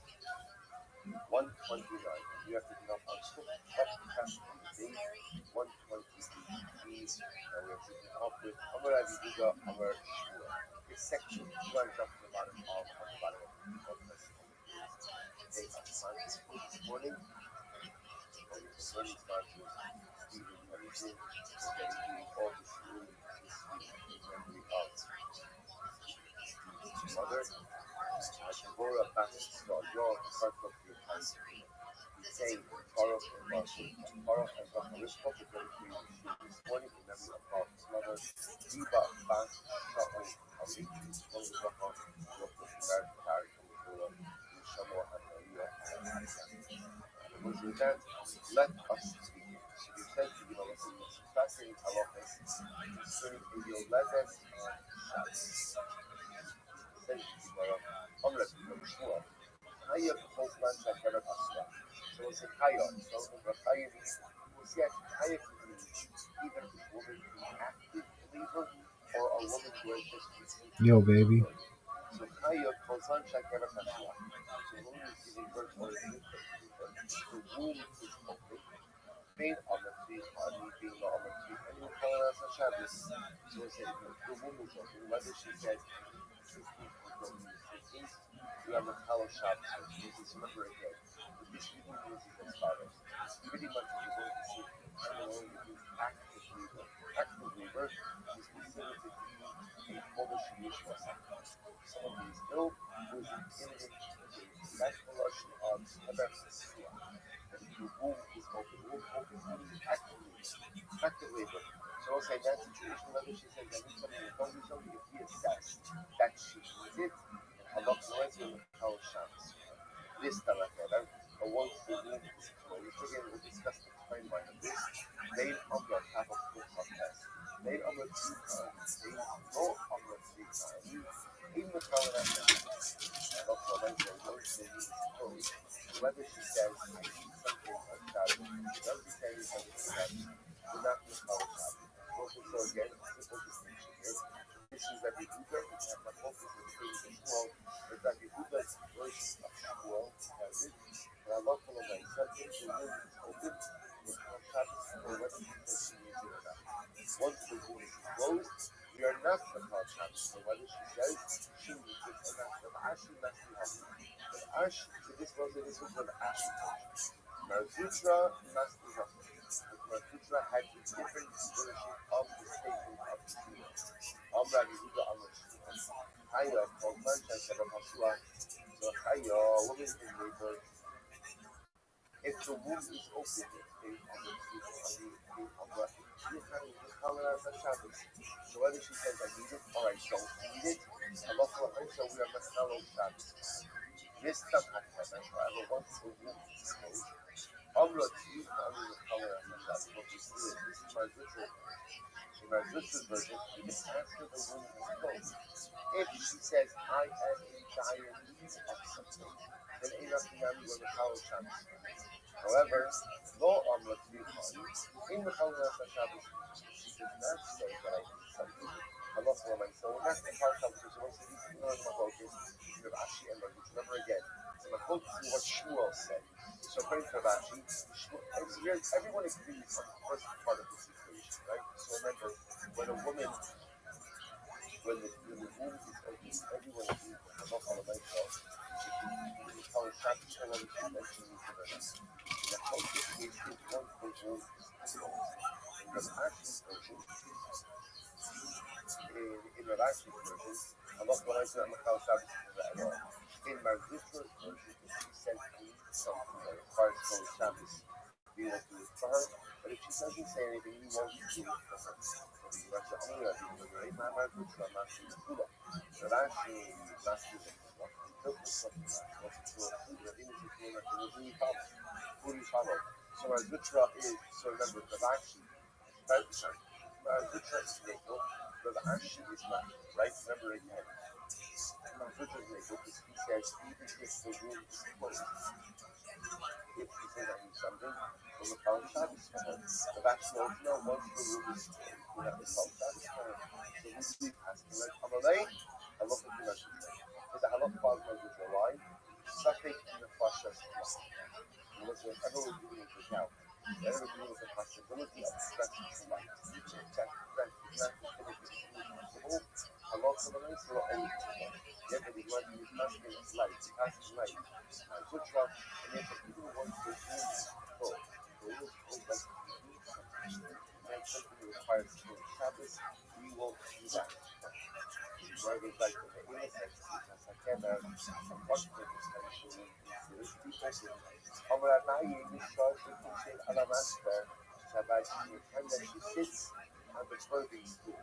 Like they have like clothing stool, like so because she sits down on the clothing stool, that halacha remains at the beginning of that is the rule of so Amra, she starts Shazam Shimsi school, so she was from the time that he was, he didn't put stuff out. Time for blood begins to flow out of her, that's the beginning of activity. That ultimately again is the beginning of the move. For Allah, Shash Kablosan, those of also by Rafah. And others say she is kind of a friend for her, kind of a woman. Not walk alone, they can walk on the beach or on the system. Allah Muhammad is that when the heather ran for days. I've loved that Jesus. I will say, how long that's going to happen? How long after this will you see that the rule that you made? Rabbi is so strong. Rabbi is creating. God will always say that Shiva, God will say that Buddha, 7 days. Bamila, Ocean, obviously, 30 days. So once you start, remember again, see. So first of all, these are important halachas. We got a council, for example, this discussion about what type of time is the room is considered at what point in time does the woman become Buddha in the birth process, so again, that's wrapped up in this focus. How long do you see ultimately again in the heart? That's again heaven is the womb. It's open, so things that this is everywhere. So the Gemara says,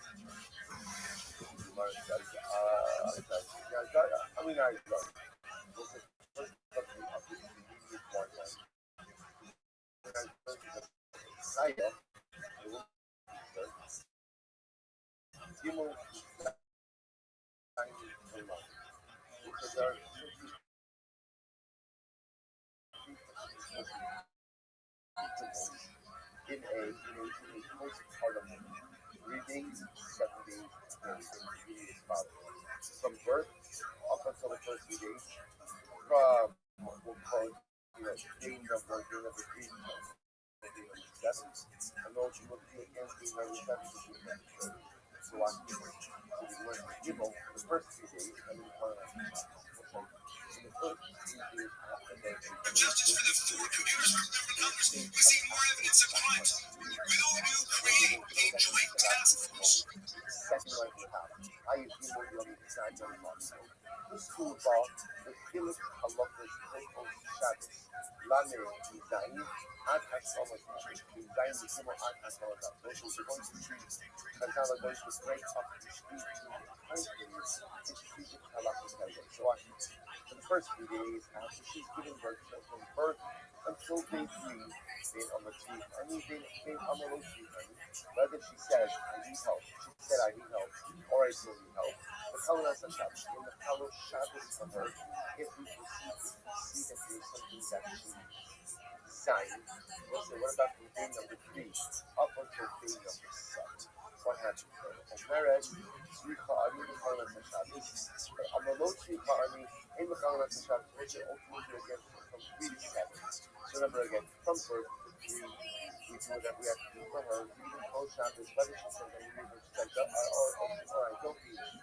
From 3 to 7, then if she says something for post Shabbos for her, but if she doesn't say, we're not putting all the Shabbos for her, Lami, which what happens to 7:30 and on. You will almost do anything on a Shabbos. A lot of them said, even if she says, I need something, she's not considered to be in an active state, so that's that kind of conscious, and therefore we're not in the Kalo Shabbos.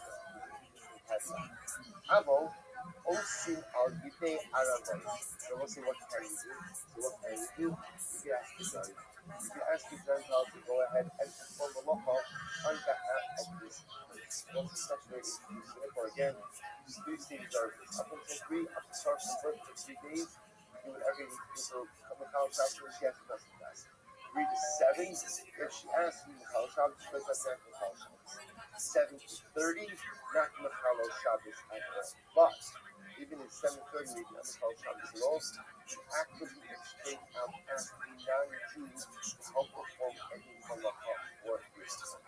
Rabbi the Amar, but Thursday Hula, Naasa al Yidei Aramai Shad. We'll say, as the Hula by phrase of the Lord said, when it comes to Holocaust, the person who is ill, do anything you can be done for this person, you may do through a transplant.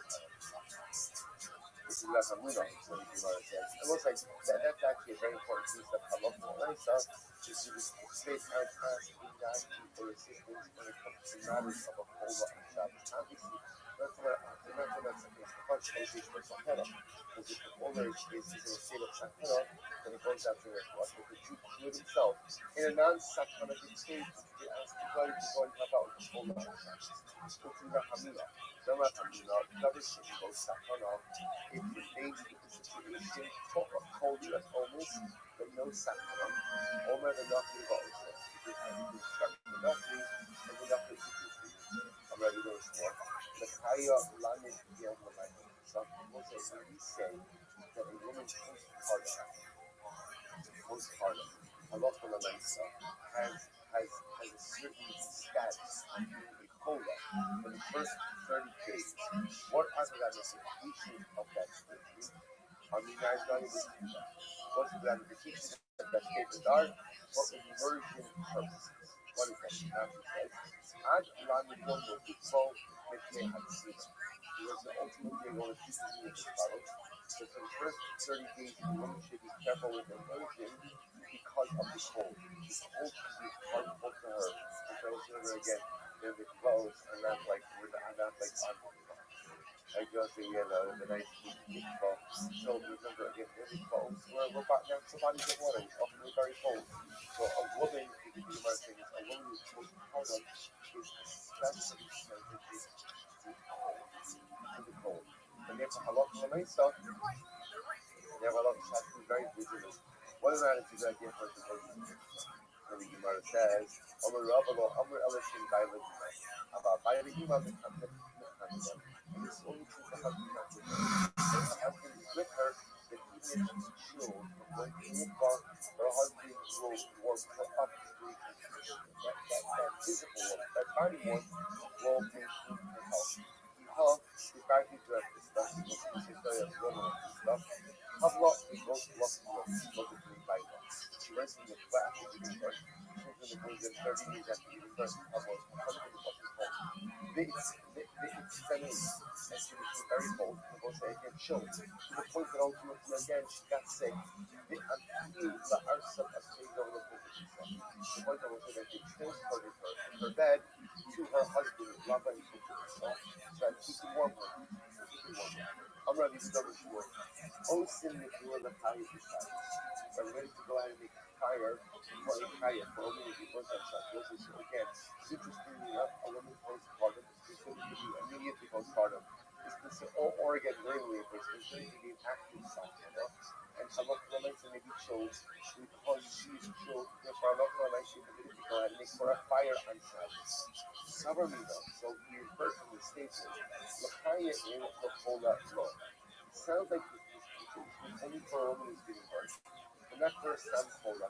Furthermore, again, I would have thought that when he makes the fire, to be most like a shemmy group, be most like Kamala, you can only make the fire like during the winter, but not during the summer, because during the summer already it's hot enough.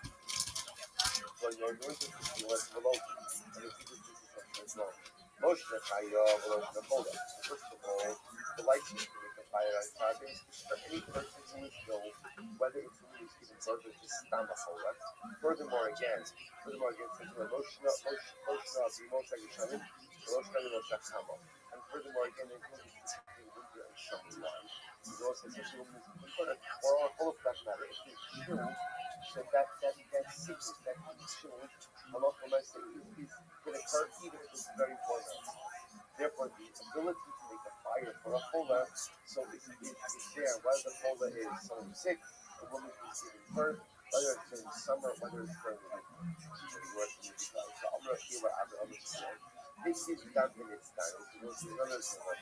Let's say a person did blood letting, right? A person gave blood, right? Did blood letting in its time, and the result is very short. Also, no, the food after the best times. You make from a bonfire, even if it's the middle of the sun. What this is that his license to make a fire, you want someone who is still and chill, not fast enough only by a yoga desk, by a higher, but also visible to any woman, to any person who is well. So also the Gemara, once you start to blood letting over, the Gemara says, Shmuel, so ulay hachaka v'shaga, which is Shmuel, we could actually so ulay hachaka v'shaga, but once you become the Hishik Hacha, Tziva u'tzikum kisei shal tikku, so apparently, Shmuel once gave blood, once did blood letting, and as a result of blood letting, he became shul. To the point that there was an element of sacrifice. So what did he do? They burned a chair made of shanga. So it's a shanga, apparently a very expensive type of wood. So under normal circumstances, you would not burn, right? You would not use a shanga chair to kindle a fire by which to warm yourself if you were ill. But apparently there is no other available firewood, and the need for a fire, the need for warmth, and the aftermath of blood letting is so important. If they even burn this expensive chair. Salfulay Suda Yom. Let's say that Suda, they burned for him after he blood letting, they burned him with Suda Yom, which is actually Min Eres, which is type of food. Once you become landed over here, these are all very expensive things, of course. So, of those circumstances, you would not make a fire out of these types of wood, but because it's chill and after, or as a result of being sick, it's sacrifice the body. These great Rabbanim would burn whatever they had available to them to eat the fire to make warm for themselves. So the Gemara says, Rabbi, so for this shashita, Rabbi would go ahead and burn in shashita, a bench, which we will say in utensil. So it's the same idea, because after blood letting, you sometimes have a fire to warm oneself. These great Rabbanim would burn even items that were legitimate human. Only a fire, the Rabbi, Sabai Sabon, all of these Rabbanim would read this. I, Bahak, Abar Man, we sing about this. So what's this? So again, Abai is especially bothered by that. The Rabbi uses a substitute, and you're going ahead and, or a bench, and you're going ahead and you're destroying it to the fire. So isn't that about conscious? That's the biblical approach about conscious, which is the focus of activity in wanting destruction. So how are you going to go ahead and burn the stuff, or burn the bench for the sake of warming yourself? You bet not about conscious. So if you travel in front of you, outside, if you fight ugly, no, if you have a conscious of my body, it's even more important. Or if I don't take care of myself, that's the shalom I will get. No, that's also about conscious. So my physical, my own body part is not about conscious. It's more important ultimately again than about conscious of the bench.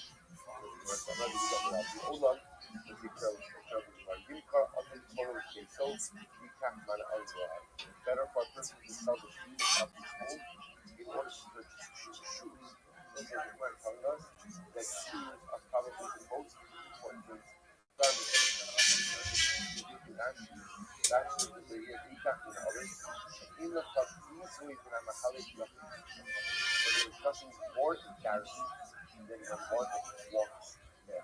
It's incredible. This obligation to go ahead and sell off the views of your home to purchase shoes. Interesting enough, it's not because you're going to hurt yourself if you walk without shoes. Again, just because you walk without shoes, it is such a concern. Right? It's so embarrassing. You walk around without shoes.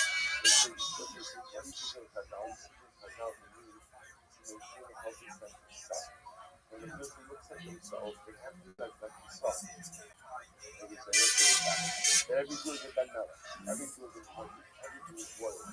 Yes, it's just because they don't walk around barefoot, remember, but such a desire. So better to sell off the things of your home to purchase shoes. Heck, is done by Imam Ayo. What happens if you did blood letting in your nothing?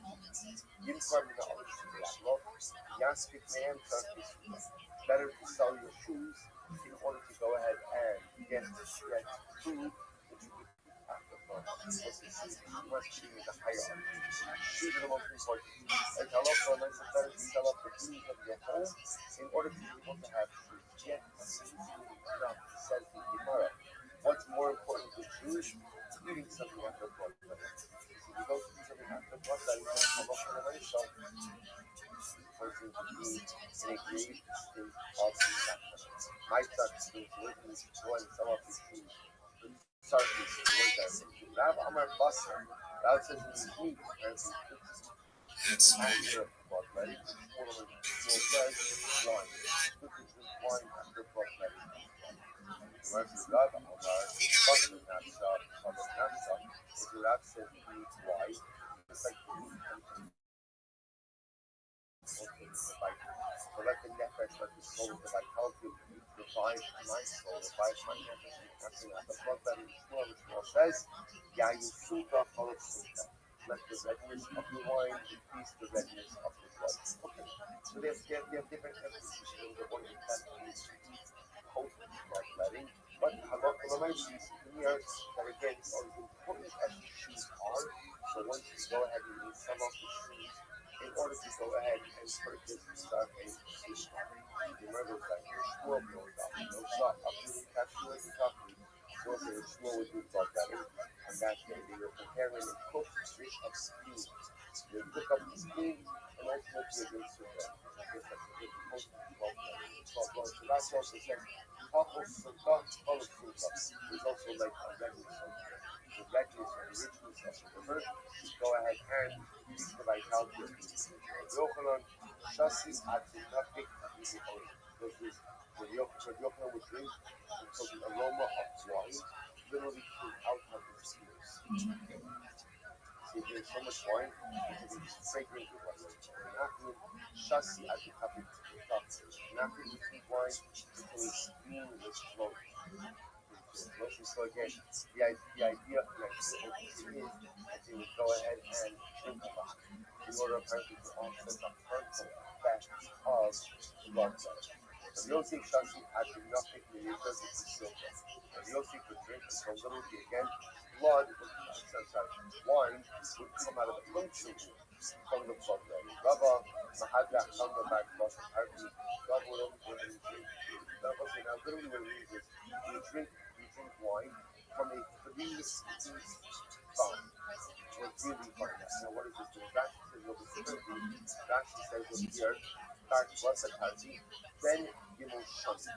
Rashi says actually over here that Rabbi would only drink wine that was used for 3 years.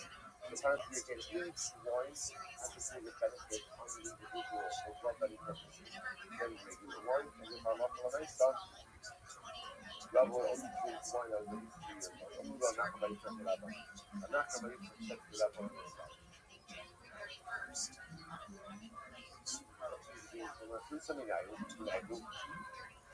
Yom Kaza Amul Saisi, not look at the Lagaba. What is this? So not trying to check the script coming to that money like this. So the concern is that first they go ahead and do blood letting and may not have sufficient food afterwards to offset the harmful effects of the blood. Not going to be able to continue, not going to be able to after you do blood letting or advanced blood letting, tell your wife that nothing is going over for dinner. And if your wife knows that the nothing is going over dinner, what's going to happen? First you'll have to prepare a whole sumptuous meal. This way you will make sure that you have enough to go ahead and eat in the aftermath of blood letting. Apparently there's an issue. Just go ahead and learn to you. Otherwise, I guess the doctor is not going to be concerned with the husband to give his wife. Blood letting, you prepare an dinner to make sure that if you're blood letting, you prepare the meal, so I'm preparing dinner. Let's do this as much. Therefore, go ahead and tell them that nothing is coming to dinner, and therefore that's something work with you. You might as well take food, and you can go and see our room is down in Haram. Then what was that?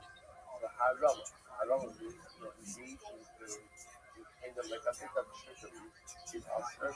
With the exception of these cases over here, that's when it comes to blood letting. So supposed to be between up to the national health students to go ahead But nicely, they only come to the building, come to countries, and there's some level of Arama intention from the same like there's usually more than specialists. Where Manda of Musa will actually refer to the reaction. Really take the part. The something you do the blood that is one to the why this is the one coming up to you. You also want to see more. That's okay, let's say the person doesn't have enough money. The person is wrong. Asking us blood betting what to do. This folks you got nothing. Go ahead and take a word out. Listen, this is actually says what it is. Actually says what it is. This folks is not help. Good for y'all. We almost let's see about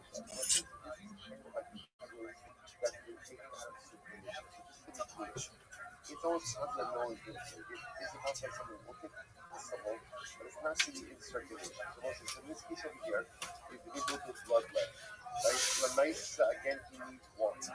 What's the problem? He doesn't have the money. All he has is a worn out resort that essentially he has a circulation. What should he do? Watch this. So he went to laser with him, and he saw them going to 7 stores at the party here in the outside. Go.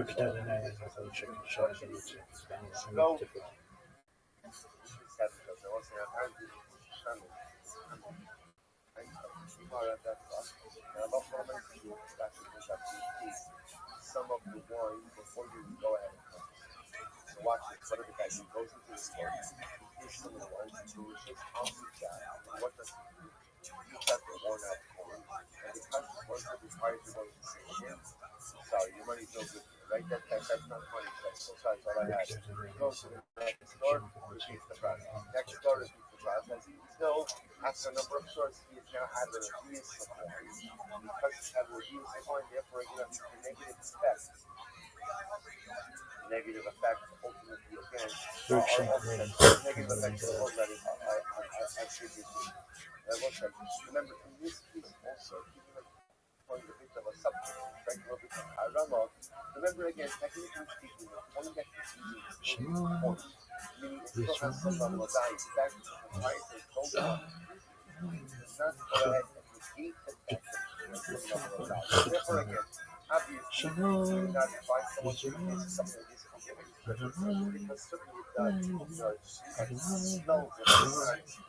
But the nice because of the elements that are questions involved speaking low, if you don't have a worn out using representation process, label shall how many muscle. 7 black dates, a relationship miscommunicated, rub oil in your temples, their nickname is Shimsha. And ultimately sleep in the sun. Friends of us in Israel, if you can't get wine, 7 black dates, rub oil on your temples and sleep in the sun. Avlate has to go to the Shimsha, so Avlate counts for sleeping in the sun. So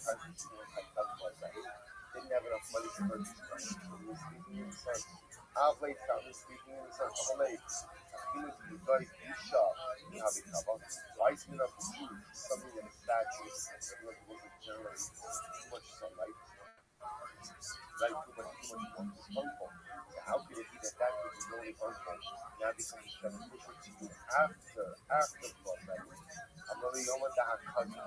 Which will anticipate history what I speak blood letting.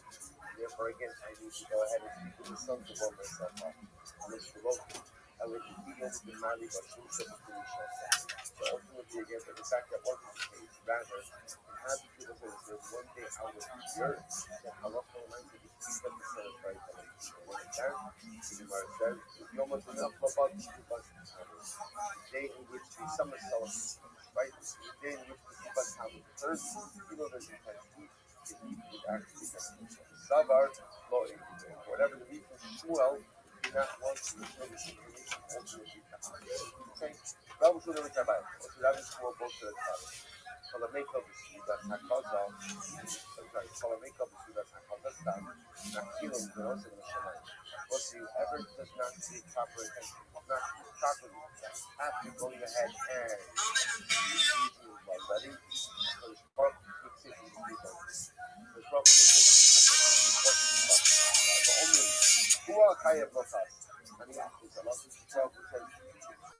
care about his health, right? This guy doesn't care about his health. Enough to go ahead and properly after bloodletting.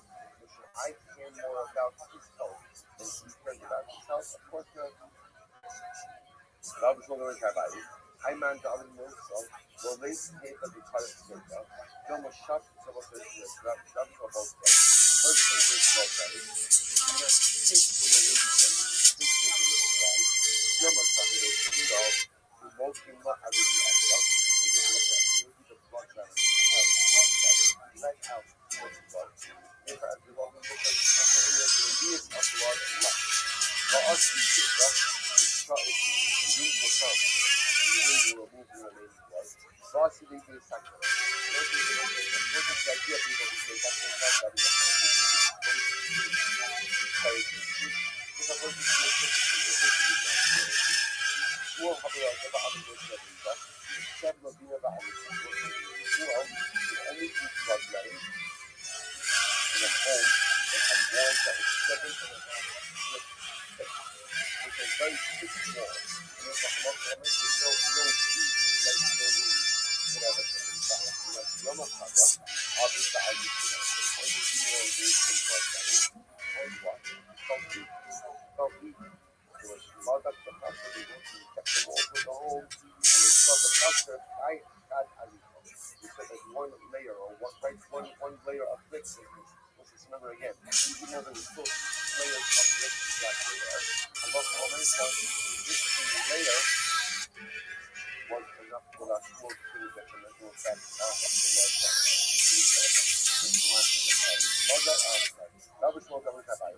I man that in your from this song, the other day. You know, when you finish already, what's going to happen?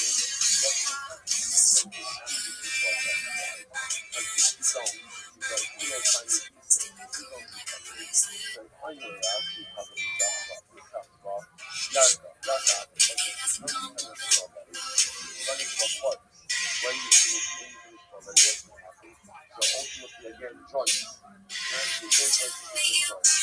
You talk about demand is not going to demand. Ultimately, again, the person will die. You talk about other things. You talk about the other actors. You ran into another actor, another actor. That's good. Talk about apparently, according to Rabbi, the halakha of the halakha of the is a negative effect, or even counter the blood level. The person is not for us and that was the way that I man the other stuff. This report of the puzzle was a scenario insight. I think it's I like to go here and do this which is actually go ahead and relax the blood level back. Don't get upset. I didn't make this kind of getting up. So this is what I do a little bit, and then get up. Dollar now, hey, sorry, Logan, the 5 people was going to put a person closer to the accident, like Okal Ba'amad, the person eats, and he is put up. Shasa Ba'amad, the person drank, and he is put up. Yashin Ba'amad, the person slapped, and he is put up. Hikis Dhamma Ba'amad, the person did blood letting, and he is put up. Shimish Nikasa Ba'amad, the person engaged in evacuation, and he is put up. All of these things require a little bit of like a pause, a little bit of a waiting, a little bit of a resting before one goes ahead and gets up. Gemara says, Amar Shmuel, Porsa de Dama, called Masiyom. Shmuel says, Allah Elamesha. Alright, for bloodletting is once every 30 years. Alright, once every bloodletting once a month. That's bloodletting once a month. How easy to buy it. They're not sucking, you buy it. And what they're really going to help you is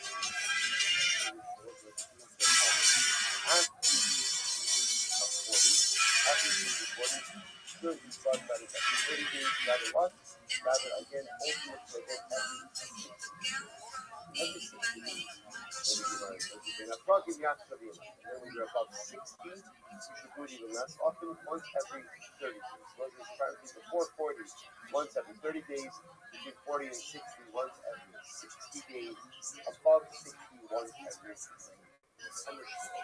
Most of the Dhamma of practice Shabbat, our ball is not on the Shabbat. The Shmuel says the right time for blood letting is Sunday, Wednesdays, Fridays. Sundays, Wednesdays, and Fridays are good days for blood letting. Good days for blood letting. Speaking about Shini Bakamishiva, but you should actually blood letting on other things going on. Now, remember, we use those Swiss office. Yaki can be Shini Bakamishiva. Only one who has Swiss office, right? Only one ultimately again who goes ahead and has merit from his ancestors. Should do blood letting on Mondays and Tuesdays. Why? Shebeitu Shamal B'Shamat Shabbos Yachad. Look what she is. On Mondays and Thursdays, when our Bate Din is sitting session, the celestial Beit Din is sitting session again. I will say, by the time when the Beit Din Shamala is in session, you don't want to do anything that places you into the peaceful side. Because I can't simply do it works this others. There are lots of myself. If a person doesn't put themselves in a state of sacrifice, then halakha l'maisek is probably willing to go and let certain things go. The problem is, if I put myself in a state of sacrifice, very often the Beis Shammai will say, listen, this is already in sacrifice, let's just exact retribution for his misdeeds. Therefore, says the Gemara, very, very important to avoid putting yourself in sacrifice on Mondays and Thursdays. Why? It's just like the Beis Din down here is in session, the Beis Din Shamala is in session as well. The Gemara says, if Vasa B'Shabbos might know, why can't you go ahead and do blood letting on Tuesday? What's on the Tuesdays? So the Gemara says, you show the Kaima Ma'adin Bezuki. What's the ultimately again on Tuesdays? Apparently, the influence of Mars is felt in the air. Actually, the Kaima Ma'adin Bezuki actually says, he said, Shemazel Ma'adin, Shamisha B'Sha'os. Apparently, again, the Mazel, the influence of Mars, apparently exerts negative influence, is felt during the even hours of the day. Mazel Ma'adin, Emuna ala Chayat, ala Dev, ala Koranis. Ultimately, again, the Mazel of Mars, as I say, unfortunately, is responsible for war, for pestilence, and all types of negative things. So the Gemara says, Malu Shabbos Anami Kanim is everything. On second, on Erev Shabbos, the influence of Mars is also felt during these hours, which in West Cleveland, the Dutch made out in front of San Hashem. So also, so apparently, that's very interesting. So apparently, people is very determined to go ahead and give blood on Erev Shabbos, or I should say, to do blood letting in Erev Shabbos. It's called Dashu Be'ad. What's the Dashu Be'ad mean? In general, the halacha is you are not permitted to do something that you put yourself in sacrifice. That is the general halacha. There's an exception to this rule with you. If the activity that we're talking about is something that is general, something that is engaging, there's a concept called Trumpism. It's about watching over the simple people. So let's say, so I can do that. So for example, we say the halacha is if one is not able to put themselves to Muslim sacrifice. I say, how can you drive? How you allowed to drive? Driving as a really great sacrifice. There's a concept of Shabbos, Dash Be'Rabin, Shabbos HaMashem. Anything that becomes normative, even if it has some element of risk in it, is since the public have trodden through it, as in, like given the Dash Be'Rabin. Since people do it, Shabbos HaMashem. There's a certain level of divine shmira over normative daily activity. So therefore, again, the influence of Mars is felt during the even hours of Friday as well. Halacha makes it easier for people to do blood letting on Erev Shabbos. Therefore, halacha l'meisa is permitted. There's no other shmuel. Dalit do Dalit. A Wednesday that is also the 4th day of the month, or Dalit lovers, or a Wednesday that is also the 14th of the month, or Dalit do Esim Ba'adim, or a Wednesday that is the 24th of the month, or Dalit Leka Arba Basvei, or a Wednesday that does not have the 4th day of the month right afterwards, or doesn't have 4 days of the month afterwards. Sakranka. Ultimately, ultimately against the blood. Rosh Chodesh Rishon, bullshit. He goes like, okay, Rashi points out that here, these are obviously more esoteric discussions. But the idea being that apparently there are certain times that certain constellations, astrological sources fell through the world. So the idea that Chazal is saying is better to avoid bloodletting during these times as it propose a heightened level of suffering. Remember that. Remember the Kodesh Sheila Busha. First thing is one of Kodesh and the after Rosh Kodesh have called weakness. Shlishi goes the third day of Rosh Kodesh. Sakana. Ma'ali Yom Tava. Chusha. They'll say the person goes ahead and says bloodletting Erev Yom Tov, that calls it says weakness. Ma'ali Yom Tava Sakana. If you give blood on Erev Shavuos, it's mamish sakana. See what I'm saying? Because Davar Nakulu Ma'ali Yom Tava. You shouldn't be able to tell me that says. And that's like Chazal says, you really shouldn't do any bloodletting on Erev Yom Tov in general. But that dinner on Erev Yom Tov was a safeguard for Erev Shavuos. Do not think they gave up to Shnei Tavuach, because in Erev Shavuos there is a wind. That wind is called Tavuach. The evil Kibul Yisrael Torah, Hayat Tabach Nuhu Nuhu Damai. So be careful about that wind, because had we not accepted the Torah, that wind would have been the source of our punishment. Also, feet of the hate is done. The first is to a strain, and then you did bloodletting. Well, Hikis Allah also the only effect that the bloodletting has is on that week that he just consumed. Whereas the most like, but apparently bloodletting after consuming wheat doesn't have a normative medicinal effect of bloodletting. And if it does it, it gets the wheat out of the system. The honey is a rule. So they forget also what it's saying is that if you did bloodletting after eating wheat, it doesn't really have an abortical effect. About la human makeup, but if you're looking to lighten yourself, whereas it was like, halal reminds the person feels heavy, so to speak, after eating, and he wants to do bloodletting. Bloodletting can make him feel a little bit lighter. Okay, I make you down, should be allowed. We'll say the person does bloodletting, really you should drink immediately. Achila ad katsini. For eating ultimately against also you have to eat with the same. But it sounds like what it's saying is the halal reminds for achila you should wait up until the amount of time that it takes to walk half a mile, which is 9 minutes. Final. Doesn't mean that drinking after bloodletting is only beneficial to do it immediately. But if you drink later on, that is actually detrimental to our health. And maybe you're supposed to drink immediately. If you don't drink immediately, then what you drink doesn't have an effect on you one way or the other. Which more is patience. After you that kasha and sure. Achilas katziniot, when we say that you have to eat, up until the amount of time that takes up half a meal. The Gemara says, is it that you have to wait 9 minutes after bloodletting to eat? But if you eat before that or after that, it's problematic. Or if you know that to have the maximum effect of food after bloodletting, you should wait the amount of time it takes to walk a half a meal. But if you end up eating earlier or later, it doesn't really have any effect. First, the Gemara says, we're not sure.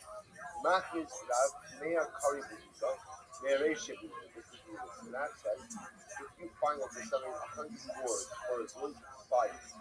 100 animals for a head, 100 animal heads for a good buy it. Meir Sefari Buddha. But if they're selling 100 animal lips for a good, don't touch it. Right? Well, don't touch it. It doesn't make sense. Apparently, again, the lips of the animal are a totally non-beneficial part of it. Apparently, again, there's no medical benefit to going ahead and eating the lips of an animal. This is the end of the cheese. So you have to take anything you get to eat. It's very worth having. Which the American that's not. Apparently, again, lips are meaningless. And therefore, halal for the nice thing you get 100 persons, don't die. What do you do is?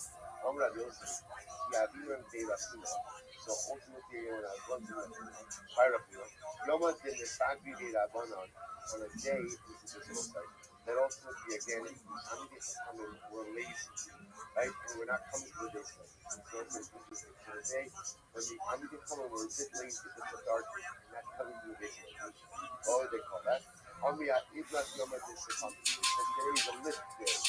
The load is down on my side. And ultimately, what it is, I never knew what they were talking about.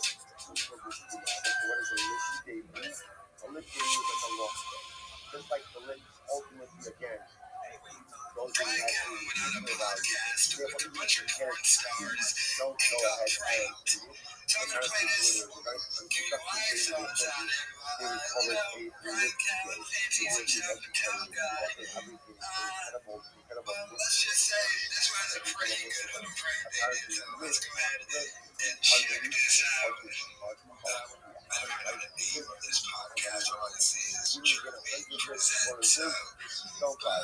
offered everything, incredible incredibly disposed. Of course, it's cheap. I trust it's cheap. Although you get a lot of cost, they're very good at the money. I trust it's cheap. The end of the day, it's dynamic. It's all of it. Incredible. Okay, unfortunately, first, there is a list that said that you could hide your available care. You turn up on it on Shabbos. Turn up on it, unfortunately, well, you could hide your available care. Somebody else, your owner, upholstery. As you said, you can go ahead and touch the umbilical cord on Shabbos. The Tony Pascalio is the Newton Kaplan. And what's the name of that? That's what we're going to carry the placenta in order that baby to be one.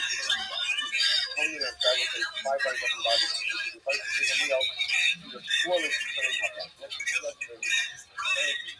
there's some type of like zero. So if you go ahead and you carry the placenta, the baby is ultimately what comes to the as when a woman like giving birth, baby's in the lower section, carry the placenta afterwards in order to that helps with the body temperature. There's one something in the school they have.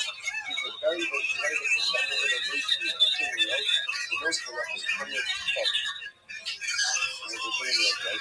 Royalties, they go ahead and they carry the stallion. It's coming. As the way they're looking like the sun something. They go ahead and literally immerse the sense of the trust of oil. The most human distribution. The glory of which people will distribute the color will carry the placenta in opposite war. The most immune information. Everything that is said in the type of stuff and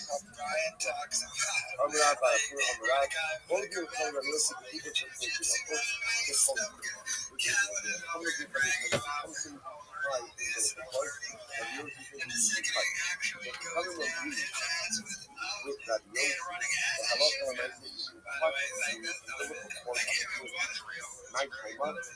that is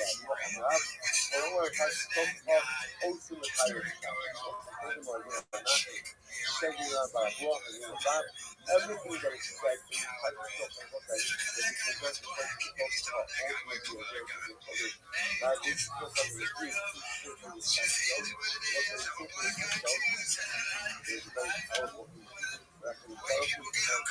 is still something to do.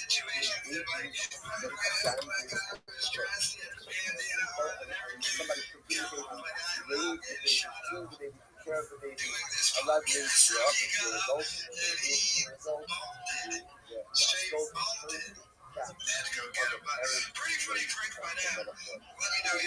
whatever it says in the process of the youth, ultimately is the things that are done for a baby on Shabbos. For example, Umar says, Shenei Amar, Umar Hayek Yom Chovedes Osaf, Lo Kari Sayes. Listen to this. When you were born, on the day that you were born, your umbilical cord was not cut. Ubemayim, Lo Rachatz. Right? And ultimately, again, you weren't washed with water. You were not salted. Again, we'll bring all of this. Again, we'll see all between the woman. So we'll say, there's a lot of kayak, you know about us. Right? On the day that you were born, your umbilical cord was cut. Or I should say, on the day that you were born, you can't. We see how a woman give birth on Shabbos.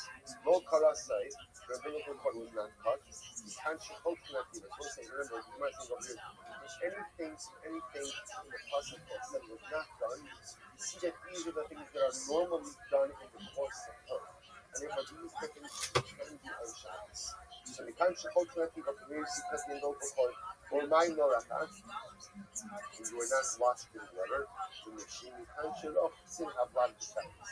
So from here you see that under normal circumstances, you can go ahead and wash the baby on Shabbos.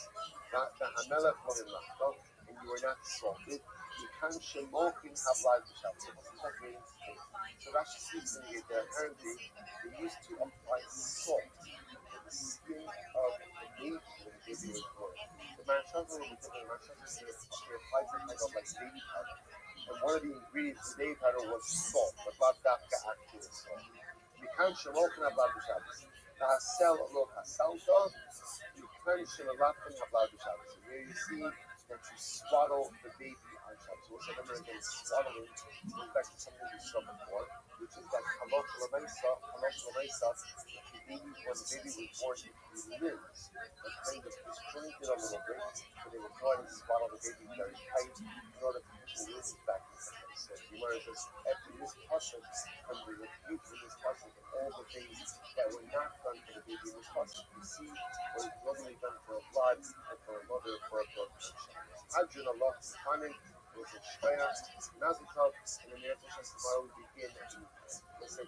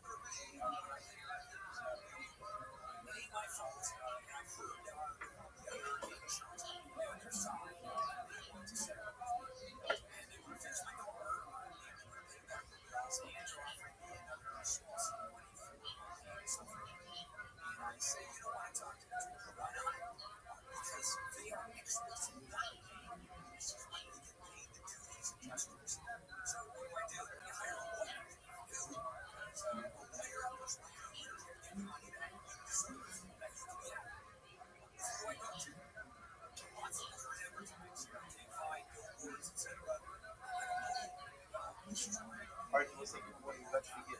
Today's daf one and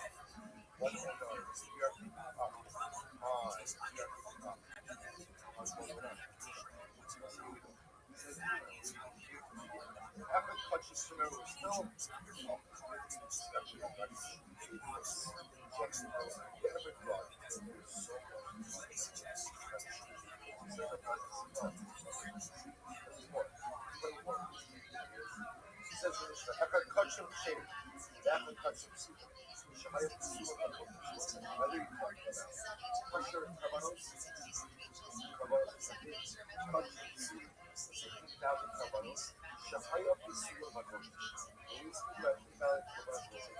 were valid, and they became hustle by culture to be Rashi, Rashi, and Tzad. Oil will be clean. Although no yerdi, scabbards, and nothing all that about most of the as ordinary target, he's subject to the laws of stupid things.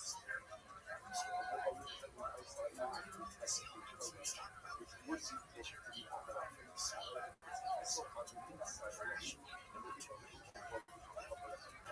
however, if you have a covenant which is possible to be then certainly have eyes, even though they must also in other low years. It's indeed in a certain point on the gap that what? You do not take it down. Such a term like that is subject to the law of other low years, where ultimately again this is subject to the laws of future. That's what it means. That the question to try to do with the mission. You have a country, you have a carbon, now but it's still a good that's a kind of around it and had to consider which they you could see it there, which open that more about outside of this one would you type. They give up a bunch of other these colors as a does type. One is type. That's the show.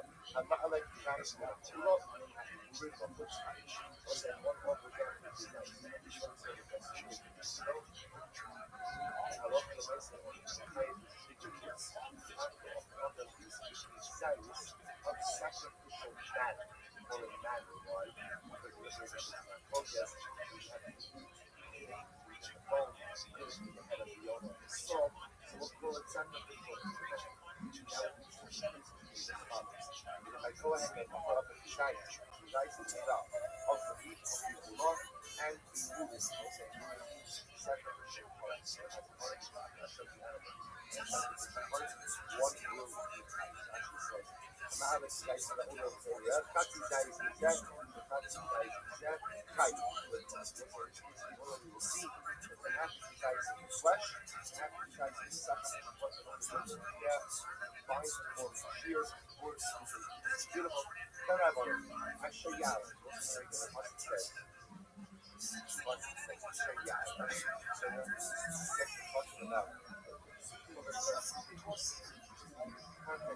question about فعليا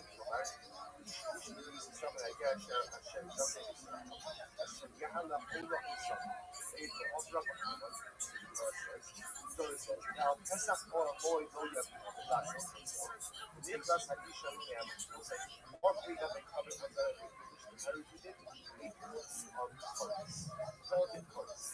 what says I show you how what is that when it says hold up Yo, dog, what up? This is the biggest pep of all time. Wah, wah, wah.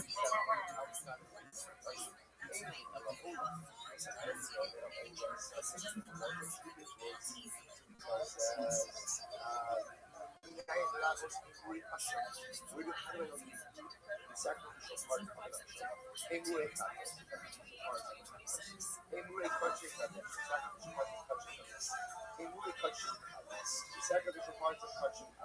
I don't know what to say. What's about that move up? How do I know the provision speaking to some West all the time about I'm a boomer, so that it says part of the Shagala, Ola, Ola, Ola, and Sava also is any other type of sacrificial. Sava, guys, and the rebels. So now I understand. More part of it something was shooting. What about the change of that?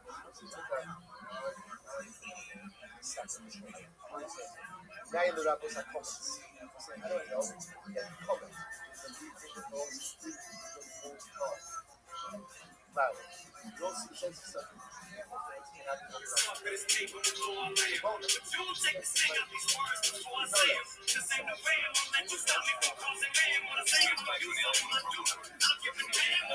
Use this, I get money from it. It'd be funny to see. I wonder what kind of. Okay, I mean, if it's me talking about what kind of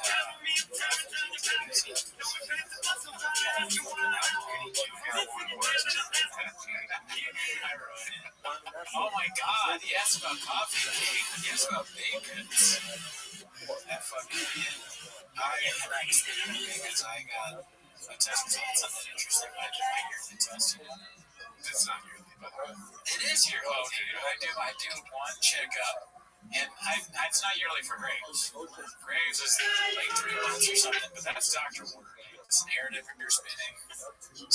I don't know where to begin. But I don't even doctor checks again where the pit stops. I do not like going to the doctor. Okay, all I get is bad news. I would, if it were up to me, I would never go. Right. But you're supposed to do a yearly checkup and you get a blood panel done, whatever it's called. My cholesterol is not good, but it's not terrible.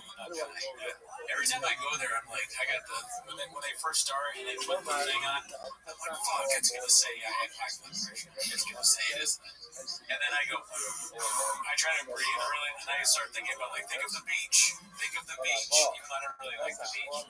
For some reason, I think that's supposed to calm me down. Because one time I went there and it was like, well, I just rolled to it. There's been a couple of times where I've gone there, it's been too hot, right? And they're like, we can't there's one time they're like, we can't stop until it goes lower. You take some deep breaths. Let's go. Most of the time I have it's only when I'm stressed. But anyways, I got the cholesterol is not too good, but that's not a big deal. Graves, pretty good. Graves medicine, testing good, dude.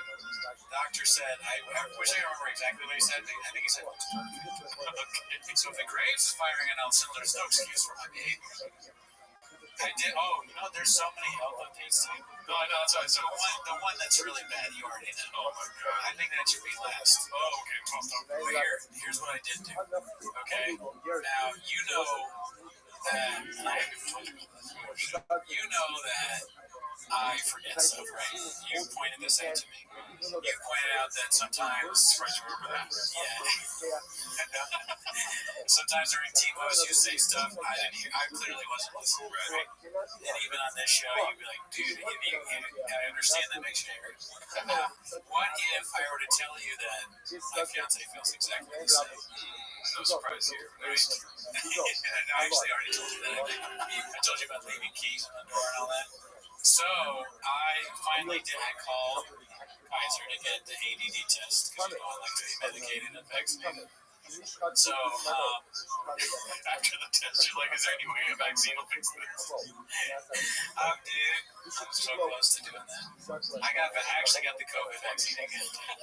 I forgot about that. So I was gonna say somebody I will keep this score over like multiple episodes. It's not only that, but everything else. Like you already have those Monday through Sunday fucking COVID. It's normal to get the vaccine, you fucking conservative lunatic. And anyways, so I was there. I don't remember even. This kind of makes it seem like I go to the doctors a lot. I don't remember which one was where I got the vaccine. They were like, we got the vaccine, do you want it? I was like, no, I want it. And then right in that arm, Daddy, we voting for Kamala up in this bitch. Like you voted for Kamala on Abu Dhabi, baby! Squirt it in there. Squirt, pause. Anyway, well, I got the COVID vaccine, and it was funny. The doctor, when she was like, "Do you want my doctor, my primary care doctor?" She said, "Do you want the vaccine?" I said, "Fuck that, you bitch." I said, "Yeah, of course." And then she goes, "I got the vaccine, so it's not too bad." And she goes, "Like, obviously, I'm here, right?" And I'm like, "Right." So, she's a little bit making me paranoid. They did the bit that I think you were talking about this time around. I haven't had to do this before. They were like, okay, you want the COVID vaccine? Here you go. And I had to fill out this whole sheet. It's like, it's basically like Joe Rogan wrote it. You got myocarditis or whatever. I'm like, I don't care about that. No count. Sign that shit. They put it in my arm. But here's what I'm buried. This other lady. So, I was gonna ask, you keep going on though, but you said primary care physician, right? Primary care doctor, yes. Okay. You also have a secondary and tertiary? Okay, there's no way you're seeing one every time. Well, I have my general practitioner or whatever, the person that you go to, right? But because I have Graves, I need a specialist, I need an endo. We can never get this word right. Do you know what it is? Endocrinologist? It's endocrinologist. Anyways, he's endoing me. And when you're done, I completely forgot. Okay. Don't forget. So I have two doctors, but I'm working together. Because here's the thing. My fiance said, you should talk to your doctor about this. You keep forgetting things and all this. So I said, fine, I will. So in my checkup, I said, I can't remember stuff, blah, blah, blah. And she's like, what do you think? You have ADHD or something? And I go, I don't know, do you? And she's like, I can get you a psychoval if you want. So I said, for sure. And so the nurse comes in, right? And she fucks me. The nurse comes in and she goes, do you want me to make the appointment for you? Now, I got caught. And I'm used to being like calling and then kind of make the appointment. And they go, well, it's like, you got to get referred and all that stuff. Sure. And I go, you're going to make the call for me? Absolutely. Let's go. So she takes the phone on the wall and dials in. And she goes, I want whatever, psychiatry, something or other. Because I guess you got to go to psychiatrist. So I'm waiting, and then someone picks up, and they're like, hello, and she's like, tell them what you want. They're like, this is the patient is here. He needs this. Like, oh, this is the wrong number. We got to transfer you. Mind you, this is the nurse of guys. Let's call the wrong number. And I'm like, what? The nurse is finding out she has Graves? Yeah, she's got Graves in the air. Like the fucking COVID thing where you sneeze. Yeah. It's gone into her brain. And the slow-mo is you saying, I need another doctor. And then fucking Graves to oh, doctor. So the Graves is highly in her brain. She's like, after she gets transferred, she's like, I gotta go, but they'll probably answer. I'm like, okay. She leaves the room, someone answers, and they go, hello? This person clearly has no idea who I am. Right? So I go, do you know why I'm calling? And they're like, what's your name? And I go, Brendan Cody. Big dick, sorry about that. And they're like, oh, and I tell them, and they're like, what do you need? And I go, I think a psych evaluation, like a psych, I don't know. I want to get tested for ADHD, And they're like, oh, that's the wrong number. It's like, I got to transfer you. So they transfer me again, and it's the same thing. It's like over and over again. Somebody answers, and they go, who are you? Like Kaiser has a fucking bit that they're doing, like a running joke. I forget your name. I feel like I was going crazy. The nurse comes back in, and she's like, and I go, Vic, just keep transferring me. I don't know what to tell you. And she's like, oh my god. And she calls, and then I get this last person who's telling me that I gotta see a therapist first. And I go, that's fine. I don't know what any of this means. I just need to, what do I do? And she's like, well, I can give you the phone number, and if they don't call or whatever. And I get really angry with her. I'm like, listen, if they don't call, what's your name? And I say, I do the fucking speak to your, well, I don't say speak to your manager, but I'm like, I'm gonna fucking, complain. I'm gonna name you my name. And so, and then I'm a platinum member of Kaiser. I fucking come here every day. I was so fucking, they transferred me like 8 times in the doctor's office. I feel like I was an idiot. And it's like this loud phone. The doctor, the doors open, and I'm like telling people I need a psychiatric evaluation. I look like I do. And so I storm out, and then it ends up being that I do have to meet with a therapist, right? So I did a Zoom meeting with a therapist, and she's like, she goes on the call, and I'm like rushing to get to work, and I got the phone in my hand, so I'm off to the side here, and I look over, and I'm like, oh man, she's already there, so they're usually late, and so I'm looking at it, and I go, hey, what's up? What do you need? And she goes through all these questions, like these. You've never had this evaluation? If I have, they've done a really good job of not letting me know. But did she open with what are you thinking right now? You say something like, what if Brendan Chapman's feelings? She would have been like, we need the meds. Yeah, we'll give you 5 more pills to take. She was asking me, all sorts of things. Like, have you ever been hit? Did your parents beat you? Are you addicted to drugs? Never had one of these. Drink alcohol? Have you ever been hit recently? Do you live with someone? Do they hit you? Everything is like, have you been hit? Has there been a trauma? Have you had an accident? I'm like, no, none of these things. I have ADD, I think. I can't. Then finally they got to the ADD questions. Hilarious. Because every question, I thought like, I'm fine, I've lived this long. I've not had any kind of real issues other than people getting mad at me for forgetting things from 5 seconds ago. But so I go, she asked me all these questions, and I'm like, I'm probably not getting every answer. Like, one was no, right? She's like, do you have trouble paying attention to this? And yes. Do you forget things? And I go, yes. Do you get anxiety when you yes? Like, just yes. There's no question. And once again, you get in, you're like, yes. And I go, I was honest with her. I go, I gotta be honest with you, I'm having trouble paying attention to you right now. I really said that too, because I was. I literally, she's in this Zoom thing. She's got flowers behind her, and I got so much going on at work and shit. And then we do this, so I'm thinking about work stuff. And then I was like, what is that? Like, is there a notification from Jane? Yeah. I go, do I have to respond to Bundeezy right now on Discord and stuff? So, what's funny? What you're painting out right now sounds like someone that just wants Adderall for recreational use. Yeah. But it's 100% true. Yeah. I don't want that. No, I know you don't. But I'm like, so it's just like, I think there was maybe one no, because there was a few questions that were things that I guess people with ADD maybe have, but I don't. And it's not the real evaluation, because now I go to a psych version. At the end of the thing, the therapist on the Zoom she says, so I think we should refer you, but here's the thing, you got a choice. All right, you got 2 choices. you listening? I said, no. And she goes, you can either, go to the psychiatrist if you're interested in medication, or you and I can do like 5 more sessions and I can just tell you. But if you want to go to a psych, you got to like be willing to take drugs. I thought about it for a second and I was like, well, I don't really want to. Because like I don't, Adderall, Vyvanse, whatever it is, I don't really want to take. I'm already taking Greg's medication, but I was like, don't kill me. I might need it because I can't pay attention to things. So I said, yes, sign me up for the psych. I don't want 5 more therapy sessions. I don't need that, especially on Zoom. You're right. Okay, look at that spider right there. Oh my God! She jumped on it. Oh, you sat on it. It's right there. Kill it. Oh no, the couch has spiders. Oh, that's your ass.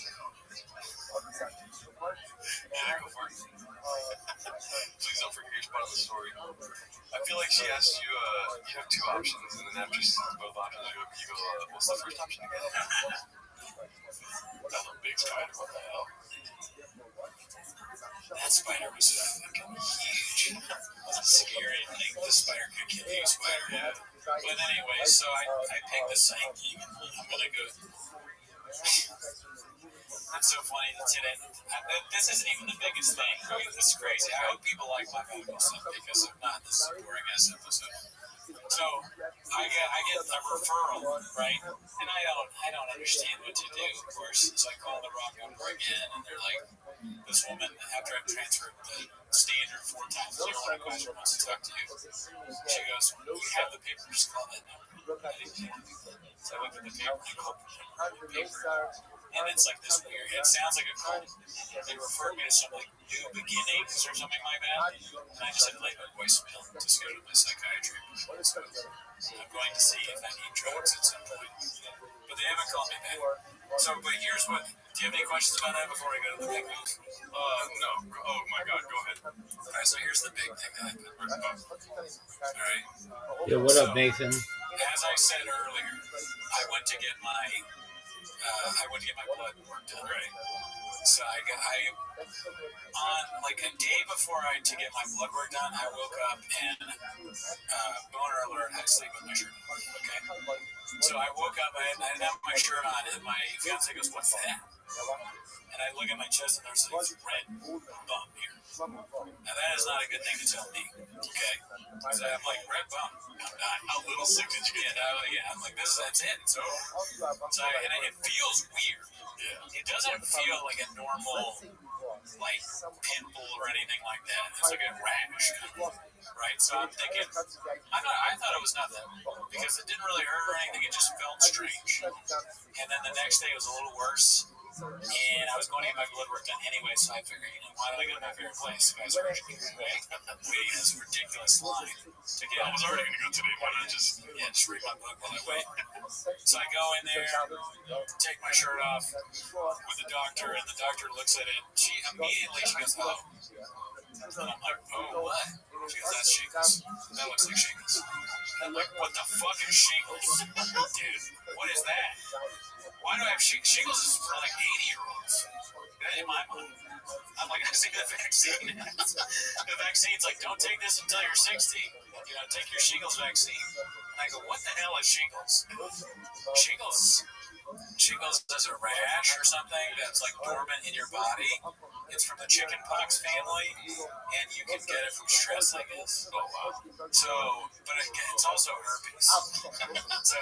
So she goes, yeah. I go, what? Like, what's the treatment for this? And she's like, well, we got this medicine. It's called something or other, Valtrex or Calc, blah blah blah. And she's like, you have to take that 6 times a day. Oh my God! And I go, I didn't say anything to her when she said that. And she goes, yeah, it's kind of hard because it's hard for people because it's taking 6 times a day. And then she looks at me and she sees that my eyes are like, she's like, But there's also Valtrex, which is like the herpes medicine. And she goes, there's Valtrex 3 times a day. I think we're just gonna do that. I think she looks at me and she's like, yeah, we're just gonna do that. Because she can sense that I wouldn't. If there's something I have to take 6 times a day, she's not gonna happen. Because then you got the Graves and the ADHD meds, and then at this rate you're gonna get 4 more pills a day. There's nothing I do 6 times. You're not gonna eat anymore. You want to just have the 6 times a day. That's the only thing. I was like 6 times a day, sometimes a week. And I go, what causes? And she says, it could be stress. It's contagious. So don't touch. Well, you can't because I got my shirt on. Oh, fuck, goddamn it. But it's contagious to touch until it crusts over. Ew. It's like when it crusts over, that's when everyone is safe. And then she goes, I can give you a cream and this Valtrex or whatever. It's like, oh, God damn it. And I gotta tell him. I call up my fiance and I was like, you gave me fucking chills, you over. No, I go, I got shingles. And she's like, okay. I go, really want to wash the sheets and wear a shirt. And she's like, yeah, and I touched it. She touched it with her finger. And, that's her mistake. And so, but she's probably fine. Yeah. But it's like, it's the last thing. I didn't expect to wake up and get shingles. Why do I have shingles? And I go, isn't that for people in their 60s? And she said, she's like, well, not really, no. Like, I got it when I was 18. I was like, oh, okay, so that made me feel better. This is not the first doctor that told me they had a disease I've had. I think maybe it's just that doctors say I had. If I was a doctor and I told somebody that there's a disease, unless it was like a murderous disease, I'd be like, listen, I got it. It's not a big deal. I would just lie. It makes me feel better. Well, we are now 24 minutes in, and we are updated on Goonies medical history. I feel better. Yeah. I had no shingles. It's not good. I saw it when I was driving. What's up, you fucking homeless cats working at PF Chang's? It's the Dick Slinger Pimp here. Where? When you're driving, you just read the word. You're like, that sounds like something Goonies has, It's more painful today than it was before, but it's not really painful. It just feels strange. What's the one disease that, like, people get a lot that starts with S? Sickle cell. So I thought it's shingles with sickle cell. You thought I had sickle cell? Only because I was driving. Listen, I'm a good driver, so I was very preoccupied on the road. It was very early in the morning. I was driving out to Glendale, so it's quite a drive from Seattle. What up, babes? But something you said reminded me of an encounter I had this week, right? And have you ever? When did all this doctor visits start? Was it anything in particular that made you a hypochondriac? I don't think I'm a hypochondriac. I just think I'm responding to diseases that I live. My phone has a pregnant battery, and I want to bite it like a spicy pillow. It seems like most of the time now it is something. I used to be like, I'm just going to go there to make sure this is nothing. But now when I go there, they're like, that's syphilis. I'm back now, hopefully not that. But, so, anyways, I was hoping for I was hoping for a time frame. Like, was there any singular event? You could be yes or no question. Was there any one singular event that made you want to go to the doctor? I don't know. I'll admit to another thing. I remember one time I got some stuff here, right? And I'm like, oh God, I have herpes. And then that's like that. Yeah. So I had no health care. No, I had Medi-Cal, which that goes great. Okay, dude. So I started by saying you could be an yes and a medical keep outside. I ignored that. The Shabush. So I think this was like 2016, maybe. Yeah. I went to Planned Parenthood. And I was like, I don't know what this is. Can you tell me what it is? And they go, oh, that's good. What the fuck? I don't know, some skin disease, but it wasn't an STD. And it just cleared up. Okay. And it's not, it's gone. So, to answer my question, was it like, okay, I'm just going to avoid asking the question and get into what I was going to say. 2016. Okay. I don't know. So when the Cubs won the World Series, you were like, I got to go check out myself. After getting molested, yes. Maybe, I don't know. I just threw that out there. So molluscum, Graves, and shingles. Yes. That's MSG kind of, what's it called? Anyways, I went to go get my palm read this morning. Right? Oh, yeah. And it was not my idea. I tried to resist, and I even said no. you know. But then on the day, I was like, we're gonna go watch Begonia, so I was like, all right, I'll go get my fucking bottle, you know. And I walk in, the lady, I get the vibe the lady doesn't want to do this. You know what I mean? The lady's like kind of just out of it. I'm not really getting like a Jordan Game 6, you know what I mean? If anything, it's the blue game if she's gonna pull out a good performance. She starts out hot by saying that I'm fat and retarded, basically. Yeah. With more words. Wow. But she spent a lot of time on that. 13 minutes to be exact, you know, on how I eat a lot of junk food and that I don't get a lot of sleep, and that growing up I had learning disabilities. This is how she started, right? And then she starts going into like, she's like, yeah, and you're a nice person, you're really nice. So, whatever. And I forgot why I was bringing this up. It kind of got threw me off. Okay. So, what did she look like? Yes, I would. You know, no, she wasn't hot, but I would. You know what I mean? MILF? Yes, kind of like that. Yeah, okay. But she's a witch, and even entering this place, like I made her laugh really hard once, and she had a questionable laugh where I was like, "Where's the fucking pot at with the hot water type shit?" Right. And then she started going into, I really forgot why I was bringing this up, but I'll just talk about it now. Yeah. She started going into like, she was like, "Yeah, you're gonna." She's like, "You're gonna have a lot of health problems coming up real soon." Here's what I thought. This is why I brought it up. In my head, I was looking into her eyes like this, like, you know, like, I was like, "Do your best cootie right now. Do your best cootie." You know?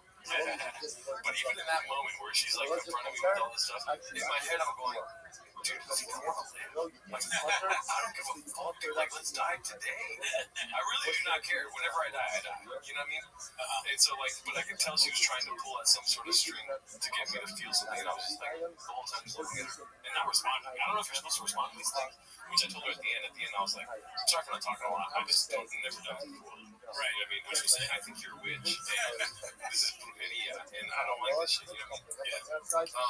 She's like, "Oh, you're fine. You're not supposed to talk at all." Right?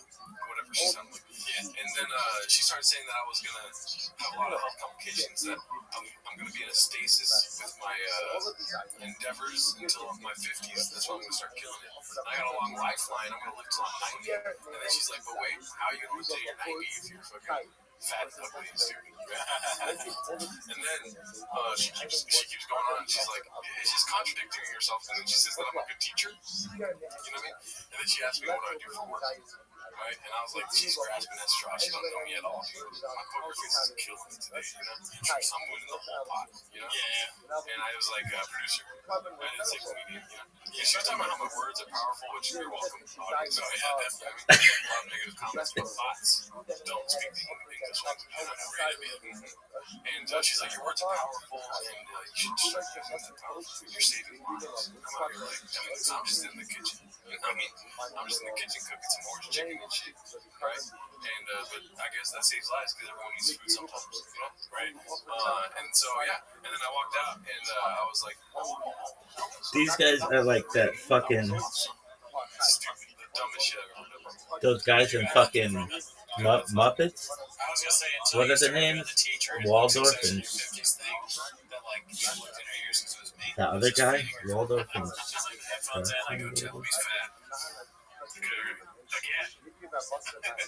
Waldorf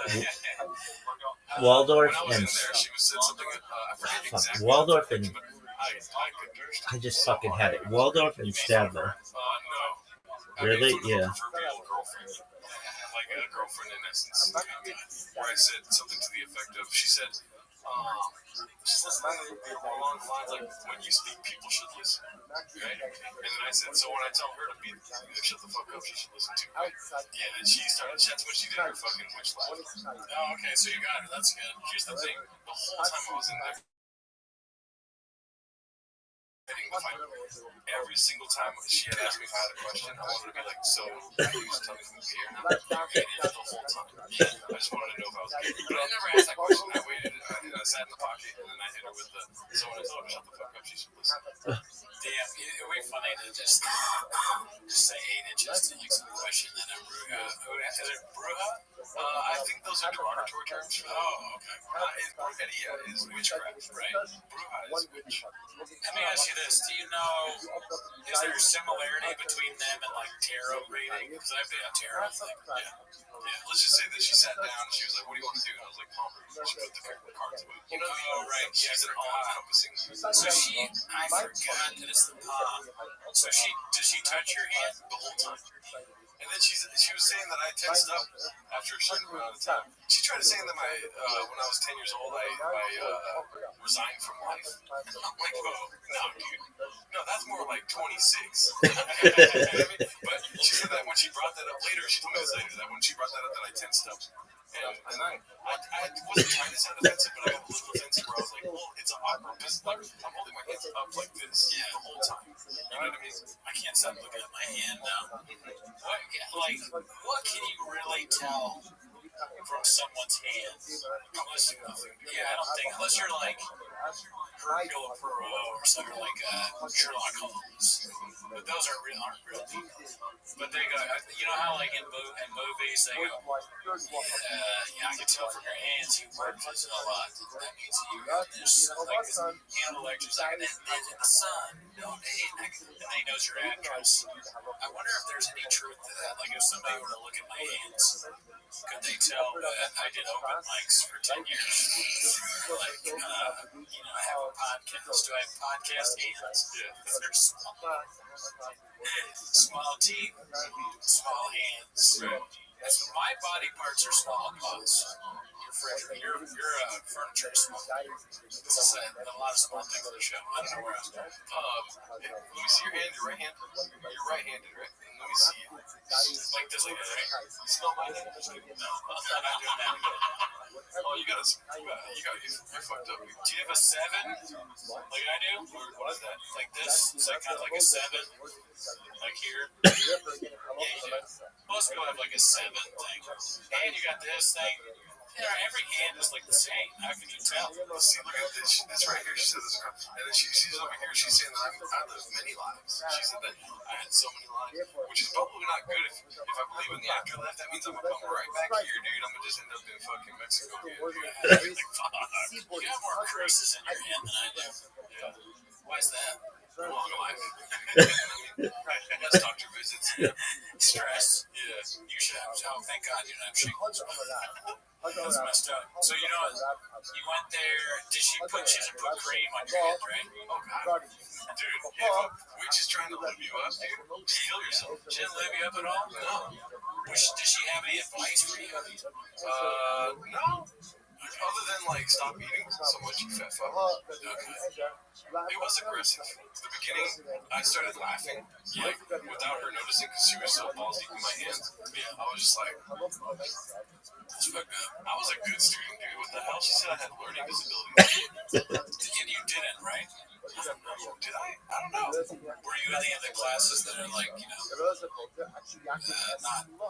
gifted or like below the average kids? I was AP, Spanish AP, history. But you get to pick that, right? Also, advanced math in 8th grade.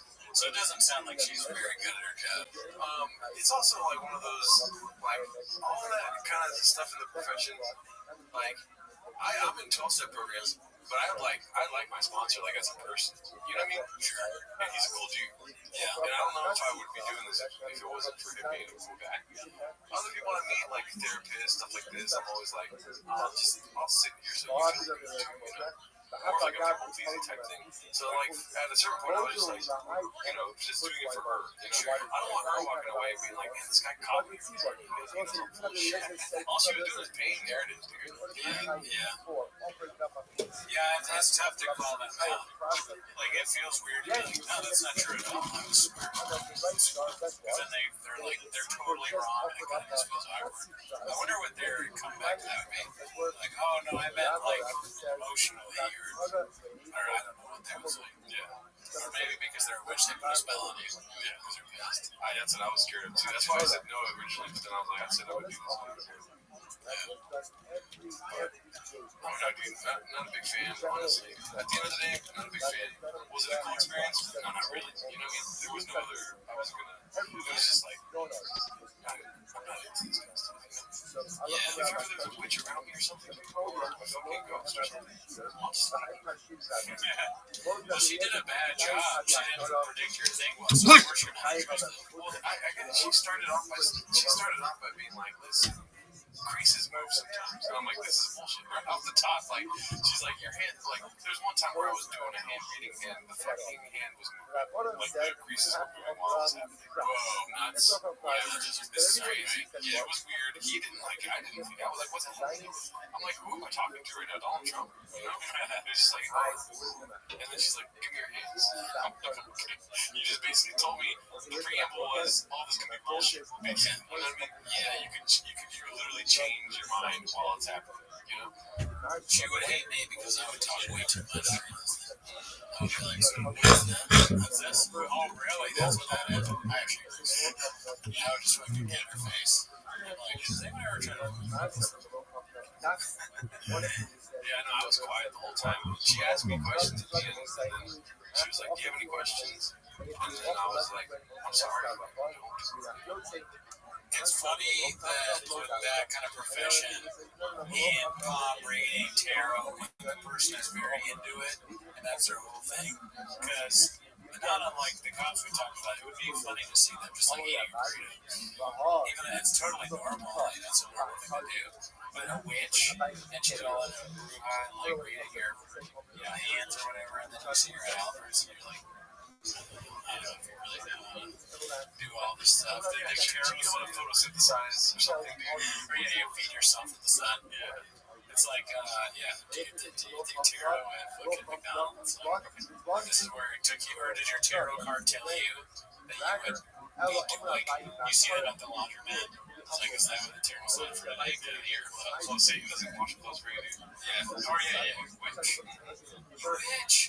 Yeah, that's funny. I mean, like, she gets a DoorDash order in the middle of the reading. But it's also you somehow. Then he knows you're a witch. You show up and you're like, hey, it's you. Oh my God. He's like, I told you. Okay, so let me ask you a question before I actually what I would do. My threshold. What if somebody came up to you and was like, Cooney, if you do this, you have to, or if you want this to happen, you gotta be a witch. What's the thing that has to happen for you to be a witch? Warlock, right? Because that's like a male witch. Yeah. What happens for me to be a warlock? Wait a minute. The question is, what has to happen for me to do it? Well, like, this will be true if you're a warlock. Oh, if you're a warlock, this will also be true. And the lowest thing that will be anything, the threshold. For me, it would be like time travel. Time travel is a word, but you gotta be a warlock. You gotta be a witch, dude. That's like a really bad warlock. Honestly, I would just be. There's not much that would. I want to be $20. Yeah, like Jorah. Well, Jorah gets you getting money would be good, right? So like, Jorah gets $20. $20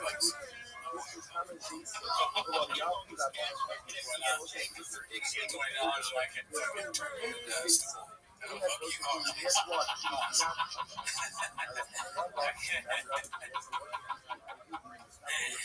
So, oh my God! And why do I keep nice opposite squirrel? I don't fuck with that. That's twisted thinking, dude. Joe Rogan has turned so many of his old friends into stools, dude.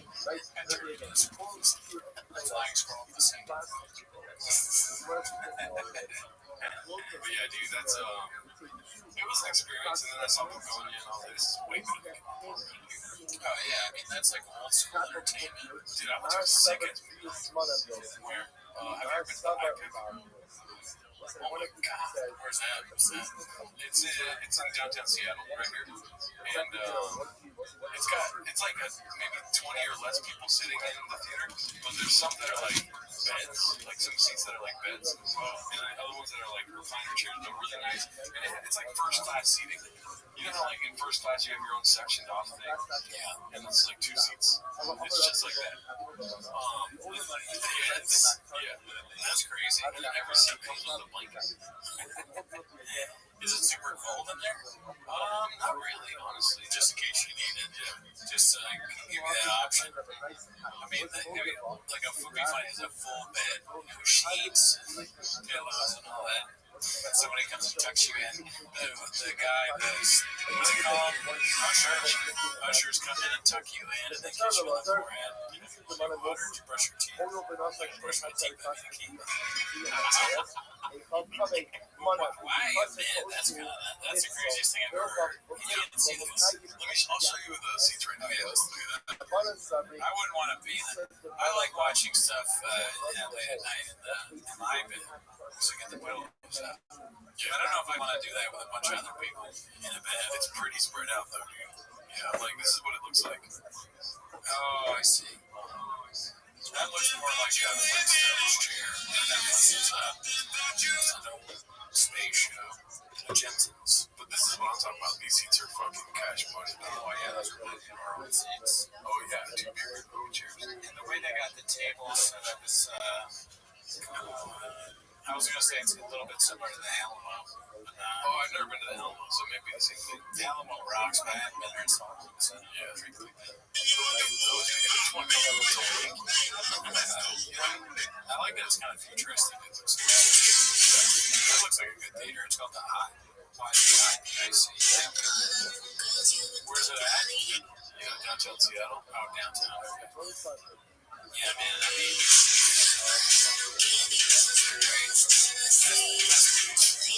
a fucking spiritual experience, dude. This changed my movie going experience, dude. Yeah, I'm like, dude, I want to watch it. The food is fucking amazing. I got like $100, though. That's the thing. Got pizza, French fries, and popcorn. It's full service pods. They will non-stop.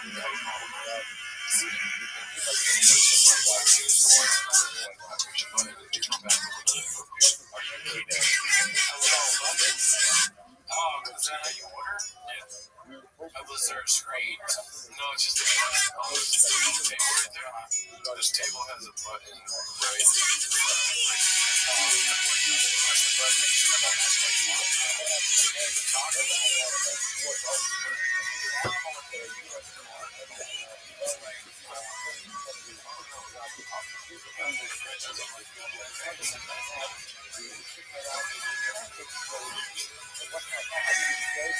Alamo is great. I used to love going there and just I would like get a frozen margarita and then another frozen margarita. I put it up there, nachos, and just like throughout the movie, I'm just like eating constantly and drinking. Is this the Alamo? Yeah, it looks like the Alamo Draft House. Oh, okay, black seats, not cool. Yeah, definitely not as cool as IPIC. Take your girl to IPIC. You'll be thanking me later. You see those white paper though? Oh yeah, that's what you do. It's like they give you a pencil and you write on what you want from their menu. There's a little light under it. It blew my mind the first time I did it. I go, this is actually how you're supposed to watch movies. Not the AMC way. You sound exactly like me leaving fucking IPIC. Well, IPIC sounds pretty great. Yeah.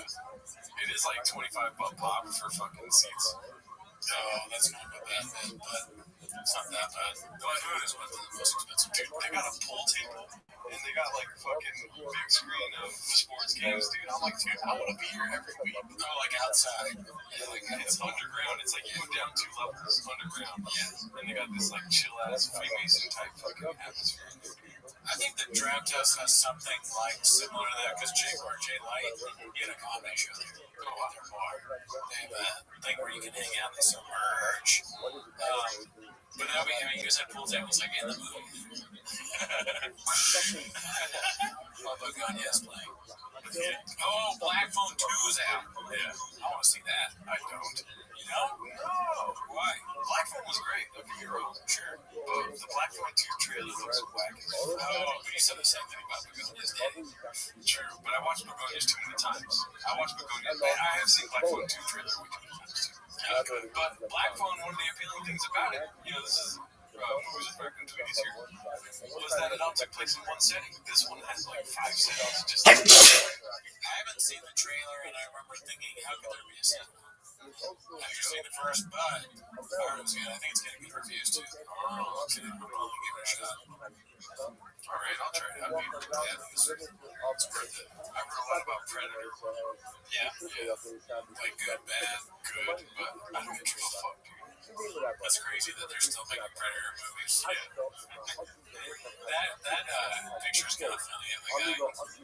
It doesn't look like Predator really. It kind of looks like it's like a statement movie, like the Predator rights. Yeah. It's a protest. It looks like British shopping in a thumbnail. You heard that? They're treating us different. That's my podcast. Hit my teeth again. This is when Nick Diaz calls you a pussy bitch. Yeah, what is making him do this? I don't know. Interesting. Why is the Predator say something like that? Well, as far as temperament goes, Predators aren't known to be calm. Yeah, but do they do that? Or smash that? Right. It looks like that's me seeing a coffee king.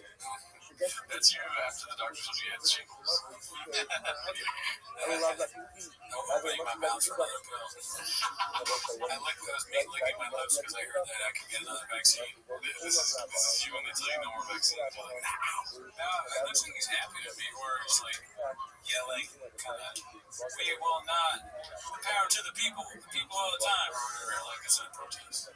this is you with big teeth. Gotta make a movie about predator rights. Yeah, that's true. Big teeth. Trying to make a small teeth for a predator.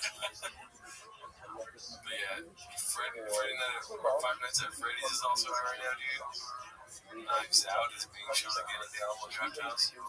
This one's in downtown now. Okay.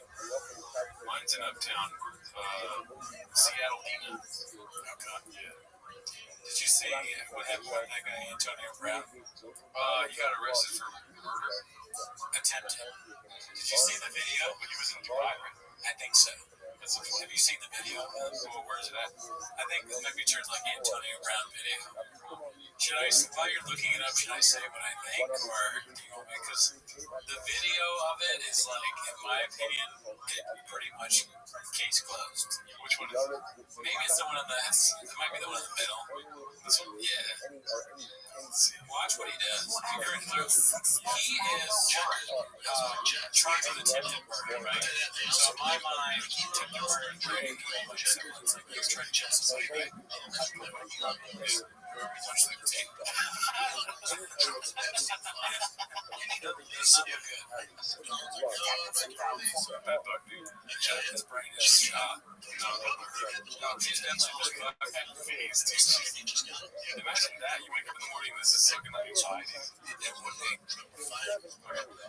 NFL star Antonio Brown was wanted for taking murder after yesterday. He shot at someone during a Hamilton Boston event. NBC 6's legal criminals Audio. But look, in that clip where he's running, he's literally running with a gun in his hand. You see the gun, and then he shoots at the guy. If that's not attempted murder, what is? That's not hurting the beach. That is so obviously, the guy's gone, right? And he's running towards the guy with the gun. What are we doing? That's the stupidest thing ever. Nico Clemens. No, just that puppet. Doesn't know he's up to me. Miami police say after months of searching, investigators found Brown in the Middle East. He was transported back to the U.S. and detectives bring him here to Miami to face charges. This right here is the warehouse where police say Brown got into a fight and then fired those shots. After police say he pulled the trigger. Investigators found and arrested former NFL star Antonio Brown in July. Miami police say he was arrested for attempted murder. The detectives say May Brown shot at someone at a boxing event in Miami's Union neighborhood. And arrest warrant says Brown got into a fight with a man. Moments later, gunshots. All these witnesses that pointed their finger at Antonio Brown. Someone later recorded a video that appears to show him in handcuffs. However, investigators say when they searched Brown, they didn't find a gun on him or anyone who was hurt, so they let him go. Investigators say they later watched surveillance and cell phone videos which showed Brown grabbing a gun off a security officer. Oh no, going towards him. He grabbed someone else's gun. The fighter later told detectives Brown shot at him. Finally, Brown was on the run and posted videos to social media. This is me with a gun. I got that thing on me. Taunting us like saying, hey, I'm safe here. You know, and that's what we interpret from that video. But you know what? He was laughing then. We're getting the last laugh. A search that lasted months. Now ends with detectives preparing to bring Brown back to Miami to face charges. No matter who you are, what power or what money you have, if you commit a crime in the city of Miami, we're going to identify you, we're going to locate you, and we're going to bring you to justice. The real crime here is, did he ever put his office? I don't think so. He should have done that, dude. Yeah, true. I love how cops, like, you know, that cop is so happy. His friends are like, whoa, it's him. It's our guy. He's like, Gustavo! And you know what happens when you do that? Yeah. You get arrested. You're like, That's not how he sounded. It is how he sounded. What are you trying to leave Miami? You want to the Middle East? What if you're fucking bragging? Sorry for cussing. You make him sound like Scarface. No, I'm not Cuban. Scarface is different. Well, the way you were doing it, I was like, it's kind of Al Pacino. It was kind of textbook when he was doing it. Yeah, I don't know about that. It's like in Miami, you come to crime, you got the fucking solve, you have to solve the crime. That's him with salsa on it. Yeah, put a little bit of salsa on me. Antonio Brown, like, fucking criminal with salsa on the I saw this tweet. What made me laugh about it was I saw this tweet that said, Tom Brady has thrown touchdowns to 2 murderers. He to go. Yeah, it's Antonio Brown and Aaron. What's his name? Aaron Hernandez. Now, I hated. I'm not happy. Well, actually, you know what? I'm not gonna lie. I am happy. I'm happy that he's going to jail and nobody got hurt. And I hope he is because I can't stand his story. I can't on his social media. All the posts, cracker of the day, all that stuff. It's so funny. He just steals memes from people. Never made me laugh even one time. They belong to jail. No, That's a lie. I mean, he's made me laugh many times. really? Yeah. I guess you'd have to show me. Yeah, I mean, we've had this conversation before, and I showed you. Maybe you didn't laugh to make a point, but I can care less if you haven't laughed. But he has made me laugh many times. And then, because then I'll look at I don't really care for the username. I'll look at the username and see that it's AB, whatever. And I'll be like, oh, fuck. He got me. Yeah, oh, wait, that's funny. He is funny. I don't know. Is he fucking insane? Yes. But is he funny? Yes. He's also funny. I don't know. Are you going to tell me that Andrew Schultz is not funny? Hilarious. So yeah, no, I'm happy to see it go away for a while. I think we can do without maybe one for a minute, especially since he seems to be a threat to society. Yeah, I mean, you get the help you need, brother. Yeah, that's kind of crazy. It's really hard out here in these streets for many people, dude. You were telling me about people in Montgomery fucking yeah. So I forget. I don't know what the Austin Comedy. Have you ever heard of the Austin Comedy Festival? No, I haven't heard of it either. But apparently he was 15 minutes into a 1.5 hours. First annual Austin Comedy Festival. Let's see, William Montgomery just got brought off stage 15 minutes into 1.5 hours at a Austin Comedy Festival. Also at a Austin Comedy Festival. Oh, so it's not even the Austin Comedy Festival. How many they got in that thing? It's like those fucking thumbnails people put where it's like, Antonio Brown ruined his life? Question mark at the end of it. You know what I mean? And then just so they can be like flip floppy about it, be like, Antonio Brown ruined his life. It's what a lot of the internet's saying right now. Oh yeah. It's like our politicization of headlines and clickbait shit. Follow me on Twitter, dude. Lauren, you have to watch me play.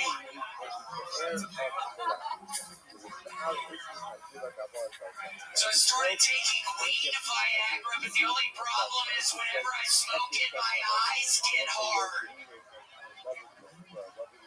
And y'all just need to buckle in because I feel like there was more. I watched one that had a lot more like time to it. But what corrects me, it's not even think he's doing that bad. I don't think that they're paying attention. Yeah. And I'm not as familiar with William Montgomery. I actually don't know his bit because I haven't seen the Kill Tony stuff. But he was making me laugh because he was like so animated. He was like screaming at them. And I remember thinking like I'm actually enjoying this. I'm not sure that this reminds me of like those venues where people have come to see music. That's the vibe I get. They're like they have come there for another purpose. And then he's like, maybe they came to get roasted. Kill Tony star William Montgomery gets moved off stage after opening for Morgan J at a comedy festival in Austin, Texas.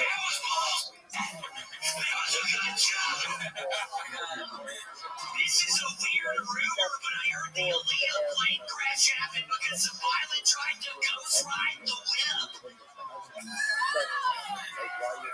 Yeah, I'm a little worried now. It might not do good in the bunker, more like ball crasher.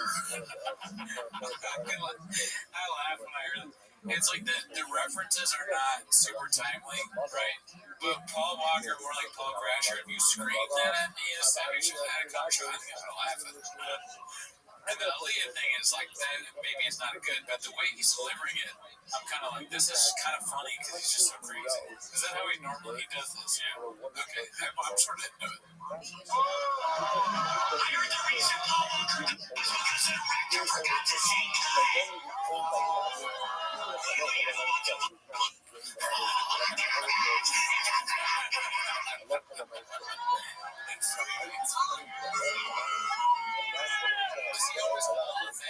That's kind of like the big piece of paper.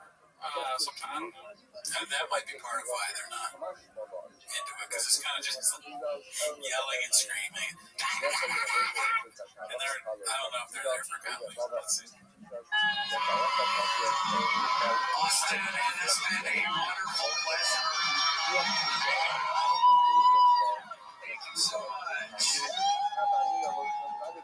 Damn, and that reminds me of bombing. I've definitely been in that situation. I kind of look like it.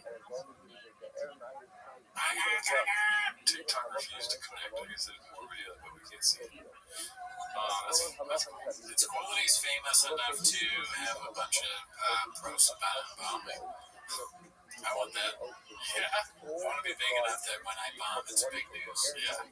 Brendan Cooney bombed today on Raccoon Tweeties. What do we call it? Paul Crasher? What do we call it? Peter Dingle's just a great. What's Brendan Cooney bombs while performing the Gringo Poppy for a Austin comedy festival? That would be so funny. Yeah, I do that for just the reenactment and I bomb. That's what you're supposed to. Brendan Cooney bombs at the doctor's office, finds out the issue. Just a picture of you. Oh no! I mean, I wasn't really familiar with William Montgomery until watching it, but I gotta say, this may be controversial, but I kind of enjoyed some of that. Yeah, he's fucking funny, dude. Okay. Yeah. So, I mean, I don't feel the same way about Casey Rocker. Yeah, that shit's pretty trash. But I enjoyed David Montgomery. William Montgomery. David.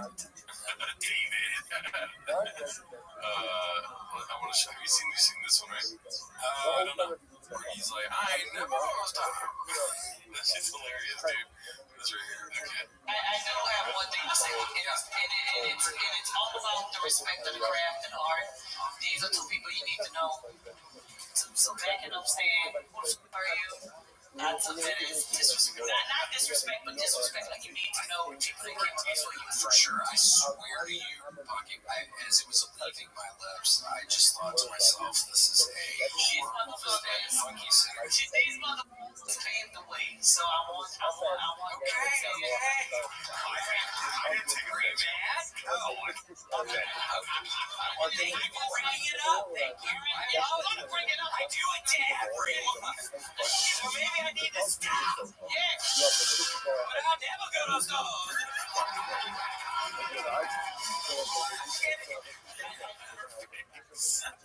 Yes. I'm never gonna stop. The best is when people think they need to take a situation that's comical seriously. Like, you gotta respect Eddie Pepitone and Jim Florentine. They don't even know why she's saying that. Jim Florentine's like, am I old? And Eddie Pepitone's like, I wish I wasn't here. This is Kiltony. I don't want to be here. This is horrifying. I'd rather be on T-Boo's. Yeah. Have you seen William before? I haven't. How are you? Oh, this is, remember, I remember this one. Yeah. I actually have some. Chad? I'm great. Cool. Another bit I'm enjoying it. What do you do? Are you a comedian or what do you do? Oh my God, William! Have you ever played I like it, dude. blackjack before? We're talking to Chad making amends. Here we go.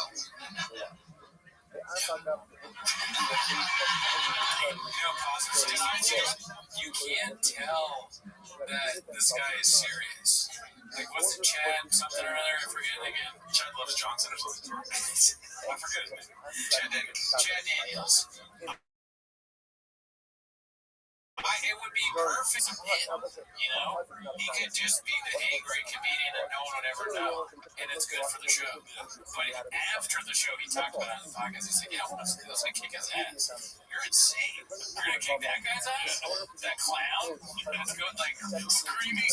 Yeah, not serious. Does it every episode, right? You're really going to fight that guy? It's funny because it's also like he wants to kick his ass because William doesn't know who he is. But William's only acting this way. It's just dumb because Chad doesn't know who William is if he doesn't understand that he screams at him. Yeah, that's funny. I didn't think of that. First of all, William Montgomery obviously knows who he is. He's the guest on the show. There's just no way he doesn't know. And then, Chad, you're right. It is funny to be mad that somebody doesn't know who you are, but you don't know who they are. You're not a huge Chad. I know who you are. Well, I didn't remember your name just then. But I do know who you are. Chad's huge in the limbest of ways. He's all like this. Do your fucking joke, man. Do your story, bro. Let's see. Yeah, he just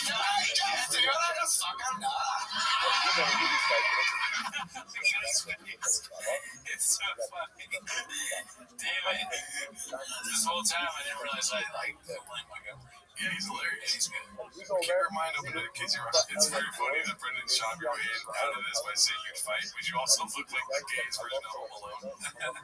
And like, what's worse, this or the hand in the chest? Hand in the chest. This looks pretty bad. You know what he looks like? This is a random cool. He looks like Thomas Massey. Congressman Thomas Massey. Crazy. I saw he's like this conspiracy guy. But yeah, no, he looks, look it up. Is he in the South? Oh, he's from Kentucky. Okay, the guy that's on that thing is? No. Maybe a little bit. He does have an accent, I think. It's MIT. Looks like that. I don't know. This point up your look at it Because it's like punishment for going on Kiltony, right? It's a terrible show besides right now, which is making me, I'm dying laughing. I like this. But if you're a comedian that goes on it, you kind of deserve to be vilified like that. And I like that. Dude, William's been on it for so long. I was in a circle with him smoking weed the first time. Wow, isn't that crazy? That is nuts. The first time. That's your part of Kiltony history. Not really. And like, notice how I said in the circle, there was like a circle of people smoking it. He made fun of how I talked. Great. Yeah, no, I mean, that is, I can't get over what's Bucky being like, you don't know who these people are, that's the whole band. You fucking fool. Idiot. embarrassing. And then after you hear that it's an ongoing bit, to still be like, oh, I'll be like, oh, I'm an idiot. Have some humility. Yeah, I mean, dude, Donald Rollins acting all serious on Kill Tony. Oh, I heard he was really Multiple times. to get it done to you more than once is actually kind of fun. He goes back around and starts being funny. You go on there serious every time. You get seriously offended by Tony Hinchcliffe and William Montgomery and Casey Rocket. Like, you guys made fun of me. Did I just their names are Casey Rocket, Tony Hinchcliffe, and William Montgomery. And you're mad about that? You shouldn't be. Let me see if we have any voicemail.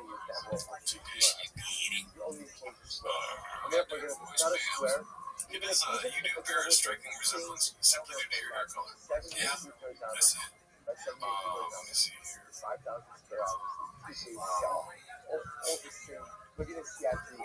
Voicemails. I think there's one voicemail for the same guy that left last week. Let's see. Okay.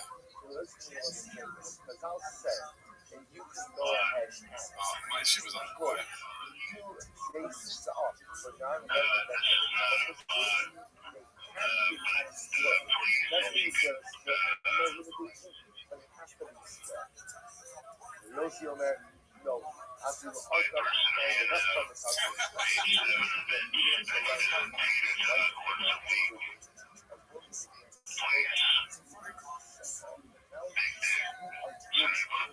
Hell yeah, dude. Thank you. I like the awkward, the strange pauses are one of my favorite things about the voicemails that we get, because it gives like a punchline. You know, you wait, and then it's like a totally other random shop quote. I like that. Shout out to you. Thanks for calling in 5 times in a row. Be just like that guy. Calls at 775-557-8667. That's 775-557-TMOS. You know, play your voicemail on the fucking, what's it called? Come to the podcast, dude. Yeah. But yeah, I think that's it for this week. That's it. All right. We'll see you next week.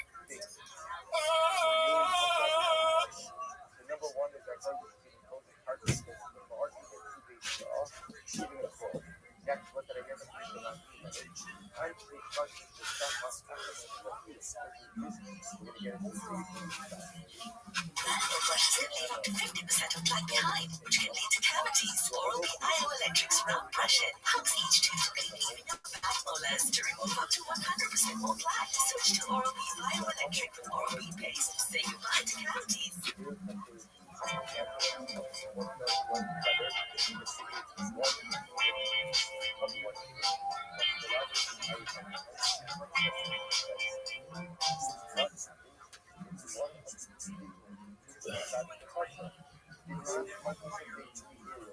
whatever the reason. Based on also the happiness of the whole team vote. So the individual who didn't participate in the field, he may not bring things back and forth from the phone to the bus and vice versa. Everyone else is committed to go ahead and bring items from their home into this culture, and from their home to the culture, from the culture to their home. That's important to these guys and well. What's up, sluts? It's Kabbalah and coffee. Why?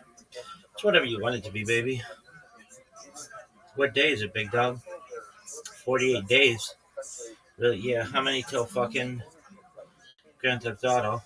Oh, that? That bitch, 279. Perhaps, because I don't fucking know. But I'll tell you what we do know. You know, the biggest pimp of all time is Zurus. Means problems. You got 99 Zurus, but a bitch ain't one. Chillazone. Sounds like a fucking Pokemon. Murex. Trunculus. Golis refers to Jewish diaspora or exile. Gay Kakin Afanyam. Lek Tzedian. May Hashem bless you and guard you. May Hashem shine his face upon you and be gracious to you. May Hashem lift his face to you and grant you peace. Akin ani medaber ivrit bekar ivrit mekra'i al shit. Befoal Anaknu Amurim Ladaber Yiddish O Ulai Aramid Shegam Otan Ani Yakal Ladaber Bimida Mesu Yimet Abal Ani Maadi Anglit Lakin Bo'u Ladaber Anglit Zainishma Tov Lecha. Dude, those motherfuckers in that Yiddish server or that Jewish server, they when I came in, they started singing Hava Nagila, and I started singing as well. But the thing is, we gotta brush up on my fucking knowledge. This bitch. Why? Well, if you ask anybody, I mean, I know a lot of it, but you know, there might be 69 verses of the bitch. Why? Who knows?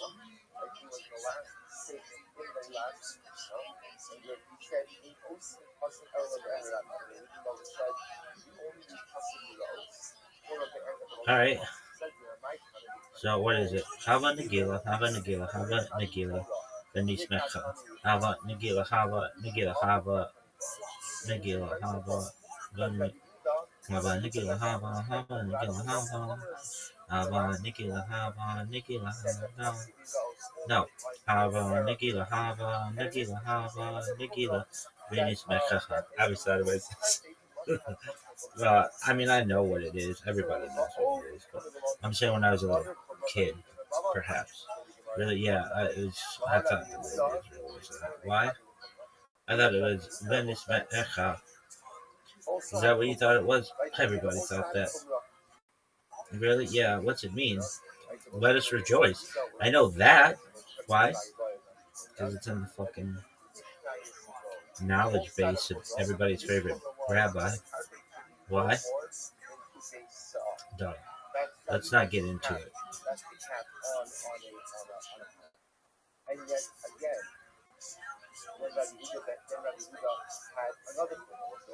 you going viral? I'm going viral from that bitch. Really? Why? Dog.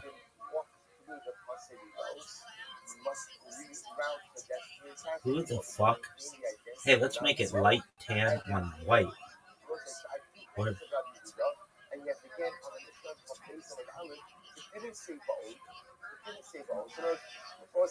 Very simple question. Why does it say Ba'od Amelabi Ben Baba? So again, it's very simple because the reason the Baba gave us a Qumrah at the end of the last Mishnah. He's giving us another Qumrah at the beginning of this Mishnah. So Ba'od, another Qumrah. So every single time you find this Tanakh, those are two Qumrahs. So when you use Ba'od, or Rabbi Yehuda. Okay, so it's let us rejoice, let us rejoice, let us rejoice and be happy. Let us sing, let us sing, let us sing and be happy. Awaken.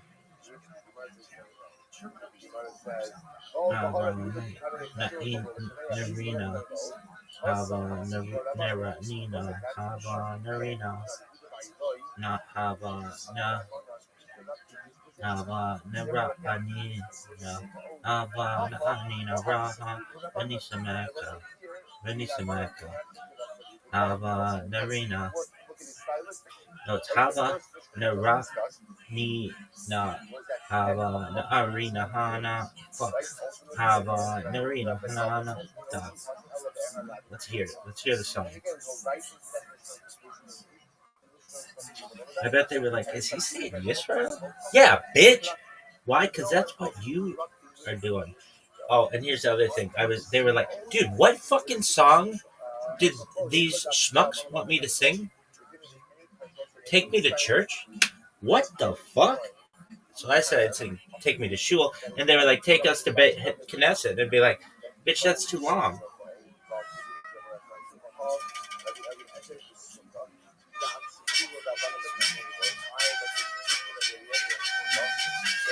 Yeah, dog, but with the lyrics.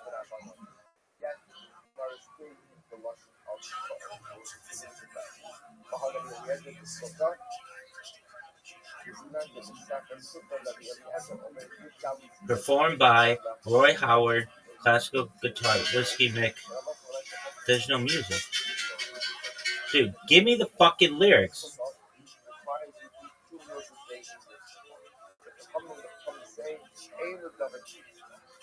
Oh, this is the worst. Our Lucan.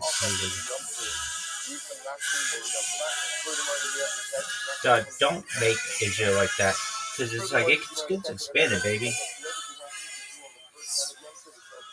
So can you sing it? Hava, Nagila, Hava, Nagila, Hava, Nagila, Ben Yismecha. Hava, Neganana, Hava, Neganana, Hava, Neganana, Ben Yismecha. Hava, Nenirina, Hava, Neganana. Hava, Nenina, Nenispecha. Hakim, Rahim, Rahim, Rahim, Rasameh, Rahim, Rasameh, Rahim, Rasameh, Rahim, Rahim, Rasameh, Hava, Nagila, Hava, Nagila, Hava, Nagila, Nagila, Hava, Nagila, Hava, Nagila, Hava, Nagila, Nagila, Hava, Nagila, Hava, Nagila, Hava, Nagila, Nagila, Hava, Nagila, Hava, Nagila, Hava, Nagila,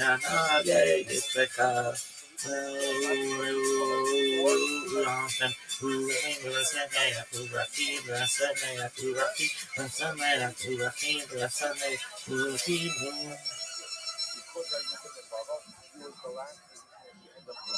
all right, maybe we. Yeah, dog. All right, that's cool, dog. That's a cool story, and everybody appreciates it. Psych, bitch. I don't think there's more to it. Anyway, we got shit to cover. Why? Like what? Dog. We keep adding shit. We keep learning less about Kabbalah.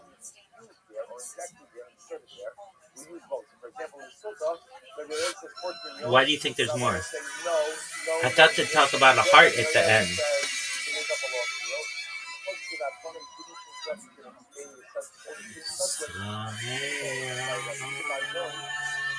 Belev Mesveya, Belev Sameya. I know that one. Why? Only Simchas. That's actually different.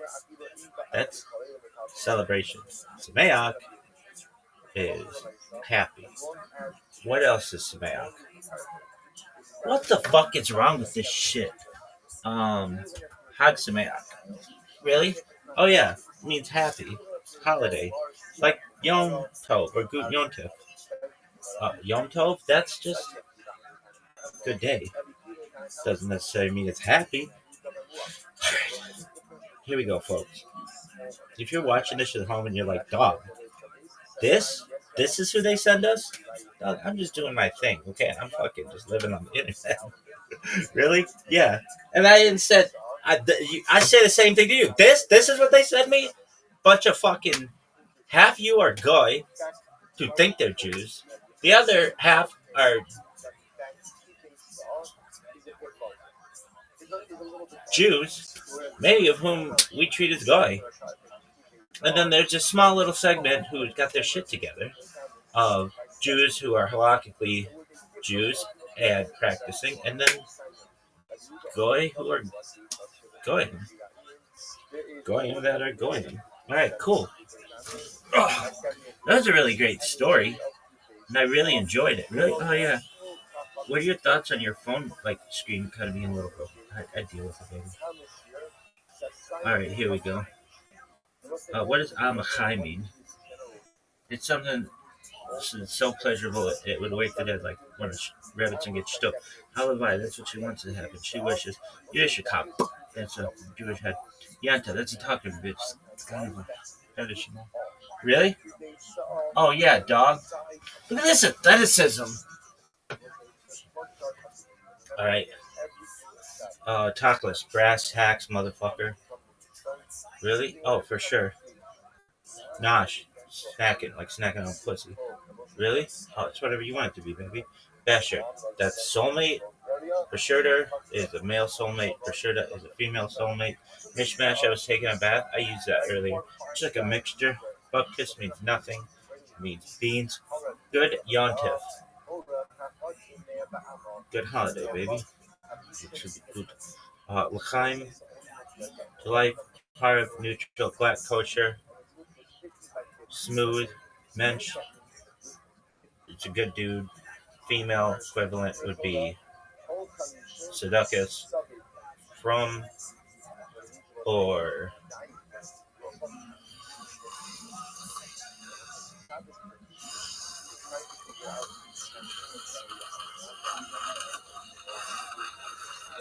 H.I. Chaya. Really? Yeah. Or what else? Or,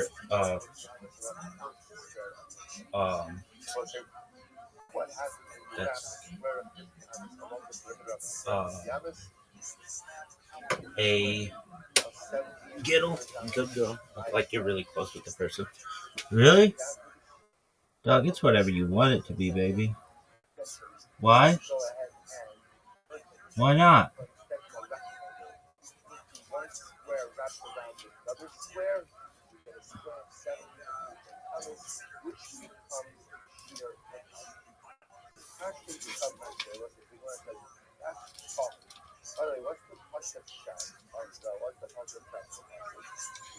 Where'd you go, big man? Just slanging dick. Like it's going out of style.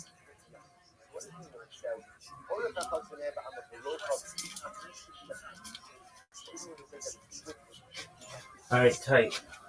I've got this fucking, I think Israel really like it. Really? I think y'all fucking think it's sick as fuck. It's like this project. I feel like I'm getting shotgun with different songs. I said shotgun.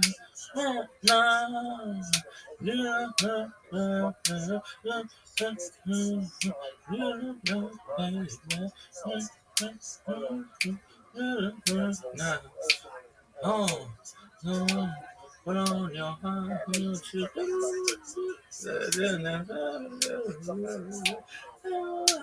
We're gonna dig tomatoes.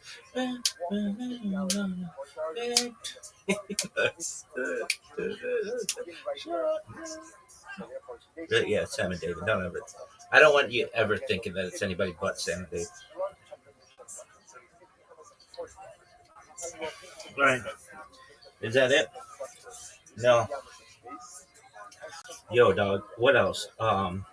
Mensch, Skoyak. That's Yasher Kog. What is it? It's like from strength.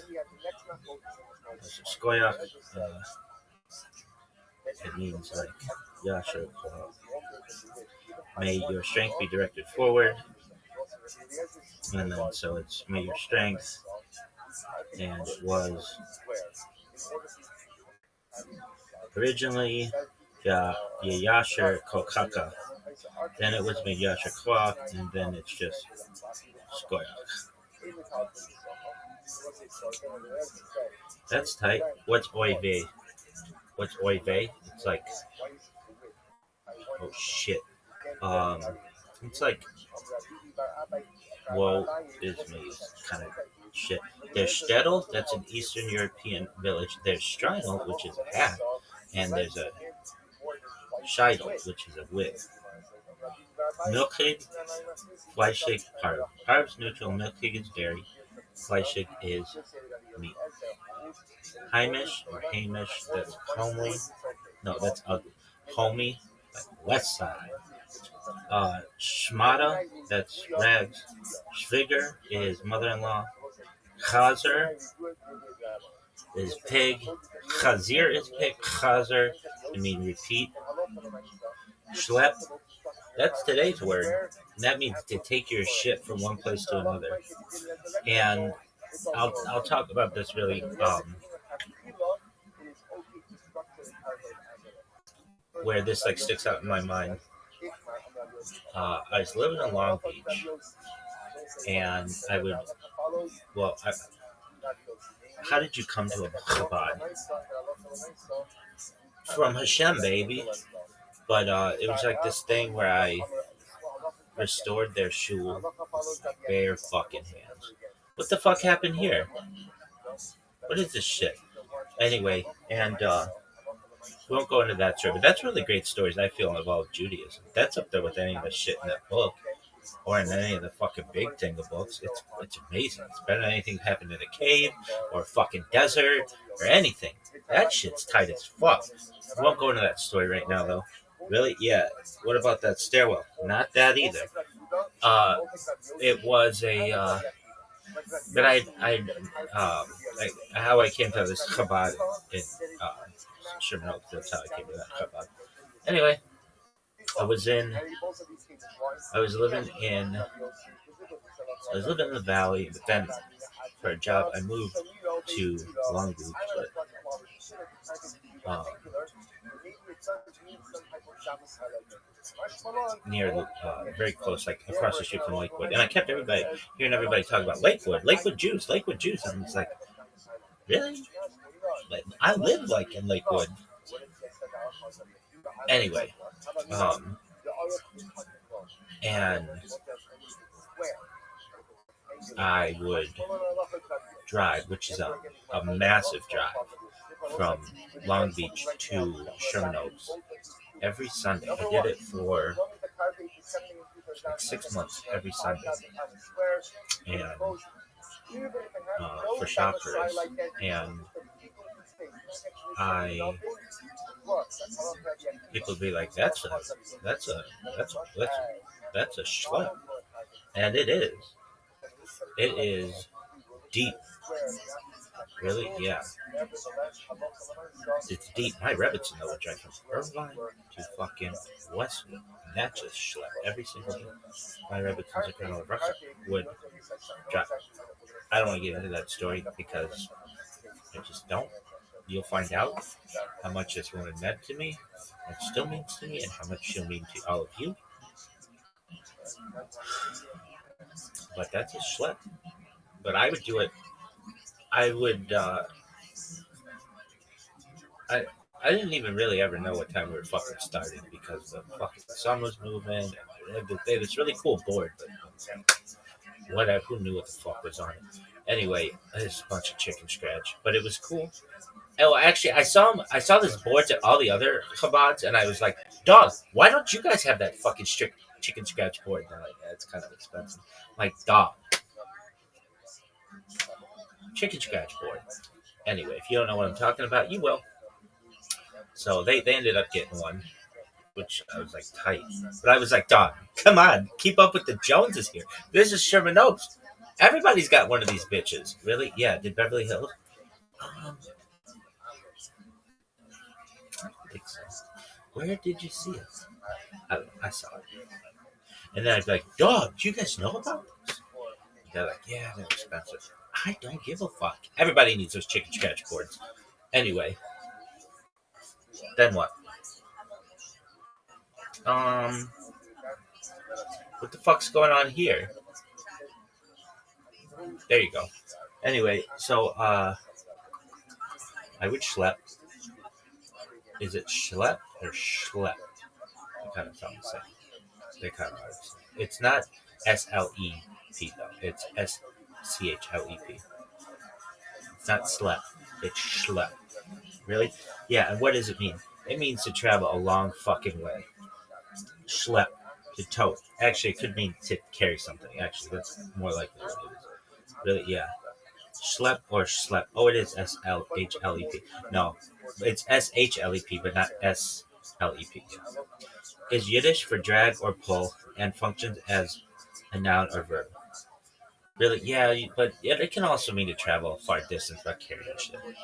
Schlep, to tote. When a Jewish family prepares for a flight and their Yiddish mama packs them extra tuna sandwiches, since there's no kosher food available in the airport, and she cannot picture her precious children going hungry, it would be accurate to say that they are schlepping along tons of extra baggage. In this case, the use is somewhat figurative, since they need not physically drag the tuna sandwiches. Schlep, to drag.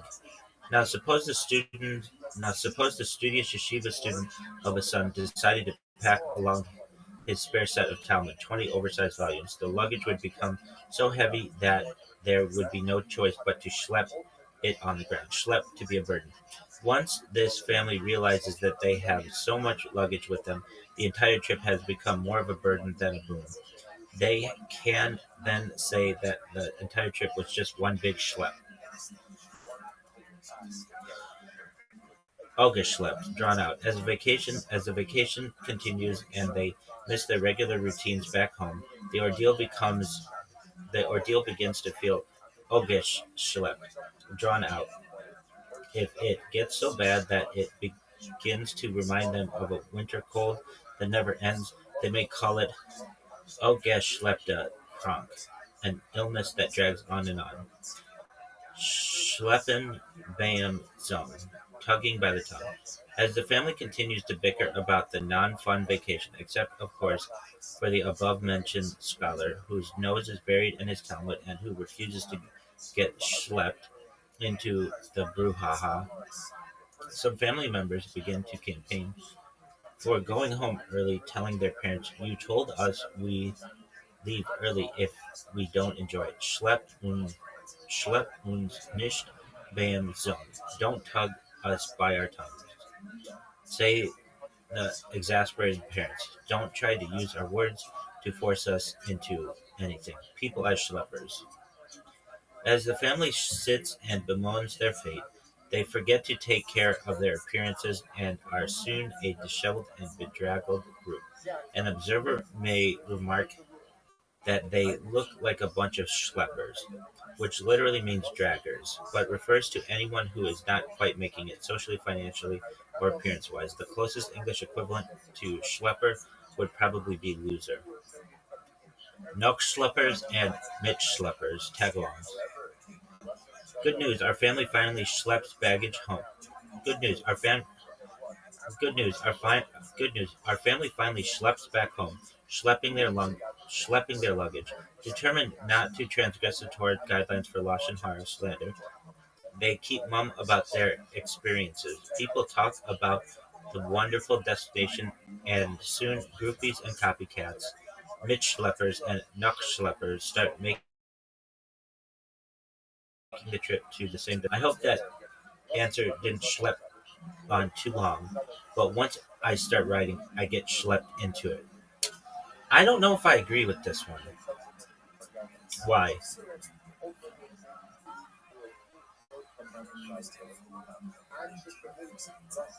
It can also mean to travel.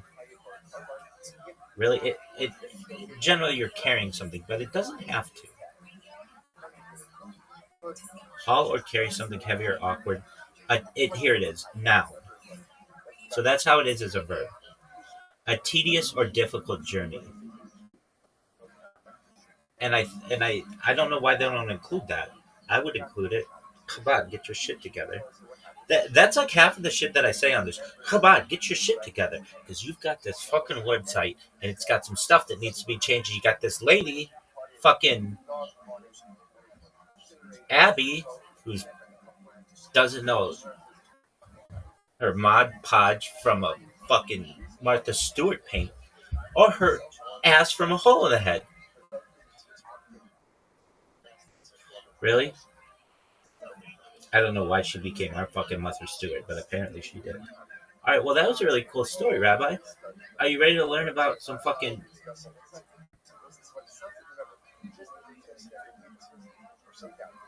Kabbalistic? What the fuck happened here? What is this bullshit? Dog, I don't have time to deal with this bullshit right now. This is some garbage. What is this? Dog.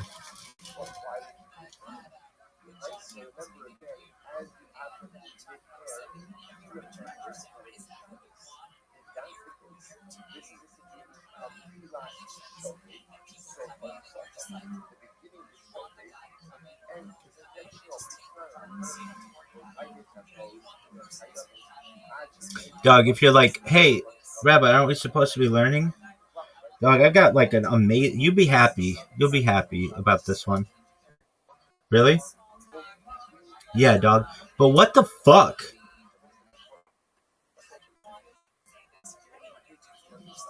Dog, this shit sucks.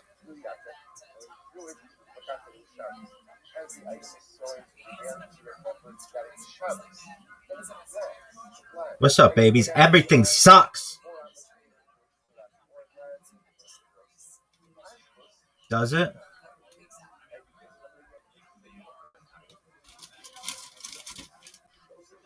Yeah, dog. Yeah, dog. All right. So where were we? We're talking some bullshit. All right, Rabbi time. So what are you doing here? Well, I've got this like I created these robots, these like golems kind of deal that just archive my life. But I've had them do that before on lives, and I have a lot of video on Instagram that way. But I thought it would be cool to just have random music playing while I'm slanging dick like it's going out of style, baby. Really? Yeah, and I think Israel really fucking like it. Why are you doing all this shit for Israel? The diaspora is gonna be like, why are you doing all this shit for Israel? And I'd be like, baby, when I say Israel, sometimes I mean that fucking desert, and other times I mean the fucking everybody. Which do you mean here? A little bit of both, baby. All right, here we go. Baba Sali. I bet this motherfucker just was an amazing motherfucker. He looks like Osama bin Laden. I'm just gonna say that. Doesn't anybody see this guy looks like this fucking? He looks like Osama bin Laden. Come on, look at him. If you told me that this motherfucker had, I'm saying like if they had a fucking lineup for Osama bin Laden, this guy could be in it. I'm not saying I would choose him, but he could be in it.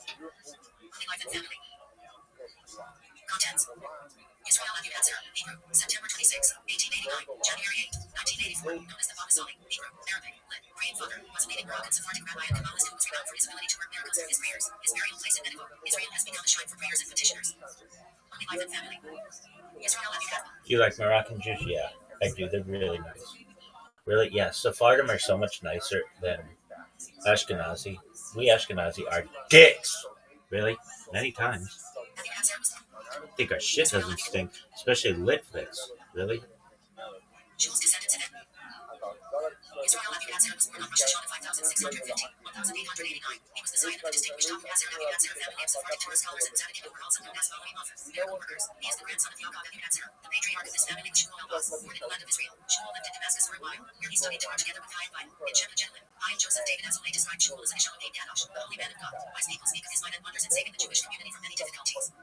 Shmuel's descendants eventually moved to the city of Tafilon, Morocco, where Shmuel's descendant Masud became the rabbi of the city. Masud's son, Yaakov, known as the Emir Yaakov, succeeded his father as rabbi in Tafilon. Yaakov's eldest son, Masud, became an abbot in the same city, and it was here that his son, Israel, was born.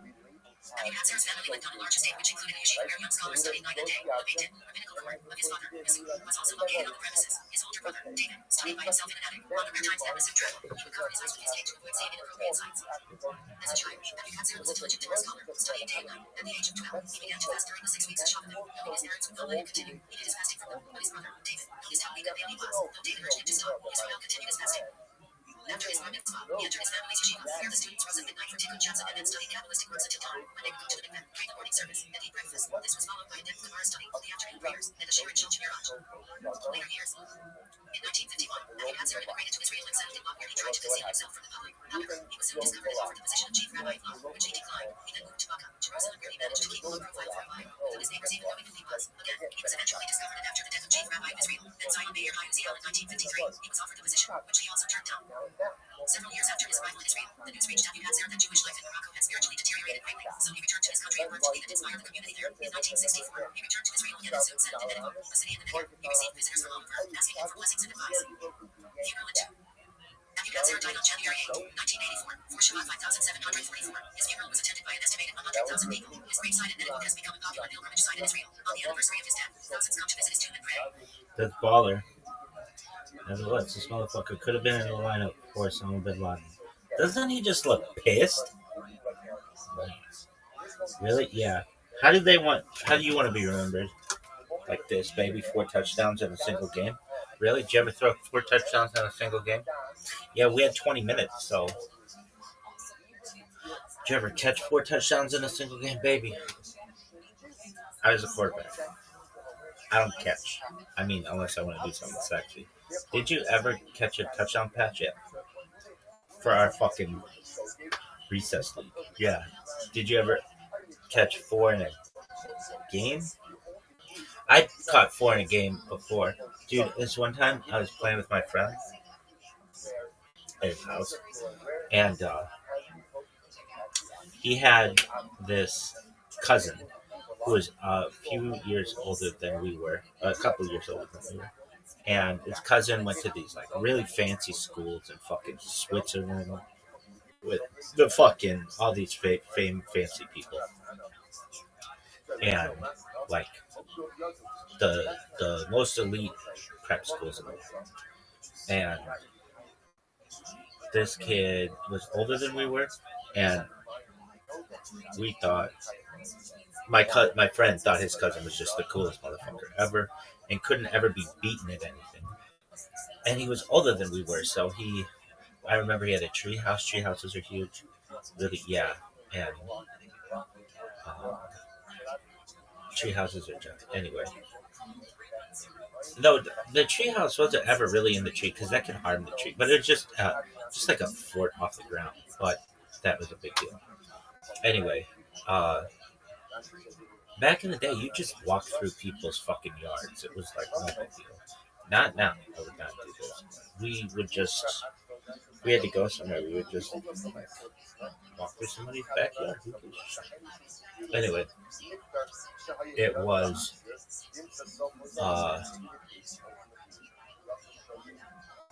my friend had like this small front yard where we would play football, and one day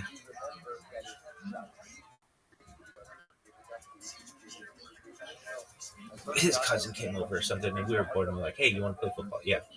And I was getting pretty good for nothing amazing, and somehow we got to the discussion, I'm going to take on the cousin, and my friend is going to be all-time quarterback. So we're going to play it. It's like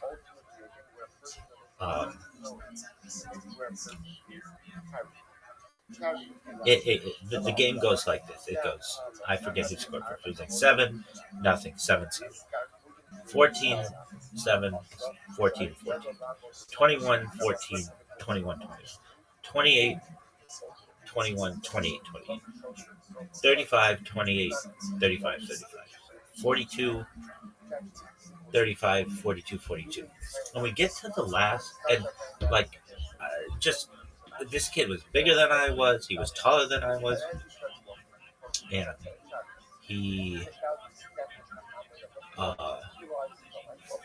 and like, we were playing defense on each other, but we couldn't really, maybe we could stop each other, but I don't know. But you had 4 downs. Wherever we played, you always just had 4 downs. We weren't going to fucking get our little feet and, like, fucking. We did do that, though, for 10 yards or whatever. It's just too inaccurate that way. So we were playing in this yard, and I think I got a defensive stop somehow, some way.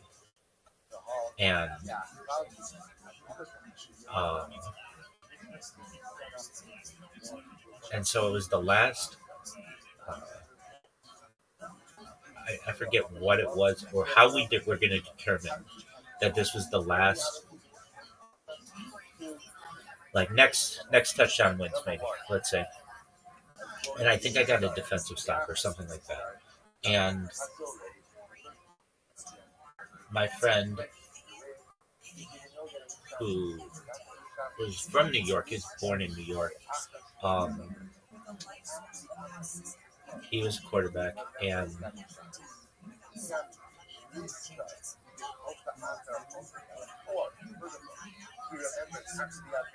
I just remember we go, like, whenever we do a play, we'd always do it like this, like super secretive, like real CIA style shit. And I mean, we just ran the same fucking plays, just get over it. I mean, that's all it was. But I remember, I think my friend, I think he was going to be rushed or something. I don't even know. How would you do a rush? 1,000, 2, 1,003, 1,004, 1,005, 1,000. Or 1 Mississippi, 2 Mississippi, 3 Mississippi, 4 Mississippi, 5 Mississippi.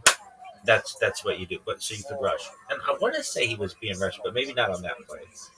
But this is going to be like the last play, and we're tied, and my friend hikes the ball. I go out, and I want to say he was rushed. And so he just throws the ball just as quickly as he could because his cousin, who's not super tall, but tall for us, gets in his face. And I remember seeing this ball just float.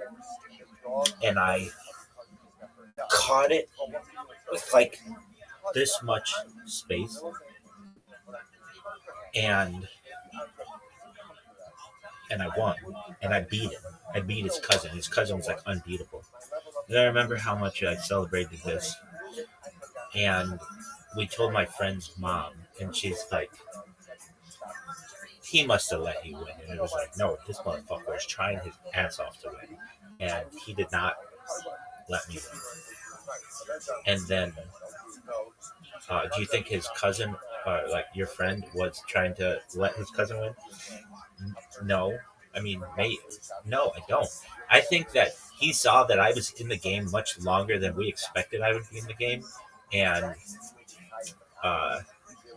he just threw a fucking, he saw his cousin coming and just threw it up in the air. Now, I say that could have happened that way. Or his cousin may have been coming back to try to get the ball, but I don't remember. I remember his cousin darting at him, if I recall, but he may have been trying to play defense on me. I didn't, to my knowledge, catch it like this. I just remember catching it like this and falling back or whatever. I might not have fallen back, but there was like a little uphill. Anyway, I could talk about hanging out in that neighborhood all day. It was a lot of fun. All right, wasn't your neighborhood fun?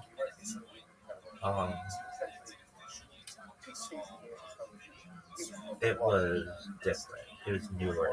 That neighborhood was like more old school, and it was so much fun. And it seemingly had more kids who were older. My neighborhood, the kids were, a lot of them were younger, but there were kids my age. And would you ever play with kids your age? Uh-huh. Yeah, but, all right. Anything else?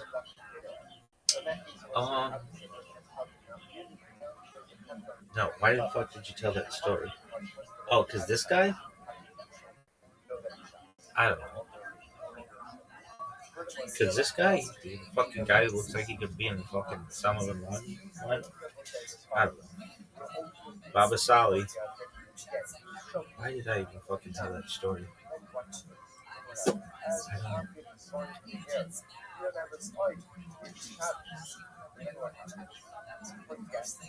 Alright, well, that was a cool story. I don't know why the fuck you told it, but. Alright, Yitzhak Kaduri, Mizrahi, continuation from Rashash, Iraq, to Israel in 2006. Yitzhak Kaduri, Hebrew, Arabic, also spelled Kaduri, Kaduri, c. 1898, January 28, 2006, was a Iranian rabbi and Kabbalist. He taught and practiced the Covenant of Rashash. His amulets were distributed to voters before the Israeli election in May 1996, in exchange for their votes for Benjamin Netanyahu and the Shas Party. During his lifetime, he published no religious articles or books. At the time of his death, estimates of his age ranged from 103 to 108, and his birth year is still disputed. His funeral, held in Jerusalem, drew over 200,000 followers. These motherfuckers, these Sephardic rabbis, Mizrahi rabbis, Moroccan, they have giant funerals. So some they're like giant. Kaduri was born in Baghdad, which was then part of the Ottoman Empire. His father, Rabbi Kaduri was a spice trader. Kaduri excelled in his studies and began learning Kabbalah while still in his teens. He was a child student of Rabbi Yosef Hayim and studied at the Zilka Yeshiva in Baghdad. He moved to the British Mandate of Palestine in 1923 and there changed his name from Tima to Kaduri to honor his father whom he had left in Baghdad. Student of Kabbalah. He went to study at the Shoshanim David Yeshiva for Kabbalists in Iraq. There he learned from the leading Kabbalists of the time, including Rabbi Yehuda of Teah, author of Beit Lechu Yehuda, and Rabbi Yaakov Chaim Sofer, author of Kat Vachi. He later immersed himself in regular Talmudic study and rabbinical law in the Baruch Yosef Yeshiva in Jerusalem, Salt City, where he also studied the Kabbalah with Rosh Yeshiva, Rabbi Ezra Tinayu, It was what? How would you want to be remembered? And it was like 4 touchdowns in a game. Did you ever rush for 4 touchdowns? We never rushed. That wasn't a thing. Why? It was always just considered like you always just threw the ball. Nobody ever rushed the ball. Really? Could you? Were you allowed to? We were allowed, but nobody ever did. It was like, why get small amounts of it? It was just too easy with two-hand touch when you hand the ball off to just get a guy right away. So nobody ever did that. What the fuck is going on with that? We'll deal with it later. Well, let's look at it. Why? I'm sure it's really fucking appreciate. No comment yet. Oh, tight. That was a really cool story when everybody was like, huh? All right, we'll keep talking, dog. All right, babies.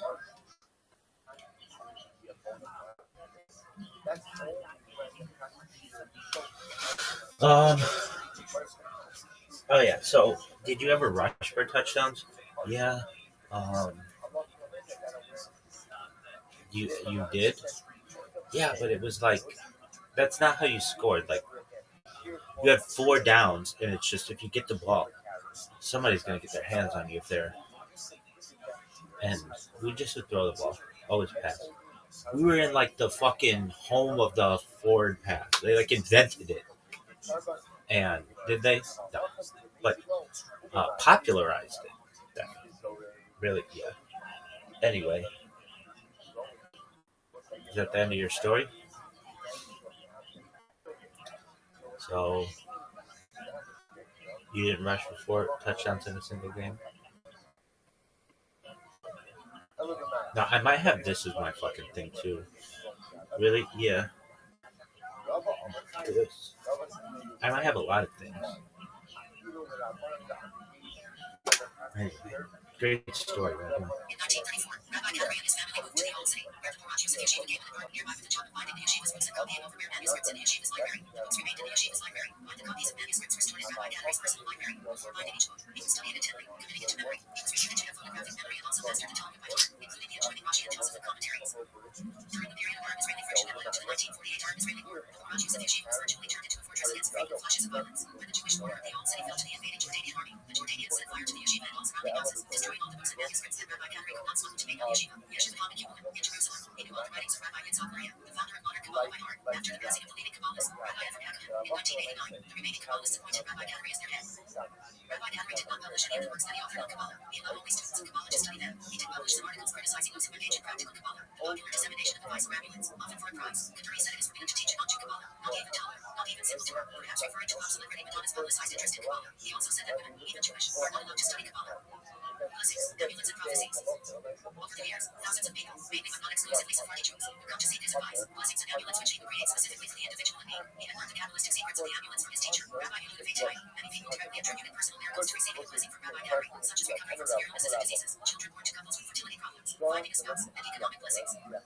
His rise to fame, though, began when his son, Rabbi David Gadari, who ran a poultry store in the Buckaroo Market, decided to found the Program Yeshiva organization under his father, called Natural Kids Jack Yeshiva. It was located adjacent to the family home in the Buckaroo neighborhood of Jerusalem. His grandson, Yossi Gadari, took part in this endeavor with him. Gadari's followers believed that he was able to predict events. In late 2004, Gadari said great tragedies in the world were foreseen 2 weeks before the 2004 Indian Ocean earthquake and tsunami. Reported the Bureau's chief connected the two by saying Gadari predicted the tragedy. Political involvement. The last 2 decades of his life were marked by the controversial way that some would use him to promote various political parties during Israeli elections. Rabbi Gadari achieved celebrity status during the 1996 Knesset elections when he was flown by helicopter to multiple political rallies in support of the Shul's party and for amulets that were purchased in his name for supporters of that party.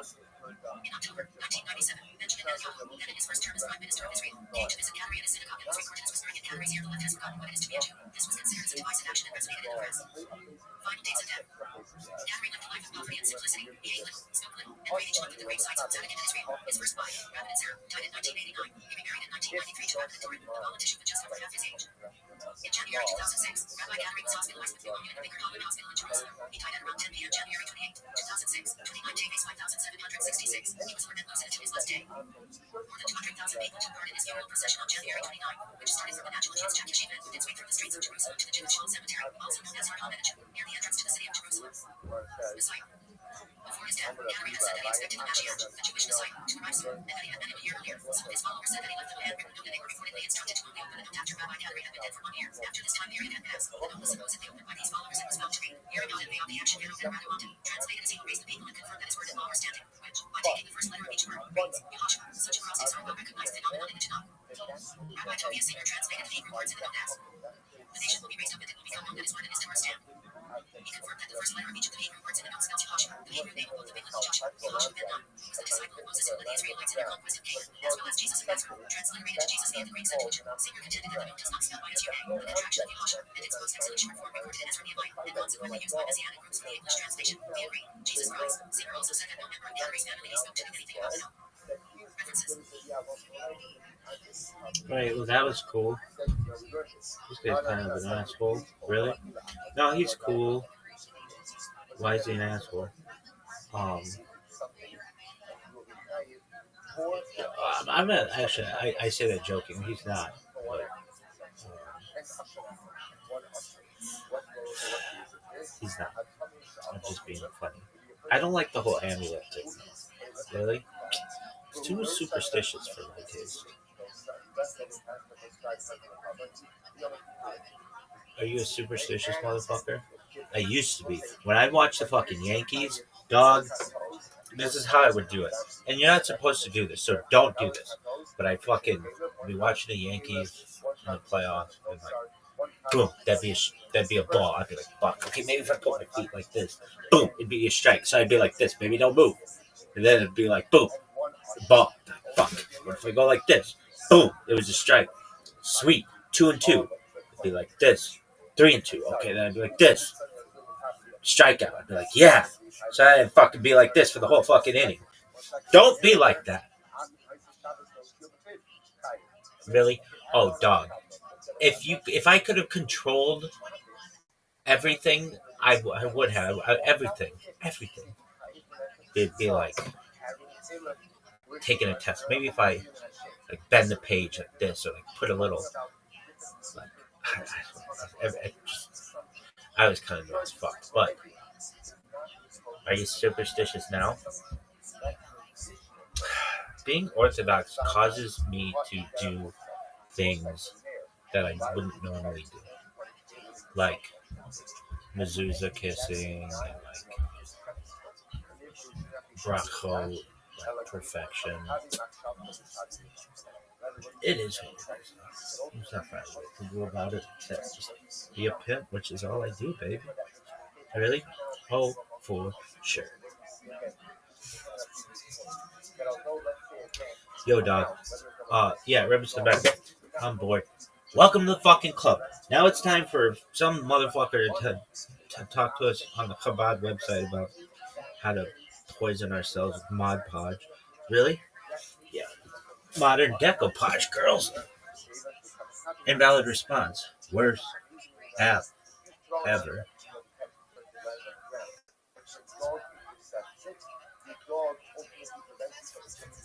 Chabad has like so many things.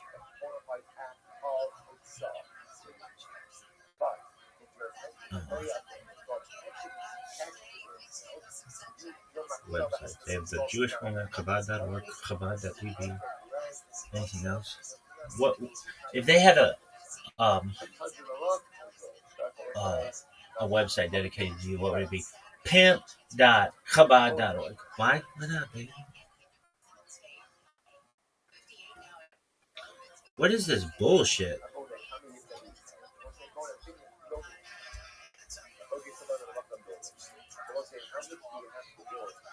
Yehudian channel. Look at this bitch. I like your shadow. How to separate challah. Yehudushin. What the fuck is that? Oh, it's Jewish TV, not Chabad TV.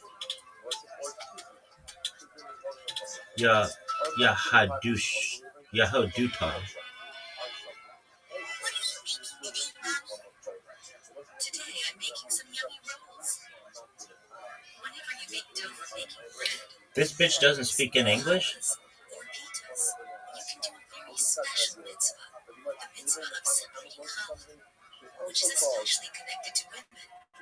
It's easy to do and so simple, but it's full of deep meanings and significance. I'm making the batter for the dough from about 1.7 kilos of flour or so. Mommy, it's 1 kilo, that's 666 exactly.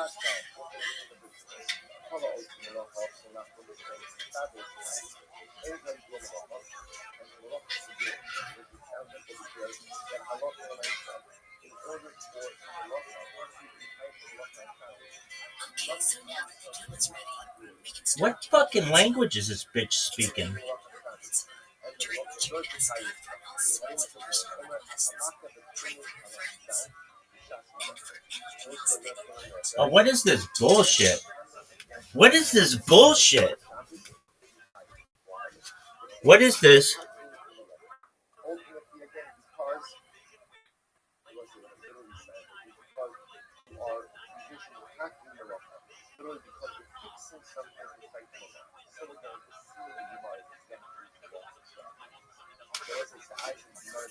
That shit sucks.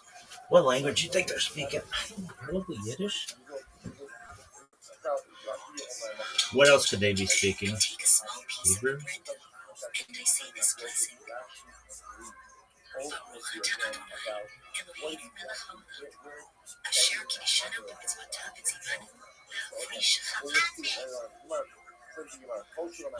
If you really want to get fucking specific, it's Omain. Really? Oh, yeah, motherfucker. Dog, this shit is redonkulous. Dude, just do it. Do it while you're on stream. Why? Dog, what is this shit? Somebody's gonna be like, why does this rabbi cuss so much? And I'd be like, well, if you really want to know, I didn't cuss for many, many years. Many years. Decades. Well, a long time. And then, and then I let the fur fly a little bit, but then I got back to not cussing ever. I can tell you in 5 years I cussed 4 times, and they were all, I couldn't control it. One time I almost, like, somebody almost hit me in, like, traffic. Another time a chair broke and I almost got really hurt. Maybe it was 2 times in 5 years. It was not, I think that actually might be right. It was not a lot. And, but I want my kids, if they ever watch this, to recognize, like, you can say whatever you want. And I recognize there's something funnier about using cuss words sometimes. And I'm trying to be as funny as possible. If I was not trying to be as funny as possible, then I would not use cuss words. But there's something about an extra emphasis of cuss words that is absolutely fucking hilarious. Like, I recognize I'm a rabbi, and I don't give a flying fuck. That's hilarious. It's gonna be hilarious in the future. And if you don't think so, well, go fuck yourself. I think it's amazing. What is this bullshit?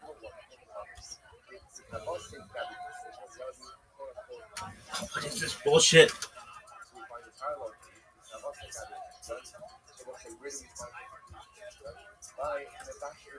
And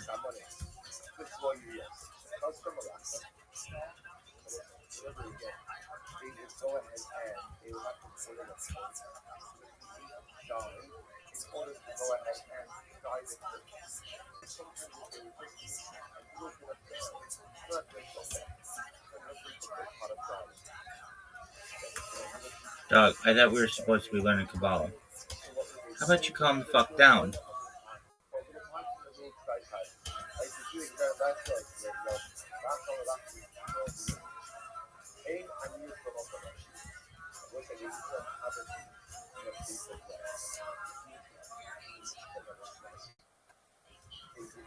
Yo, dog, if this shit doesn't work, I'm gonna be pissed.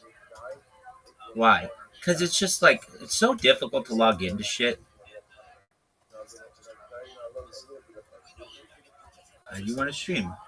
Just work. How about that? How about don't ask me all kinds of fucking questions? What is this bullshit? Get move.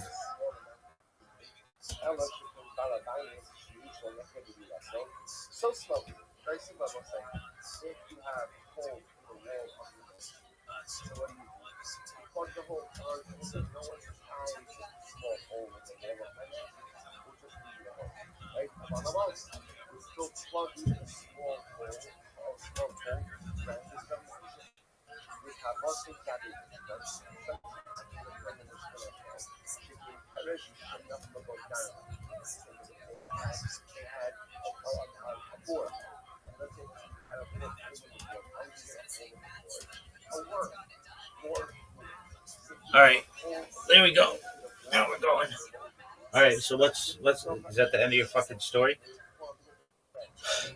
No, is this bitch still going? Oh yeah, it's Omain. Really? Yeah.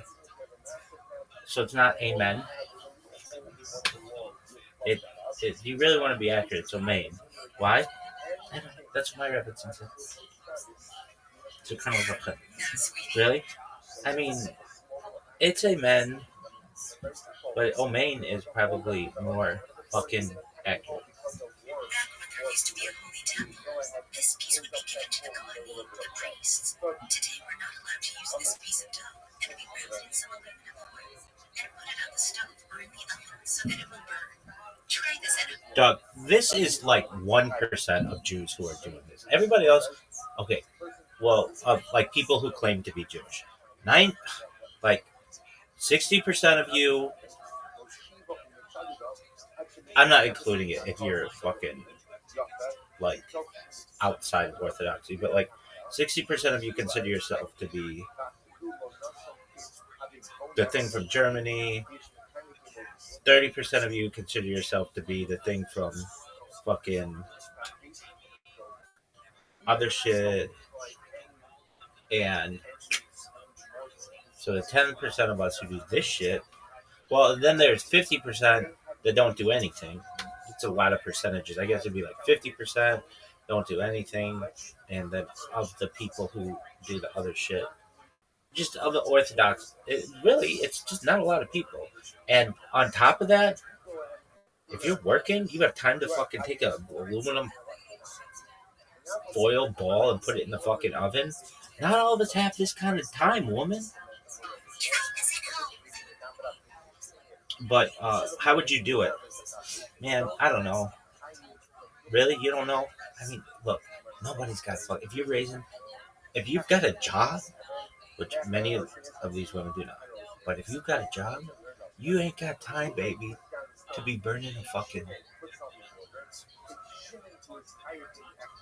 on a Friday.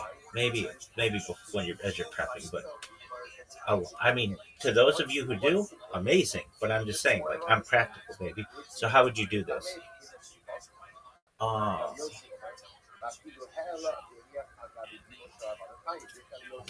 You can. I mean, actually, I think it's really cool to make your own challah. I really do. I'm joking around, like, but I think it's a great mitzvah. I think it's beautiful. I just know that like not a lot of people have time to do it.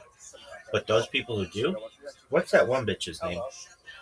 There's this bitch on Twitter. What is her name? I don't know.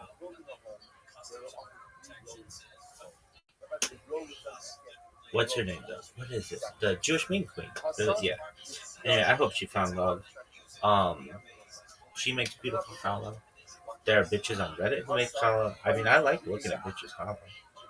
Really? Yeah, in a non-sexual way. I like looking at challah. Like seeing the braids. It's beautiful. But I'm just saying, people are busy, and not everybody has time to do this kind of shit. What is Yahoo Doten? I bet this bitch is speaking Hebrew.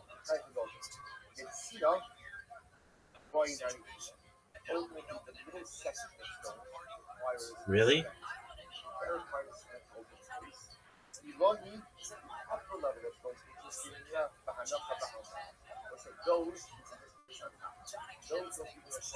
What is that? What is it?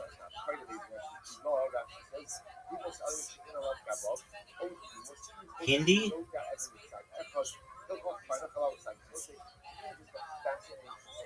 That bitch is a fucking Indian.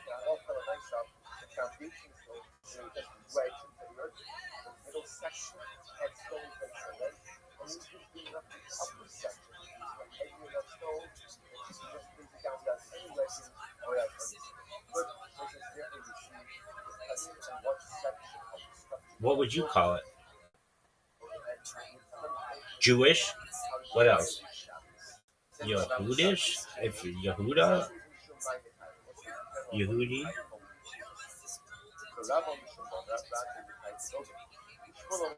Ah, okay, so that bitch is speaking Hebrew, but this is like, okay, so it's Yehudi, but what about the Dotan?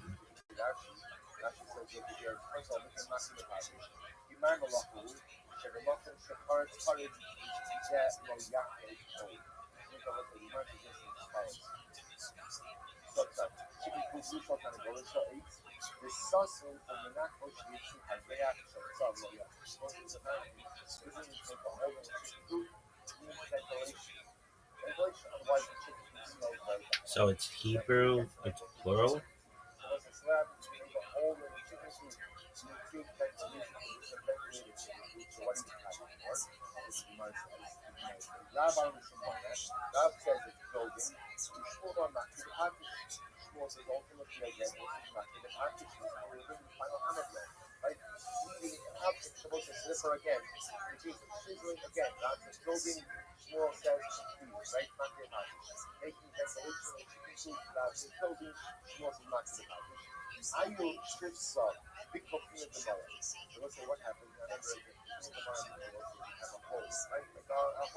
Yo, dog.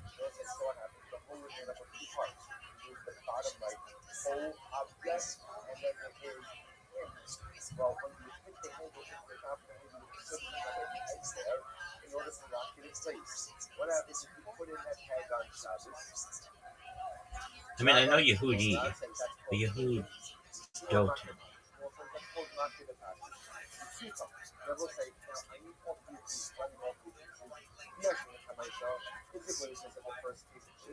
Yehud Dotan. I guess it'd be Jewish, like as a people. So why wouldn't it just be Yehudi? Yehudi Dotan.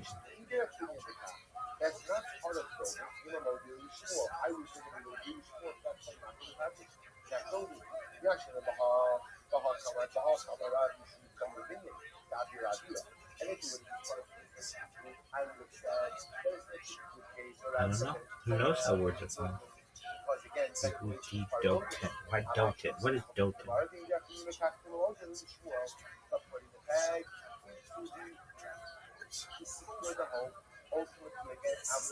I'm gonna figure out you motherfuckers. Why?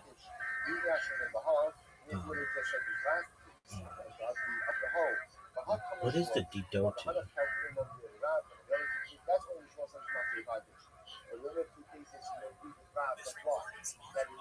No one knows. Look, let's go to Google Translate.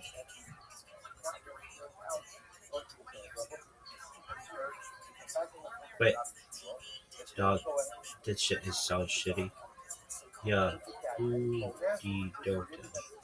No. Yehudim. That makes sense to me. Or maybe it's Yiddish? They think it's Hindi.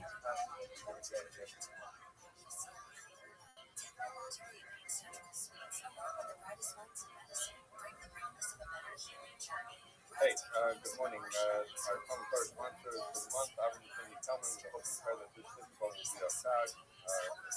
Yeah, edition.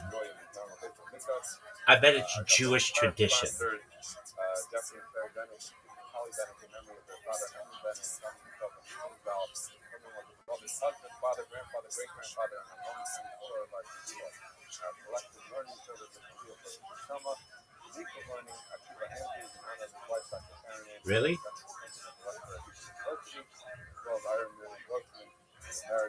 Yehud Dotan. Okay, and thank you again to Mike for sending out these Yehudi. That's the tomorrow. Today's Dr. Aleph 11. We're going to pick up on Yud on days, second to 4 lines in the bottom. So the Mishnah said, we talked about the fact that if you had a lovely Torah that was higher than 20 amos, you had to lower it. And we said that if it was wider than 10 amos, you had to be might, you had to lessen the width of I bet they're like little kids if they ever watch this. Would you let your kids watch this? Fuck yeah. I'd be like, this motherfucker's on to something. He's teaching us about how we can have dogs and eat kosher pork in the future, God willing. All kinds of shit. Yehudi. Okay, what is this word though? You think it's Jewish tradition? I don't think that's.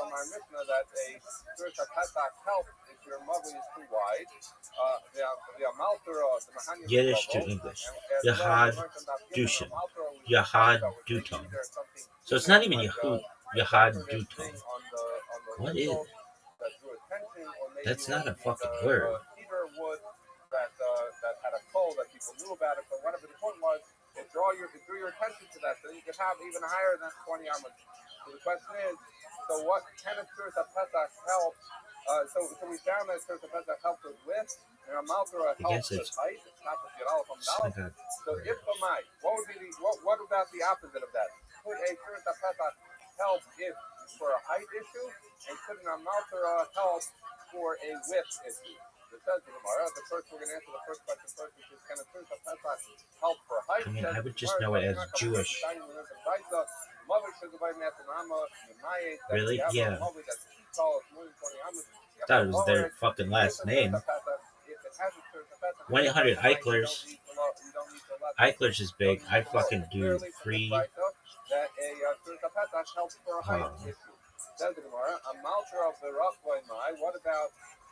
I'd be their free spokesperson. Really? Eichlers is giant.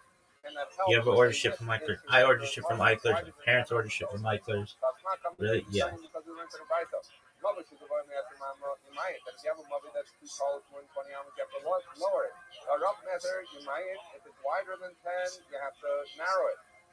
I bet this is. I bet that bitch is speaking Hebrew. I thought it was Yiddish.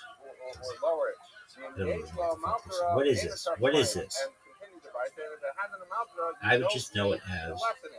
You thought it was Jewish tradition. Okay, it's a multimedia educational series designed to contemporary. Okay, but why did they choose that? A booklet. Yeah, I do talk. I get it. Oh. Yahoo education.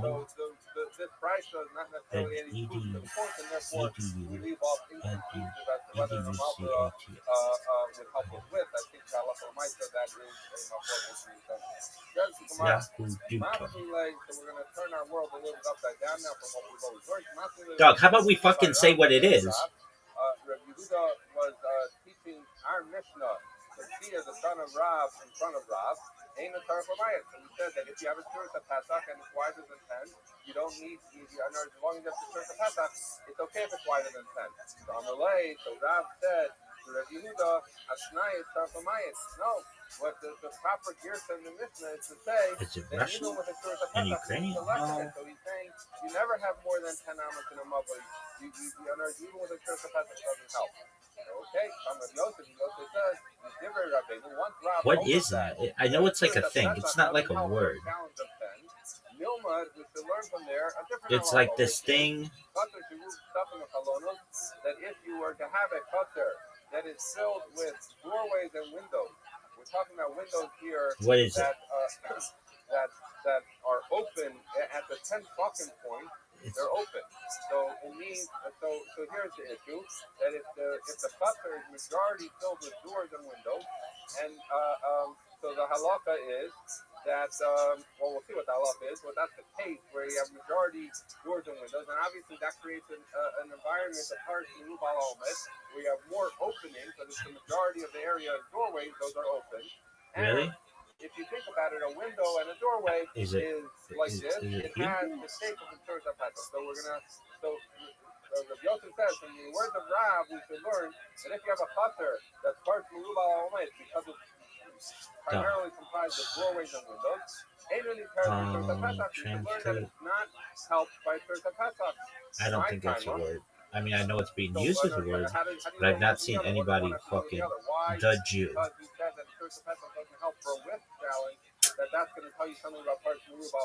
What the fuck is Chazal?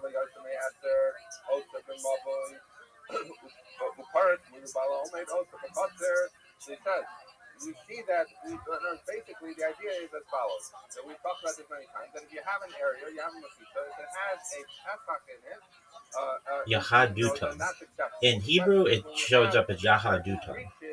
That takes away from it being a pesach. What would be two of the breaches that we have? That's what we all. One is that part Murubal Ome. Yahaduton.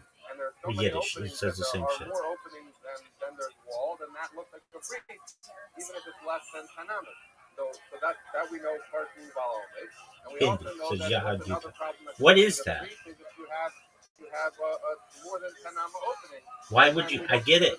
I get that it's a channel.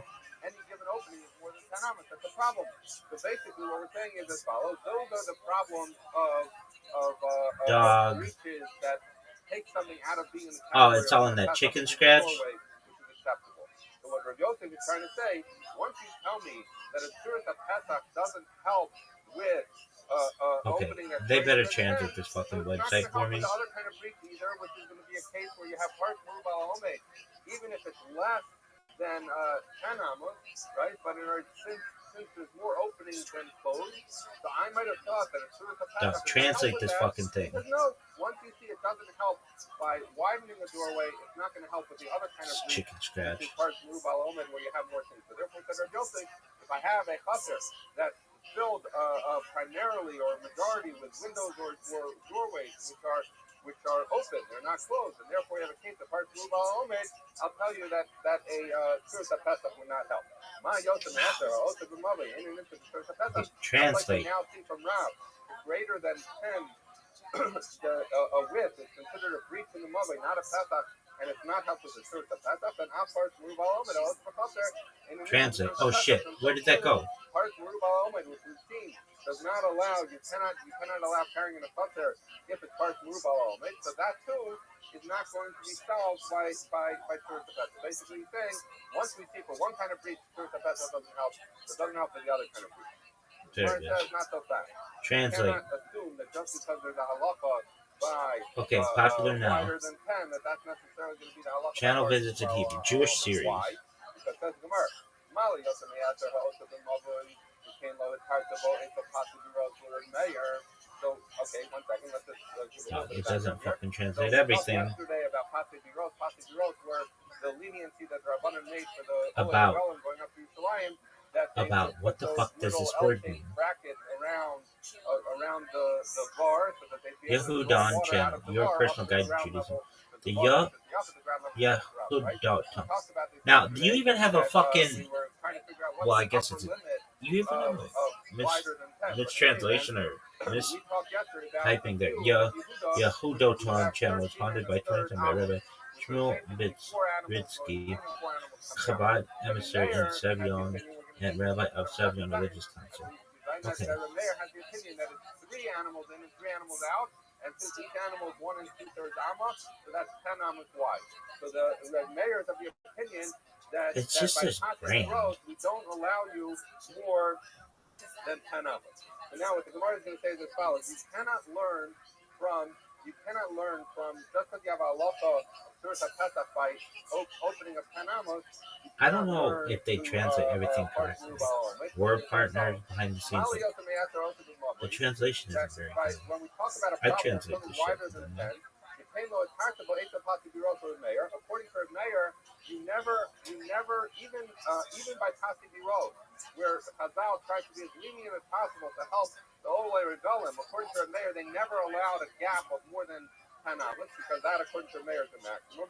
Omar, will you therefore learn the part Murubal Ome? No one knows what the fuck this means. I would say to Rabbi Shmuel Bitzky, dog, you are getting front and center billing, but no one knows what the fuck this word is. It's not a commonly known word. Really? Dog, I thought it was a fucking so each wall has 10 amas of gap and 2 amas portmanteau, a combination of Yehuda and tradition, Yehuda education, Yahaduton. that even though there's more opening than Anyway, structure, nonetheless, that bitch must be there's speaking development Hebrew. by we came from Pasig-Road. What? So therefore, we're saying what you Fucked see up. is a Really? leniency Oh, for sure. that, Who the fuck? Right? Who that the fuck? we will allow No one knows this shit is up. according to everyone, whereas At least it we was will never translated. allow Though. if you go in the version What the of fuck is Meir, greater Yehuda than talking? Dynamics, because it No doesn't one help if fucking it's knows. and it doesn't help if All it's right. by Pasig-Road. Now what? So what do you see? You see that the concern of Dynamics We got. is more chomer because we don't loosen it by Pasig-Road. Dude, I had something that I wanted to review. What is it? I don't fucking know. Are you pissed? I gotta take a whiz. BRD, baby. Yosef said, Rav passing something by greater than 10 amos to say sure the pesach doesn't work, and we're going to say we're going to apply it to the case of Merub Parts Merub Al to say that sure the pesach doesn't work. Says the Gemara, it doesn't work that way because you see that everyone is mako by Parts Merub Al and according to Meir, no one is mako by 10. So therefore, you see Parts Merub Al is less rigorous or less strict. So says the Gemara, you cannot do what Rav Yosef was saying, which is just worn out. Just because Rav says the halacha by 10, to assume that that's also going to be the halacha by Parts Merub Al Says the Gemara, let's say that the view that Surah Pesach does not help. In other words, Rav Yosef tries to prove that Surah Pesach doesn't help by Parts Merub Al right? So the question what do you want to ask? Said, there's no proof from what you said. But in other words, that's his view. Rav Yosef, I don't fucking know. Maybe there's a support for this idea that Surah Pesach does not help by Parts Merub Al Why? Because we say the Panos Halalu, these walls, the Ruban. Why? That the majority of them are doorways and windows, which, as we said before, are obviously open space. Are women generally not supposed to learn Kabbalah? They're mutter, even though it's open space, and says the Rabbi now, so long, hey, apart. Short answer, it's not because women are incapable or less holy. It's about the risk management, social reality, and how Kabbalah, Jewish mysticism, is meant to be learned. Longer answer, real answer. Kabbalah was seen as spiritually dangerous. Classic sources treat Kabbalah as high-voltage electricity. If you don't have the right grounding, it can mess you up. The traditional requirements you'll hear: male, over 40, married, expert in Tanakh, Hebrew Bible, Talmud, and Halakha. That list isn't magic, it's proxy for emotional stability, life experience, deep textual literacy, disciplined religious practice. Historically, men were the ones who had access to that level of education. That's sociology, not metaphysics. Fear of spiritual imbalance. Kabbalah deals with things like Sephirot, divine emanations, Yehudim, cosmic unifications, angels, demons, divine names, metaphysical repair of the universe, Tikkun, spiritual repair. The rabbis were terrified of people anthropomorphizing God, slipping into heresy, losing touch with reality, or thinking they could control the future, or thinking they could control the divine. So the attitude was, if you're not rock solid in Torah and mitzvot commandments, stay out.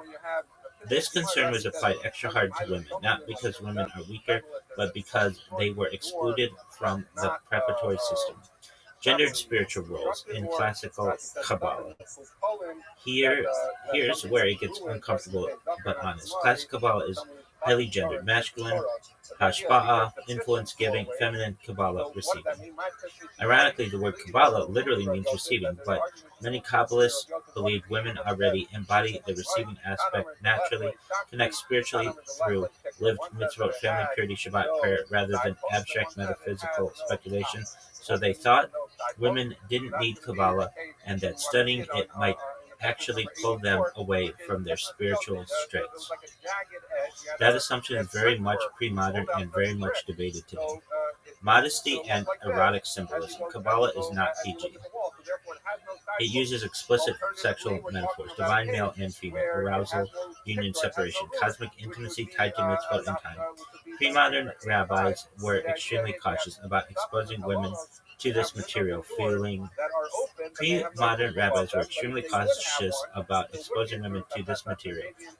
impropriety, misunderstanding, or social breakdown. Again, cultural anxiety, not theology. But here's the plot twist. Some of the greatest mystical figures believed women absolutely could access Kabbalah. The Zohar, primarily Kabbalistic text, repeatedly speaks of women as spiritually essential. The Arizal Isaac Luria taught that women can have higher souls than men. Hasidic mysticism later emphasized inner experience over gender. Modern teachers, for instance, Rav Kook students, contemporary Chabad, often teach Kabbalistic ideas to women, filtered, structured, and responsibly. Today, the line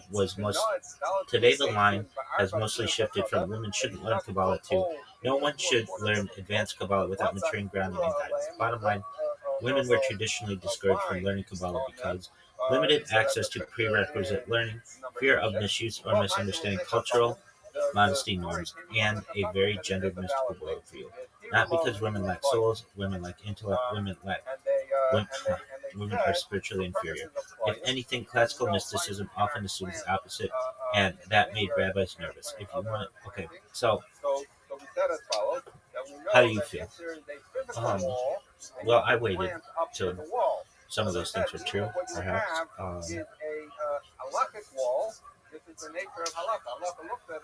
So I've been to a lot of Daf Yomi classes, and just in general, women are not great. I say in general. I've attended them for years. You notice this, no women are here. And it just generally wasn't seen as something that was really for women. Women have roles. Something interesting happened though.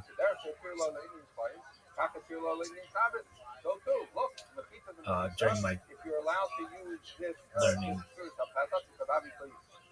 and I know of a woman, Jewish woman, who really wanted to learn Talmud, and she wasn't allowed. And she went through some of, I would say this, she could have tried harder, but I think that at least one rabbi, one rabbinical colleague that I know, wanted to build the shul, and he felt that if he could get this person involved,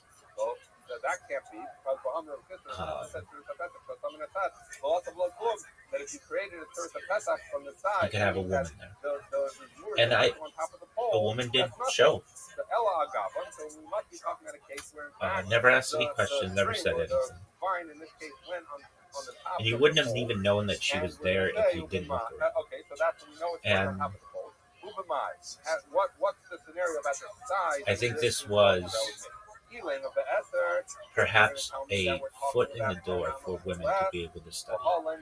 So what? I mean, if you watch my streams, you're gonna hear this asshole talk about Daf Yomi all the time, and I talk about it in Kabbalah on here.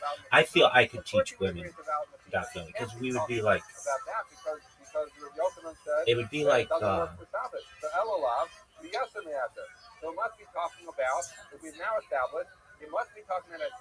I just feel like I could do it.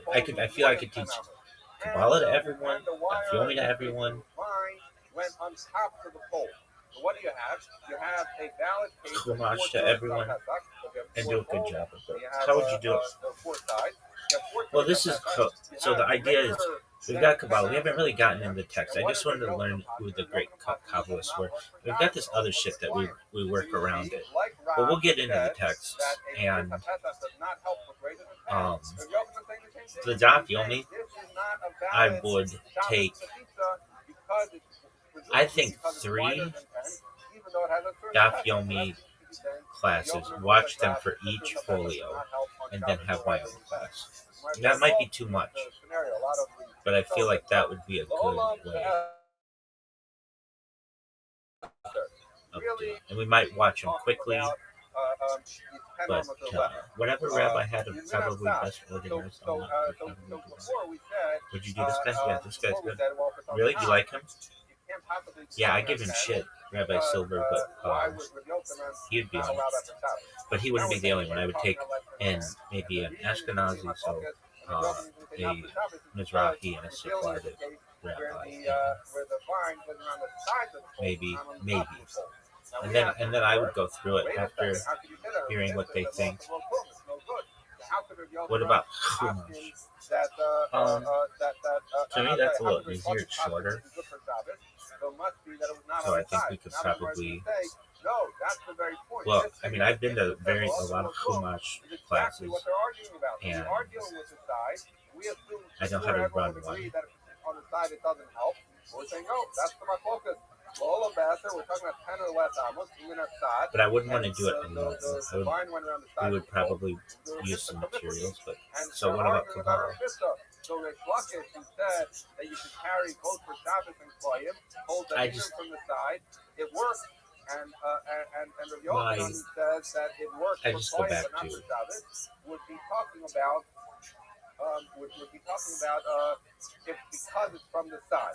You would not say if that's on top. So therefore, what's it coming out? That according to the way we're establishing it, Rabbi Yochanan and Rish Lakish are arguing about an issue of when you have the zura, the branch or the wire is on the side. That's the case they're arguing about. But we don't see that's not a valid source of pesach in the traditional sense. So therefore, we don't see. I just go back to Moses' statement. That he holds like and I know, that I don't really buy that story. With two poles on the side and it's something going across the top, we have no proof of that. Yeah. It's actually an interesting thing. It comes out that I'm there's different levels. But I'm glad I got heartbroken at the beginning. So for Koyim, you could have even from the side. For Shabbos, you need above it. And so these are separate things. So it's interesting thing. People talk a lot about chuppah. All right, is that the end of your fucking story? No. What do you want to say to the fucking Jewish guild? If you have a church of Pesach that's a valid And I'll sing for you whenever you want, and I'll be nice to you. And if you have galactic questions, we'll review them. But the interesting question would be the following: if it's a church of Pesach, then you should need a mezuzah, and yet we don't have mezuzah. Is that the end of your story? Most Eruvim rely on church of Pesach. Why the So fuck do you they want say, to okay, you take me have to different levels. church? Take me to shul, baby. For And then one person was like, take me to Beit Knesset. Take me to Beit Hamikdash.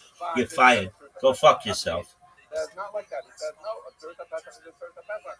So he says, so what about the fact people bring a proof that all these cities with Mesitas with Surta Pesach, which we rely on for Erev, no one puts up a mezuzah. But okay, that could be because, if you're going to stick it out, it's not safe for the mezuzah. Take it down, or if it's a year that's the majority, that is mixed both Jews and non-Jews. Look at this athleticism. But according to him, from a halakhic perspective, Surta Pesach is Surta Pesach. So people say that if, let's say, you had a Jewish neighborhood that it was comprised entirely of Jews, you have some of those in there yourself, and it would be a safe area that some would say that if you make your Erev with Surta Pesach, you have to put up a mezuzah by each one. In any event, okay, so what we said is that there's no proof that Rabbi Yochanan is actually talking about the regular case of a properly constructed Surta Pesach. When he said it didn't work for Shabbos, we're talking about one that was Minatzah. The Gemara is now going to ask a seeming stira between Rabbi Yochanan and Rish Lakish, and with this, it's going to try to establish that Rabbi Yochanan actually is saying it's halacha, is talking about on the top, not on the side. So let's see. The Gemara says, Rabbi Yochanan to Rish Lakish at Rish Lakish. So we're going to have a question because we just brought him. I told you before where Rish Lakish said that this Surta Pesach that he made with the vine helps for Koyim, but not for Shabbos. I'm sorry, Rish Lakish said it helps for both. Rabbi Yochanan said it helps for Koyim, but not for Shabbos. Now we're going to bring another brisa, and we're going to bring another statement on Rish Lakish. Rish Lakish says Rabbi Yehuda ben Chanina. Rish Lakish pay attention to that. He says in the name of his Rabbi Yehuda ben Chanina on the base. He says as follows: that if you have, Rashi says this is a different term because it's a twine branch or vine. So same kind of case. He had four poles, and he put it on. So we say, hey, we're translating in Chaim, Avalol Shabbos. So now you have Rish Lakish, who before said it works for both Shabbos and Chaim, is saying now it only works for Chaim and not for Shabbos. Rabbi Yochanan says to Mesitas for Shabbos, the low, half Mesitas for Chaim below. And Rabbi Yochanan says in this case, just like by Shabbos it doesn't work, it also doesn't work by Kohen. So what do you have? You have a second brisa which you have a second member of Rabbi Yochanan and Reish Lakish, where they each seem to take it up a notch and reduce the allowance. So Reish Lakish, who used to allow both Shabbos and Kohen, now says only Kohen, and Rabbi Yochanan, who says Kohen but not Shabbos, now says neither. So we have a zero. So the Gemara says, I can answer up the part of Reish Lakish, because the first thing we said, Reish Lakish said in his own name. So when he said it's good for both Shabbos and Kohen, that was his own name. And the second statement, which he said in the name of his Rabbi, which was Rabbi Yehuda Bar Chanina, so we're going to say, okay, so that's how you explain the Sira and Reish Lakish's opinion, because once he's stating his own opinion, once he's stating the opinion of his Rebbe. Elo, Rabbi Yochanan, Kasha. But Rabbi Yochanan on Rabbi Yochanan is a kasha, because Rabbi Yochanan in both instances said it in his own name. And in the first instance, he said when you have this branch slung over the pole, that in one case he says it works for Kohen and not for Shabbos, and in one case he says it works for neither. So how do you answer this? So the Gemara says, so I could come up with something that would explain the distinction. Maybe that what Rabbi Yochanan was saying was, by minat tzad, if it's on the side, so then it only works. It doesn't work for anything. It doesn't work for Shabbos. It doesn't work for Kohen. If it's on top for Kohen, but not for Shabbos, so that would explain, right? But then what we have is that's in fact, if it were, we're dealing with the first brisa where he says it works for Kohen and not for Shabbos, we'd be dealing with where the vine goes on the top of the poles. So then that would be a validly constructed Surim Pesach, and that would restore the proof that Rabbi Yochanan holds like Rav, that Surim Pesach does not help for wider than 10 amas. So that's what the Gemara is saying. We should still be able to, or you tried to answer that it was Minat Tzad, and that's why they're not talking about a validly constructed Surim Pesach, but we're trying to prove that because there's a Shira and Rabbi Yochanan, and the only way we know how to answer right now is to say that the one where he permits it for Kohen and not for Shabbos must be talking when it's on top. And if where it's Minat Tzad, he says nothing works, so that would seem to restore the proof that Yochanan holds like Rav. The Gemara says, it continues in the question, but if you're going to say Yidin Minat Tzad, you're going to say that the first brisa was also talking about from the side, which was the answer we gave why it wasn't a proof that Yochanan holds like Rav. Then how are you going to explain the Sira in Rabbi Yochanan's halachos? So it seems to restore the proof that he holds like Rav. So what it says, hold on, really, I'll tell you, in fact, Yidin Minat Tzad, that there is, again, I'm gonna say that there's no proof that Rabbi Yochanan holds like Rav as relates to Hilchos Shabbos, because they're both talking about something Minat Tzad. So then the question will be, okay, well, why in one case does he say it doesn't work for Shabbos or Kohen, and in another case he says it works for Kohen but not for Shabbos? What's the difference? The Gemara says, he said, when Rabbi Yochanan said that it works for Kohen and not for Shabbos, we're talking about where it was 10 amas or less. But where it's greater than 10 amas, so then he would say it doesn't work for Shabbos or Kohen. So again, the factual point that Rabbi Yochanan is not discussing a properly constructed Surim Pesach at all. So he has no proof what Rabbi Yochanan holds vis-a-vis Rav Halacha that Surim Pesach on Shabbos does not help for wider than 10. But rather, what are we seeing in the second of Rabbi Yochanan? He says in either case it doesn't work for Shabbos, but for Kohen will depend on whether it's 10 amas or less, or it's more than 10 amas. If 10 amas or less, then even a weak, poor form of Surim Pesach, where the wire is on the side, will still work for Kohen. But if it's greater than 10 amas, then even Kohen, which allows for a deficient or less than ideal Surim Pesach, will not allow that, and it's not going to work either for Shabbos or for Kohen. That's how we resolve the Sira in the Dose. So now, says the Gemara, just where do we get this idea that it should make a difference whether it's more or less than 10 as relates to Kohen? So we're not saying that the Sunny Lambda naturally open the answer. So where do I have this idea that by Kohen there's a distinction between whether it's 10 ounces or less or it's more than 10? So I'm like, Rabbi Yochanan or Reish Lakish. Rabbi Yochanan said Reish Lakish. Lo kacha v'maisa, or lo kacha yamaisa hamaisa wasn't the story. The whole of Rabbi Yeshua ate Rabbi Yochanan and Nuri Lomah Torah. That Rabbi Yeshua went to Rabbi Yochanan and Nuri to learn. That that beautiful thing that Yeshua went to Yochanan ben Nuri, even though he was a Baki on his own in Hilchos Klayim, but nonetheless, in Matzah, he found Yochanan ben Nuri, Yosef ben Ilanos, and he's sitting between the trees. In Matzah, so what happened? So Rabbi Yeshua found him between the trees, and he said, very convenient that we're between the trees, because I want to ask you a question, and I'll demonstrate what I'm talking about. So Rabbi Yeshua, so he erected a vine going from tree to tree. So essentially, he created a Tzur Pesach. And he said, Rabbi, he said to Yochanan ben Nuri, Rabbi, he gefanim kan mal l'zroya kan. So he put up this wire between the trees, and he said to him, Rabbi, I'm standing on your side. If I were to plant a vineyard here, could I make a grain field right next door on the other side of this branch that I put up? So he asked him this question. Below, and Rabbi Yochanan ben Nuri said back to him to ask him, that if it's 10 or less, it's mutter. If it's less than, if it's more than 10, it doesn't work. So it says the Gemara, but my asking, what are we talking about? If it's on top, no semester offer. Could you say that and if you're saying the right is talking about what's on top, and it's telling, and I'm sorry, that the really talking about what's on top, and it's telling you that more than 10 risks is upper to carry. I'm sorry, upper for client if you have a series of lessons. But kind of related to the right, how you some tournament is running.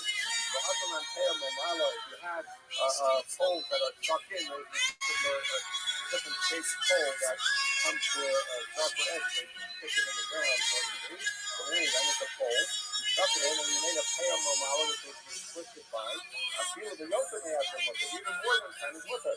So the Brisa tells you that by Klayim, more than 10, as long as it's al-gabon, works.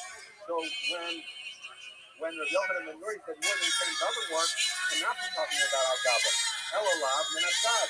So it must be that when the Yeshua strung up this vine and showed it to Rabbi Yochanan ben Nuri, it was where it was minasad, where the branch did not go over the tree or over the branch, but rather on the side. It's Amarle, and Rabbi Yochanan ben Nuri answered him to ask him what the Yosef author, that if it's 10 or less, it's mutter, and if it's more than 10, it's author. So we were looking for a source. Where do we get this idea by clients that there's a distinction between 10 or more than 10? So we see it from the story where it's Yeshua and Yochanan ben Nuri, and where it says, in fact, learn from there. So again, we are dealing with the fact that if you have by client, if you have the wire from the side, so then it depends. If it's 10 or less, it's okay. If it's more than 10, it's not okay. By client, if it's a properly constructed circle vessel, we tell from the Brisa, as long as the wire goes on top, the branch goes on the vine goes on top of the branch, so then we're going to say even more than 10 works by client, but not necessarily is that the same by Shabbos. We don't know by Shabbos, and as we said, we have no proof that they were arguing by Shabbos. If it would be a properly constructed circle Pesach, what would be the halacha? Presumably, Rabbi would say it doesn't work, just like he says in our Mishnah, but we don't know whether Rabbi Yochanan says like Rabbi. Okay, says the Gemara, Zupa Amr Sista. Sista says, Circle Pesach, the thumb in a tzad, lo asabo klum. We learned that before. The Sista says, by Shabbos, if you put up a circle Pesach from the side, it doesn't help. So this, by the way, is very nageh halacha because what happens in our region, we by and large rely on telephone poles. Now, a telephone pole is a case where the pole goes up and the wires are strung along the side of it. So if you could rely on a circuit Pesach, we would have to really do very little to create a living because the telephone wires are good. But the problem is you're not allowed to have Go down, and there's not another living soul around. And really until the sun comes up and the sun what you love. It goes up, and therefore they place that lefty line it up so that it can use the wire that's going on the side. So you have the wire on the side, you have the pole, you have the wire on the side, so they put the lefty right here where it can use the wire. And that's because it's not good if it's not stop. I use my hands a lot when I speak, and I don't really notice that.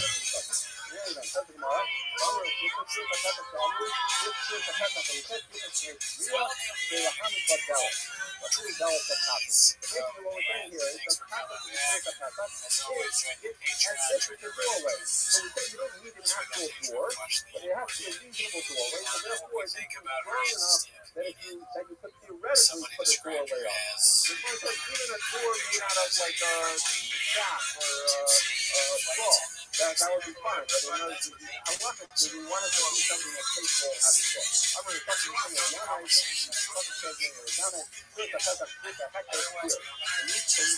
have to have like some kind of like a hinge. You might have to hear what kind of hinge would you need on the abstra that abstra is we have this compare we talk about this a little bit. It's a door that's on like a pivot thing.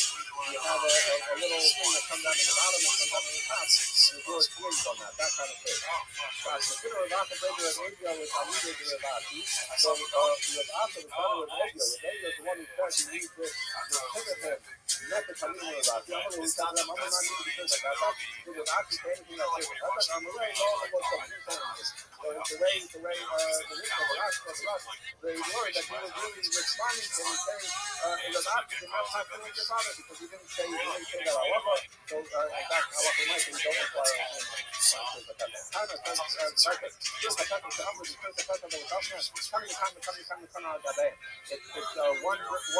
stick on this side, one stick on that side, and a ton on top. Basically, two lefties in the Torah if you want to put the word on it. So ask the Gemara. Does the hole on the bottom need to touch the Torah that goes across on the top? Now I already gave you the answer to this because I mentioned that it was a telephone because you just put up a lefty as long as it's touching, it doesn't have to go all the way up the side of the telephone. We don't want to do too many spoilers. But other than that, the other thing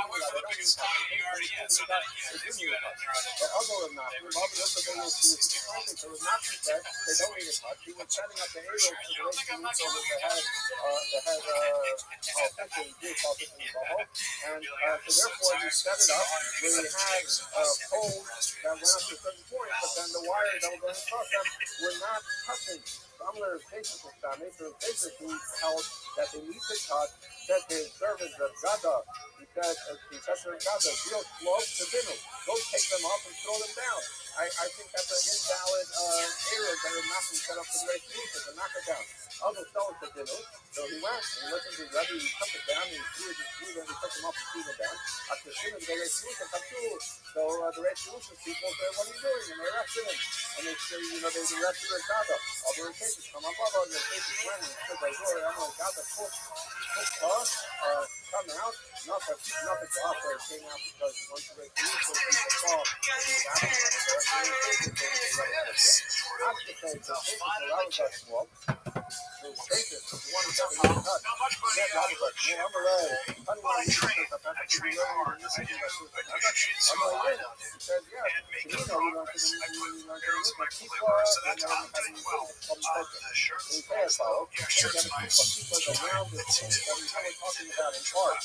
and the question is that follows.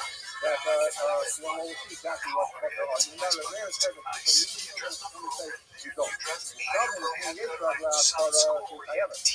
agrees that if there's let's say that there's 10 talking of great four-way before you start the arch, then everyone agrees that if it's 10 tall,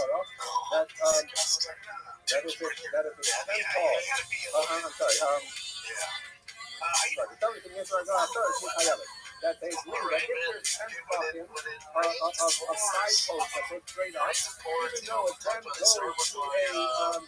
goes to an archway, that's going to be a doorway.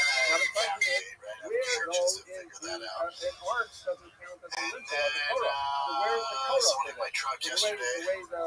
The way the would learn that the Torah is the top of the wall. So what do you have? You have an arch, and it has 10 buttons going up, and then above the arch is a flat thing. So what do you see? You see that the 10 buttons going up are not the side walls before they curve like this, are not connected to the top, and yet we're saying that it's a valid doorway and it requires that everyone agrees that it requires a door. So you see, not like a paper. And he gets out, Keep that in and mind. he's clearly, he's just like, Let's say you have an opening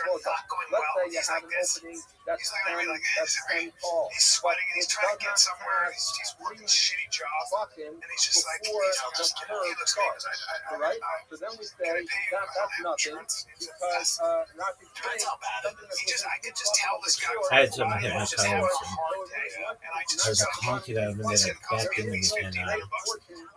actually I had him twice. Yeah. And both times my intelligence really on the side of the door, and the law outside of the doorway, and with the arch, it's not even the highest button, that below float. That's nothing. So, in other words, if it does not have 10 buttons of height, or it does not have 4 buttons wide for at least 8 buttons on the door, it's for sure not a valid door. If you went to the name of the margin, the eight for a glass limo, the Gavaya Asara, they will cover our bar. So what happens when you have at least 6 buttons where it is 4 buttons wide, and you need 3 buttons coming from the store, at least 4 buttons wide, you do have the doorway with at least 10 buttons, but the issue is, once you get above 6 buttons on the side, the arch starts, and it's no longer a straight side of the door. So we say as follows. But if this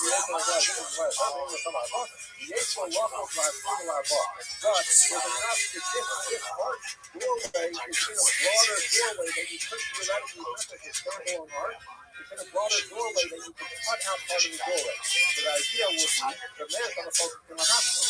And the man said we imagine if you could cut out the rectangular doorway properly, Wait, what happened? You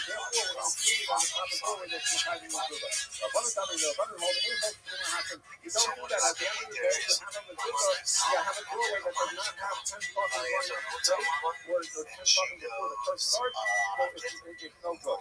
Underlay. So it takes a person from him that basically approves No, that the man. sides don't need a connection Dog, stop. you're starting to turn on me.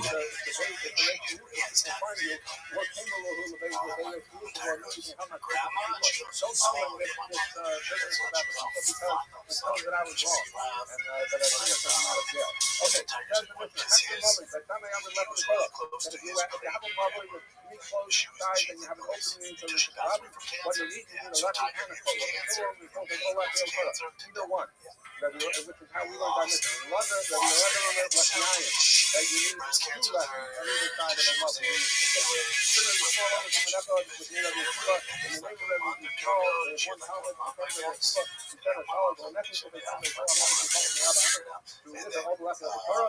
Everyone agrees, that the left word Torah is sufficient if the opening is less than 4 amas.